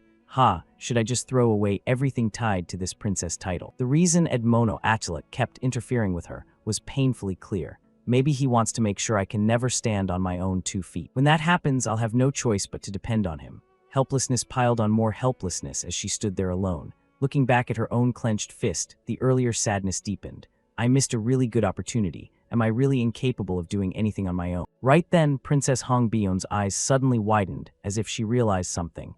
Wait a sec. The figure and voice from earlier flooded back into her mind. I'll definitely tell them that Duke Agilic outright refused to supply the Adolvic kingdom. Thinking back, he's just a commoner. Why would he say something like that? Normally, he shouldn't be drawing attention to himself like this. But instead, he directly provoked Edmono. She had a very strange premonition about it. Don't tell me. Scene shift to nighttime, in some dormitory wing of the academy. Beak Yusial appeared holding something in his hand. He opened a box and smiled brightly. Perfect, it arrived safe. A 3-compartment box revealed itself. A bracelet, a necklace, and a ring with simple patterns. Though they didn't look like fancy accessories, their integration potential was highly impressive. Sitting there staring at them for a long while, Beak Yusial sank into deep contemplation. Altarisha's prototype items arrived faster than I expected. Hesitation crept in. Now, let's see, what are these even for again? A status window popped up immediately. Barrier-coated necklace, low to mid-grade. Description: activates a protective coating that shields the entire body when worn. Effects: agility plus 11%, defense plus 14%, mana plus 1%. Special function: level 1 body shield, 125 BP, plus 3% damage absorption rate. Looking at the necklace he had just picked up, Beak Yusial's joy was plain to see. Oh, this is even better than I hoped. And the ring he held in his other hand displayed new information. Unnamed dagger ring, mid-grade. Description: when used, the ring transforms into a dagger hilt and generates a new mana dagger from it. Effects: agility plus 14%, perception plus 9%. Special function: level 3 magic dagger, lasts 5 minutes. The final item among the 3 was detailed out. Shield bracelet, low to mid-grade. Description: when activated, it turns into a forearm protecting bracelet. Effects: strength plus 7%, defense plus 9%, mana plus 2%. Special function: level 1 shield, 1000 BP. He added a compliment while looking at the bracelet. As expected from Altarisha, she managed to make mid-grade items already. He clenched his fist, a new smile forming. I need to test these in real combat right away so I can give feedback to Altarisha. And I already gave advance notice to Dr. House Corden. Now all preparations are complete. It's time to slowly crush Duke Agilic. A few days later, the second exam was approaching. This second exam was divided into 2 parts: practical combat and theory. In the practical section, magic combat tests would be scored differently depending on the type of magic used. For example, lightning magic was graded based on maximum voltage and number of chain links. Wind magic was scored through the explosive force generated. Ice magic was evaluated by maximum coldness and coverage range. Healing, light, and other special attributes had many factors to consider, but the most anticipated among them was still the fire attribute. And who else but Princess Hong Bion? Watching everyone continuously demonstrate their abilities, he couldn't help but be amazed again. As expected from the main characters, they're on a completely different level. Then, right in front of him, an instructor looked over and called, "Beak Yusial, it's your turn." Beak Yusial stepped onto the testing area. The overseer signaled, "Prepare to begin. Use exactly one of your abilities." From his standing position, Beak Yusial accelerated forward toward the pillars with a slightly large red button on top. Using Flash Step, he easily moved between the pillars and pressed each red button. Notably, his focus was perfect, no wasted movements. He completed each one simply and cleanly. From a corner evaluating the performance, the supervisors couldn't hide their surprise at his execution. Every time I see it, it's still unbelievably unreal. No delay at all in that Flash Step, and he can orient and execute it instantly with perfect precision. Truly astonishing. When Beak Yusial stopped, the overseer's announcement rang out. Beak Yusial's test is complete. Still standing alone there, looking indifferently in one direction, Beak Yusial slipped into a new thought. With this, I've finished one part of the practical exam. Since I can't use magic, the rest is basically doomed. But if I score high on the theory test with my glasses, that should make up for it. Right then, Beak Yusial jolted and looked back dazedly as someone approached and called his name. "So you're Beak Yusial, huh?" A group of students came over, clearly showing mockery aimed at him. "Heard a first year like you dared to talk back to a third year. You're beyond saving man. Oh man, as a freshman, I can't even imagine doing that." Looking at the group that had naturally come to pick a fight, Beak Yusial narrowed his eyes slightly and thought, "So it's starting already. Edmono's crew, right?" As expected, one of them got right in his face and said, "Oh, look at this kid, daring to glare at us like that." The guy's face seemed to drain of color. "Not planning to lower your eyes." In response to those words, Beak Yusial stayed calm and thought, "I figured as much." But even so, irritation showed on his face. It's a bit annoying having to take hits from these kids. Still wearing that fixed stare, Beak Yusial silently watched the troublemaker to let him intimidate him more. The guy laughed perfectly. HMPH, look at this brat. I told you to bow your head. Baek listened calmly as the other cursed him out quite a bit. This damn kid is even more arrogant than I thought. Commoner, and I heard you don't even have parents anymore, right? If you don't want to die, kneel down, you bastard. Right then, second-year senior Bandion passing by noticed the commotion over here. While I'm at it, let me think a bit. What's this? A fight? Not far away, Bandion quickly recognized they were Edmono Achlik's people. But more than that, she noticed he was there too. Huh, isn't that the freshman we met at the Made Cemetery? I think his name was Baek. Having thought it through, she decided to just watch closely and speak up loudly. What are you guys doing over there? As she approached, the guy looked at Bandion and said, can't you see? I'm disciplining a junior, don't butt in. Bandion, this kid dared to talk back to a third-year senior. As seniors, disciplining juniors is our duty. Hearing the argument, others also noticed her arrival. That's Bandion, right? Isn't she from S52 class? Grasping the situation quickly, Bandion turned to look at Baek, showing clear surprise. But then looking more closely at him, a new thought formed. Baek, is he planning to kneel? If he's strong enough to take down a 5th-level summoner, he should easily handle these guys. Why is he letting himself get worried like this? No way, no hesitation anymore. Bandion decided to intervene. No, don't do that. The guy was surprised by her decision. What? Bandion closed her eyes and said casually, if what you say is true, that a freshman talked back to a third year, then this isn't a small matter. In a military mage unit, that would be seen as defying superior. So my suggestion is, why don't we open a special junior training session? Hearing this idea, both sides stiffened in confusion, looking over with questions. Someone already spoke up. That kind of training needs approval from the student council president. With that said, Bandion decided to handle it. I'll go get approval, so make sure it's done properly. Suddenly having a more reasonable path, the guy flashed a perfect smile. He added with a bit of killing intent, staring straight at Baek. All right, sounds fun. The whole group left afterward, leaving just the two of them. Bandion then spoke to him. Sorry for interfering, but if I hadn't stepped in, they wouldn't have let you go. Baek didn't say anything but showed clear surprise. Huh, she means they wouldn't let me off. Without a reply from him, Bandion voiced her guess. You were planning to use the humiliation moment to strike back big, right? Someone smart enough to defeat a summoner wouldn't argue pointlessly. So there's only one reason. To end Stella's stupid, long-standing senior tradition. You chose to sacrifice yourself. Baek stayed silent there, listening, then dazed confusion took over. Me. Like, huh, who am I and where am I? Why am I in this situation? Back to the main point, watching the group that hadn't disappeared yet, Bandion continued analyzing her earlier words in more detail. But among them, some have no choice but to follow Edmono Achlik. They're called the coerced, bound by family circumstances. Even if you're right, you can't let people like that get punished. One of her hands then directly placed on his shoulder, offering encouragement. So I'll set the stage for you. Fight however you want. I'll personally convince the student council president. Hearing this much, sensing danger approaching, Baek broke out in continuous sweat, unsure what else to do, a helpless smile stretching across his lips. Huh, what has she been talking about this whole time? Time passed quickly. Some blue drawings were precisely etched out. It was a form of inscription created by some professor. This was the Magic Protocol Interpretation exam. The students below began their written test accordingly. Among them, some couldn't avoid complaining. I don't understand any of this. Can I even finish solving it today? However, standing out among them, someone got up and left their seat. It was Baek. After putting on his encyclopedia glasses, his knowledge surpassed even the professor's. Don't forget to add up my submission. The exam overseer took the paper from him, a bit confused. Huh, only 20 minutes in and you're already turning it in. How is that possible? Baek, walking away, turned back to explain. No, I finished it. Hearing that it sounded absurd, the overseer looked at his answers. What, you mean? And then, from earlier confusion, it turned into outright shock on the spot. Putting his glasses back into his coat, Baek calmly walked away, saying, I didn't study anything, but finishing it feels pretty refreshing. However, things gradually got a bit complicated when he had to stop and look in one direction as someone gossiped about him. That's Baek, right? Heard a freshman dared to talk back to Edmono Achlik. Looks like he's about to get properly disciplined, huh? Feeling embarrassed there, he knew trouble was brewing again. Looks like the whole school knows now. His eyes drooped, and now Bandion has to step up front for special junior training. Simply put, it's a place where seniors can directly challenge juniors for discipline.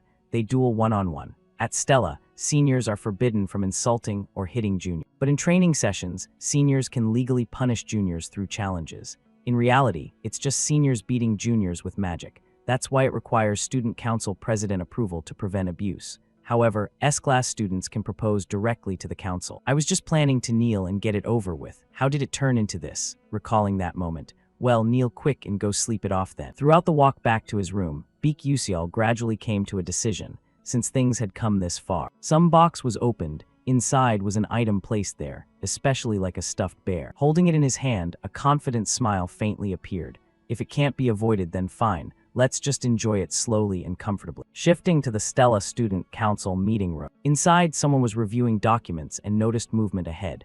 This student was Stella's Student Council President, second-year S-class, Myro Yoon. And what was coming came. The person who had spoken to Beak Usial earlier arrived here with clear seriousness. The president quickly asked, Bandion, what brings you here? Without wasting another second, Bandion placed a sheet of paper on the president's desk. But her voice softened a little afterward. I'd like to request approval for opening a special junior training session. Target Beak Usial, S-class freshman. The president was surprised in his response then. I thought you hated ridiculous stuff like this. Why now? Showing no emotion, Bandion said, precisely because I hate it, that's why I'm doing it. Since this was serious, the president gave a slight reminder. I don't know what you're scheming, but no matter how talented, a freshman can't possibly beat a second year. The gap created by experience isn't something stats can make up for, yet you still want to request a training session. Waving the paper in her hand, Bandion smiled at that moment. If you want to know why, just come watch, it'll be fun. Seeing her sudden change, the president narrowed his eyes slightly and sighed, saying, Seriously, what are you plotting? Meanwhile, outside, someone's voice preparing to enter rang out. Oh, student Myro Yoon. The figure of the earlier exam overseer for Beak Usial entered the room holding a paper. Could you take a look at this report? It's a student thesis submission. Recognizing the person, the president greeted. Professor Gerald, welcome. Did this exam produce a thesis worthy of submission to the academy? However, hiding some dissatisfaction. Last time the one you brought wasn't that great, but you insisted on submitting it anyway.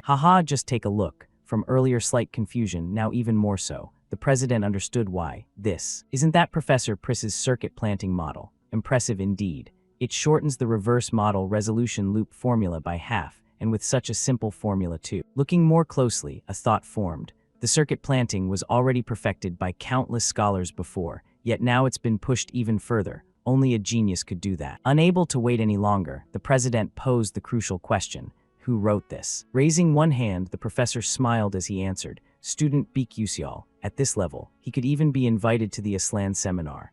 But now's not the time. I need to report this to the vice principal right away. The atmosphere in the room suddenly turned eerily quiet. Holding the test paper, the president froze in place for a long moment. Combining the two events happening to the same student, the president offered his own assessment.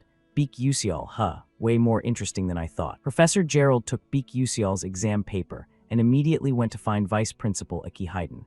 Teaching a student who produced such an outstanding thesis wasn't just about raising Stella's reputation. It was a matter of his own honor and achievements. The documents were already laid out on the desk. Aki Hayden skimmed it quickly, frowning as he asked, You're planning to recommend student Beak Usial for the Aslan seminar, aren't you? Professor Gerald replied happily, Yes, as you can see, it's truly astonishing. However, Aki Hayden's voice suddenly dropped low, cutting in, That would be quite difficult and troublesome, Professor Gerald. Unconsciously, Professor Gerald responded, Yes. Aki Hayden adjusted his mood and began explaining his earlier statement. Right now, Stella has many other candidates applying besides that student. Especially this year's freshmen, they're all highly promising and would stand out anywhere they go. In an academy, the maximum number of students who can attend Aslan, excluding those with fixed rights due to prestige, is 2. But you're nominating Beak Usial for one of those spots. A magic warrior who can't even use magic. That's an insult to mages. Professor Gerald stood stunned, then closed his eyes as Aki Hayden continued. If you understand, then leave immediately. I absolutely cannot allow Beak Usial to go to Aslan.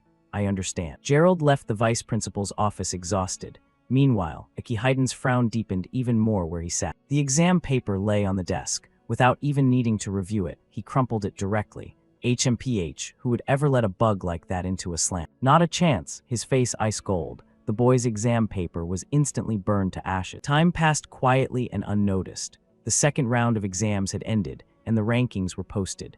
Beak Usial blended into the crowd, standing in front of the large results board. Pointing with his finger, his face dazed as he added, Let's take a look. Found it. After scanning from the bottom up for a while, Beak Usial spotted himself selected at rank 419 in Class S. Beak Usial looked at it with a hint of pride, even though the rank had quite a few digits. I placed 419th, so I'm actually pretty amazing on this leaderboard, even though I got a perfect score on the written test. However, his eyes suddenly focused, locking onto one spot in his line of sight.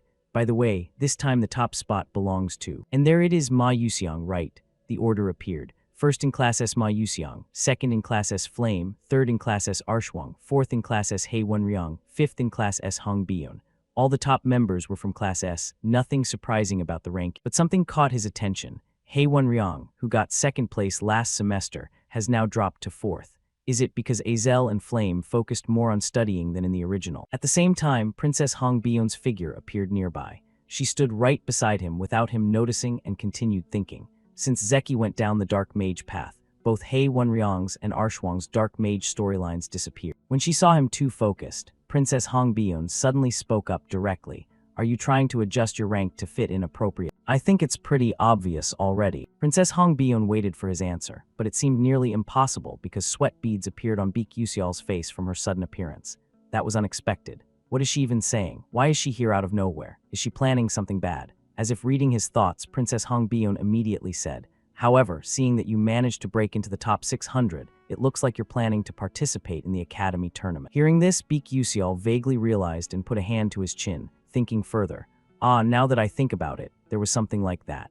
The Academy Tournament is an event where selected students compete against participants from other prestigious magic academies. After these calculations, he immediately turned to look at the person who had just evaluated. At that moment, all he saw was her shyness, flushed cheeks, and the way she fidgeted with her hair. He thought, what's going on? What is this feeling? Naturally drawing closer to the princess, Beek Yusial confidently voiced his recent thought.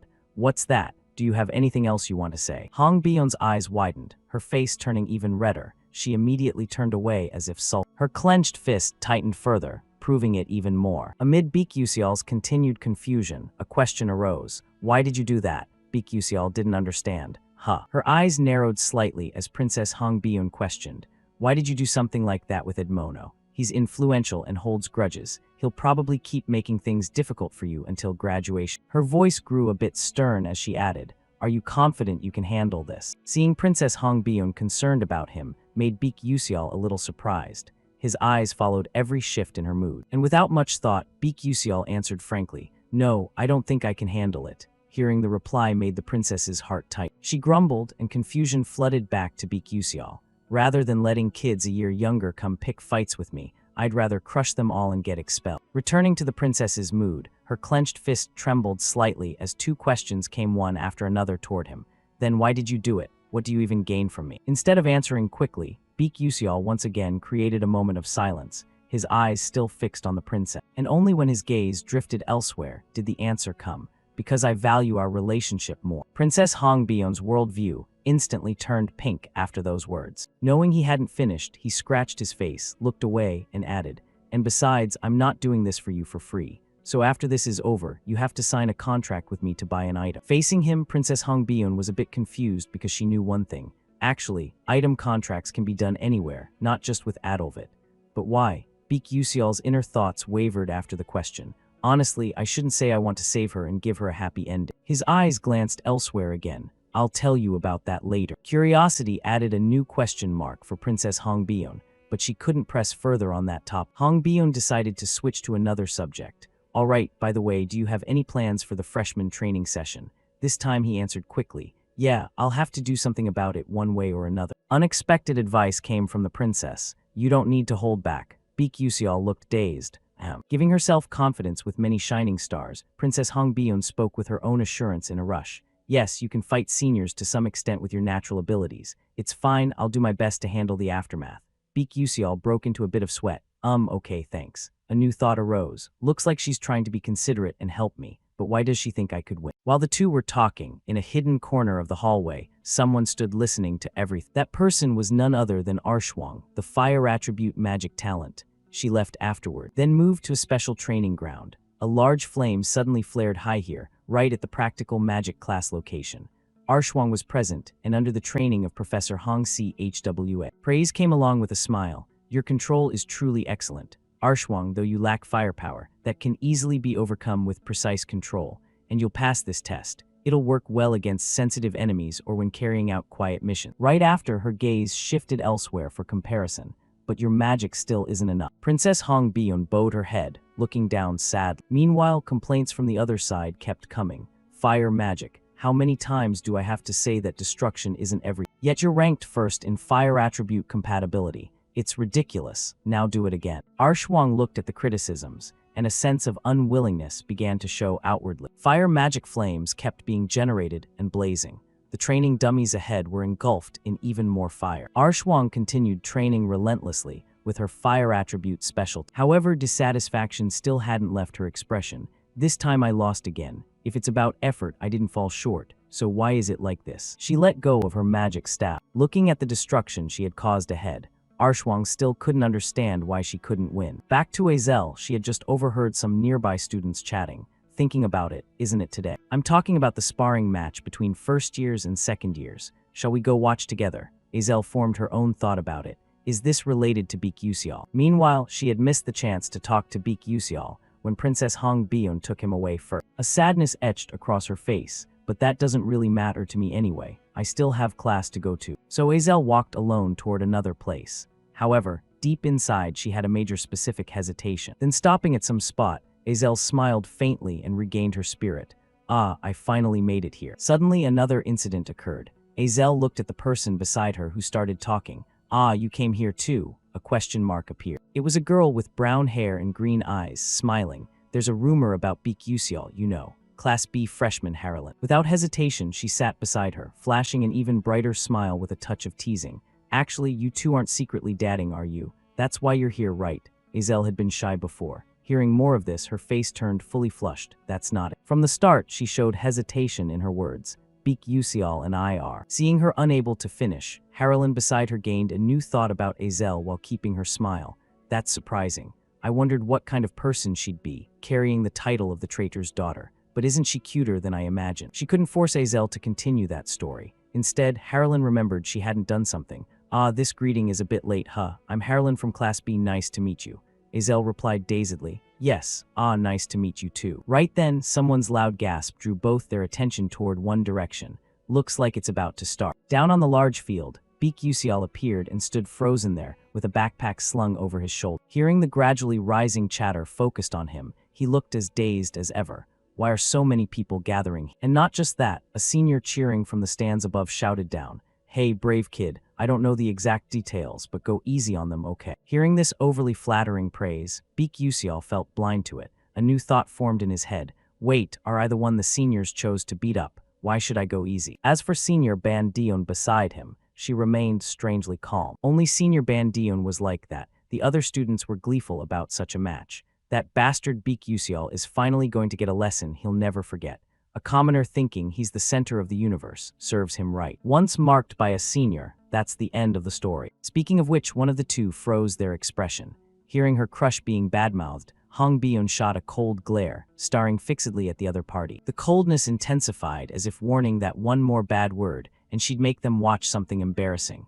And it worked perfect. When Princess Hong Bion left, the two earlier mockers hid in a corner, cowering and not daring to do anything more. Like the others, Hong Bion was also concerned about his match and chose a good spot to observe. But when remembering him, her eyes narrowed slightly. Commoner. She still couldn't take her eyes off the calm Baek Yuseol below. And not long after, Baek Yuseol's gaze focused straight ahead. There stood someone facing him, speaking up. Hey kid, you ready yet? His opponent had revealed himself. Second-year Class C student Caliban Catalum was present, a Class C guy, roughly rank 300 or so.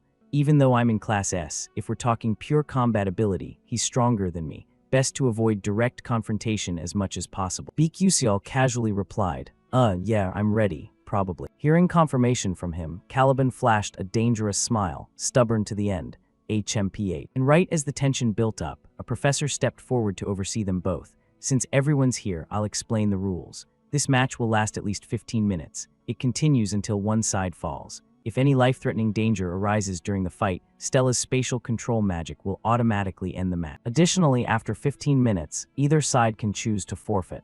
The match will end immediately, so the fight begins. As soon as the sound rang out, both were transported to a vast green forest. A clock with 4 zeros became the highlight to start everything. Caliban remained confident as he drew his wand. Facing him, Baek Yuseol grew serious, holding a light sword to ease some tension. Harlan looked at Azel and asked, Who do you think will win? Azel had her own answer and choice. Obviously the senior. Anyway, Senior Caliban is the heir to the Earth attribute.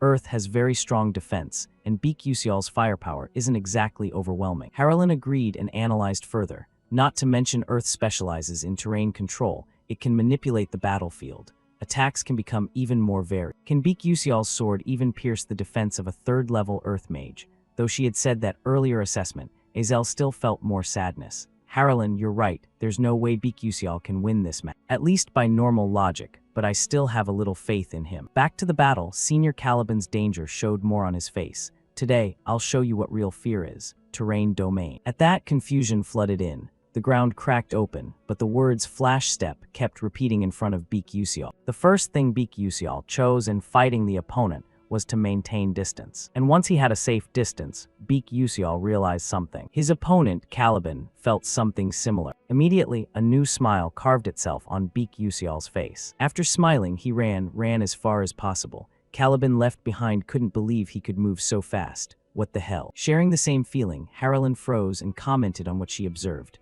Oh, running right from the start without any pride at all. Azel beside her agreed. Yeah, makes sense. However, Azel's worry for Beak Usial remained, but in this situation, maybe that really was the right move. Back to the fight, Caliban chased after him relentlessly, irritation constantly showing as he shouted, "Hey you bastard, get back here." Normally, if he turned back, that'd be the weird part. Who would listen to that and actually return? Once enough frustration built up, it was time to release it. Caliban gritted his teeth. Then right from where he stood, 3 simple green magic circles formed. Flying rocks. Beak Usial was surprised by how quickly the opponent shifted the situation. And when he realized it, the attack struck ahead, kicking up clouds of dust everywhere. Azel, Princess Hongbion, Senior Cho Wang, and Senior Ban Dion all paused their emotions, waiting anxiously. Stopping at a somewhat green bush, Caliban smiled again and thought, good, that hit for sure. When smugness peaks, the face slap hits harder. Caliban froze. What is this? Peering right before his eyes was a monkey hanging upside down by its tail, swinging back and forth. A stuffed monkey doll. Because when dazed, people lose their sharp judgment. What the hell? Why is it here? Right when he didn't know what to do, the 2 claws on its hands showed signs of closing in. A dangerous pressure quickly transmitted into the opponent's senses. Boom, an explosion of light erupted, forcing him to raise his arms to shield himself. True to his Earth mage nature, a green light enveloped Caliban Cadelem's entire body. His body didn't feel the slightest dizziness, but the uneasy feeling only intensified. Ha, I almost got done for. Good thing I increased my body weight to match the great Earth's gravity. But that no longer mattered, as his own senses detected a strange change. An Earth shield dagger formed right behind him. And just as Caliban predicted, the sound of tearing wind rang out. Beak Usial appeared at that exact spot and swung a slash with his light sword. A cracking sound echoed, but unfortunately, the sword couldn't pierce through it. Caliban turned back with a smug grin, raising his wand high. Die, shatter, rock. The Earth shield dagger he'd created vanished in an instant, replaced by the energy of a new explosion about to form. Caliban was certain he wouldn't miss this time, but the face slap was about to slowly change his perspective right at the explosion's origin. There was nothing there, not even any strange traces. Nothing. Caliban scanned around, pursed his lips, and added more taunting. Hey freshman brat, is running away like that all you can do? All that talk about knightly spirit, was it just empty words? Another face slap update came when he stepped right onto something strange. Oh heavens, his body suddenly reacted oddly. Previously heavy like a clump of earth, now it was lifted straight up, wobbling and confused as he stammered. Huh, why is my body so stiff like this? I lost balance. He staggered and tilted to one side, his eyes darting forward. From far away, hidden in the bushes, Beak Usial watched everything intently. A smile boosted his own confidence, but when it caught Caliban's eye, it felt like pure provocation. Yeah, that kid, he's smiling. Pouring all his strength into casting magic, Caliban bent down and gritted his teeth. Great Earth gravity. His wand pointed straight toward where the boy had been earlier, but the boy had vanished. Frustrated, angry, furious at himself, Caliban scanned frantically to find him again. You damn infuriating brat, want to play hide-and-seek. Get out here now. Whether he had the right angle or not, something strange like a tennis ball flew in from afar. He spotted the movement. Caliban dodged aside and sliced it in half with his wand. Stop pulling cheap cat tricks. Direct hit, but instead of exploding, a bright light shone from the cut. Rather than a bomb, it was a smoke bomb. Ah, smoke, what do you do with smoke? It stings the eyes. Just like that, Caliban was temporarily blinded. Tears falling, game over. But no. Caliban was still there, though he looked a bit pathetic. Is this a CS tier gas grenade? Though he didn't take much damage, his attention accidentally bumped into a small bell lying on the ground nearby that he hadn't noticed before. And what was coming came. That light was revealed for everyone to witness. Instead of affecting only Caliban in the fight, now it impacted everyone watching from outside. Harlan wondered, what the heck is that? Ezel narrowed her eyes and assessed. It looks like a flashing device that temporarily blocks vision and sound. From CS tier gas to a flash attack, this second-year senior seemed completely disoriented. Princess Hong Bion stood in a corner, pursed her lips, and made her own judgment. That's it. Now, if he can approach slowly and land the finishing blow, that commoner will be the winner. Suddenly something changed, making the princess's eyes widen as she looked down. What now? Down below, Beak Yusial casually pulled out more round orbs, preparing to throw. Bingo, the first one hit right on the side of his face, deforming and spreading pain. The rest couldn't be wasted. Beak Yusial continuously used his flash step to change attack direction. From another observation angle, Senior Deok Choi Wang and Senior Ban Dion voiced their doubts. Another CS tier gas this time. Seems like it's mixed with simple smoke. Yeah, what should I say now? Beak Yusial's attacks aren't exactly lethal, but he did inflict some minor injury. Instead of just tears flowing like before, now there was drool too. Cursing was the only way to vent temporarily. Beak Yusial, you bastard. Gathering most of his mana, Caliban pulled up a massive chunk of earth from beneath his feet straight into the sky. Beak Yusial below was somewhat shocked by the impact. The cursing earlier didn't quite cut it.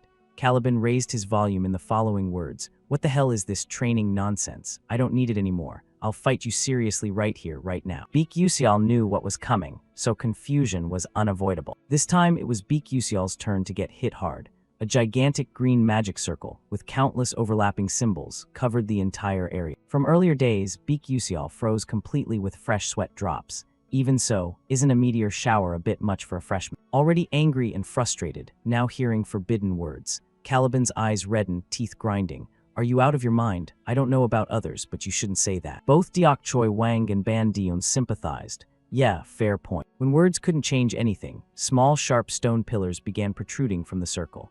The countdown began. 14 minutes 47 seconds, 14 minutes 49 seconds. Caliban's wand-holding arm raised high, preparing the assault. As soon as his arm swung down and pointed forward, he poured more power and shouted, Die! The timer kept running. 14 minutes 55 seconds. The dense meteor shower filled the sky, drawing closer to Beak Yusial every sec. Time reached 14 minutes 57 seconds, and he still stood there without any preparatory movement. Not just that Beak Yusial looked sleepy, his eyes gradually drooping. Time slowly ticked. 14 minutes 58 seconds, 14 minutes 59 seconds. And the most critical moment arrived. 15 minutes. A long smile stretched across his lips. Right when the earth pillars were only a few handspans away, Beak Yusial raised his hand high and declared, I forfeit. Instead of stopping right before him, all magic halted under Stella's enforcement. The entire plaza suddenly fell into an eerie silence. Because one thing, they couldn't believe he'd say those words at such a crucial moment. And it seemed the most humiliated right now was Caliban.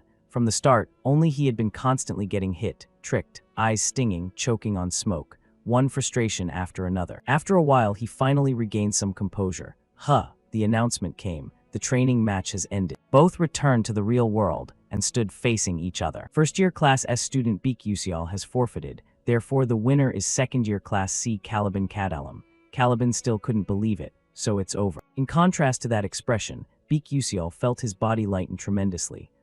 Finally survived, poor guy still standing there hearing the announcement. The special training match ended here, his body trembling naturally. And then a furious roar echoed across the entire plaza from the third year. The match concluded just as most students had predicted, the second year won. Stepping outside, the chatter grew lively. Did you see that second year's face? He looked furious enough to go insane. If I were him, I'd start throwing punches regardless of the outcome. You're right. It seemed like the freshman had defeated the second year outwardly. This impacted how Stella students analyzed that fighting style. But what exactly did Beak Yusial use? Is this some newly developed item? Beak Yusial did great, but I'm way more drawn to those tools. Senior Ban Dion got caught up in the talk. As expected, does he like using magic tools? While normal alchemists fight by manipulating terrain features. But Beak Yusial planned the positions of his magic tools from start to finish, thanks to his superior mobility. He created advantageous terrain by placing items in the area. As expected, that kid is truly amazing. Senior Deok Choi Wang beside her suddenly interjected.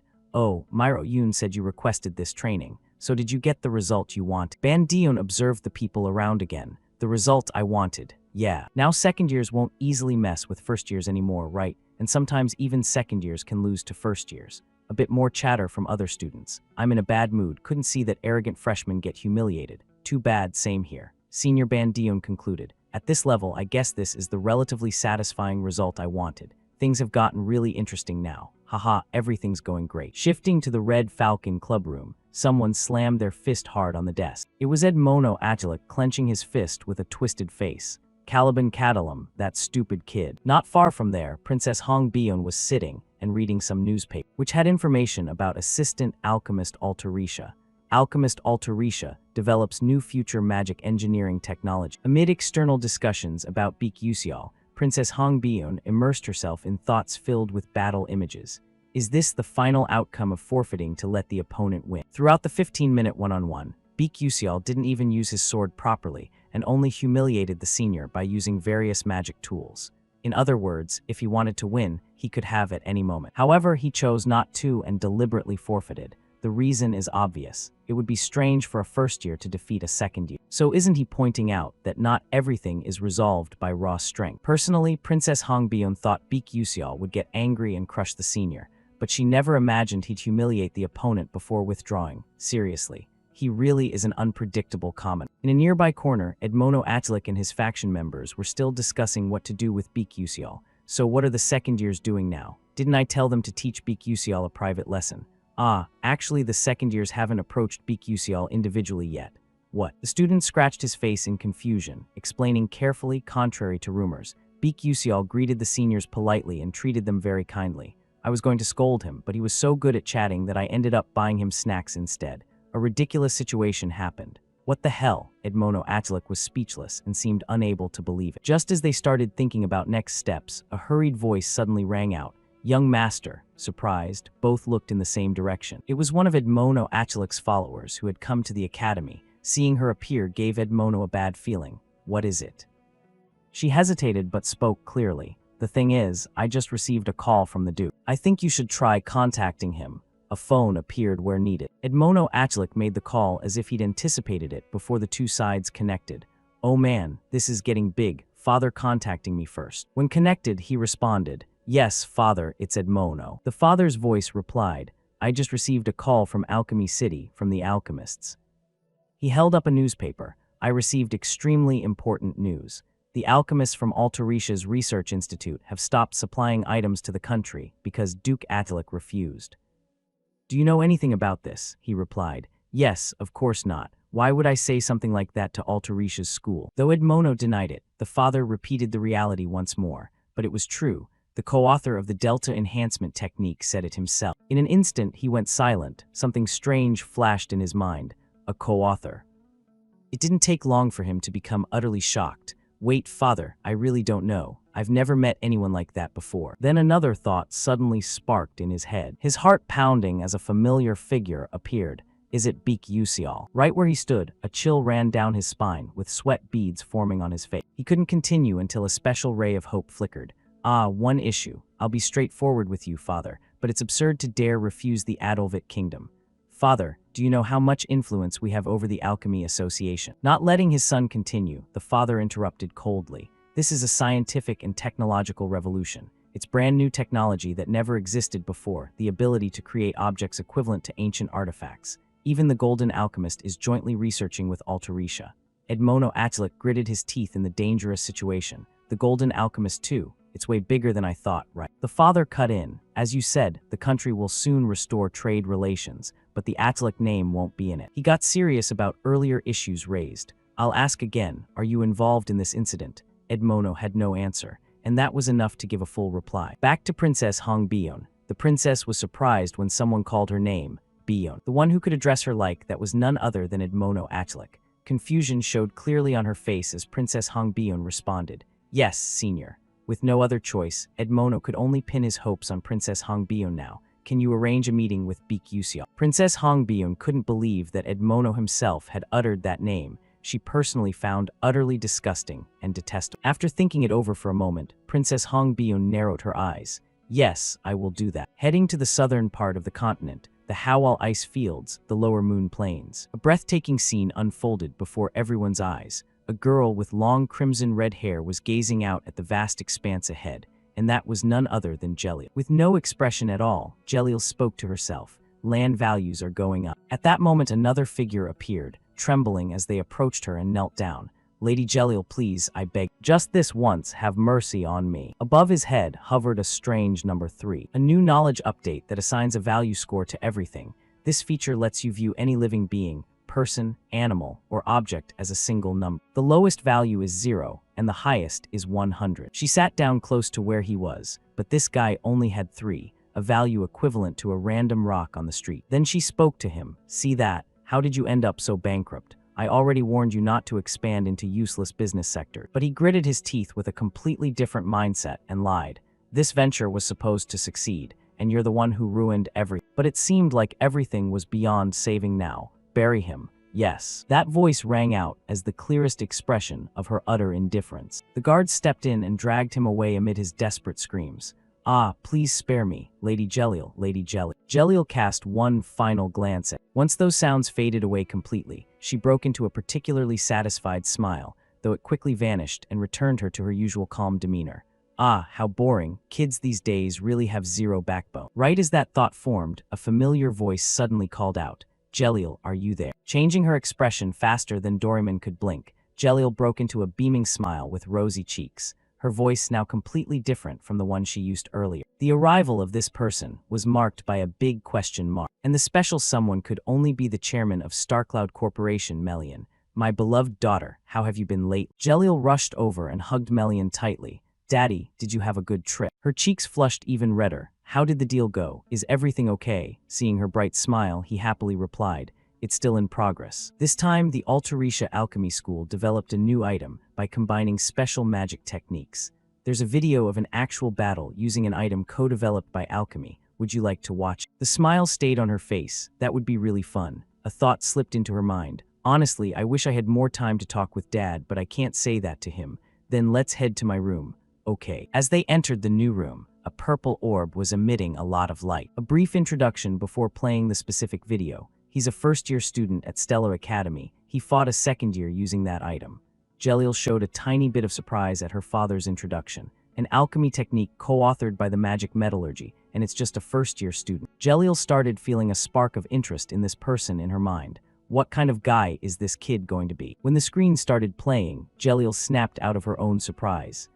The image of Beak Yusial appeared in crisp 4K quality, yet just like with her father, through the screen he also had a question mark panel. Another perspective replaced it. What's this weird thing? Why can't I see his value? This has never happened before. Even the Emperor of the Scalvan Empire and the King of Adolvit, I've personally seen all of them have values. There are 2 cases where the value of all things can't be measured. She looked more seriously at her father, more precisely at that small question mark panel. One is when the subject is someone dear and loved. Then she sneaked another glance at the screen with him on it. The other is when the value is hidden to the point that it's immeasurable. The poster he was holding had countless super cool energy orbs, knowing her dad hadn't mentioned the name yet. Jelliel grew interested and asked about him. Dad, what's this person's name? He smiled warmly at his daughter. His name is Beak Yusial. Remember that name well, who knows, maybe you'll meet him someday. Not wanting to disappoint her father. If Dad says so, of course I'll remember, she added a little more. By the way, Dad, before you leave, want to play a round of soul chess with me? The cheerful merchant smiled back. Why not? On her side, the red-haired girl was lost in her own thoughts. He has a value I can't measure. Beak Yusial, I'll remember that name. Back at Stellar Academy, or more precisely, the guy who had just been secretly remembered by someone not long ago, Beak Yusial, he was holding a glass cup and seriously drinking something pitch black. And on the other side, Edmono Achlik was clearly showing embarrassment, hesitation, and stuttering, unable to let the silence waste any more time. He spoke first after setting the cup down. I've finished my coffee. If you have nothing to say, then I'm leaving.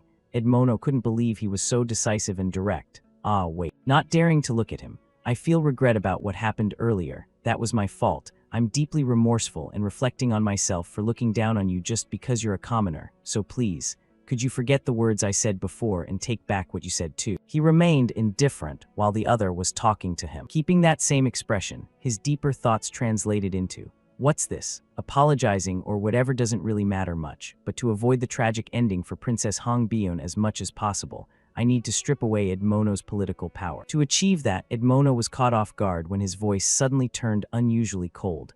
I don't want to do it for you. Right now it's better to play hard to get. He switched to a cute tone. So what should I do then? Let me think. Beak Yusial reached into his clothes. How about this? A sheet of paper with writing on it appeared out of nowhere. This wasn't ordinary paper, but a magic sheet. A mysterious paper where anything could be magically created just by drawing. Beak Yusial continued. This is a magic oath written on magic paper. Let's make a bet with me. Edmono looked confused. A bet. He explained in more detail, but nothing changed. The game will be soul chess. If I lose here, I'll take back my words. I'll only supply items to the Adolvit kingdom through the Achlik family. Edmono wanted to confirm again. Soul chess. He also added the reverse condition, but only if I win. Please transfer to me a regular attendance ticket for the Aslan conference. Edmono clearly sensed danger in those words. What? He calmly listened to the other speak afterward. Now do you think that's reasonable? He rolled his eyes. Of course not. The Aslan conference is a public discussion forum where members of prestigious magic families gather to hold academic group discussions. Only families with real prestige in the magic elite can participate, and there are 3 conditions to attend. Having attended last year and presented an outstanding thesis to be recognized for the following year, having a paper that can be presented at Aslan. You can receive transfer rights to attend, or become one of the 12 rising stars of this generation. Because worldwide, it's where genius mages gather to determine superiority. Participating in Aslan and even maintaining that status proves one's ability. The Achlik ducal family has attended the Aslan conference for many decades. This is a key factor in maintaining their political power. I'm thinking of targeting that. He tucked the paper back into his clothes. Beak Yusial closed his eyes and added, if you don't like it, then forget it. Right as he took a few steps away, a hesitant but firm voice stopped him. Wait. Edmono looked so down he might as well be depressed. You just said soul chess. Since he said that, a long smile stretched across his lip. Danger lurked even deeper along with his gaze. All right, I'll sign it. We'll meet here at this time tomorrow. He held his expression for a long time until the other had tucked it into his pocket. A full day passed leading up to something important. Moving to the next day, students were gathering in much larger numbers than usual. They were surely heading toward one event. Those who didn't know were being told by those who did. Why are there so many people at the cafe today? Senior Edmono, the final year student, is betting a game of soul chess with his first-year junior. No way, really. The focus pointed straight behind Beak Yusial with chatter. In Stellar Academy, who could possibly beat Senior Edmono at soul chess? What kind of fearless freshman is this guy? He had the answer but didn't say it out loud. That would be me. He let out a light sigh and looked elsewhere. Do you guys really think I enjoy this? From the start, I had zero interest in soul chess. But then what? He jolted when he saw a student signaling. He's here. Senior Edmono and Princess Hongbion, plus another student carrying something along, confidently taking center stage today, came from Edmono Achlik. He was concerned about something similar. As expected, he brought Princess Hongbion along too. Today Princess Hongbion was extremely irritated. Irritation doubled when the gossip included her. Wow, the princess looks so beautiful today. Are those two secretly dating or something? The weather was nice and bright. Suddenly one of his shoulders was shadowed as she dumped all her irritation and anger on him. Princess Hongbion turned toward Beak Yusial, wondering what was going on. Why is she staring at me so intensely? Did I do something wrong? Unable to do anything after sulking so much, Princess Hongbion crossed her arms, closed her eyes, and picked a seat. Another student brought out a chessboard divided into many alternating black and white squares. Up until now, Princess Hongbion hadn't understood much about him. This time was the same. She felt uneasy. What is Beak Yusial think? Edmono has been playing soul chess since he was 5 and is called a soul chess prodigy. Not just Stella, but throughout all of Adolvit there aren't many better soul chess players than Edmono. But why did he choose the sport Edmono is best at? Beak Yusial is an idiot. As if reading Princess Hongbion's mind, Edmono Achlik smiled at her like she was a familiar possession. Maintaining that smile, he turned back to this decisive chessboard. Honestly, it was surprising when Beak Yusial brought up the Aslan attendance condition. It was beyond expectation. He placed his hand on the white pieces and thought further, but this actually works out better. Now it's time I'll make you feel humiliated first. Hongbion picked up a chess piece, her smile turning slightly inhuman. Let's start the game. Finally, let's double-check and confirm one last time. Edmono Achlik, brimming with confidence that victory was in the bag, repeated the terms of the bet.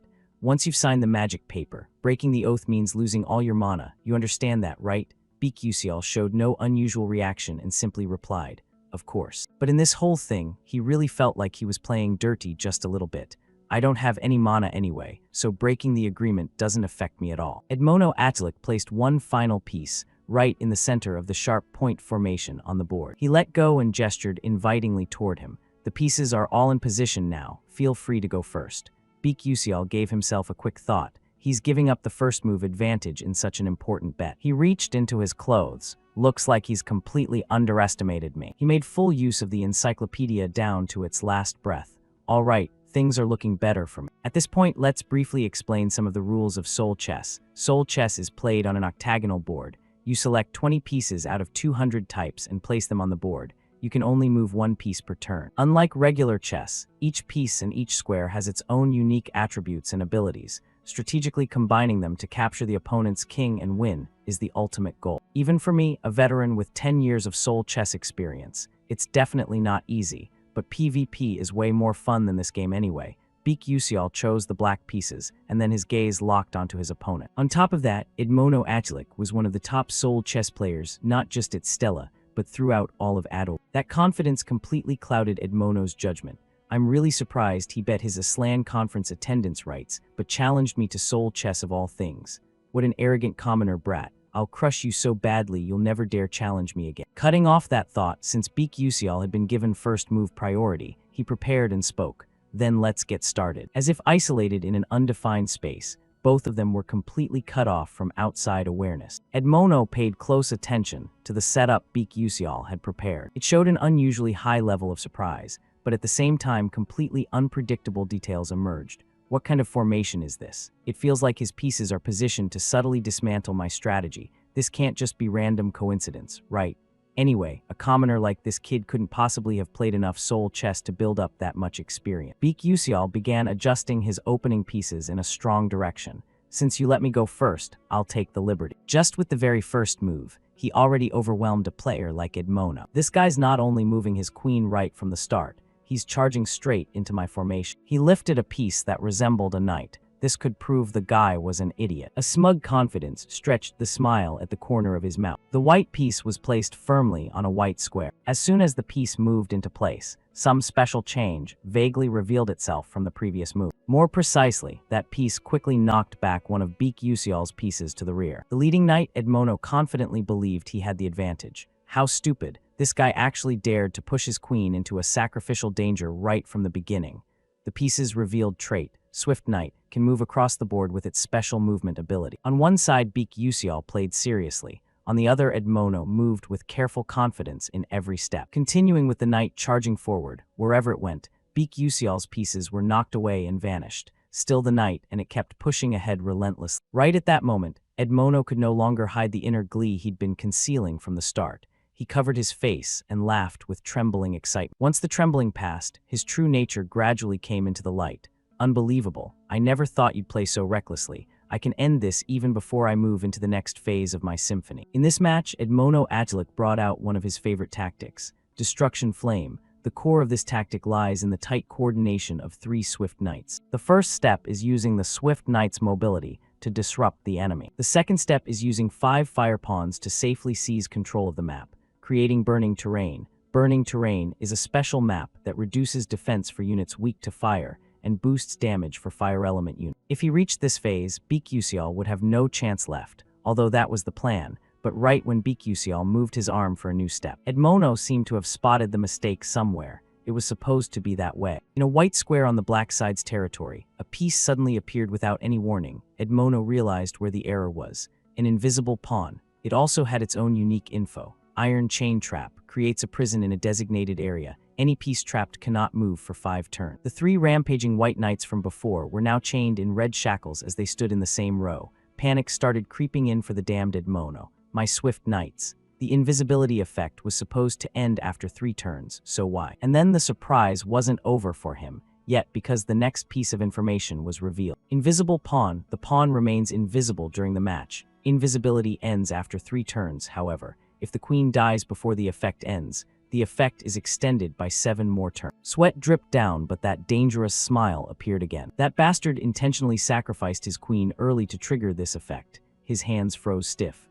No problem, that effect only lasts 5 more turns anyway. Plus, this turn I'll activate the Burning Land domain.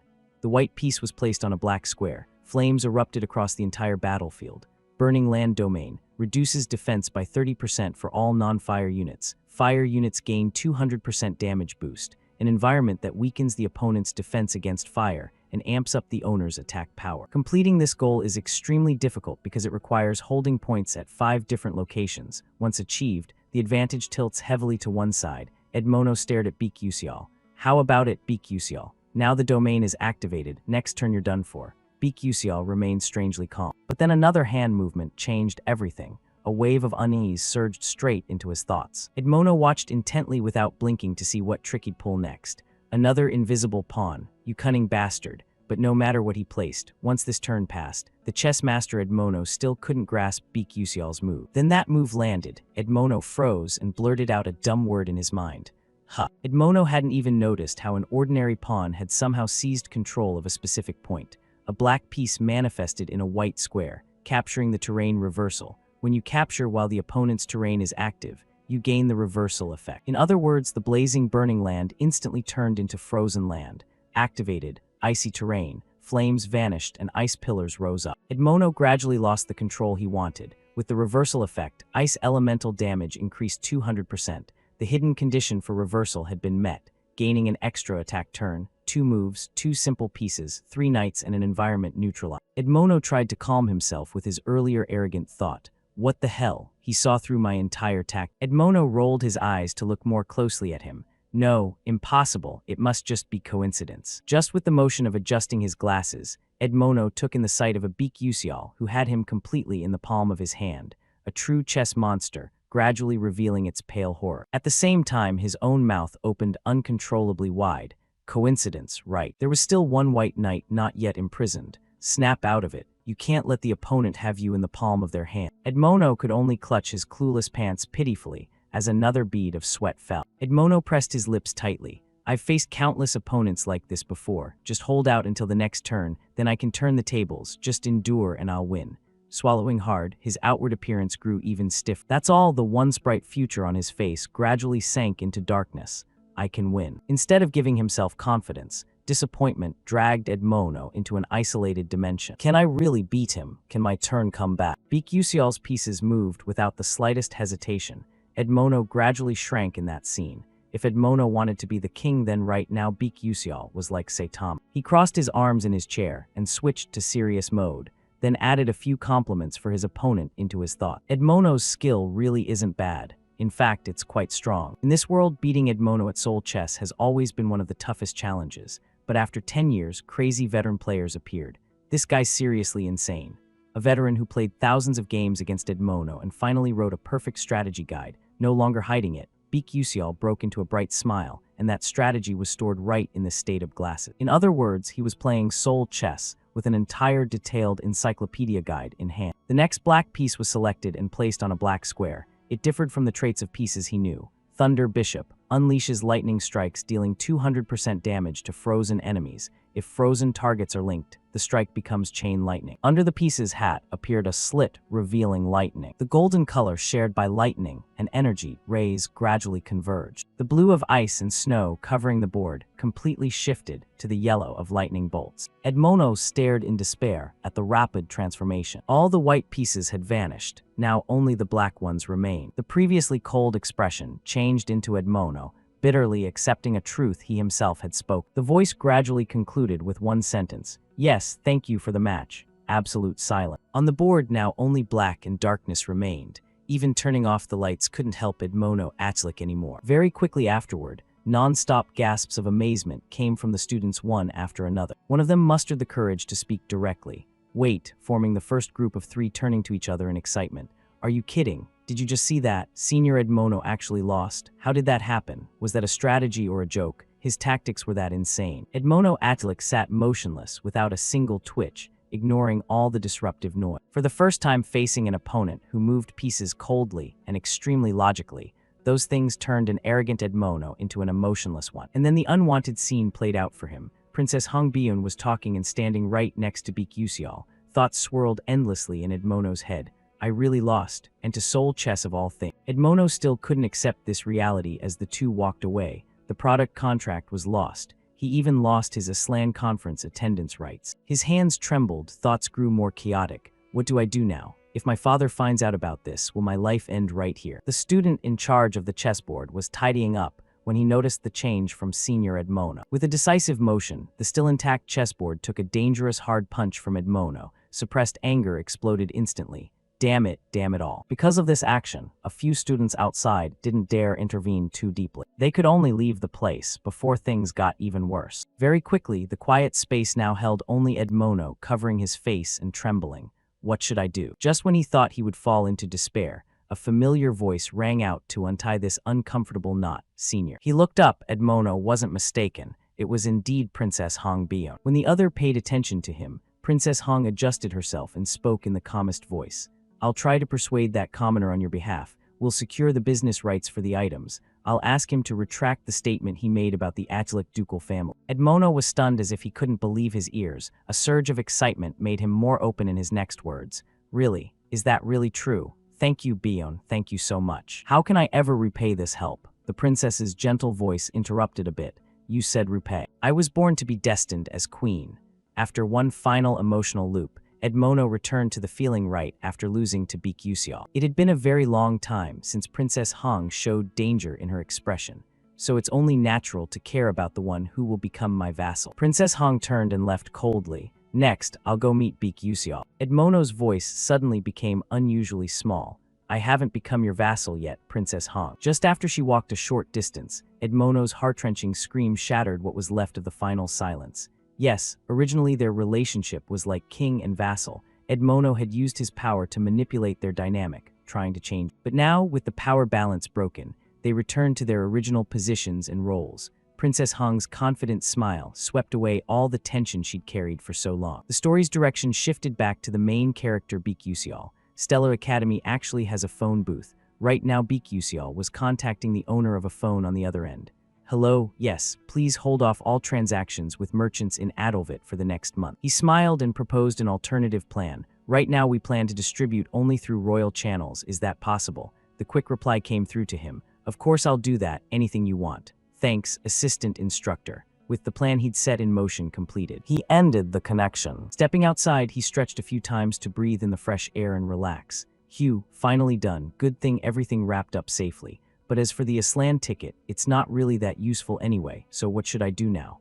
Anyway, the protagonist will automatically get placed among the 12 rising stars. While he was deep in those thoughts, someone interrupted with a voice. Commoner. Who else could call him so bluntly like that except Princess Hong still here? That said, Princess Hong was hopping, he was still nearby. As soon as she approached Baek Yuseol, he reached inside his clothes like he was about to pull something out.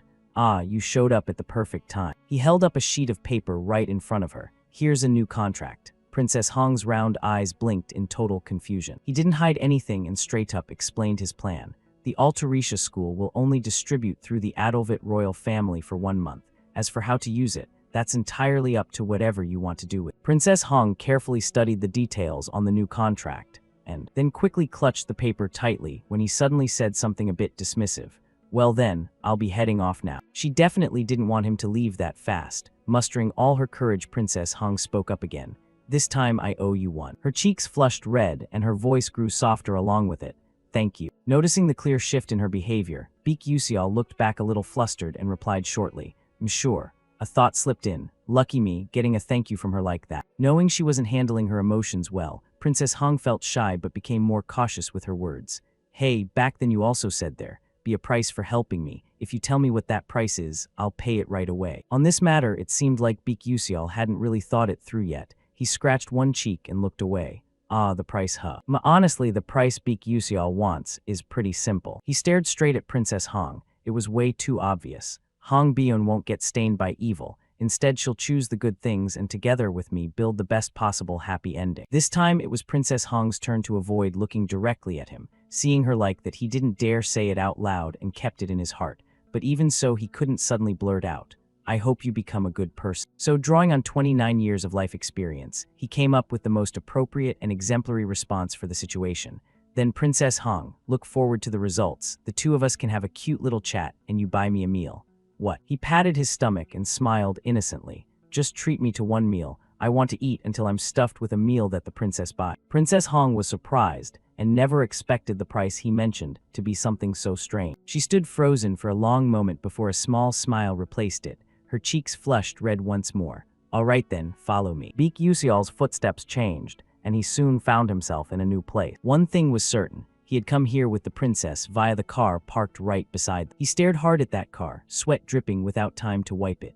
In the 10 years I played this game, cash items popped up everywhere. The cars in this world are seriously luxurious. Not letting Baek Yuseol glue his eyes to the car and get in, Princess Hong turned back to remind him. On her side, a confident smile sparkled with stars. He had to tear his eyes away from the car and follow the princess inside. She brought me all the way here. What has she planned already? With the princess's current money, I should at least pick the 5 most delicious dishes in Etha, right? But reality seemed about to slap him pretty hard. Stepping to the side, Princess Hong showed him a special eatery.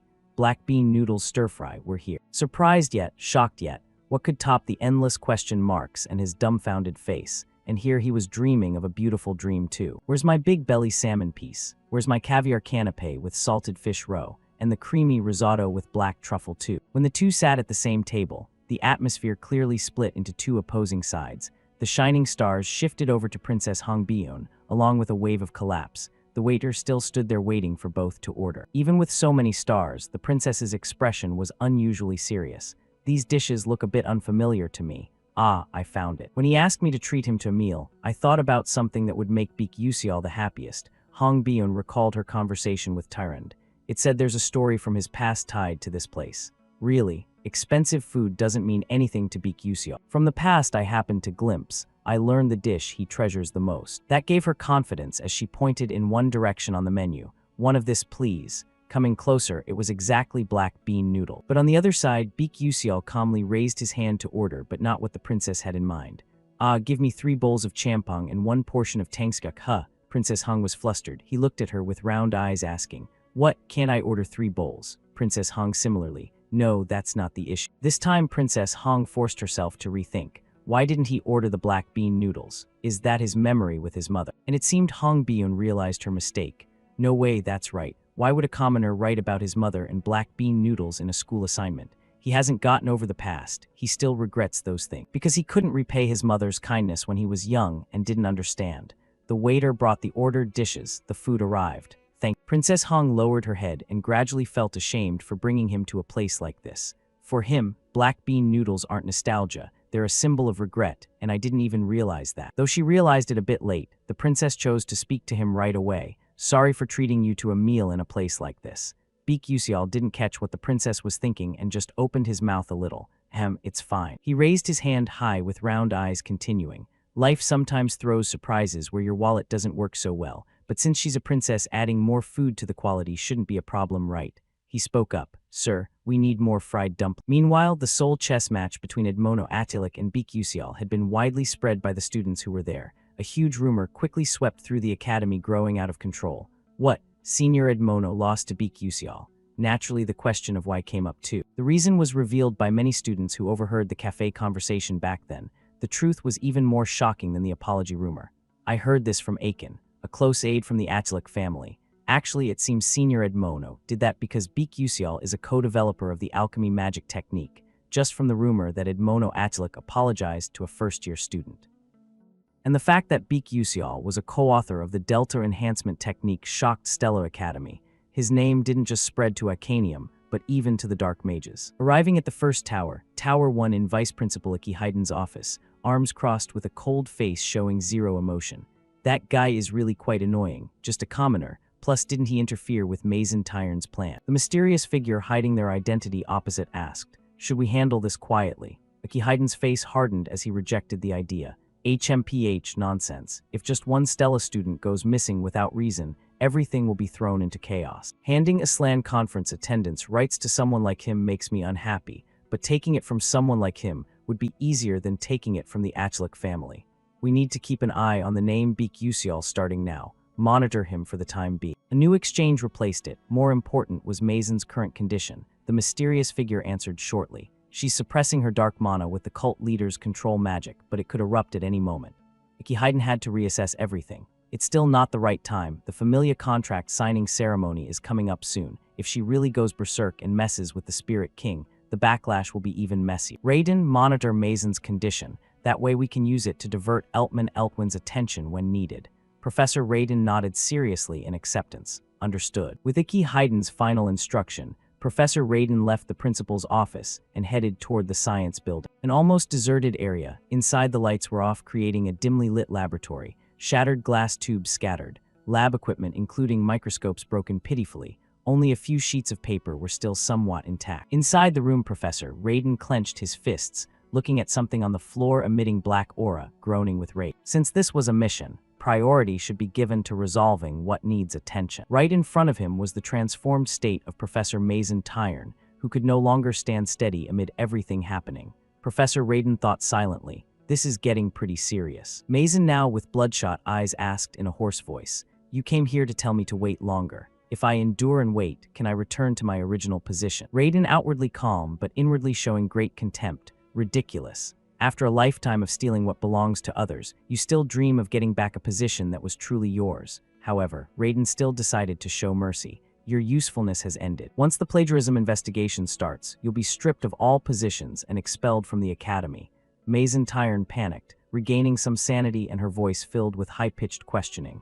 "Then why did Ikki Heiden leave me?" Raiden answered coldly and decisively. "You've been completely corrupted. As another purpose, you can definitely fulfill that role. That's why you were left here." Mazen Tyrn trembled and gradually lost control of herself. "Ha, you're trying to make me go mad and lose control, aren't you? You damn bastard." When Mazen bared her teeth ready to rage, Raiden interrupted her again. "Then leave this place." Mazen was stunned as if she couldn't believe her ears. What? Something dark blue rolled across the long carpet toward the west, to the fallen guard. Raiden turned his back. "Our kin are hiding there. If you survive until you find them, break this crystal. It will release magic to stop your corruption." As Raiden reached the stairs, Mazen's voice stopped his footsteps. "Why are you letting me live?" Raiden didn't need to turn back. "I just don't want to see my people die so pathetically." Once Raiden completely left, Professor Mazen was able to stand up and walk step by step toward the crystal. Without hesitation, Mazen picked up the orb in her hand, continuing to walk in an undetermined direction, and stopped beside a table holding the annual plan, observing longer at what was on it. More precisely, the things she herself had noted and left behind. But when she focused deeper on one item, uncontrollable dark magic surged out, suppressing all the accumulated resentment. Mazen gradually unleashed dark claws, digging deep, slowly giving birth to tyrannical thoughts. "How dare you? You really think I'll just leave after you turn me into this without doing anything? I'll tear everything apart into pieces."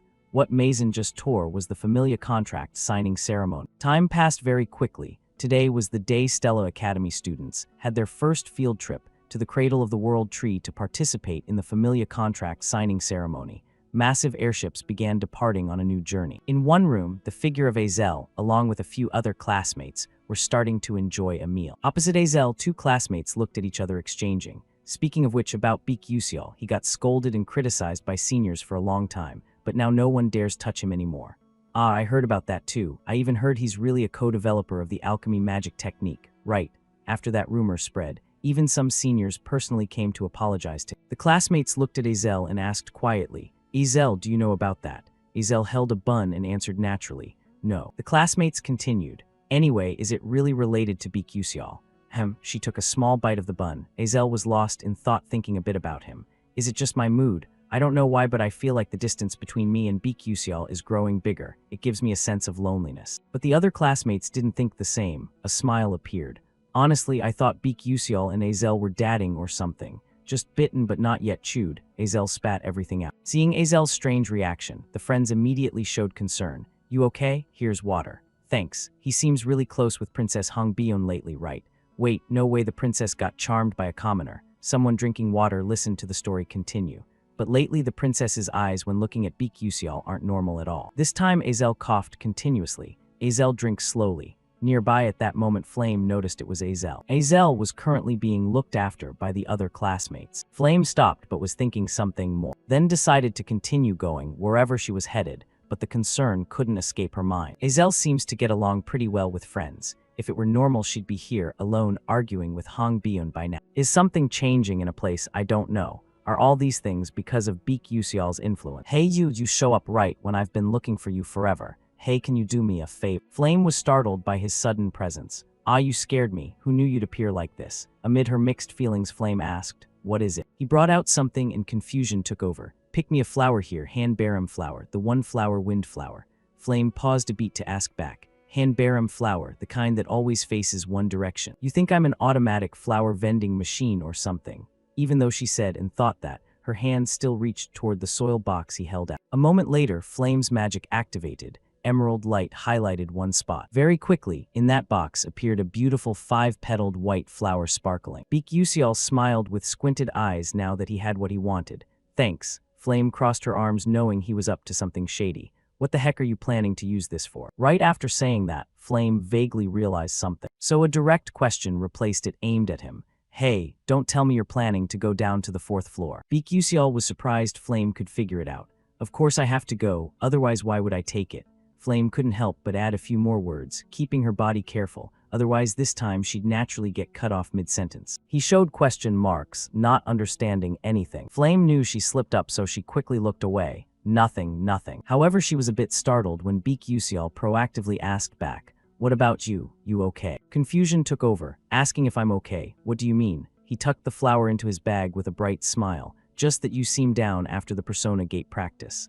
Flame turned her face away. "It's not like that, you're such a busybody." Her face flushed red uncontrollably. "If you're worried about me, I won't thank you or anything." Beak Usial looked back with a faint smile. From far away in a hidden corner, someone was secretly watching their exchange. "Looks like you're thanking me there." "I told you it's not like that, you're so dishonest." "Oh, give me back the flower." Right at this moment, in the Menon Tower area, the figures of 2 people dressed like the 13th Division were gazing toward the glowing specks ahead. The residents of Mazen Tyron, who had vanished under the name Stella, was no longer known. Starting today, first-year students in the research major will begin their extracurricular activities. Special activities related to dark magic will start there. There's a chance Mazen Tyron will participate, so please stay alert. The isolated space, along with that stream of information, quickly dissolved and brought both of them back to the endless plane. And then the person standing beside Commander Keen, Vice Commander Hazen Macaron, was currently complaining heavily about that piece of news. "Oh my god,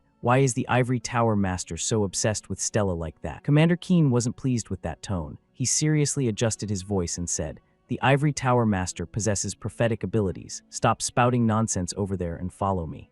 Vice Commander Hazen Macaron couldn't stand that tone. She immediately made a huge annoyed face and shot back. "Yeah, right, it's prophecy. More than half of them are always wrong anyway." Although that was true, Keen still held firm to his stance. "In most cases, this is because we resolve the issue before those disasters even occur, or perhaps it was prevented by other factors before we even arrived." Hazen Macaron gave in that way, light magic already forming in her hand. "Anyway, our captain is way too obsessed with the Magic Tower Master, and it seems like he's also in trouble because of those words." Keen also didn't want time wasted here on back and forth. "All right, let's move quickly." Immediately, linked magic circles formed, and then the 2 of them vanished in a blink. Back to the main issue, Stella Academy frequently has more field trips than planned throughout that development process. They've set up teleport gates at over 20 locations exclusively for airships. One of the notable examples is the Cradle of the World Tree, which is also the nurturing place for the High Elf Kingdom's Cloud Flower. This time, Instructor Lee gathered the students in quite a spacious area. His voice carried a sense of responsibility. "Everyone pay attention. After participating in the World Tree's birthday celebration ceremony, the Familia contract signing will take place and begin tomorrow. Feel free to use your time well until the assembly hour."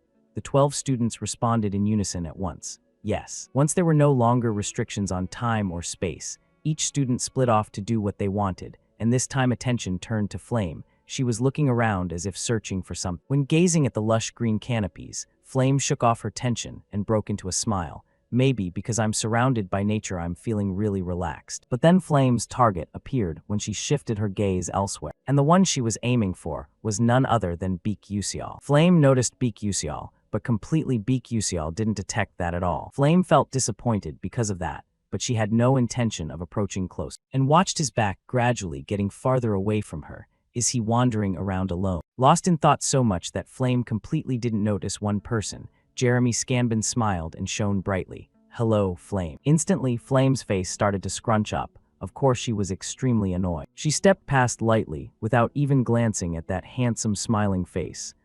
Jeremy still kept that expression, even though he was blatantly ignored in a flash. Just as Flame was fully leaving, Jeremy quickly stopped her with his words. "You're not going to show me that face from earlier again." Already annoyed and now being teased, Flame looked back confused. "What are you talking about?" Jeremy stepped closer step by step. "If you have time, could you walk with me for a bit?" Flame stood frozen in place. "I don't have time." A silence formed, but quickly Jeremy fully revealed his not-so-good boy nature, more precisely like a killer receiving something unwanted. "One more time, why don't you think about it some more?" Flame realized she was dumbfounded, unable to believe Jeremy was showing that shade right now. Very quickly it blended into her own thoughts. This guy really is dangerous. Jeremy wasn't simply stopping at that. In the situation where she didn't know what to do, suddenly another person stepped in to block for Flame. Flame found it hard to believe when this person also appeared. It was Hei Wenryong. He helped Flame untie this knot. "Prince, that's enough. Do you know your actions are quite rude and forceful?"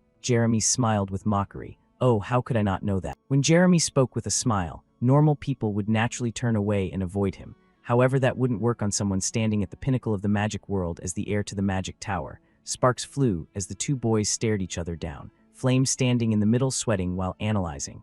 "Oh my god, what the heck is this situation?" Now that they'd clashed, some scheme gradually brewed on Jeremy's every expression. Leaving behind one serious and one flustered, Jeremy walked away, returning to normal and waved. "Seems like your friend misunderstood something, so today I'll head back first. See you next time, okay?" With that, Jeremy completely left the two there. Although everything seemed to be heading in a pretty stable direction, Flame fully sensed something uneasy. Right after she expressed it out loud with a somewhat reproachful tone toward the one who stayed. "Hei Wenryong, what the hell were you thinking? You dared to block Jeremy's way. You think provoking hostility with the Scanbin family is smart." Hei Wenryong seemed to pay no mind to those criticisms. "Flame, you're the one who needs to be careful. The prince is very dangerous. If he wants something, he won't hesitate to do anything to get it.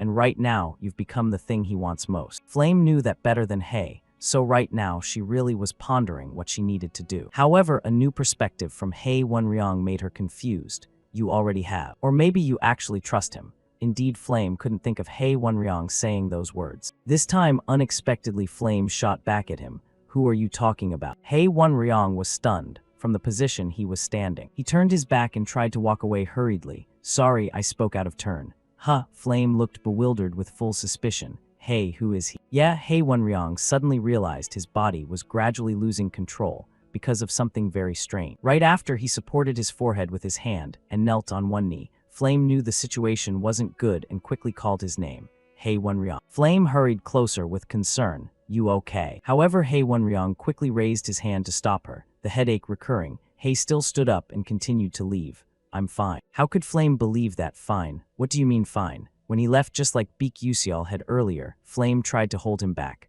"Wait, Hei Wenryong." And that couldn't happen, as the other left. Flame still didn't know what exactly was going on. Hei Wenryong. An unease once again enveloped her already not great mood. Something's really off. She tried to leave herself. Hei Wenryong moved into an alley that drew little attention from passers-by and leaned against the wall. He propped up his body and analyzed within his consciousness. He didn't know since when, but this unexplained symptom had been getting more serious. His vision gradually blurred. Damn it. If this keeps up, how can I complete the familiar contract ritual? Right when he was puzzled, suddenly Hei jolted as a familiar voice rang out. "Oh, who do we have here?" Although Hei had only heard that voice a few times during their encounters, as soon as Hei slowly turned his head, he confirmed who it was. Professor Mason, half her face obscured by a black cloak, her appearance shrouded in shadow. Professor Mason approached step by step, full of her own surprise. "I was wondering where my seed had gone. Turns out there's a seed right here all along." Perfect timing. I didn't expect the corruption level to have progressed this far already.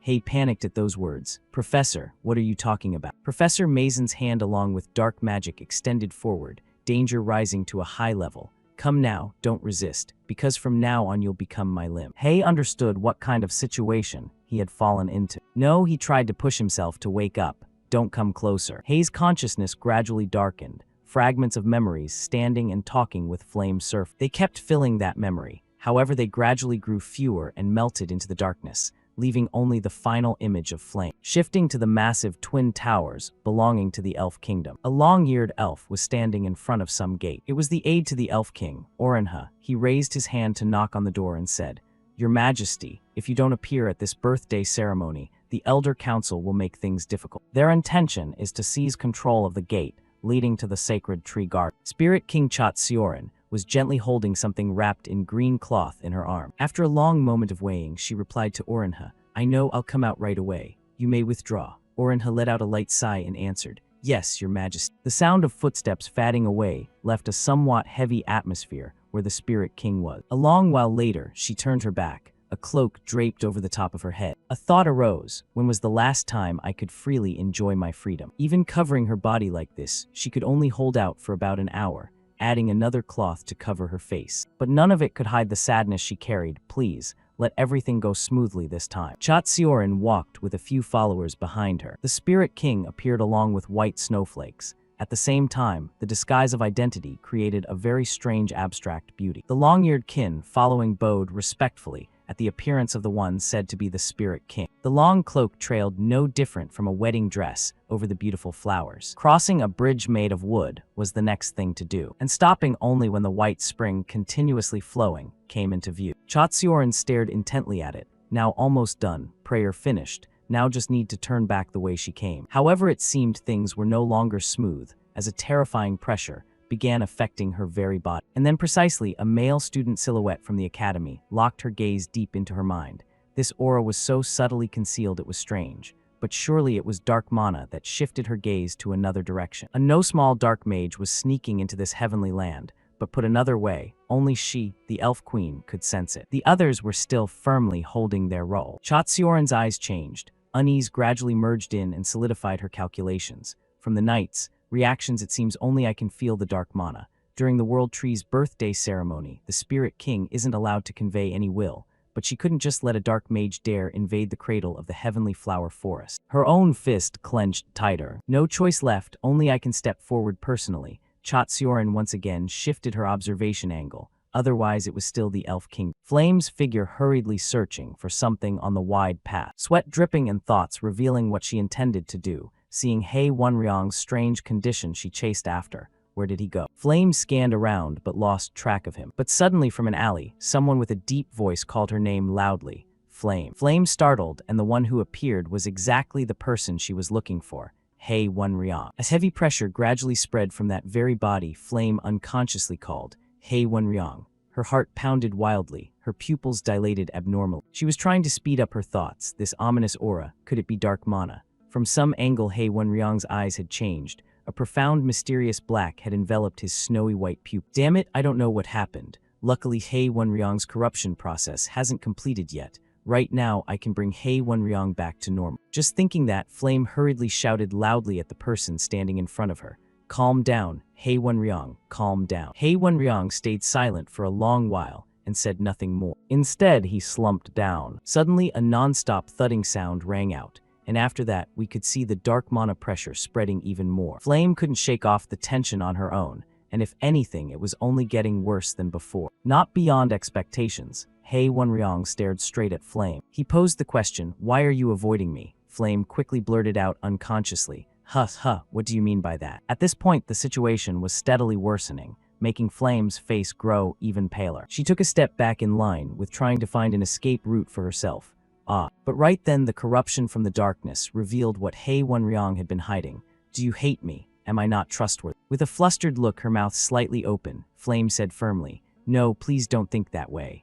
A white light mixed with a hint of purple surged up from behind her and rushed in front of Flame. An indescribable feeling, and that thudding sound rushed back once more. Right at this moment, dark mana surged to the brim. A bolt-like black lightning struck down, triggering a massive explosion, just as expected. That earlier light signified someone charging in fast, and this person had shielded Flame from the blast's impact. Blinking rapidly, Flame adjusted her emotions to make out who had protected her. And more surprising than anything, the one who appeared was a familiar student, and she called out his name loudly, Ma Yuxiang. With crimson pupils, he turned back to look at Flame and asked, "You okay?" Instead of answering his question, Flame raised another doubt. That black lightning just now. Ma Yuxiang gave a wry smile and quickly cut her off. "Sorry, just forget about it, please." He Wonryong's body in front swayed as his gaze dropped to the ground. Ma Yuxiang added seriously, "By the way, why didn't you fight back? You almost died there." Flame calmly replied shortly, "I tried to resolve it by talking." Ma Yuxiang now looked at Flame differently, with suspicion. She didn't voice the reason, her eyes no longer daring to meet Ma Yuxiang's directly. Instead, a series of inner thoughts formed on their own. In the original story, Azel used dialogue alone to purify countless dark mages, and even earned the nickname Saint of Confession. So I thought maybe I could bring Hei Wenryong back too. In the end, with my abilities, am I really unable to save anyone? Ma Yuxiang realized she had no intention of continuing, so he shifted his gaze to the one on the verge of becoming a dark mage right in front of him.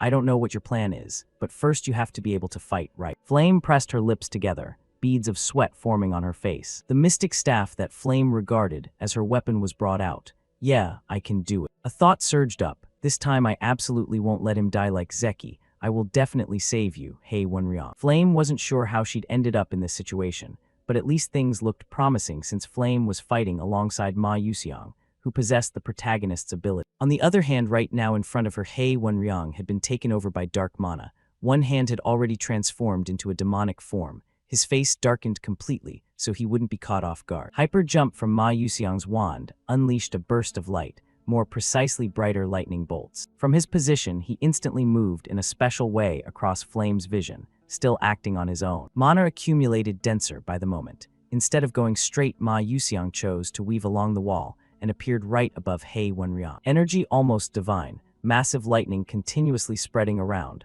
unleashing magic. Ma Yuxiang's wand pointed straight at Hei Wenryong as the whip of the Great Earth. Through the decorative green vines they transformed and targeted straight at. A huge surprise happened fast. Hei Wenryong's now blackened eyes looked up precisely at that attack path. And right at that standing position, a shockwave erupted, sending dirt, rocks, and dust flying faster than Ma Yuxiang by one step. Hei Wenryong could circle behind him. A flash of surprise passed. Hei Wenryong countered, and no different from the result, Ma Yuxiang dodged and returned to the position in front of Flame below. White smoke seeped in, both prepared to clash again and continue fighting as if there had never been any separation. Being left out felt a bit unpleasant. Flame wasn't satisfied and began casting a binding light magic. Countless beams of light aimed at Hei Wenryong with no gaps. The battle situation had shifted, more advantageous for Flame and Ma Yuxiang. The mystic staff trembled slightly, but Flame still gripped it firmly. Hei Wenryong struggled to break free from the restraint, his own voice automatically calling out a name. Flame seized the opportunity. Ma Yuxiang sped in and appeared right behind. A fiery fist was summoned. Ma Yuxiang's pupils contracted once more. One strike downward, the fist collided, generating rebound sparks that sent Hei Wenryong flying far away. The two regrouped to prepare for the next steps, and of course seriousness was essential. Where Hei Wenryong sat right there, part of the aftershock had cracked the architecture behind, pain spreading, making Hei Wenryong groan. Realizing that, Flame quickly turned to Ma Yuxiang, speaking for her. This is the moment we need to act. But Ma Yuxiang cut that off. It's not over yet. Because Ma Yuxiang still hadn't taken his eyes away, Flame hurriedly followed that direction. That urgency in Flame's heart kept growing stronger. She no longer believed things were gradually heading in a bad direction ahead. Now the joints twisted unnaturally. Hei Wenryong stood up, but the pitch black had transformed him no longer human. A long horn, proof of the unique darkness of dark magic. Hei Wenryong, her voice rose slightly, trying to bring Hei Wenryong back, but completely futile. Instead, the unease only multiplied. This is serious now. The corruption had spread so widely. An unintentional reminder slipped out quickly. Ma Yuxiang, that's dangerous, get away fast. Before she could finish the sentence, the blackened Hei Wenryong appeared silently right at both their position. His hand accordingly clamped onto Ma Yuxiang's face in fresh surprise. When the force was released, Hei Wenryong let go and Ma Yuxiang flew far, crashing into architecture, and dust kicked up again instead of calling Hei's name like before. Now Flame had switched the name she called, Ma Yuxiang. Flame never expected things to change so fast, pausing for a second, not calm but her heart beating faster every moment because that black shadow had imprinted on her face. Because earlier she confirmed there were two people, one had been blown away. The remaining one was Flame, so Hei Wenryong's red eyes couldn't look away. A helplessness before the incident, Flame's eyes clearly showed panic. Hei Wenryong. The blackened Hei Wenryong could understand from that. He tried to call out a name, Flame. While both were preparing to exchange calls, Ma Yuxiang interrupted with a fiery fist charging in fast. Mana and mood remained completely unchanged. Hei Wenryong didn't move, still standing there taking the attack, and the explosion hit his very body. Flame was stunned, unable to believe he just struck straight like that. Ma Yuxiang locked his gaze, but uneasy sweat took over. Because the fist was still on Hei Wenryong's face, but nothing affected. Then those red eyes opened again. The gap was truly no longer strained. Following natural motion, This time the blackened hand gripped Ma Yuxiang's neck completely unnoticed by the movement speed, the grip firm. He Wenryong slowly lifted Ma Yuxiang up. Aside from the binding magic earlier, now Flame could only speak and do nothing. Ma Yuxiang bit his lip lightly, worry doubled. If this situation continued, He Wenryong really would kill Ma Yuxiang. But with her current strength, she had no way to stop He Wenryong. What should I do now? He Wenryong still held the black in motion, but his hazy consciousness still recognized the person he was holding, Ma Yuxiang. The grip suddenly tightened. Ma Yuxiang began to feel suffocated. Emotions distorted, but his voice almost returned to He Wenryong. I can win. I can defeat Ma Yuxiang. In the end, I'm Ma Yuxiang. A smile at the corner of his mouth. Suddenly, Ma Yuxiang cut that off with a very strange sentence. Something's not right. With those words, He Wenryong paused his action in surprise, his pitch-black face like some character from another story. He Wenryong muttered to himself and said, Huh. Since she was only observing from outside Flame, also noticed He Wenryong's returning expression. He Wenryong has a moment of silence now, right? A determination was transforming her, preparing to act, if it's now then. Besides noticing the change from Ma Yuxiang, he also noticed Flame's change, so one of his hands shot straight out. Flame's prepared motion thus stopped under condition. Ma Yuxiang's face cooled, his pupils contracted once more. I thought only you lived in a world like mine. In the end, you're just like that too. Truly disappointing. He Wenryong's killing intent suddenly surged thickly. He Wenryong, blackened skin, fearless, spoke must. But his expression twisted even stranger than before. Ma Yuxiang must win. Time rewound to the past. First year of middle school, spring. At that time, He Wenryong was only 14 years old. An innocent look showed on his face. He was standing before the bewildered, more childish Ma Yuxiang, also 14 years old. Annoyed by that expression, He Wenryong frowned with a slightly colder voice. Fight me one match. Ma Yuxiang froze with sweat, extremely flustered. To shake off that confusion, Ma Yuxiang looked around to see if anyone was nearby. When only himself, he gently asked a few questions. Are you saying that to me? Why suddenly want to fight me? He Wenryong didn't change, answered. I can't accept that you're ranked above me, so let's make the ranking clear. A rare surprise showed on Ma Yuxiang. Make the ranking clear. But that was also what he wanted. A smile bloomed on his lips. All right, let's give it a try. Once the challenge was accepted, both decided to use the school training ground as the place to hold the match. Ma Yuxiang looked at the black wand, a magic duel, and test the wand to see how it is. Seeing it was fine, he broke into a bright smile. Then you attack first. Facing He Wenryong of the noble clan seriously, what kind of stance is that? Eyes narrowed a bit more. He was a genius, From birth as heir to the full moon tower and started learning letters. I studied magic. You train non-stop every day to become the best magic warrior. Yet the freshman ranking first Ma Yuxiang, second He Wenryong. I'm actually in second place. The existence of genius Ma Yuxiang to me is like lightning striking straight into my heart. Attention shifted past a classmate calling someone, Yuxiang, let's go together. Then let's go. Ma Yuxiang smiled back. Is he really Ma Yuxiang? But the more I observed him, the more his behavior disappointed me. Reading strange books unrelated to his studies.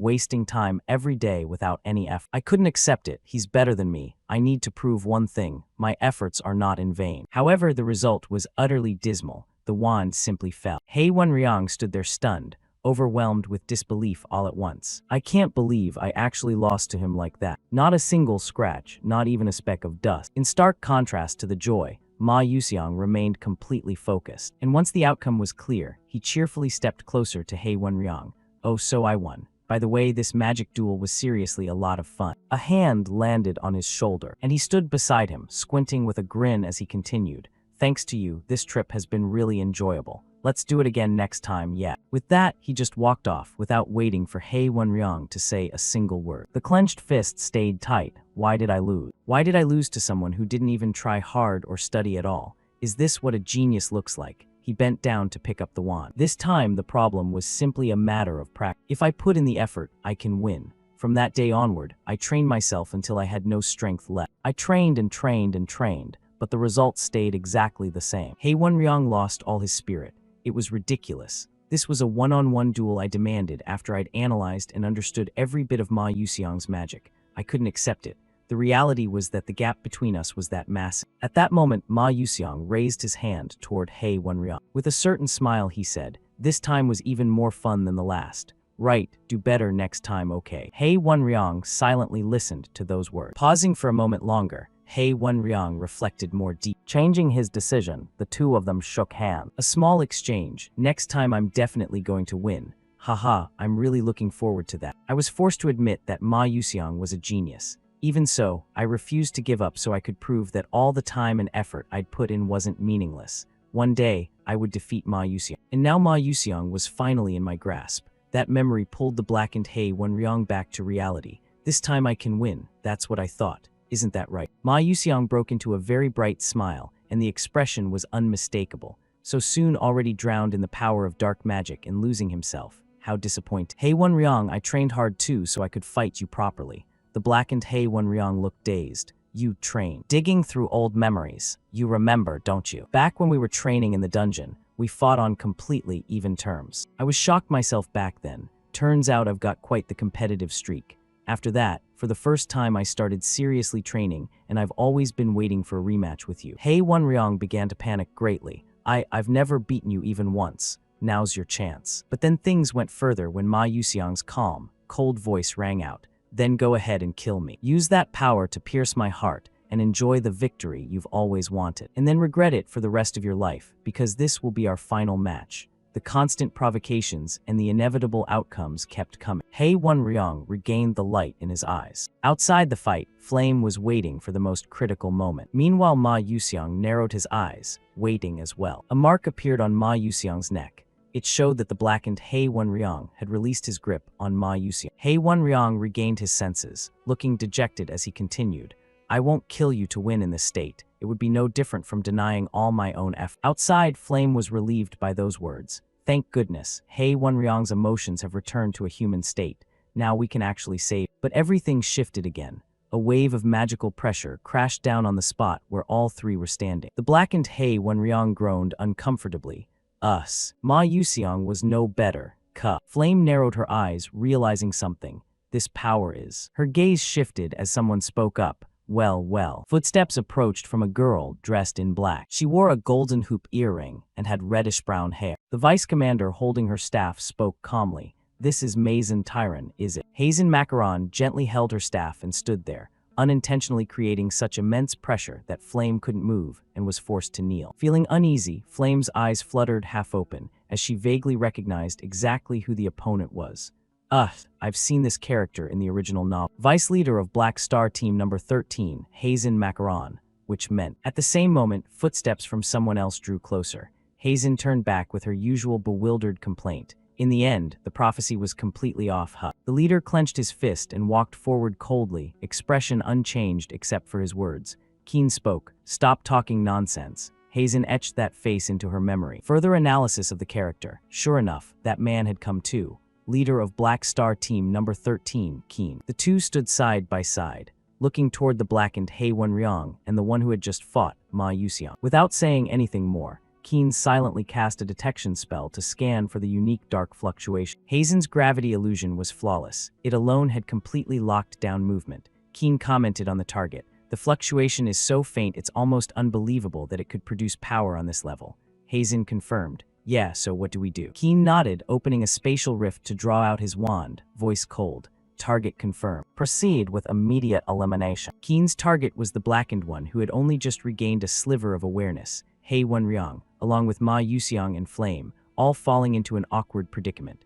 More precisely, they were stunned by that decisiveness. However, Hazen still felt something was off and turned to ask, "Kill him right away. It's still early stage, maybe observe a bit more." But Keen cut her off completely, holding firm to his earlier stance. If it's already emitting power at this level with just that degree of corruption, once it goes berserk later, the consequences will truly be catastrophic. Killing it now is the right choice. Keen's approach wasn't wrong. Once someone tainted by dark magic has been corrupted once, they become prone to second or third corruptions. Even if temporarily purified, the corruption lingers and eventually they'll be overtaken by dark magic and cause slaughter. A decision made must be carried out immediately. But coincidentally, one of them refused to accept it. Stop. Hazen noticed the voice. Oh my. While they were talking, Ma Yuxiang had gathered every last bit of strength to stand up, truly surprising the vice leader Hazen, a first-year student enduring this much. This is Ma Yuxiang of Stella. As expected from the top-ranked freshman, impressive. But Hazen's face gradually darkened, her gaze turning distinctly unpleasant. Snap, Ma Yuxiang felt an even greater pressure crashing down on his body. Just as Ma Yuxiang struggled to lift himself, Hazen flicked her finger once and forced him back down again. Showing not the slightest pity, "Stay down a little longer, okay? You can't interrupt Big Sis while she's working." Heh. In truth, the power gap was absolute. Ma Yuxiang was now on the verge of collapsing flat. Though her condition was better without overlapping gravity, Flame still couldn't feel any relief. She gritted her teeth and assessed another harsh truth. No good, Ma Yuxiang's condition. Even though recent events had diverged a lot from the novel she knew, the magic Ma Yuxiang had just used was definitely dark mana. If things continued like this, and Ma Yuxiang exhausted his blue mana, his dark mana would be exposed right in front of them. In that case, along with He Wenryang's resistance, Flame forced herself to act, gripping her mysterious staff tightly. She couldn't afford to lose both of them here, please. Please move, please. Guilt surged in her heart because they were people with such bright futures ahead. And then Keen pointed his wand straight at the top of He Wenryang's head. Now it's over. He Wenryang seemed to have accepted his fate, but Flame still hoped for some miracle. Eyes squeezed shut. Please save him. Mana surged from Keen's wand without the slightest hesitation. Die, dark mana vessel. Wait one more time. Keen halted his action because of a somewhat familiar voice. He turned to confirm the direction the sound had come from. Only one person can change this situation. A supporting character from the novel Beak Yuxiao. Keen vaguely remembered the unmistakable face. You're going back 10 minutes earlier. Right now, Beak Yuxiao was patting the head of a young Spiritrace boy. But his main goal was buying food, so the head pat was just because the kid was cute. Before leaving, he flashed a friendly smile. Good luck with business, ma'am. The middle-aged woman happily accepted the blessing from him. Thank you, dear. The student had only walked a short distance when the familiar tinkling sound from the system ran through his mind. 2 consecutive reports appeared, indicating a variable had arisen in episode 8. The He Wenryang dark corruption storyline had begun. Beak Yuxiao jolted and exclaimed loudly, "What?"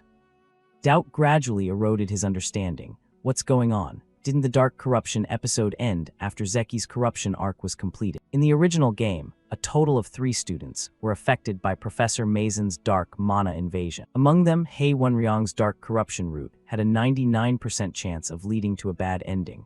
With such extreme difficulty and terribleness, Beak Yuxiao hesitated over whether to stop it or let it happen. Unable to think further, Beak Yuxiao decided to hand the freshly bought food to another Spiritrace person. "Hey, this is really tasty. Eat up." The person was a bit surprised, but still took it and watched Beak Yuxiao leave.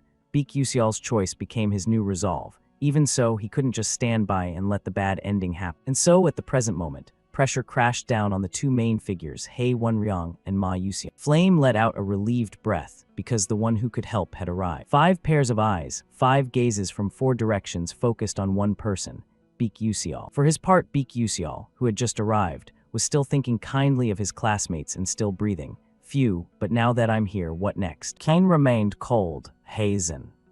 Hazen understood immediately and smiled, taking small steps forward. Got it, leave the kid to me. Her staff, like a mini scythe, moved with light, clacking footsteps. Stopping at a spot she deemed appropriate, her cheerfulness turning into something even more positive.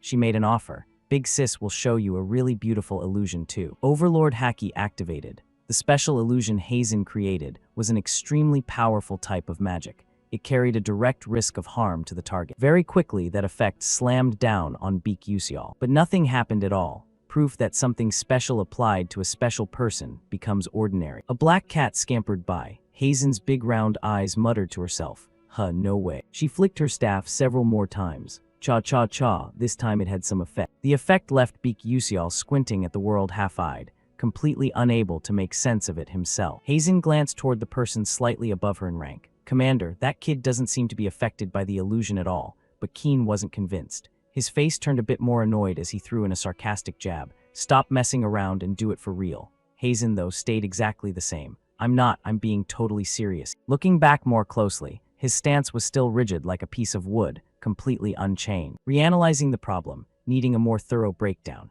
Basic illusion magic works by disrupting the target's mana flow, and these kids were simply having their mana controlled by her, which then generated the gravity hallucination pressing down on their bodies. But for some reason she couldn't detect even a single speck of mana inside that boy's body. How to describe it? It felt like trying to apply a joint lock on a slime. She furrowed her brows even more deeply. My magic is at minimum S-class. Just what kind of ability does that kid actually possess? Since the illusion had been completely nullified, she had no choice but to retreat.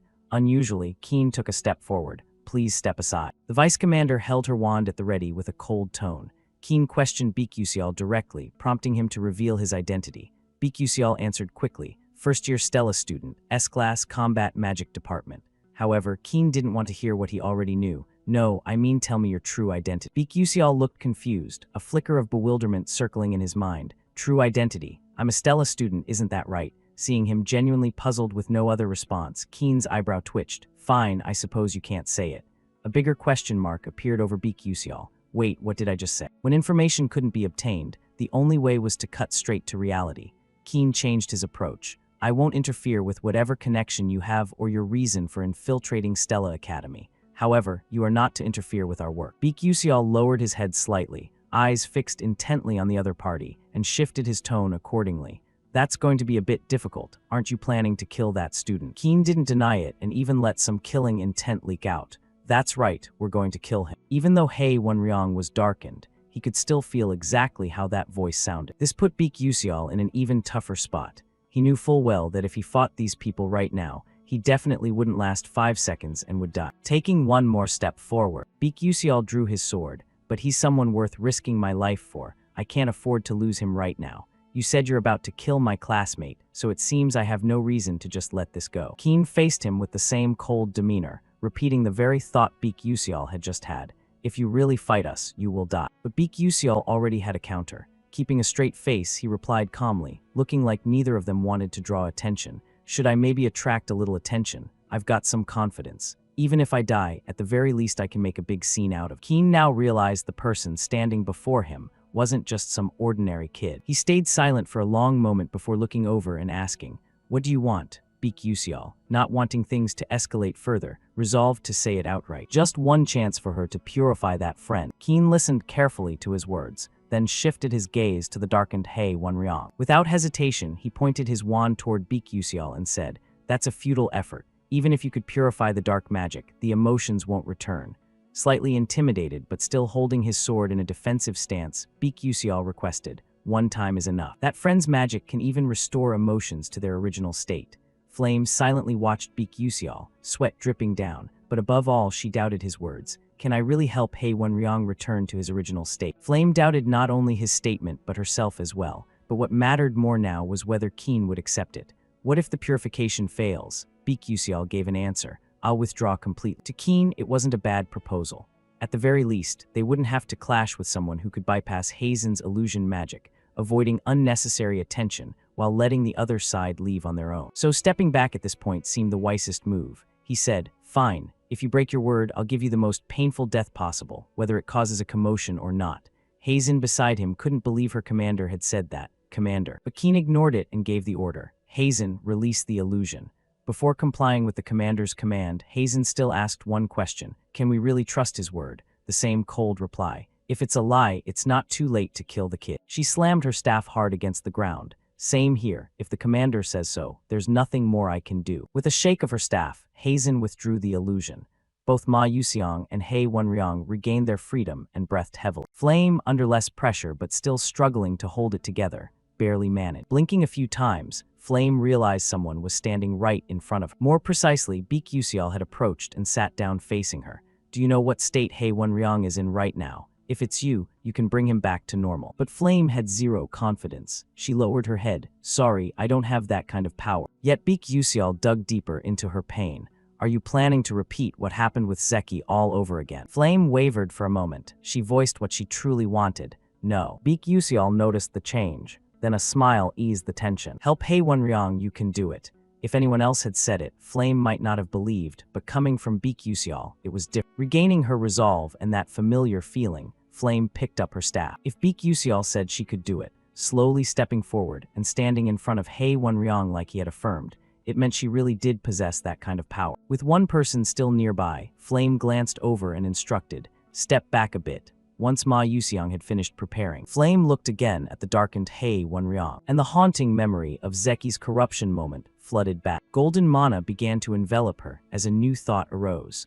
I won't stand by helplessly like I did back then. Her eyes opened, and Flame formed a magic circle pattern herself. Angelic wings appeared, infused with a bit of her own hope. This time she would definitely save Hei Wenryang with her own strength. Angelic magic manifested through song. Flame closed her eyes and merged herself with the mana flow. An unusual light appeared. Hazen, watching from outside, turned to the person beside her. "Commander, is that light magic?" Without blinking, Keen replied, "Yes, suspicion increases, but that girl isn't from the Holy Order. Power like that is practically on par with a saintess." Keen seemed to recall, "I heard that among this year's new Stella students, there's one who can use angelic power. Light attribute must be that girl." Light gradually vibrated around Flame, and in an instant a glow enveloped the dark shroud, covering Hei Wenryang. The pillar of light spread everywhere, and Hei Wenryang endured intense pain from the clashing attributes affecting his body. But that alone couldn't be fully trusted. The thought shifted slightly. Using angelic power and eradicating dark mana seeds are two entirely different things. At best it could only suppress it, yet Keen was making it harder on himself. Now that realization was crashing into his fresh illusion of hope. Cough, cough. Hei Wenryang let out a cough, and now the black layer had vanished, awareness returning. Hei Wenryang stared at his own hand. I almost went to check out naked chickens." Then he heard a slightly choked voice from the person standing in front of him. "Thank goodness you're back to normal." A second later, Flame collapsed sideways from mana exhaustion. Hei Wenryang, flustered, tried to reach toward her. However, Keen's sharp iron wand instantly pointed at his throat, halting every movement. The goal now was singular. "Then let me check immediately." Very quickly, the three-person team split. Ma Yuxiang and Beek Yuxiao tended to Flame, while Keen and Hazen focused on Hei Wenryang. A moment later, Keen asked, "What's the result?" Halting her inspection, Hazen looked over and answered, "Completely normal. He's so normal it's hard to believe he was ever corrupted. No, more accurately, it's like that emotion never existed, like it was forcibly added. Looks like the host is pretty strong, Commander. What now?" Keen turned his back to leave, standing up in a somewhat helpless manner. Hazen adjusted her own mindset. "Our commander seems pretty shaky." Understandable. Up until now he'd been convinced that once corrupted by darkness, there was no saving, so he'd killed them all without exception. Yet now those kids had completely overturned that. "Flame, sorry about that, I'm fine. You're not worried about me." A smile appeared as the kids rejoiced together again. Before leaving, she winked at Beek Yuxiao. "Anyway, kiddos, see you next time." Depending on who you asked, but saying it to Beek Yuxiao, he dared to respond bluntly, "Who the hell wants to see you guys again?" After everything wrapped up, night blanketed the entire elf world. Moonlight illuminated a beautiful stretch of path, and then someone shadowy walked along that path. Fortunately, it was Professor Mazen Tyron, but the king of the flower fairy tribe, Chot Sioran. Confused, though alone, she was still puzzled. Looking around, a baffling thought surfaced clearly. "This is really strange. I clearly followed the dark magic flow I sensed right then, but now there's not a single trace." She gazed at her own hands before deciding what to do next. Finally, Chot Sioran reached the spot where the dark magic had been detected, closed her eyes, and spread her palms open. "Wind, bring me the memories." Then the scent of memories wafted around her nose and quickly flooded into her mind. Yet she saw nothing at all. The memories came in gusts of black and white wind. She thought again. Someone deliberately erased the memories with magic, didn't they? Memories that have been erased can't be restored even with high-level magic. However, Chot Sioran was the greatest master among them. She wouldn't yield to such ordinary magic. Tiny specks of light flickered in the pitch-black night. "Wind, I beseech you as the Fairy King, whisper to me just a little more about those memories." Chot Sioran repeated the gesture once again. The ground, the wind, the flowers, the trees, and the boulders, all of them whispered to Chot Sioran about what had happened here. Though the memories had been erased with meticulous care, leaving almost no trace behind, a few faint fragments still lingered sneakily, and the shadow of Beek Yuxiao stood out as the largest among them. But his face couldn't be seen clearly. "That uniform, it's from Stella, isn't it?" Suddenly, at that moment, a strange sensation rushed into her mind. What's this smell? It was a scent she could never forget. No matter how hard she tried, that fragrance undoubtedly belonged to Leafhain. But hadn't Celestia already fallen into eternal slumber in her own garden? Could someone have entered the secret garden sometime before? Was there a connection? Yet as time passed, the memories faded even worse, and a sharp pain surged into her mind.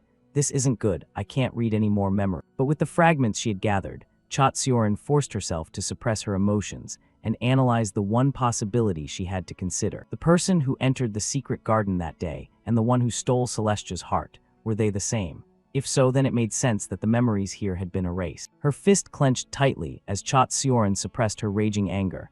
I will never forgive him. I will definitely repay that debt in kind. No more of Chatsioran's story for now. The scene shifted to the morning of the next day. After the settings had been restored and the dark curse lifted, Hei Wenryong enjoyed a peaceful sleep at the Paradise Flower Hospital. Hei Wenryong slowly opened his eyes and realized there was now someone else in the room. He recognized Flame. Flame smiled while peeling an apple and spoke as he woke. "Oh, you're awake." Glancing around the room in confusion, Hei Wenryong asked, "Where am I?" Flame, sitting on the chair and watching him closely. "This is the hospital. Do you remember what happened?" Only vaguely. Hearing that, Flame let out a small sigh of relief and handed him the plate of neatly sliced fruit.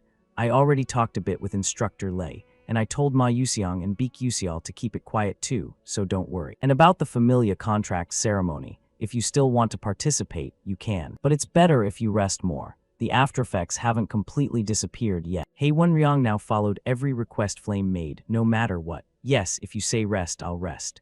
This puzzled Flame. "What's going on? Why are you suddenly listening to everything I say?" Not wanting to disturb Hei Wenryong's rest any further, Flame decided to turn and leave, waving with a bright smile. "I've thought it over a lot. It's better this way than getting hurt again. Rest up more from now on, okay? It's almost time to meet everyone, so I'll head out first." Hei Wenryong watched Flame leave and suddenly called her back. "Flame." Flame stopped and turned to ask, "Yeah." Hei Wenryong had made up his mind and was about to say something, but he swallowed all those words back into his heart. After a long pause, he said something vague instead. "No, it's nothing." Flame showed no expression. What was that? So lame. But she still smiled. "Anyway, when you get discharged, treat me to a big feast, got it? You're loaded with money, so make sure you're ready for that." "Understood." Hei Wenryong stared in disbelief. Flame said it all without any sadness. A gentle, faint smile appeared, and he gave her the answer right back. "All right, you can look forward to it." With food on the line, he didn't think any further. Flame got even happier. "See you later, Hei Wenryong." And then the room was left with just him. Flame had gone. The quiet atmosphere now feeling strangely different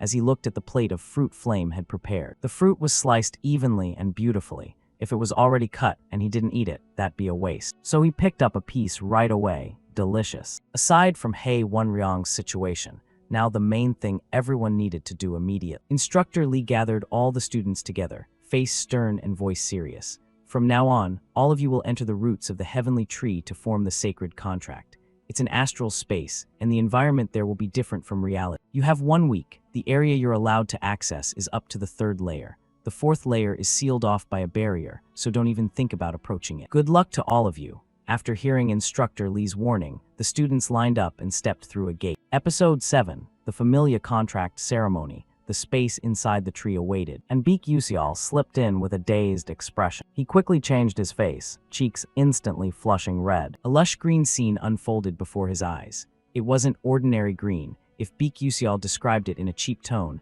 it was like a space overflowing with fluorescent green. Every plant glowed with its own light, and firefly-like creatures drifted gently through the air. After walking a bit, a new question mark appeared as he glanced at a small corner. A sparkling green liquid had appeared near his feet. He sat down and poked it with his finger. It was probably a 7-star spirit beast, so it definitely didn't feel scary. Spirit beasts are ranked by stars, lowest at 7 and highest at 1.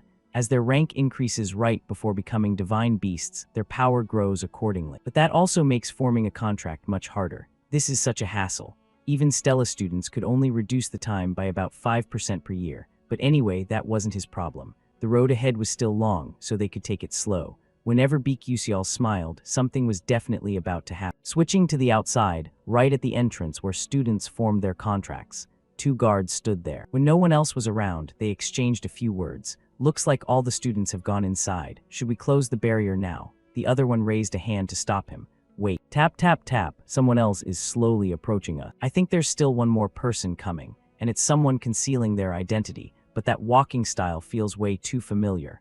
More precisely, a new danger has arrived. Right as they were about to step forward and talk, dark mana suddenly struck out of nowhere. The 2 guards had no time to react, and could only passively let the dark mana envelop them completely. One collapsed to the ground, while the other was grabbed by the throat and hoisted up. This mysterious intruder had now completely seized control of the situation outside. In no time, both gatekeepers were kneeling helplessly on the ground. Whether they were still alive or not remained unknown. Mazen Tyran.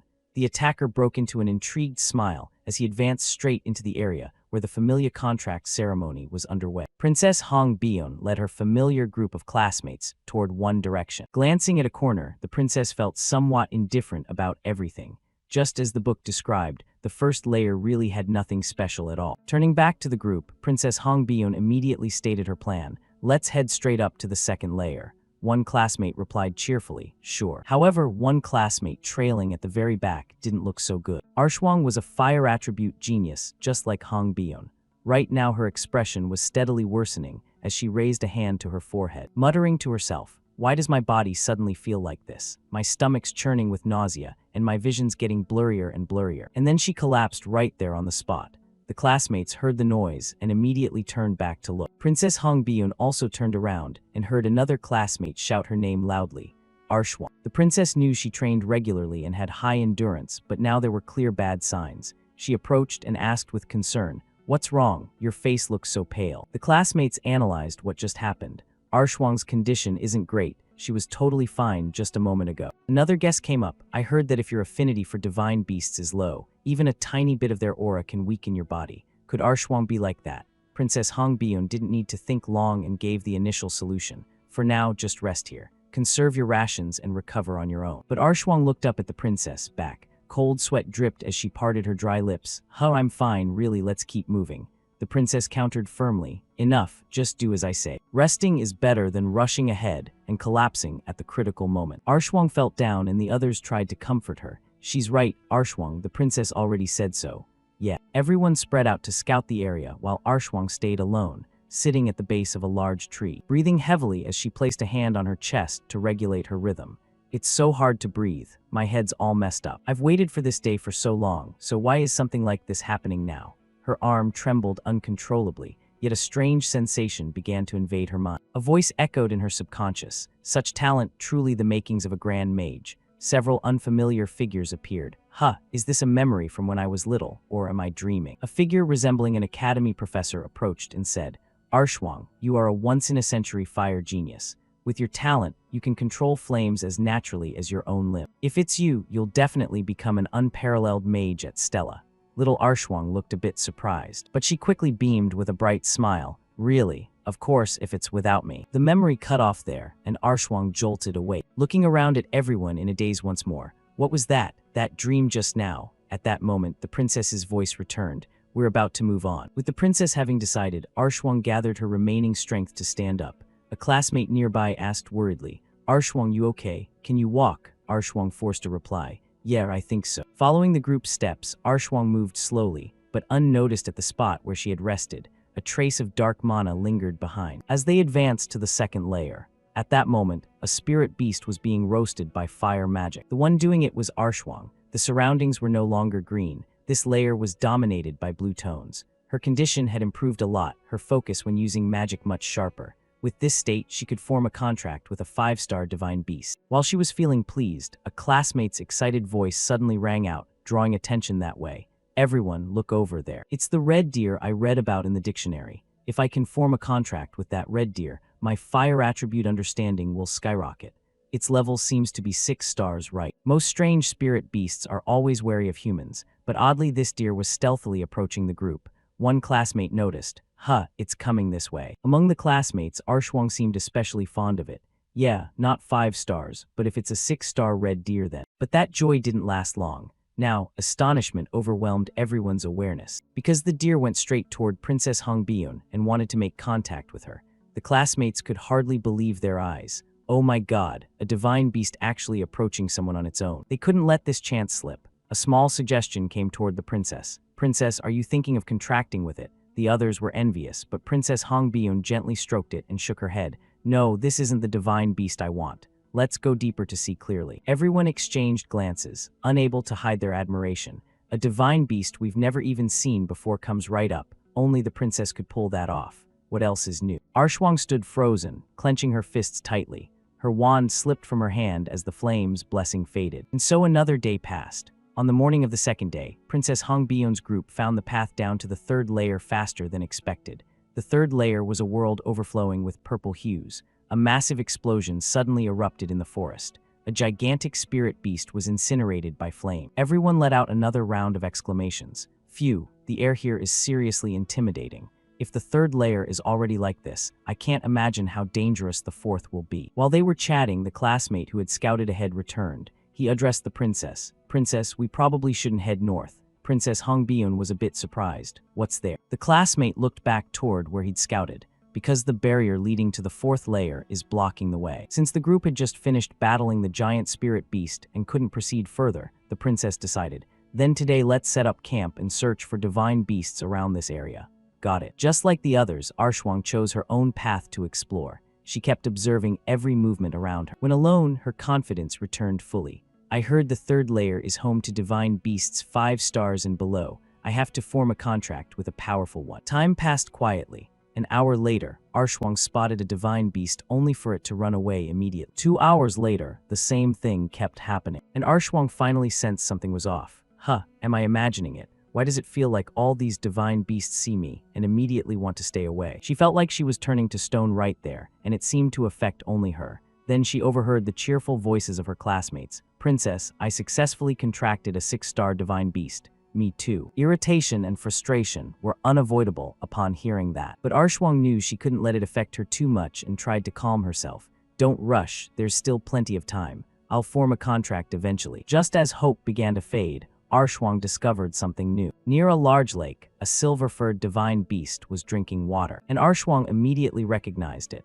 That's a 5-star divine beast, the silver mane wolf. She raised her wand. At Stella, almost no first year had ever contracted a 5-star divine beast. If she succeeded right now, everyone would acknowledge. With a new goal, Arshwang approached it step by careful step. Once at a certain distance, Arshwang extended her hand and said cheerfully, "Hello there, would you like to form a contract with me?" The moment Arshwang's hand got close, the silver mane wolf sniffed it with its nose, but surprisingly, instead of being friendly, it showed clear hostility. That made Arshwang fall back in shock. After so many failures before and now this one, Arshwang seemed completely crushed.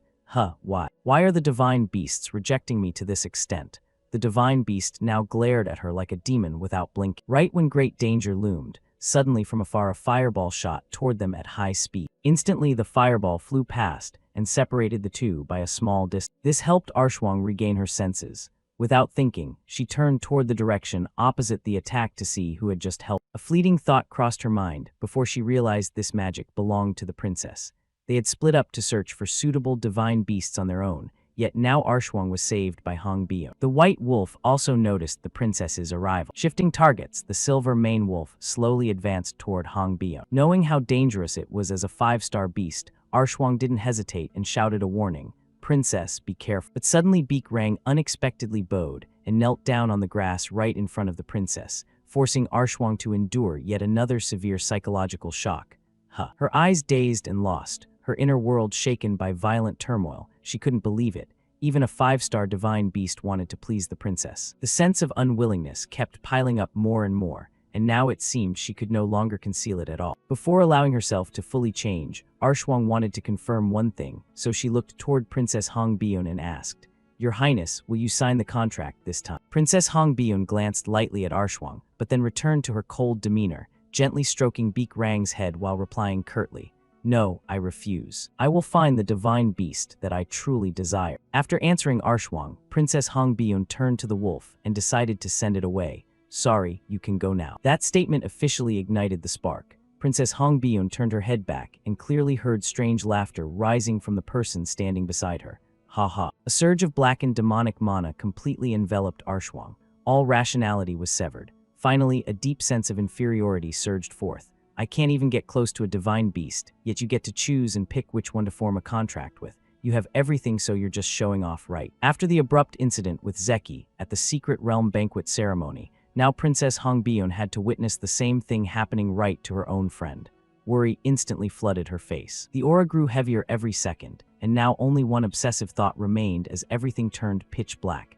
"It's so unfair, so unfair. This is way too unfair." Arshwang's pupils sharply contracted as the black demonic mana fully seized control of her. "I've worked so incredibly hard, and yet..." "Don't make me laugh." The hatred violently erupted. Arshwang gritted her teeth and spat out each word. Every bit of it targeted Princess Hongbyun directly. On top of that, a massive amount of mana surged forward in attack.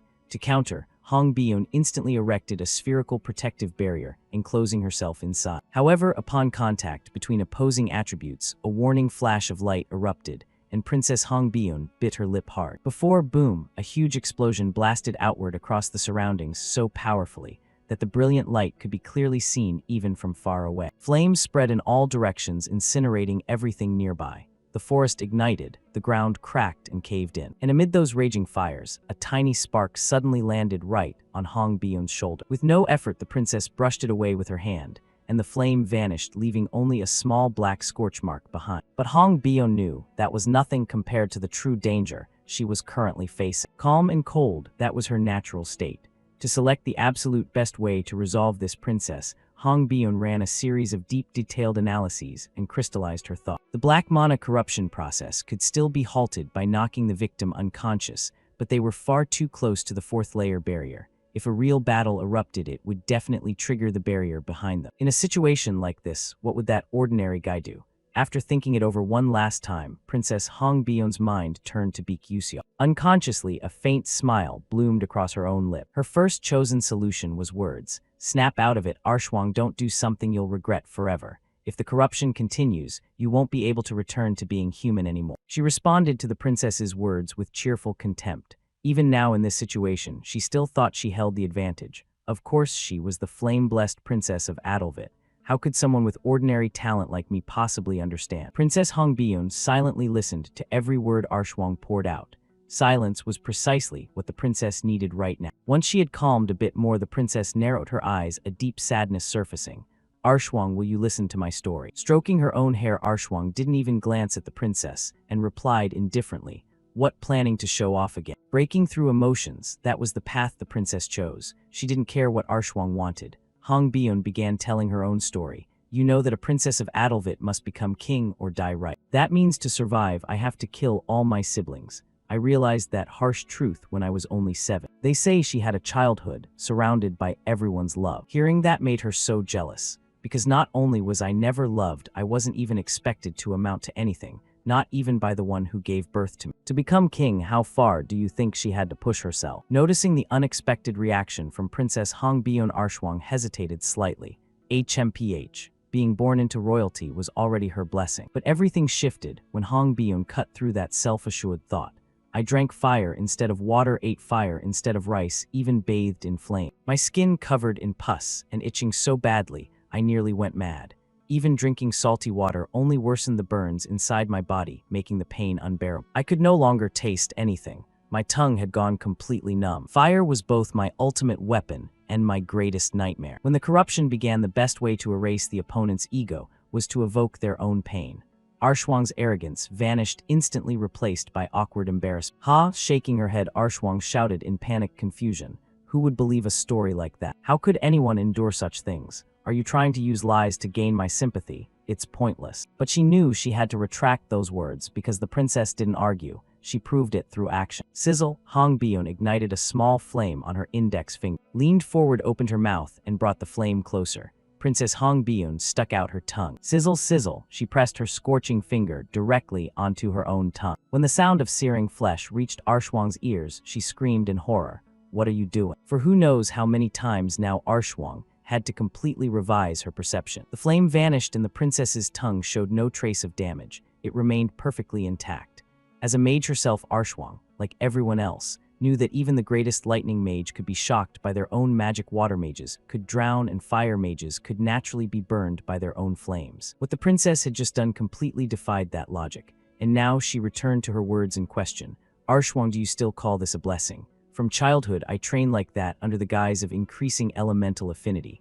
While training, I kept thinking that dying would be more comfortable. So please don't talk to me about blessings or talent anymore, because I'm so jealous of you. I envy someone who doesn't know a life like that so much that I could cry right now. The princess's jealousy could only be hidden behind her own smile, but across from her, Arshwang was forced to confront the truth. She never imagined that everything she thought the princess simply enjoyed was taken for granted. Someone exceptionally gifted in fire magic, you can connect with a few important people. Fire-type spirit beasts might love you. I didn't even realize that, and yet The wand slipped from Arshwang's relaxed arm and fell onto the grass, tears beginning to well up in the corners of her eyes. I'm sorry, I'm so sorry, Your Highness. Hong Bion quietly observed her. When the dark halo finally disappeared, Princess Hong Bion broke into a confident smile. Good. Princess Hong is satisfied with how she just handled that.